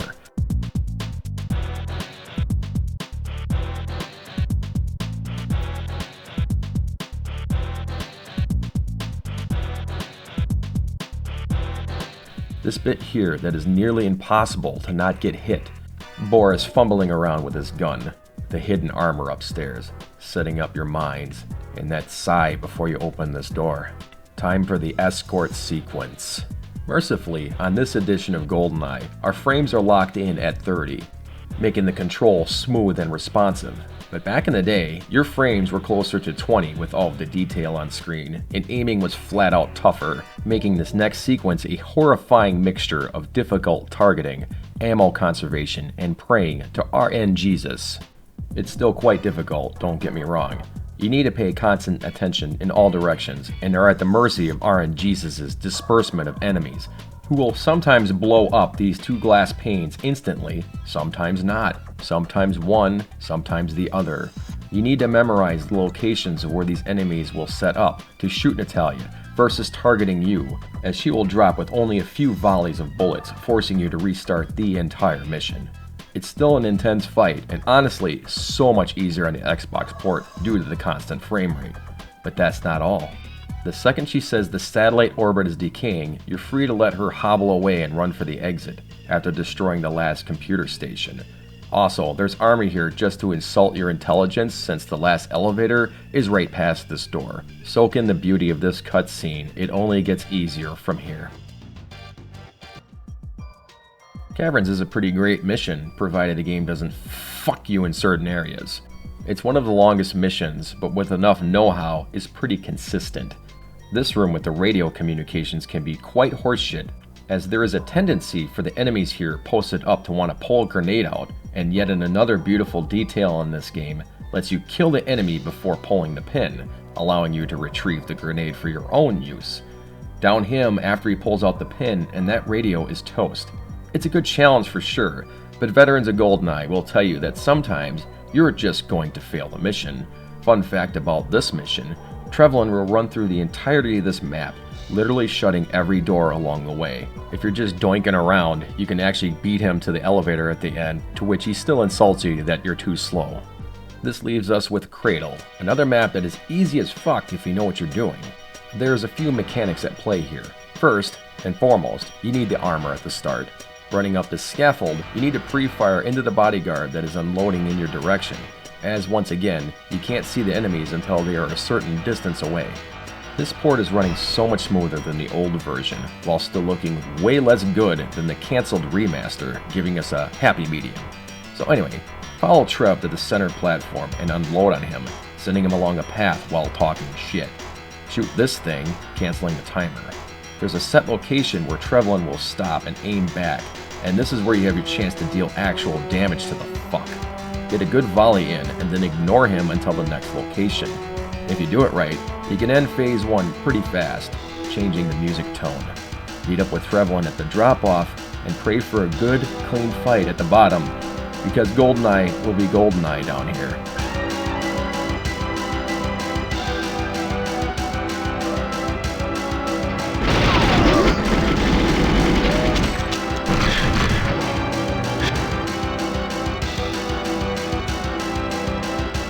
See what I mean? I've played this game approximately 700 billion hours, and I've never noticed that Natalia is the one piloting the helicopter. Enjoy the fantastic ending soundtrack as these two blocky models smash their block faces together. Nice polygons. GoldenEye has 2 bonus missions after the fact, first being Aztec, by far the hardest mission in the game. This map has 2 main paths to Jaws, one of the antagonists from the movie Moonraker, where the mission derives from. This first path is absolutely the wrong one, and the other's the barely possible one. Take the barely possible route. Just like everything else at this difficulty, you need to know exactly what to do to beat this, since the enemies will not miss you, and they deal a shit ton of damage. Jaws, in all of his intimidation, is very weak to getting in close and slapping the shit out of him.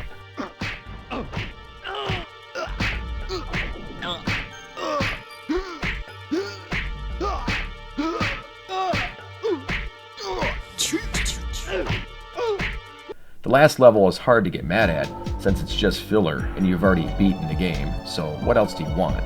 Dig that laugh, dude. I was pretty impressed at how I was able to remember this pathway to getting to the golden gun, though. Thus ends the GoldenEye campaign. For the time, this was extremely challenging, sometimes unfair, sometimes ballistically frustrating, but I couldn't get enough of it. Getting all of the cheats required some crazy dedication, and showcased even more content than you already had, like this other shotgun that is completely unused, even in multiplayer. Oh, there's multiplayer? The N64, despite its weaknesses in memory and third-party support, had unquestionably the best multiplayer titles for an entire generation. This game is no exception, despite being objectively flawed in many respects, especially given the modern times. I wonder what that text is. There was just something addictive about shooting your friends in new and creative ways on each of the many maps, all with the design of someone with an afternoon to kill. As far back as 1999, when I was knee-deep in Unreal Tournament, I used Unreal Ed, the built-in map editor, to recreate the maps from GoldenEye.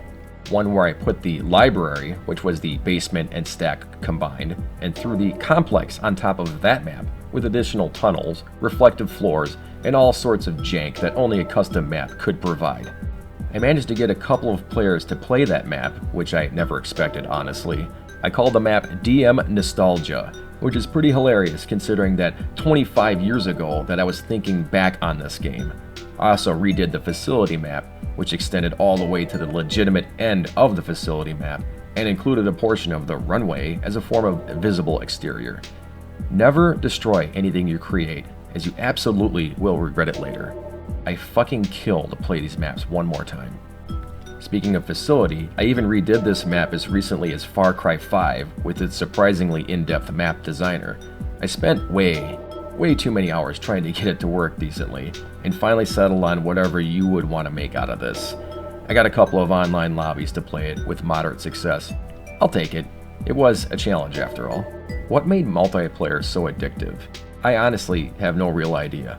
There were a ton of glitches, flaws, and other oddities that limited what this was truly capable of in this mode, which, if my memory serves, was added very last second compared to the rest of the game. The most interesting matches, in my opinion, come from the converted single-player maps, which were all but slapped together with spawn locations, some guns, locked doors, prohibiting movement to the rest of the map.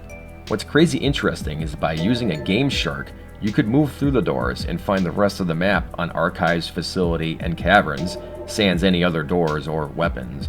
Modders have since restored these maps when playing GoldenEye online, letting longtime fans finally explore the rest of the areas. It's frustrating seeing this port not only not allow any kind of additions to this mode, but still maintain the locked out mechanic of the more detailed maps for 4 players. You had to use a glitch to allow 4 players on archives and bunker, as the frame rate dropped into the 10s with all of the geometry on screen. This port is locked into 30 FPS. There should be no issue with allowing this, but that would take additional programming, something that the dev team clearly was not allowed to do. Shame. Shame. Shame! There were some really interesting ideas here, being the trailblazing multiplayer title that this was, like the Living Daylights mode, where you would carry this flag around a la Oddball in Halo. You could play 2v2, 2v1, or 3v1, along with adjusting each player's health to crazy opposites, which was an excellent way of allowing novice players to experience the multiplayer in a much fairer way. Plus 10 made people insanely hard to kill, while minus 10 made you essentially one shot. Just as it was with License to Kill, my personal favorite mode, as you cut through the bullshit and get to murdering. Any bit of damage will instantly kill the opponent no matter how trivial. This meant exploding crates and bullshit use of explosives could create some really interesting kills, or deaths.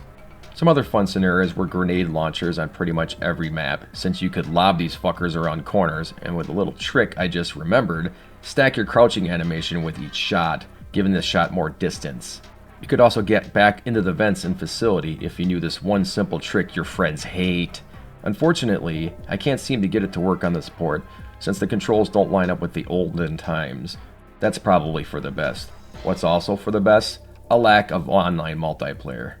Maybe we are missing out on a few lobbies of people reconnecting after so many years on the interwebs, reliving the dream of sitting on the couch next to each other, but those times are not now. Respawning in GoldenEye multiplayer is strictly linear. There's a set spawn location for 1, 2, 3, 4, and so on. only to be negated by another player being in the proximity of the spawn when they press the button. Line of sight does not apply, nor randomness, except for the initial start. That means with simple memorization, you can spawn kill indefinitely, since no one starts with any guns, and usually not even very close to one. There are probably 100,000 videos on YouTube on how to corner camp every single angle of Call of Duty's newest map additions, with this video playing on the left monitor, and the game on the right, and TikTok playing on your phone in front of the monitor to maintain the dopamine surge in between the 1 second respawning. I don't think that GoldenEye being available on Xbox Live is a wise choice. Switch users, how's that online going for you? So many more things to recall, like how this grate shoots kind of one way if you're hiding in them. Completely free in one direction, but you can shoot out directly ahead at this specific angle. Was this intentional? Who the fuck knows? But if you want to compete, you'd better know that. One of my favorite techniques was to open these doors while holding a magnum, and pull the door into myself, revealing just a hair of visibility. This gave a ton of cover while letting my shots ring in. Think you can just watch my screen? Well, have fun tracking this. I used to run straight up and down, navigating the map out of memory, only to pull up when I got close enough to scream, "Surprise butt sex!" I most certainly earned my title of being the bad guy back then, and my friends would brag how it should be in tournaments and whatnot. Oh, little did I know just how much of a drop in the bucket I was once I eventually got to play online for the first time. There's something about GoldenEye's gunplay that just doesn't get old. Each weapon has a level of punch, with those perfectly made sound effects and amazing decals that just feel so effective. It just might sound apologetic, but it's also really nice to just reload the gun and not watch the whole animation. This is definitely a retrospective viewpoint, since I was blown away by Perfect Dark's animating each gun independently. Nothing about these games have any realism, so the grand scheme of realism versus fun, it's a perfect power fantasy to empty an RCP-90 into a crowd of guards just to go click click for another 80-round magazine to be ready to spread more fun. The game has its own physics and, you guessed it, was way ahead of the competition. The guards will drop all of their weapons with their own unique rendering onto the ground for you to collect, along with the bullet decal still attached from when you shot it by accident earlier. You can shoot the guards' hat off or have their helmet deflect the bullet. It all adds just a little bit of spice to a perfectly baked pie of mass murder. As you gain more experience with the game, you learn the tells of the guards to know when to take cover and when you can unload your entire mag into a crowd. It won't stop from the bullshit that occurs on more difficult stages, however, since the randomized nature of the enemy AI will certainly bring about many game failures due to what I affectionately refer to as GoldenEye things. Example, Natalia strutting in front of the most powerful weapon in the game, a guard pulling out a grenade right in front of your face, prompting a stray bullet to connect with it, blowing up all involved. And the ever so occasional random strut of an enemy, where you should always take cover, as this particular animation gives the guard double the accuracy and thus double the potential damage output on Bond. I could go on, and I will. Shooting the scientists out of sadism will warrant a much-deserved pistol to the face, as these guys are packing. Directly below the computer on Dam is a grate where you can antagonize the guards. Why? Why not? There's at least 8 different weapons in total that you can use. I said at least 8 because there's a shit ton of them. Let's look at them for a second. At this point, I was going to do a breakdown of each weapon based off of its stopping power, but on closer examination, I've noticed something very interesting. Like a pickup truck that has to go around the corner every time I'm recording a line. I'm probably way late to this deep dive, but the vast majority of weapons, PP-7, DD-44 Distove, KF-7 Soviet, sniper rifle, ZMG, and the D5K all do the exact same amount of damage to the legs, arms, chest, and head, with the chest being a 2x multiplier and the head being a 4x. I tested this by putting the enemy's health to 1000% and testing them on the respective body parts. What does change, however, is the strength of the enemies, even as early as the 3rd mob on Dam, where they carry a percentage of armor on them, giving them additional poise prior to being stunned from your shots. It isn't to say that these guns are all alike, since they do demonstrate different recoil patterns and fire rates.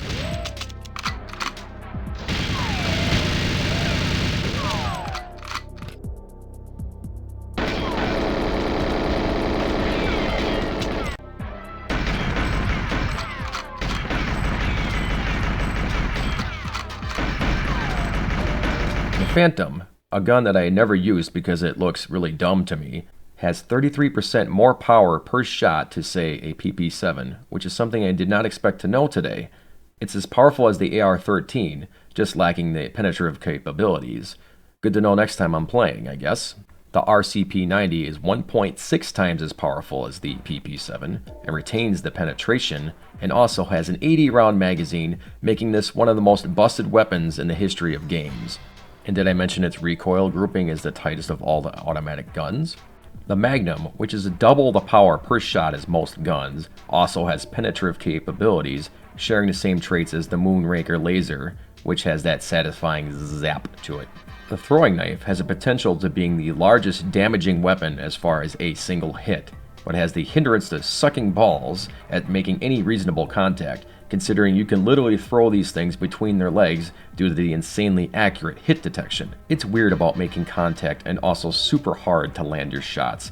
Personally, between the two weapons, I would choose the double RCP-90s. Topping off the list of weapons are several weird and unused assets that I can only assume were left on the cutting room floor, but are accessible with the all-weapons cheats for shits and giggles.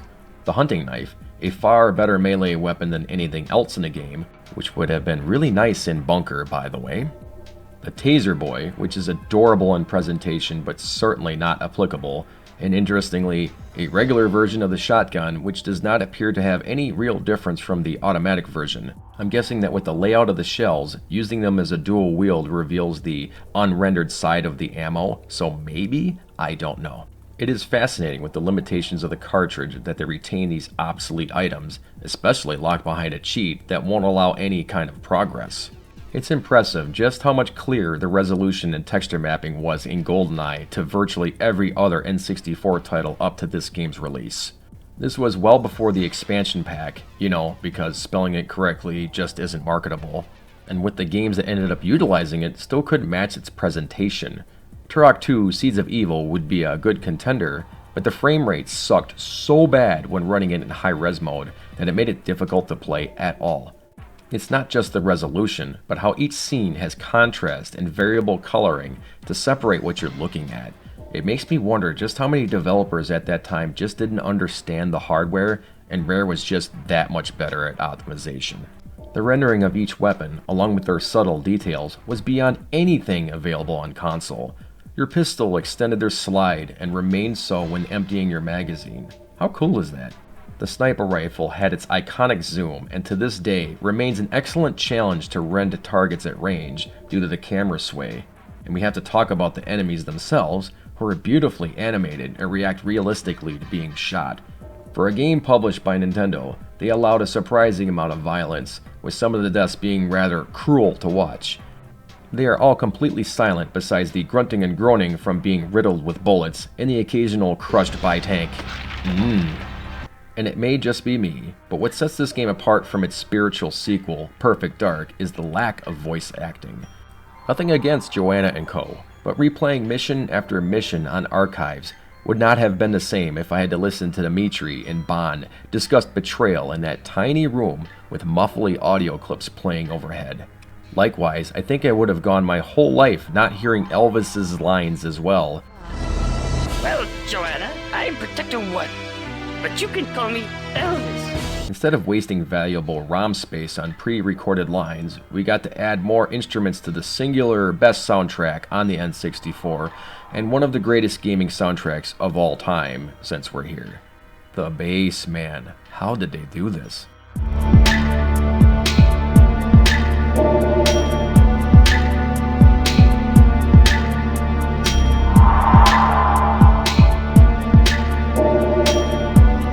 It's a perfect blend of original work and the iconic theme, and almost always matches the map's mood. Another interesting choice with GoldenEye was the ability to have 3 different field of visions, along with a 16.9 aspect ratio, which is something absolutely no one asked for, but we all appreciate it now. Tired of me saying the game was ahead of its time yet?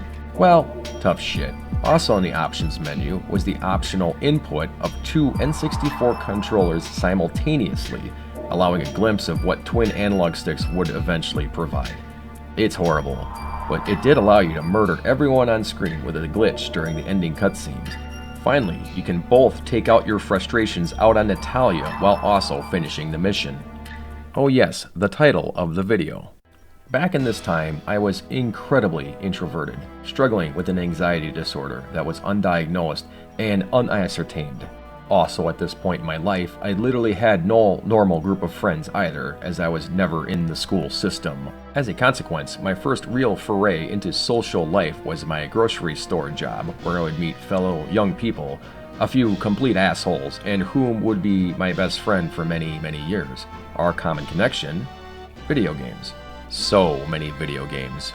I invited him and other eventual friends over to my house to play GoldenEye, as I had it set up on my fairly large CRT, a huge sound system, and my competitive edge to make them want to beat my scraggly ass. For you see, with my obsessiveness of this game, I became very, very good at it. So good that we ended up creating ground rules. Screen watching is a skill, not cheating. I don't even want to debate this with any of you. Don't tell me you can't look up at my screen and know where I am. That is just silly. As mentioned before, if you know what you're doing, you can literally spawn kill someone indefinitely. So our next rule, you can't shoot someone until they get a gun.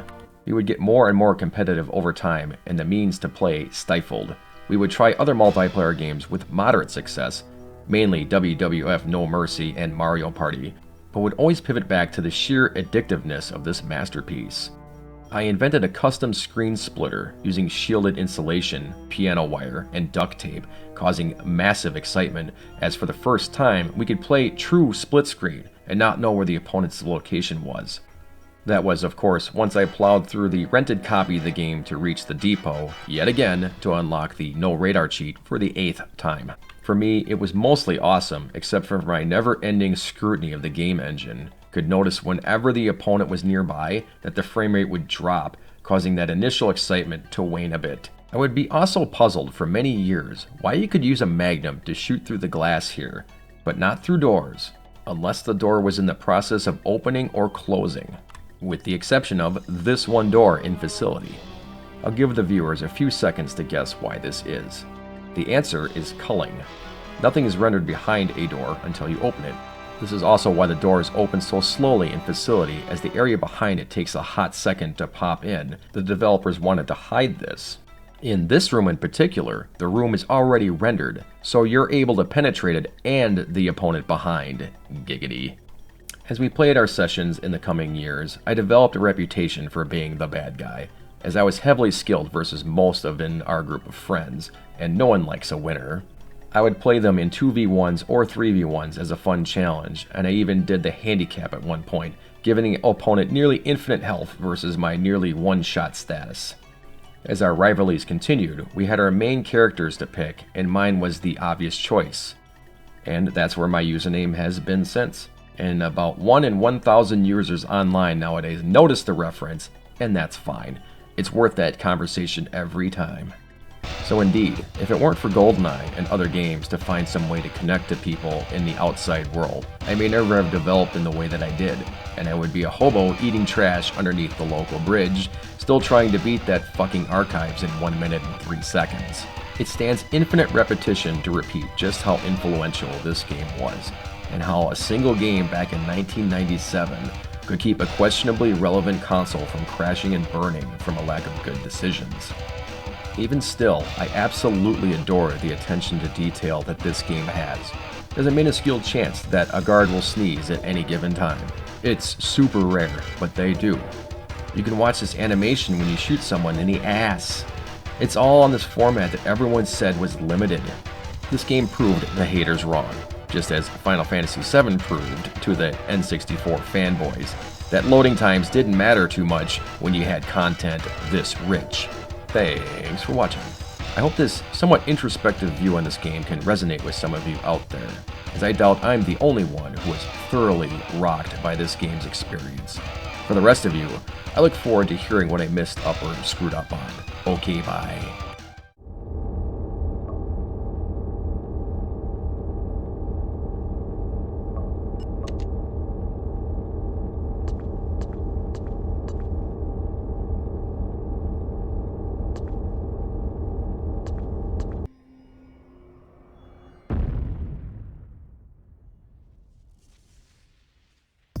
Sentient is a first-person thing. It's supposedly an adventure title by Psygnosis, the game's publisher, but man, that is a stretch. Released for PlayStation and DOS/Windows in 1997, this strange and ambitious title begged the question, just how deep could we make a text-based adventure game set in orbit around the sun, with 60 characters independently wandering around and working distinct jobs, all with real-time gossip and hatred for one another, sprinkled with politics, infidelity, and a dash of murder? The answer is, of course, yes. You will be playing as Garrett, this lovably monstrous, bald, unlikable, poorly dressed medic sent to assist with a radiation sickness that has burst out onto the Icarus station. There is also a dead captain on board, with a lot of mistrust going on between security, medics, scientists, and engineering. Also, the station is plummeting towards the sun, and apparently nobody knows it yet until you find out and do something about it. You know at work, when your boss is informed of something dire, and they just stare at you expecting a solution? This entire station is that boss. Have fun! The game's main feature is the GUI, graphic user interface, which has a rather oppressive array of options when you speak to anyone. Ask a question, make a statement, give an object, all with their complex sub-menus, and even more abstruse menus behind that. The goal is to have the precise thing you need to ask for or state in mind before you ask or state this thing, since guessing what you need is essentially impossible. Notice that I said essentially instead of for all intents and purposes. It's time for Wild Tangent. Okay guys, I'm going to give you 2 sentences. See which one is more or less accurate. 1. In the hedge maze, the sky is blue and the grass is green. In the hedge maze, for all intents and purposes, the sky is blue and the grass is green. Next sentence. The game is basically impossible without a walkthrough. The game is, for all intents and purposes, impossible without a walkthrough. Now ask yourself, which one is full of extra words to stretch out their essay? Okay, now that you've also learned how pointless, for all intents and purposes, is added to any statement ever, maybe now you as well can also notice it whenever someone vomits it out of their face hole. Disclaimer, with the exception of Mangilar, when he uses it in literally every video he uploads, because I can listen to his Xenogears review all day, every day. Anywho, besides this massive, overwhelming screen of different options when speaking to someone, you have your own inventory and means to interact with the pointer in the room. This won't highlight interactable items until you pop the cursor on either, adding yet another layer of complexity to interacting with your surroundings. For all intents and purposes, it's a confusing system to learn. Did you cringe just now? Good. Speaking of cringe, this is your walk speed throughout your playtime.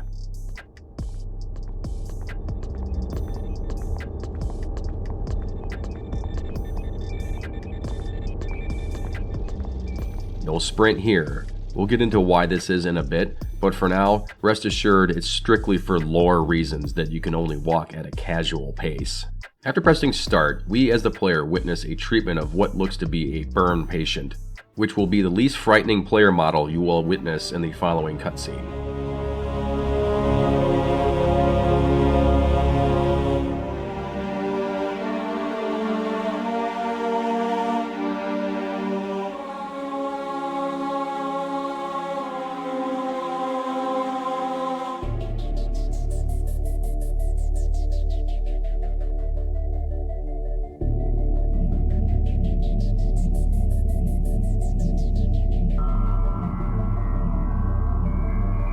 He's burning up. Get the restraining belt. Heart rate's in the stratosphere. Breathing's irregular. We've got to calm him down. 24 units of aminoxin. 24 units of aminoxin. He's stabilizing. This is the worst one we've seen. Kamek, I'm late for an important meeting. If he regains consciousness, contact me immediately. Yes, Doctor. The medical relief team were due over an hour ago. Any idea where they are, Doctor?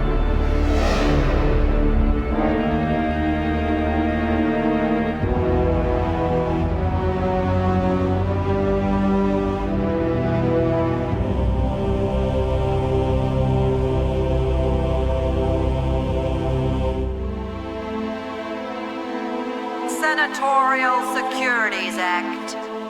We thank you for your compliance. You are now approaching Icarus Station.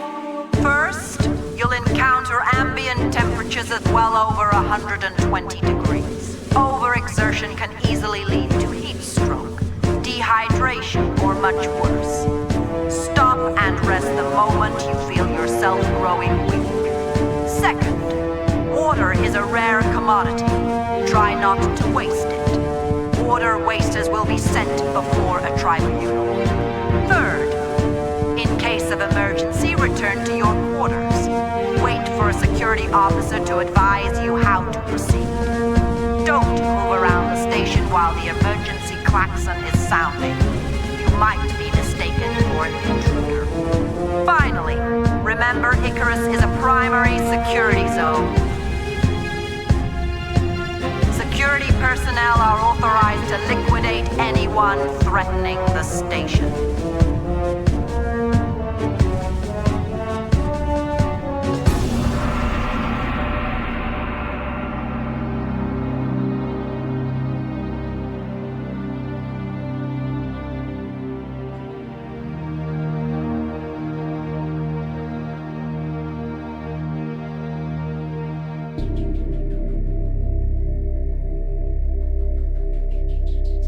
I do hope this is important, Jor-El. I don't think you'll be disappointed, Senator.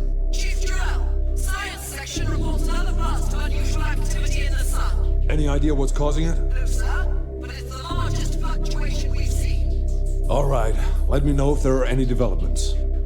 The incoming medical shuttle just finished beaming over our inbound communiques. Data Central have reason to suspect that Shatterjack has infiltrated this station. They believe that you are his likely target. What? The political assassin? You've heard of him. Of course I have. He murders 27 government officials, and you fools let him on board this station. As head of security, I hold you personally responsible. It gets worse, Senator. What's Captain Lovey told you about the recent decrease in mining efficiency? He told me it was because of the plague outbreak. The emergency medical team should sort that out when they arrive. It's not the plague. Our orbit has been steadily declining for the past 96 hours. We've had to divert energy from mining to the thrusters, and that's brought us another 72 hours before we slide into the sun. We're trying to solve the problem, but it's not easy. Data Central are aware, but I'm warning you now in case you want to leave the station. I have to stay here. Incoming shuttle. I have you on Vector 771. Re-Vector 4 Mark 4. Very good, shuttle. You are clear for rendezvous. Shuttle, I'm picking up full band interference on your off-track. Please identify. Shuttle.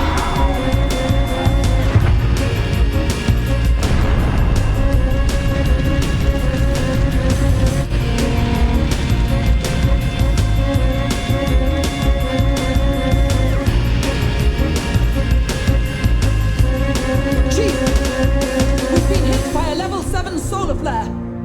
The entire top disk has been irradiated, and Chief, that incoming shuttle didn't make it. Condition 0. No one is to go near the top disk without my authorization. Get a report from engineering and let's get a search organized. Full radiation protection. I just remembered. The captain was down on the shuttle deck. I'm gonna look for him. Senator, you should return to your quarters. I expect to continue this conversation as soon as possible, Jor-El. Dr. Lovey, I need your help. Meet me in Sector C in 5 minutes. I can't explain right now. Just be there. You start off on a crashed loading bay of the Icarus, not unlike in Space Mutiny, one of the best movies of a bygone era of truly cheesy sci-fi epics. Let's get out there, kick some ass! Trunk, slam chest. Fist, rock bone. Stump, beef knob. Smash, lamp jaw. There's a short tutorial sequence of sorts where a blaring alarm is forcing you to act quickly. You can help save this guy on the ground by providing a med kit to him, or giving it to him through the menu system. Once he's up, he'll give you a card key to raise the shields, allowing ingress. Whether or not you help this man to start off will start a chain of variables that will dictate the path of the game moving forward. But saving him is not necessary, as you'll soon learn. If you do save him, you'll be blasted by these two dickheads, sending you to nappy time. You will then be forced into a literal hedge maze, something that I personally think was completely pointless to include in a game that features one of the most confusing layouts in the history of video games. But I'm just getting warmed up on being the epitome of hyperbole. If you reach the end of the maze in time, you're treated to one of the many horrifying cutscenes where Garrett is trying to understand what is going on. And yes, I know it's epitome and hyperbole, it's just funny to say that, and I loved making you cringe. Gian? Gian, it's me! Gian, aren't you my wife? No. Who are you? Gian, sometimes. Who are you? Come on, Garrett. Get with the program. Who are you? Who am I? Silly question. Who are you, Garrett? What is this place? You mean, who is this place? I can't tell you, but if you find me again, I'll give you a clue. Sometimes when you're being cryptic in a video game or other medium, the answers will be much more apparent on a repeated playthrough. Trust me, this is not the case here. You awake to Nerd Glasses, whom is excited to see you. Here, they expect you to reveal your identity, either by providing your credentials or simply stating who you are. The security guard here is quizzical as to why you were able to survive such a wreck, and how you were also able to survive such a massive amount of radiation. Nerd Boy here is visibly upset at this questioning, foreshadowing a rapidly overwhelming plot. Sentient has a truly unique gameplay style that I can't recall playing around then, nor anything like it since. I'm not entirely sure if that's a good thing or not, or if Sentient is even a good game experience.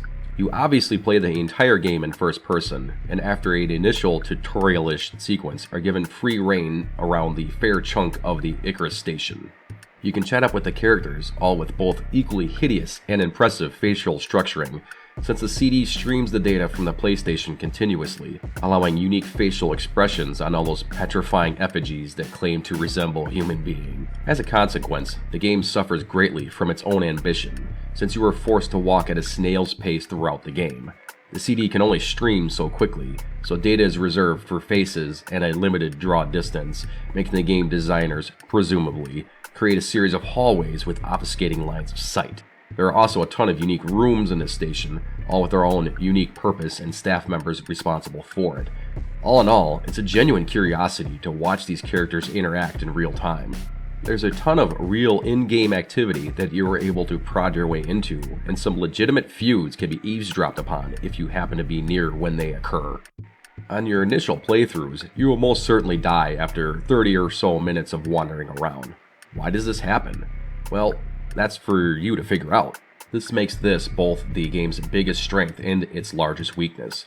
As a kid, I did not have the patience to replay for the 10th time to understand just who to talk to about what is causing the station to slam dunk into the sun. But as an adult, I have gained the know-how of consulting an old walkthrough because fuck this game, I was supposed to look down in this one specific room to find this on the floor? I feel like this is weak, but also, if you are able to ask the right questions and make the correct statements, you're able to put together your path towards the game's progression. But it's in this understanding of these mechanics that the game legitimately fails to teach you in any meaningful way, and the game's horrid interface does little in helping this along. And while we're at it, let's talk about navigating the map, shall we? I'm gonna brag for a second or two. While I lack any motor functions beyond what is needed for me to feed myself and roll into the shower once a month, I am one of the most focused individuals you will ever meet when it comes to video game direction. I will almost never get lost on the most obscure, repetitive, or intentionally obtuse mazes in almost any video game you could ever throw at me. It juxtapositions my real-life sense of direction, which has somehow not gotten me killed when I ventured anywhere outside of my various holes that I've resided in. Hedge mazes? Fuck, dude. I'm already out the door by the time you found your first dead end. It might be why Sentient has struck a very nasty nerve with me. I believe the manual once explained the numeric system for the various rooms on the station, but being unable to locate it, I'm forced to use logic, and man alive, this is where Sentient just mystifies me. The station is circular in design, and the idea is that the various levels are larger and smaller based on the floor that you are on. It is realistically cramped and claustrophobic, but also conveniently hiding geometry for the chugging PlayStation to draw those pesky polygons on. Each hallway has a bulbous obstruction that tries to direct the player, or what I would like to claim outright, confuse the ever-living fuck out of the player. Sentient's entire layout is, without hyperbole, the most confusing maze I have ever encountered. It is beyond description, but I'm going to do my damnedest to let you in on this insanity, because that's what it is. I tried to draw the map out multiple times, but something didn't make sense, so I tried again, and again. Finally, I turned to Blender to map one floor out, pace by pace, angle by angle. Here are my initial findings. You're coming off the Transdeck 3000. The first things you see are 1, 2, 1, 1, 4, 1. Okay. What's this way? If I look here, 1, 3, person teleporter symbol. This means research. 1, 3, what's that symbol mean? Looking at it from this angle, 1, 4, 1, 1, 2, 1, which is the opposite of what we just saw.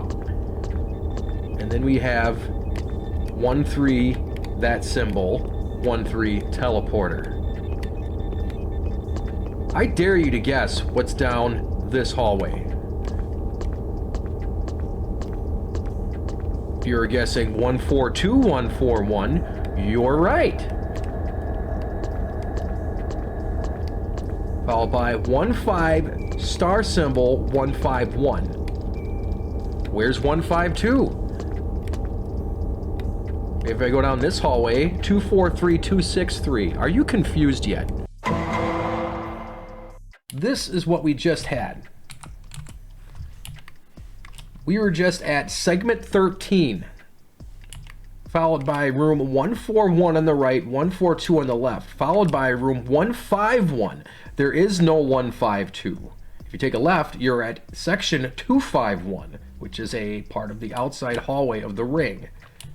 Following the inside, we have 161, 162, segment 17, 181, 182, segment 111. There is no 112. That goes to 211. Followed by 121 and 122, followed by 13. And are you fucking kidding me with this shit? The outside ring is 23, followed by 243 and 244. Let's put that in there, buddy. Followed by 251, 263, 264, 27, 284, 283, 211, 223, 224. I am still fucking confused. So in theory, you could, in theory, communism works. In theory, you could rotate this. Kind of like this. And then you kind of have a clock that goes to 18 and then goes back to 1. If you want to further fuck your brain. I started to make sense of the third research station once I started to map it out, with the exception of the entire thing. You only have one warp in and out, which leads to segment 17, which leads to ring 1, which is pretty par for the course at this point. The rooms are flipped once again. They're always on the outside, and now on one side of it you have back-to-back rooms, and the other side you have single rooms. This leads to ring 3, which is the only way to get to ring 3 is this one section. If you try to access it from ring 2 on the outskirts, you will find dead-end doors over here. For reasons. This is the most confusing thing in the universe. It's insane, and this is only 3 of the many floors. To my knowledge, no one on the interwebs has a map of this nightmare, and I'm not exactly sure you're supposed to know where you're going, but to rather ask the various characters to lead you on to other characters and rooms using the proper commands. But doing so without having a point of reference is only going to confuse the player more, making you more and more reliant on random schlubs to lead the way. It is not a good mental cycle for someone that, likes to know where the fuck they are at any given time. But all that said and bitched about, the ancient guide simply chooses room numbers to tell you where to go, and using these along with the floor, you'll start to at least waddle in the generic direction using these key movements. This symbol connects ring levels, and this connects to teleporters. Teleporters do not always allow access to the other areas of the station, for reasons mostly assholic to my understanding. Do you remember on Star Trek where they can only beam to other parts of the planet based off of where the teleporter was physically located? Neither did I. The devs were pricks. If you want to try to prod your way to one of the many endings of this game, I only wish to give you this much advice before playing it for yourself. Look down in the rooms. There's shit on the floor. You'll need this shit. Also, bring a notepad. I don't know about you, but being told through a text to find Raman Jarrell on Research Laboratory 2 has already me forgetting about where I am and who the fuck are you. There's a dead woman in my kitchen. I don't know what my name is. If you haven't seen that movie, well, there you go. That's the whole film. Here's what my playthrough looked like once I had an actual grip on what to do after the first 10 or so bullet points are given to the player. In other words, I followed this dude's walkthrough from 1999, which is still available on this awe-inspiring website, the Spoiler Center. I'm not sure if this website is maintained or not, but it's just a gem of a time capsule circa 1999 to 2003 or so, displaying old JPEGs of Lara Croft's midlife crisis phase of dressing like a schoolgirl, or was that the publisher proliferating pre-pornographic paraphernalia to prepubescent puke faces? I'm halfway through a Celsius right now, and I'm on an alliteration kick. Give me some slack. Where was I? Once Kamek Cyril clears you, aka nerd glasses, you're forced to remain in quarantine until Dr. Luby also clears you up. In the meantime, since we've saved the engineer earlier, he gives us the engineer's catchphrase, "We turn to the skies."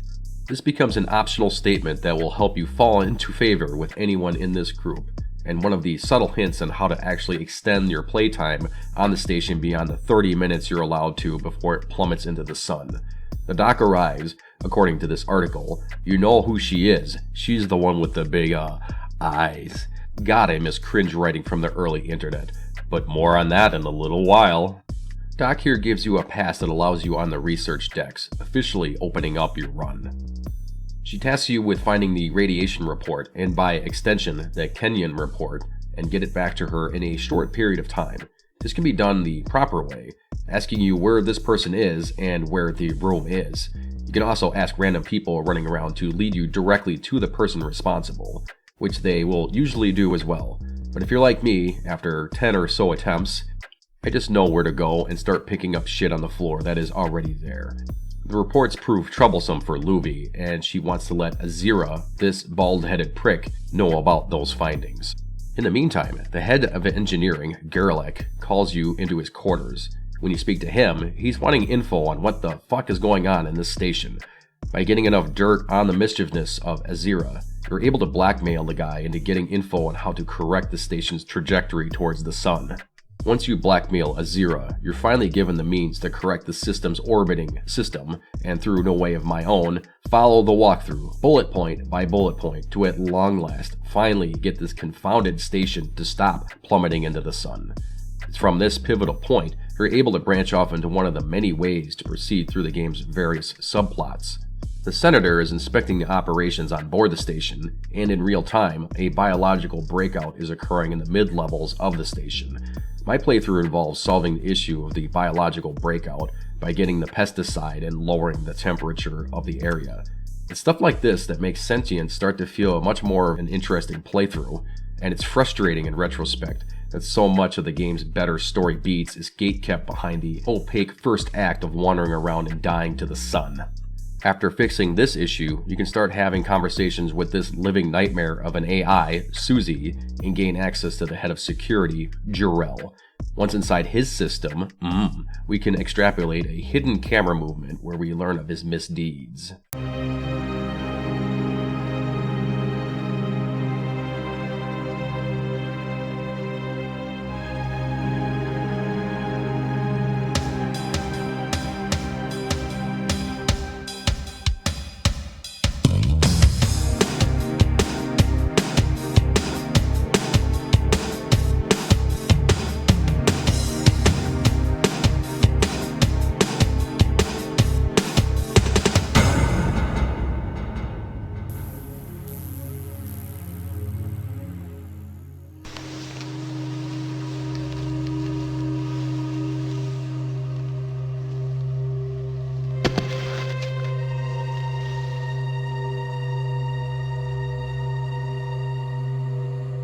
Ooh, an affair, homoeroticism, and murder. Now we're talking. The computer then saves this video data on a giant device for you to carry around, because this is the future. You were able to use this evidence in a variety of ways, but I opt to give it to the senator. One of the cool things about this game is that the dude has a path that he runs through the station. Until a certain point he will disembark, and various endings are presumably no longer obtainable. Once the senator has the info, he issues a house arrest to Azira and Jarrell. It's around this time that the orbit around the sun appears to be decaying again, and when you confront Azira, we'll explain that the data he gave you was bogus. Give Garrelak this info and prevent the station from once again plummeting into the sun. Also, the sun has been communicating with us, as evidenced by this. Yep, I totally found this tiny note in this room and wasn't directed to go to this room by the walkthrough. Bring the data to Susie, and it will eventually verify that the sun is, in fact, trying to communicate, but needs more or less a cipher to decode that information. Waddling over to these new age schmoes, you will find a book on Braille that you can feed into the AI's mainframe to complete the puzzle. Why a space-age artificial intelligence is not aware of a centuries-old communication method is beyond me at this point, but hey, video games. Once Susie digests this info, it is kindly asking for privacy in the room while Nerdglasses arrives to tell you a revelatory series of statements, and where Sentient both gets its namesake and cements its plot into absurdity. You were playing as a cyborg this whole time, and have a destiny to plunge into the sun. From this point, the options for your endings start to splinter more, as I waltzed around looking for other options. The engineers are looking to mutinize, as well as the senator bailing out of this hellish domicile. By listening to the device from earlier, you can trigger one of the endings by simply accessing this computer in room 161 on the research deck. You guys ready? Yeah. I'm picking up a new message. Class 6, energy impact imminent.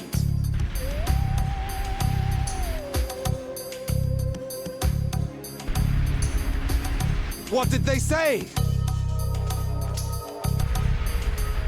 Susie, what did they say? Decoding, decoding, decoding, decoding. Come on, damn it. Friend! Friend! Friend. They signaled friend. Dressed as overcoming gravity. Station accelerating at 4G. I'm picking up a new message. Go. They're signaling go. I'm picking up a new message. Difficult to decode. The same pattern of cycling. Pattern still cycling. Pattern still cycling. Pattern still cycling. Pattern still cycling. Pattern still cycling. Pattern still cycling. Go! Forever!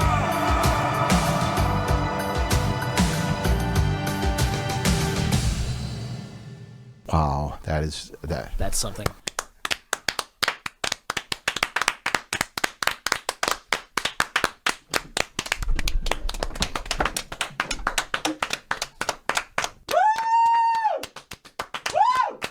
You just keep hitting the fucking home runs, Disney!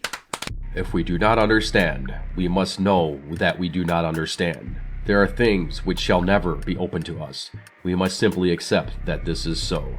Such beauty, such elegance. Score 65.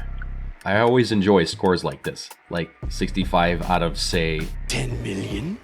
I assume what this pretentious epilogue is stating is that we essentially got an ending, nothing of actual worth or interest, just a means to collect our enigmatic score and running away from the context of the game that we are playing. But the old Trevelyan here, I was somewhat relieved to find any sort of closure at this point, considering on my old playthroughs that the only thing I was able to accomplish was this.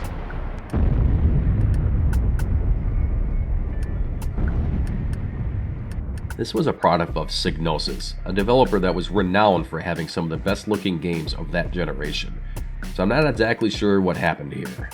Even in its heyday, this game was not regarded as being a good looking game. It's likely that most of the PlayStation's resources are being used to compute a rather impressive amount of pathfinding and real-time events that are ongoing at any given time.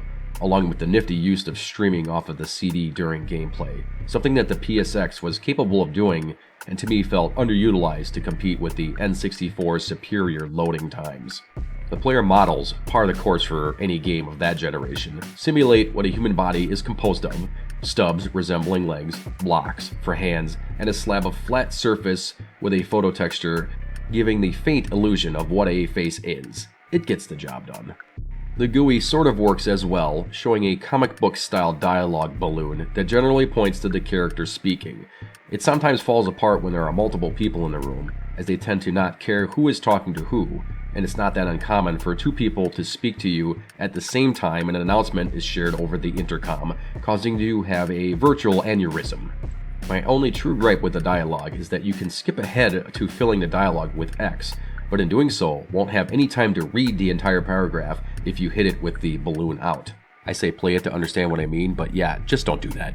The audio is sparse, with only a few sound effects to fill your ear holes. A couple of super generic, out-of-place music tracks are also here to be heard, namely the hot techno track of the main theme, if you want to call it that, and the ending credits.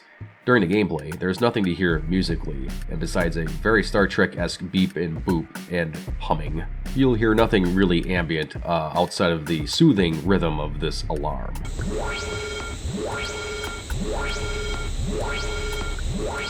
I want to set this as my gentle wake-up alarm going forward. The sound effects are always, with the PSX, existent and unnoteworthy. You spent 98% of the game walking, so at least they nailed that sound. I mean, they didn't, but I thought I would be charitable and say that the clop clop clop sound won't slowly drive you towards a state of lunacy.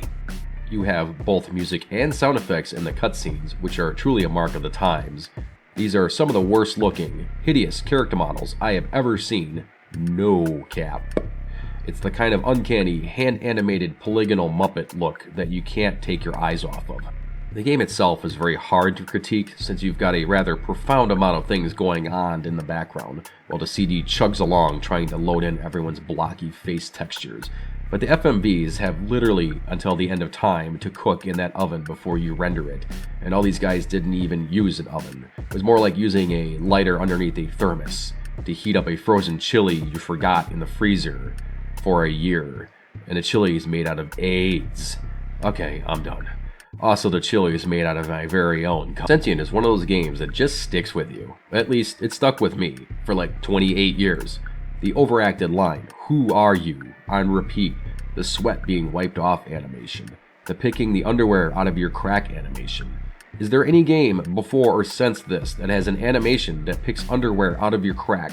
It's simultaneously the most unnecessary and necessary detail I've ever seen.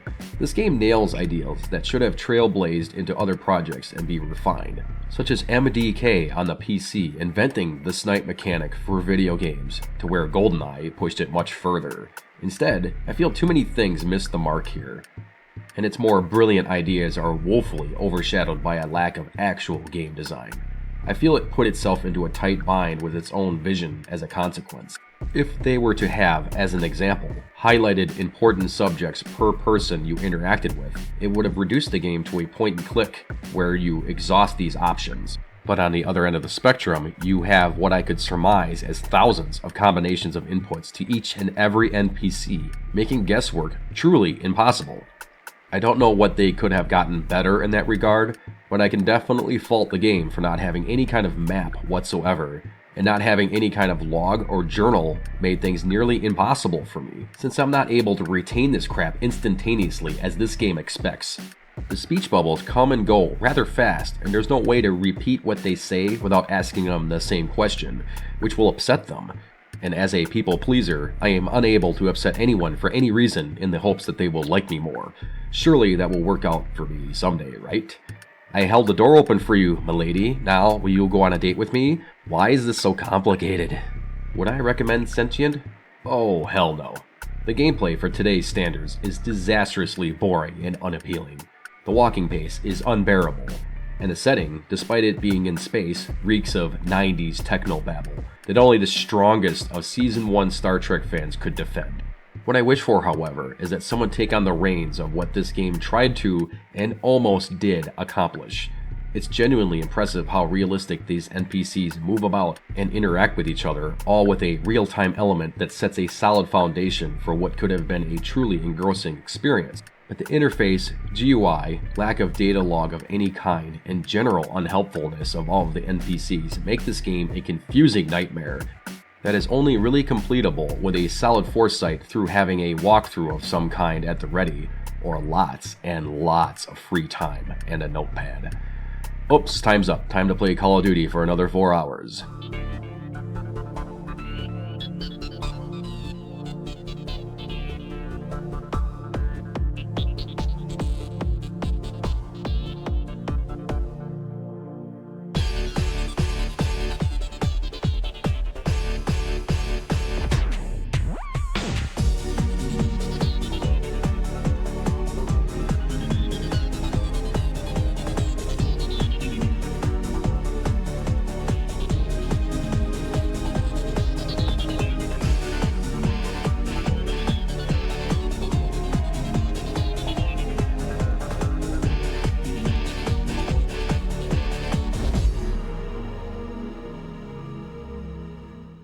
Thanks for watching. If you liked this, please do the engagement thing and the support me through the thing by clicking the thing.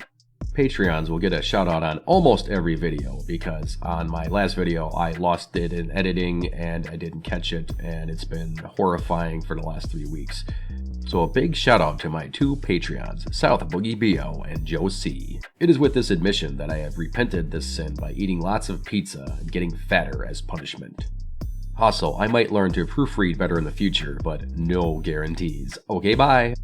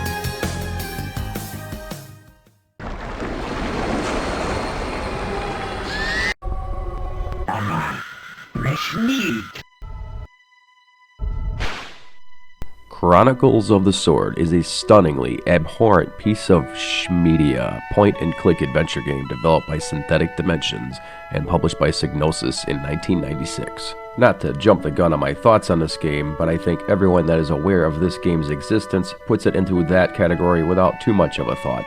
I'll get into the nuanced reasons later, but for now, if you want to know if this game sucks actual throbbing balls, then the answer is yes. However, it's also a game that fascinates me and has some very interesting, redeemable features that are worth plucking out of the abyss of time, and is certainly worth looking at with a curious lens before tossing the corpse back into the pit. Synthetic Dimensions was a curious, very independent company with a varied list of good and not so good titles under their belt. They developed a game for the metal band Iron Maiden called Ed Hunter, a game I had absolutely no clue existed until diving down the rabbit hole that is researching Chronicles of the Sword. There are so many rabbit holes in Wikipedia that I started to feel like I was actually playing whack-a-mole.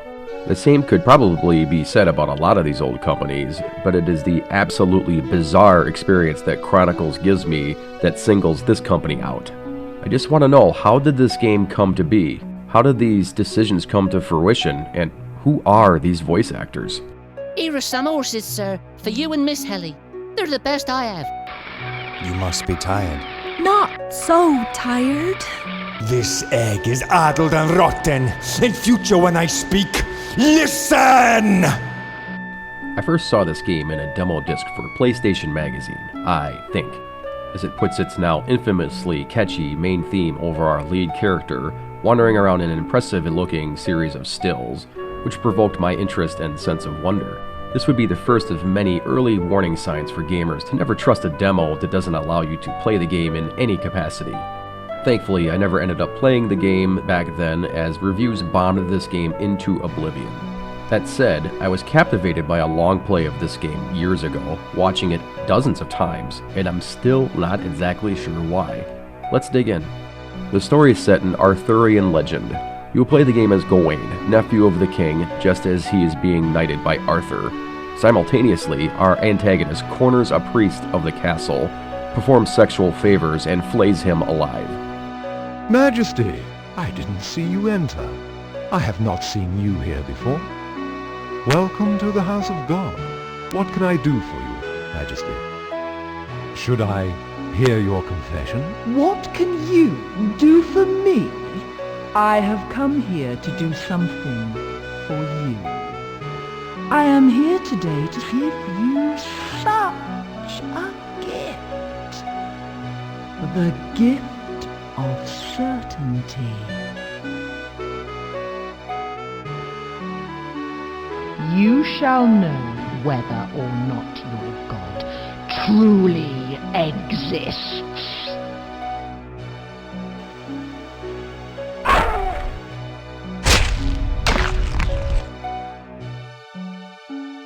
Majesty, I am your humble servant.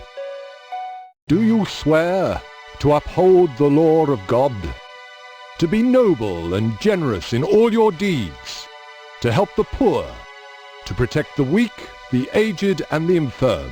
I so swear. Do you swear never to dishonor the court of Camelot, to protect your fellow knights, and to serve God and your country? I so swear. I declare before all gathered here, you are now truly a Knight of the Round Table. The priest! The priest is dead! Someone has murdered the priest! The game skips any conversation past the priest murking. You snap ahead to the main entrance to Camelot, where your first of many plodding tasks is given by Lancelotopus. Lancelot. He fucks the queen. You need to find Merlin Schwarzenegger, the mightiest of deadlifters. Every single character in this game is rendered like those AI-generated shorts for Harry Potter lifting, even with the most frail characters being swole as hell. The first of many issues of this game presents itself to you, a complete and utter lack of direction. Absolutely no one in this game will tell you where to find Merlin. Merlin's in his room like everyone else at this time. Look for the older part of the castle. The biggest clue you're given is that Merlin is old and that he lives where old things are. I assume you're supposed to deduce that there's moss out by this rampart, therefore Merlin must be here. From this part of the tower, Gawain tries to ascend, but this cutscene will play, which on my 8th or 9th viewing caused me to deduce the following plan of action. I have no fucking clue. The stairs are right there. Just go up them. Just go up them. We assume we need another plan at this point, one that requires moon logic. No. This is not moon logic. This is in another galaxy of what the fuckism. Every adventure game will have those instances of, oh, I should have thought of that, or instances of moon logic of figuring out some obscure puzzle that only the developer thought was clever, or clicking on a goddamn monkey to loosen a nut.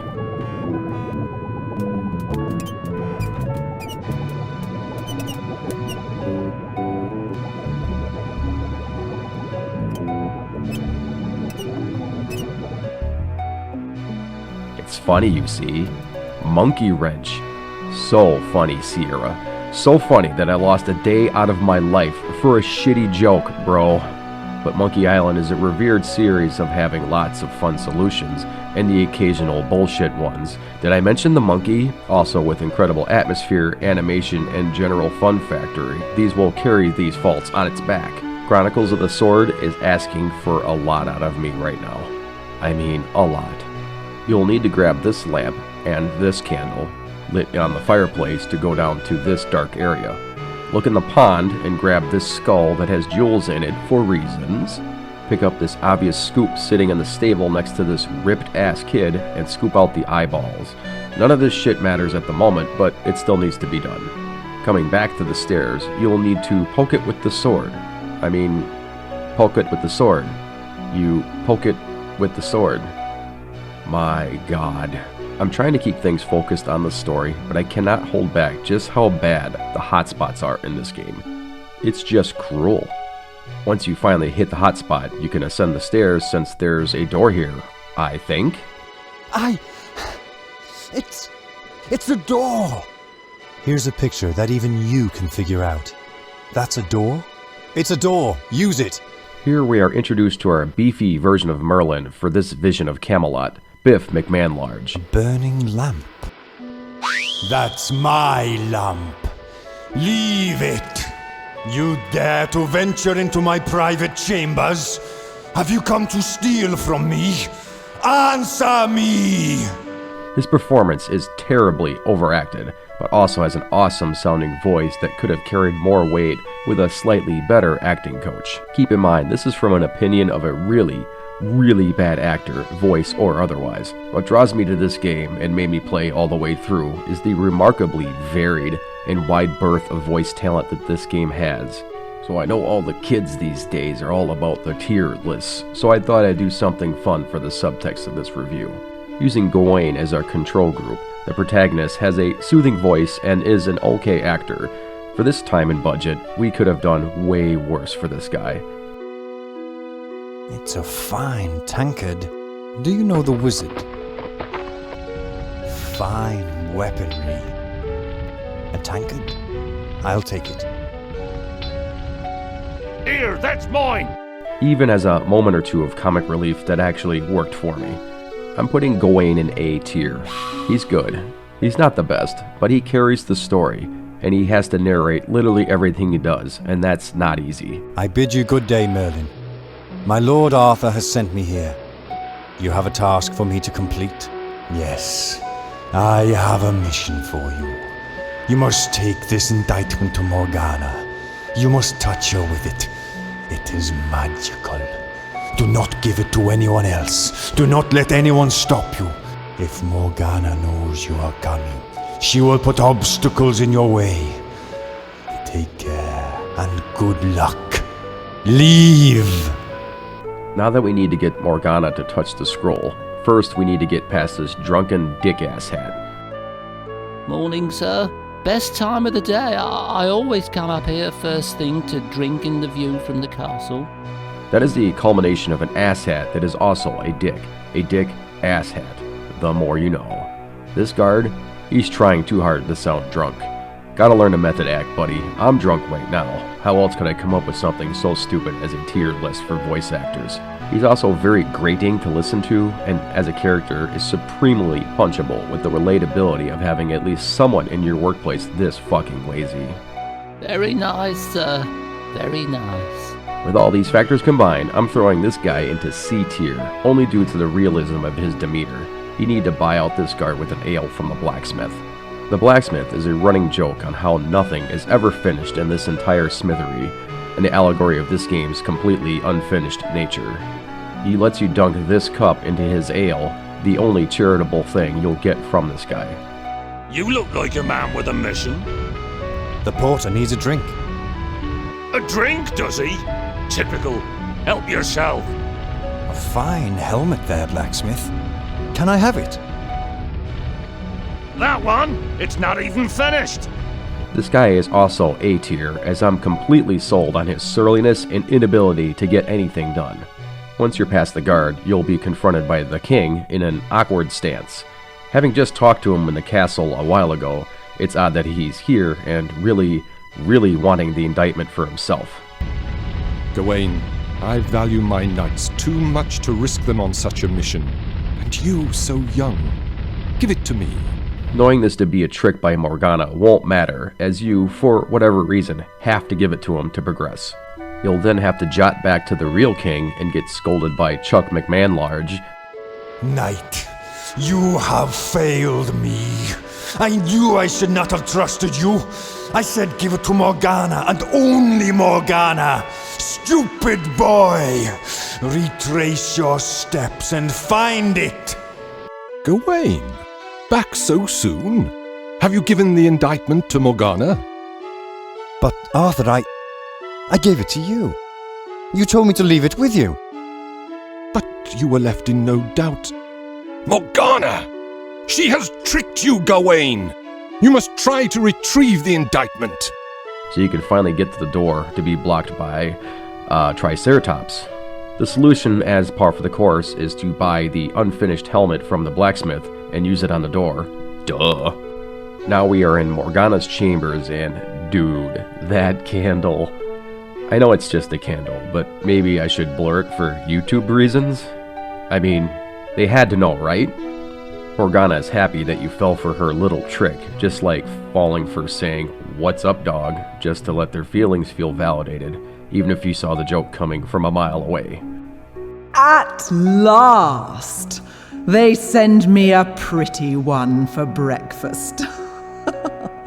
All mouth and codpiece as usual. Look at you. My lady, the seal. I think it is Merlin's. Perhaps it contains a gift from him. Why, thank you, pretty boy. I will take it. After exhausting all of her dialogue, she suddenly goes full dunce and takes the scroll in hand, which, boom, indictment. I checked the playthroughs on the PC version to see if anything is cut out of the PS1, and although these versions look and sound cleaner and lack a loading prompt after every other screen, they are otherwise identical. This is the transition. Good shit, boys. Morgana, you are charged with the crimes of plotting and conspiring against your king. How do you plead? My lord, I am innocent of all charges. I demand to know who spreads these malicious rumors against me. I am a queen, your sister. It is my right. This is not a debating society. For once, you will answer for your crimes. My lord, you are a great and wise ruler. The whole country knows this to be true. My presence here in Camelot can be of benefit to you. I have made errors in the past, and I ask your forgiveness of them. I wish only to serve. Silence, Morgana! These are serious charges. For the crime of treason, you shall be banished from Camelot. And, my dear brother, since when has adultery ceased being a crime? What? What are you saying? My lord, the issue at hand is Morgana's guilt or innocence. She seeks only to deflect the charges against her and sow suspicion and discord. And how are you, you old goat? Still performing tricks for children? Ah, the valiant new knight.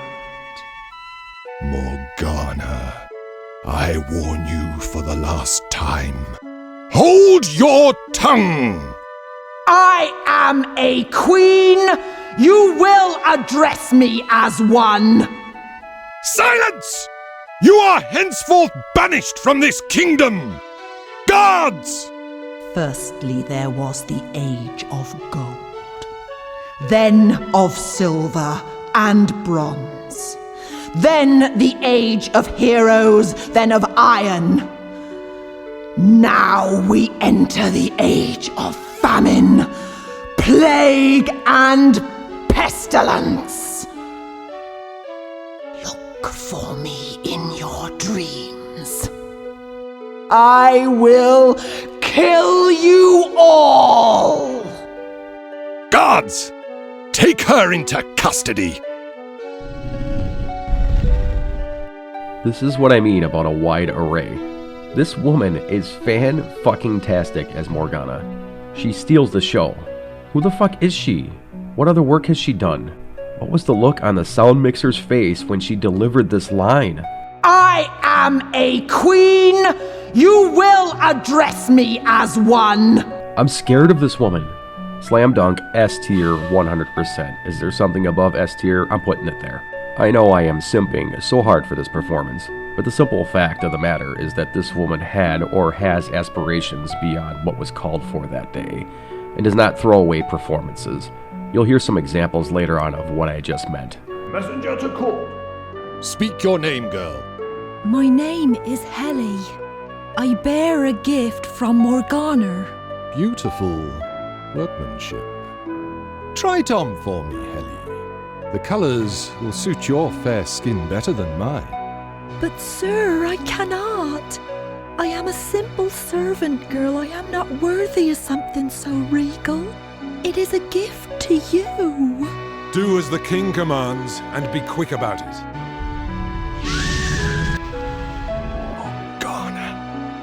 Morgana! This time you have gone too far. You will suffer! And we smash cut to Arthur looking for advice from Peck Bench Press. You'll need to trigger enough conversations so this guard disappears from the game entirely. Lancefuck, he's B tier. Even though he sounds decent enough, he doesn't have anything to work with either. I need to find Guinevere's well. Can you assist me? Why do you want to go there? No one goes there. I've never been there. A short distance through the forest, so I'm told. And the king, who I'm putting into A tier, he has some very stuffy lines in there, but he has a decent vocal range. The last few days have troubled you greatly, my lord. I can take no more of Morgana. I want her finished, executed. Now that the guard has teleported away, you make your way to the Valley of Horrible Ambience.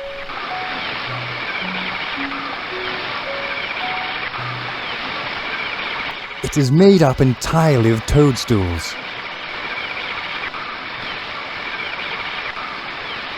You'll break into Guinevere's well using Dragon's Blood. Save your game and change the difficulty to easy, trust me. I wanted to man up and ignore the guide that I read to tell me to change it to easy, and I suffered the consequences. A CGI skeleton bursts out of the water to initiate combat. Combat so poorly designed that it is barely describable. It's kind of like Dragon's Lair meets a 3-second animation loop, with zero feedback on what you were doing right or wrong. But it will grant you your very likely first death of the game, which once again defies all logic and expectation.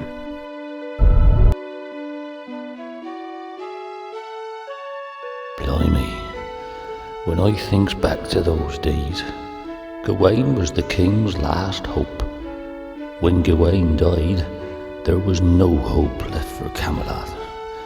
Morgana had a free hand, you might say. Such a plague and pestilence visited the land, you couldn't imagine. The king, Arthur, was a broken man, you could say. All his hopes and dreams fell down around his ears, and the people turned against him, starving like they were. The knights of the Round Table all went their separate ways. Some fought as mercenaries in foreign lands, and as for Lancelot, I never saw him again. Some say he had a falling out with the king, 'cause of some woman, but I wouldn't know about that. I always kept my nose to the grindstone, know what I mean? Morgana's still there at Lioness, up to all kinds of mischief and mayhem. And we'll stay there, I reckon, until some brave knight comes along and kills her and restores peace and prosperity to the kingdom. As for me, old wolf, I left Camelot soon after Gawain was killed. Couldn't bear to see the king all in misery and despair like. Went past Camelot a few weeks ago, on my travels, you might say, and the old place was in rack and ruin. It broke my heart, so it did. Seeing the old place like that. Blimey, I fancied I clapped eyes on old Merlin skulking round the place like he used to do in the good old days. I reckon my old eyes were playing tricks on me though, because after Gawain was killed, no one clapped eyes on him again. He just vanished. He ain't dead though, oh no, not old Merlin. I fancy he's just hanging round in some place, keeping an eye on things, waiting for a chance to get back at Morgana, waiting for a good opportunity. Know what I mean? This is amazing. Not a generic game over, but a sort of eulogy that goes on for quite a while, with an A-tier performance from what I deduce to be the same actor that does the young version of this kid, which slaps him back into B, since C is where that kid would go under normal circumstances. This is such an eye-opening means of death, since lore-wise it almost sets up for a sequel starring Merlin. I would play that game. Anywho, the skeleton flops and you get the water. Day 1 complete. Gawain, are you rested after yesterday's quest? I now need the second item for the Ring of Protection. You must find me a piece of eggshell. Not a chicken's egg, but the eggshell of that most feared of beasts, the dragon. Now you need an eggshell from a dragon. How adventurous. I wonder if this dragon is the Triceratops model again, presumably due to budgetary or some kind of fever dream the developers had. I know I fucked up with the Anaballs thing, so my best conclusion is that there is a totally obvious lore to this that I'm not aware of, so have fun making fun of me. Once you moon logic your way to getting the shell, you're tasked with finding the fairy ring, and I debate on whether or not to even include the voice of these fuckers in this video. They are just that hard to listen to. You summoned us? Let us strike a bargain. You have my word as a knight of Camelot. Come, thieving mortal! What can you offer us in return? C tier. It's as cringe as it gets, but they definitely put a lot of effort into that squealy voice, so I can't fault them that bad. This cup is made out of gold, so once you make the trade, Merlin can be happy for 5 full seconds in this game. Wolf sends us off with bread, as we are to travel with Heli the Handmaiden for yet another inexplicable plot element. The game's pacing is already abrupt, but things get really, really weird here. Gawain, leave me here and continue alone. I must rest. There seems to be no end to this forest. We haven't seen a living soul for days. Go onward and try to find help. You will not progress far with me. I can only hinder you. Go with courage. I'll get help. Once Heli claims to be tired of the days and days of riding, Gawain walks one screen over and up to the wicked woman in the nearby castle for help. The old lady opens the door and you are introduced to the most annoying person in the game. I'm curious whether her or Haley can compete for the worst voice actor in the game. I will give you anything you desire if you will only help my friend to live. Do you know old Merlin? I taught him all he knows about medicines and healing. In fact, he still has my grinding bowl, pure canal granite. Gawain is tasked with finding medicinal ingredients to help with Heli's injury, since the issue at hand is apparently an injury now, as we forgot our narrative in the last 2 minutes. Firstly, we need to find a pestle and mortar, which he calls a grinding bowl to just about everybody. To find this, we need to retrace our steps back to Castle Camelot, which is literally one screen over. Like I said, the pacing is bizarre here. You also have to swap discs, so at least it feels like a long time to travel back to the castle. Heli has been mortally wounded. I have found an old woman living in the forest who says she taught you apothecary. Ha ha ha ha! Old Demdike, I remember. A fine healer and much misunderstood soul. So, she still lives at the Hermitage. My lady, did you ever possess a bowl for grinding spices or herbs here? Why, yes.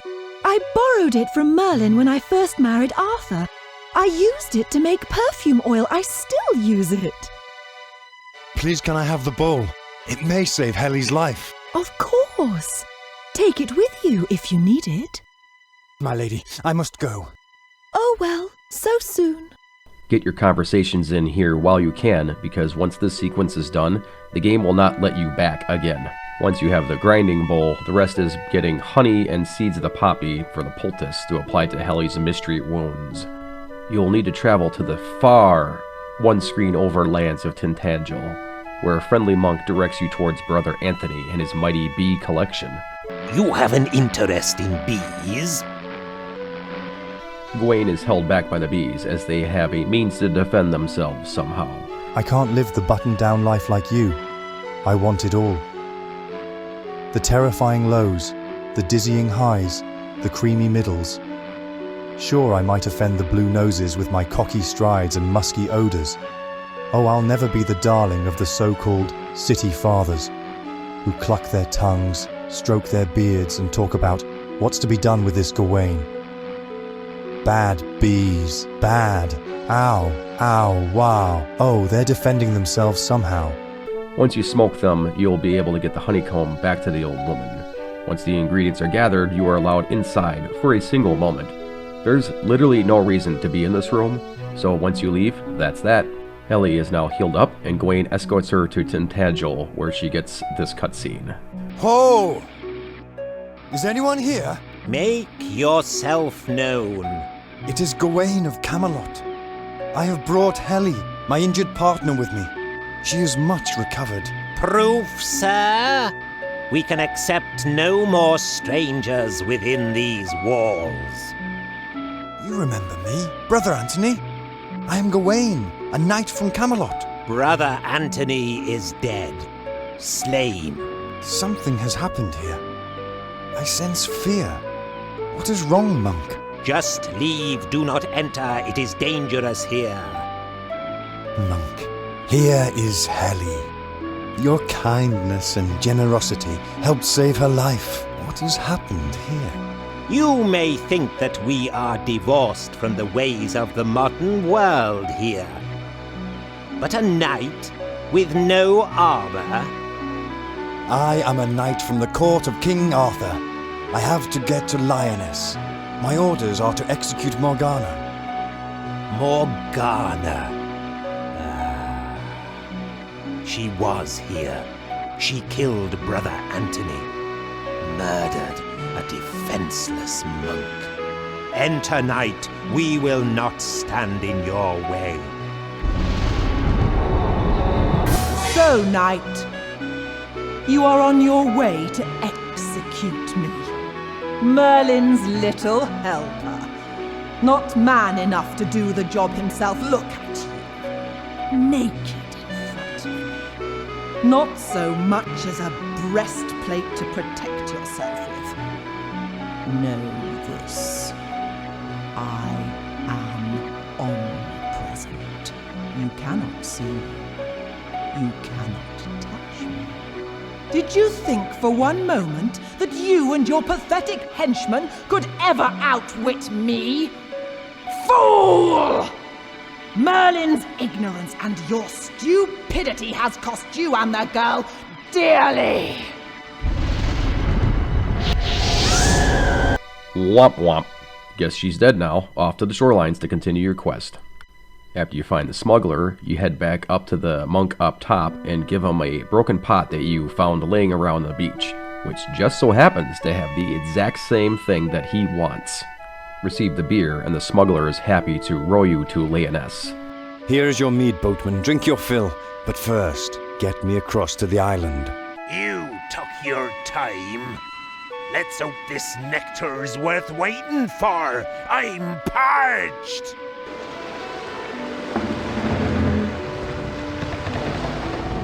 That's as far as I go, sir. He fucks off, leaving you to deal with this gigantic snake on your lonesome. Never fear, though, you have the Ring of Protection. Oh, never mind. After a series of nonsensical pixel hunts, you finally make it to one of the arguably decent-looking areas of the game, one that wowed me back in my youth to think that this game was anything but shovelware. But to get to this point, you have to give up your ring back to the fairies as payment, so Gawain is once again vulnerable to attack. I just want to point this out. At absolutely no point does the ring that you've spent a third of the game fetching items for do a single goddamn thing. Zilch. Breaking into the castle, you confront Ragnar, Morgana's bodyguard and simp. You're forced to do a battle with a no-good, very bad fight sequence that is delayed until the skeleton knocks you on your ass. In this sequence, and without the game mentioning anything, you actually need more or less to talk your way out of getting gutted by Ragnar prior to being held before Morgana. And Morgana's protector. Who are you? What do you want here? I am a knight of Camelot. I demand to be set free. Morgana has promised me your blood, mortal. I think I will kill you slowly. Before the blood is drained from your body, I will pluck out your heart and devour it before your eyes. While the dude performing this role does a pretty good job being a jerkface, this guy also has the worst player model befitting his voice. This scene is just bizarre the more you look at it. Is that door made for tiny people? You get tossed into the hole and need to make your way back up. Just need to find a key to open this door. Can you spot it? No? No. It's right here. This should be illegal. Someone needs to be held accountable for this. You arrive at these dickheads once more, who won't allow you to use your sword without doing their bidding, which fortunately is in your mutual best interest. Grab a strand of her hair in this spider web, knock a branch loose off of a petrified tree, and to be confused by cause and effect. Set in stone for eternity. A violation of nature. Looks like the branch of a tree. Wait, it's made of stone. It must have been petrified. I don't understand. I hit the petrified tree with a rock, and a petrified branch fell off. Why would the petrified branch also be petrified? Coach is going to kill me if I am to be late for practice. Use this branch to get Morgana's soul and get your sword back. Fight Dickhead in a 1v1, burn his corpse, and Morgana is officially held captive by the fairies. We have explained things to our queen, Gawain. Leave now, quickly, and we shall keep her here on Lioness with us. The creature speaks the truth, child. They can keep me here, but I shall never rest. Sorry.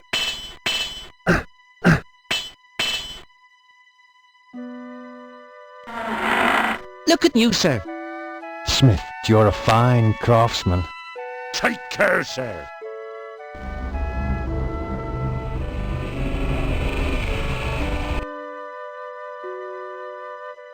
In, if I'm being very charitable, a very anticlimactic ending to the game. Controls in Chronicles is pretty standard fare. Click on an area to walk towards it, and Gawain will generally mention something about its interaction. Using an item with a character or hotspot can be finicky though, which usually means having to redo the sequence 2 or 3 times. Most of it is acceptable enough for what it is, a point-and-click game from the 90s. What is not acceptable though is Gawain's walk speed. It's bad, dude. Bear in mind, King's Quest had been out for 12 years at this point. That game had you walking faster, or at least a slider that made things move quicker. This game has none of that. I fail to see any excuse for this offensive level of pacing. But given that there are probably about 30 interactions or so to complete the game, that probably explains why they chose it, just to claim the game can't be beaten in under 2 hours. Every point-and-click game suffers from similar issues from time to time. Hotspots, the in-game relation to what you can interact with, can sometimes be misleading or easy to miss. Other times, as a player, we can just plain miss what is obvious to most people. Inevitably, we are all going to get stuck in these games from time to time just from this issue alone, unless the game features a hotspot indicator, which has the opposite problem, as it just trivializes the gameplay. Having an inventory system will also create bottlenecks of interactivity. Sooner or later, it comes down to using one item in one spot to progress. Sometimes it's just a fucking monkey on a hex nut! I will never, ever forgive you, Sierra. Let it be known. Having these issues is, as I said, inevitable. What needs to carry the game from this point is the story, characters, artwork, ambience, and interactivity to keep you playing long enough to stumble on the solution. However, this game has an issue with the story, characters, artwork, ambience, and interactivity. Other than that, it's okay. It's rare to think of a combination of items to their environment that makes any sense. The hotspots are terrible to locate, and maneuvering around is confusing. Some of these transitions make zero sense, bringing you back to the previous screen when there are no discernible reason for that to happen. The FMVs used to showcase issues, like this dragon here, are so confusing to witness that I end up clicking on them dozens of times to try to process what I'm looking at. Gaining an item allows you to look at it, showing what is supposed to trick you into a fancy 3D model, but is simply a pre-rendered image rotating aggressively on a loop. There are no clues on inspecting the item, so good luck knowing what to do with the straw you found at the stable, provided you clicked on this exact spot. It's bad. Oh, and by the way, you obviously dip it in well water so you can light it on fire. It's not quite as egregious as a certain game where the protagonist says, "Nothing happens," each and every time you try something, but it's close. The singular act of mercy that the devs were able to accomplish is that the cursor will change when you hover over a hotspot. Past all that, the solutions themselves are often so offensively opaque in its design that you think that the game was made as a joke. And that's where the game fails most of all. Even in the most offensive of point-and-click games, you do get a dopamine hit whenever you figure out something, even when it's as trivial as lighting a candle. But this game robs you of just about every single opportunity of these kinds of moments. With almost no redeeming features with the actual game, you were able to at least mute the fantastic musical score of the PS1 version, which is, while an excellent tune, the only song in the entire game. Loading, fighting, dying, title screen, it never stops. It never stops. The PC version has other tracks in the game, but for whatever reason, this game has just one of the renditions by the late composer Ben Danglish. At least he picked a good one, as I've listened to this for much more than I would care to admit. Wait, I just did. The game is tonally all over the place, with decent-looking pre-renders in some of the scenes mixed in with sharp cutouts and FMV jank to always cut out any suspense, surprise, or excitement. Absolutely nothing occurs in this game with any amount of grace, and things that are supposed to be shocking are cut out so quickly that your brain literally isn't allowed to care about it. The biggest offender for the presentation, for me, is the ambient sound effects. They are often 5 times louder than necessary, sound like shit, and are on a very short loop, sometimes less than a half a second long. Don't mind the stench. You'll be wanting an arse then. Or perhaps your tackle polishing. I've got a nice bracelet bit here. It's super distracting and makes some of the areas a headache just to navigate. I feel like with the MIDI track on a perfect uninterrupted loop from beginning to end, that the sound mix is fundamentally off and the developers just couldn't handle the hardware they were working with. The highs of this game are so strangely high with its bizarrely effective game over screen, and the performances of some of the uncredited voice actors have given me the occasional fantasy of remastering the game into something noteworthy, transposing these performances into a game that doesn't, for a lack of better verbiage, suck. This performance by the voice of Morgana didn't deserve to die on this hill. The rendered scenes look like they could have been fantastic to explore if the CD space allowed it to happen, and the developers made a game worth playing around these scenes. This is a sad game, one which I feel bad of making fun of it because I'm just disappointed in what could have been. Making games is fucking brutally difficult, even with today's tools. These guys likely worked on shitty 90s computers in a stuffy room somewhere, with impossible deadlines and a confusing workflow. I really wanted this game to be good back in the day, but man, am I glad I didn't even rent this fucker. Even with the newfound graphical prowess of the PS1, this game's pacing and nearly impossible gameplay would have left a much more sour taste in my mouth than I have now. Now the taste is just... disappointment? No. That's depression. And mania! And then are... and are on a very short loop, I can't say it. Thank you for watching and subscribing to my shit. I'm reading out all of my public subscribers until I get to 1 billion subscribers. More or less. Cerberus Loyalist. Nito. Some of these names, dude. Zwal Setubal. Simon Gunther. Charles Goss. Andrew Harris. The XPC Reaper. Matthias Hemignani. Patrick Byrne. Love that first name. Kaputnik88. Vestries. Jacob Taylor. Andre Visari. Matthew. Good job. Zach K. Dab. Chili J. Stefan Lopez. I just can't pronounce this name. Let's give it a shot. Yinyaminya Carrier. Philippe Yamal, Deshta, Taylor Avery, Sams, Mangs 856, Phlegonus, Kenzarin, Michael B, Fabrizio Freza, Fenning, and finally Jahani G. I know it's Johnny G, I just thought it was funny because all these names were really impossible to pronounce today. Despite your unpronounceable names, I very much appreciate you watching and subscribing. And a very special thanks to South Boogie Bio and Joe C for being my Patreons. Your monetary donations will be placed into a visible tip jar in my videos for me to flaunt in front of you what you could have done with this money better. But in seriousness, I do appreciate the gesture and it keeps me motivated. And since I'm wrapping this video up at the end of the year, happy Christmas, New Year's, whatever. If you hate the holidays, I fully support you in that as well. There is no reason you have to enjoy something that you hate.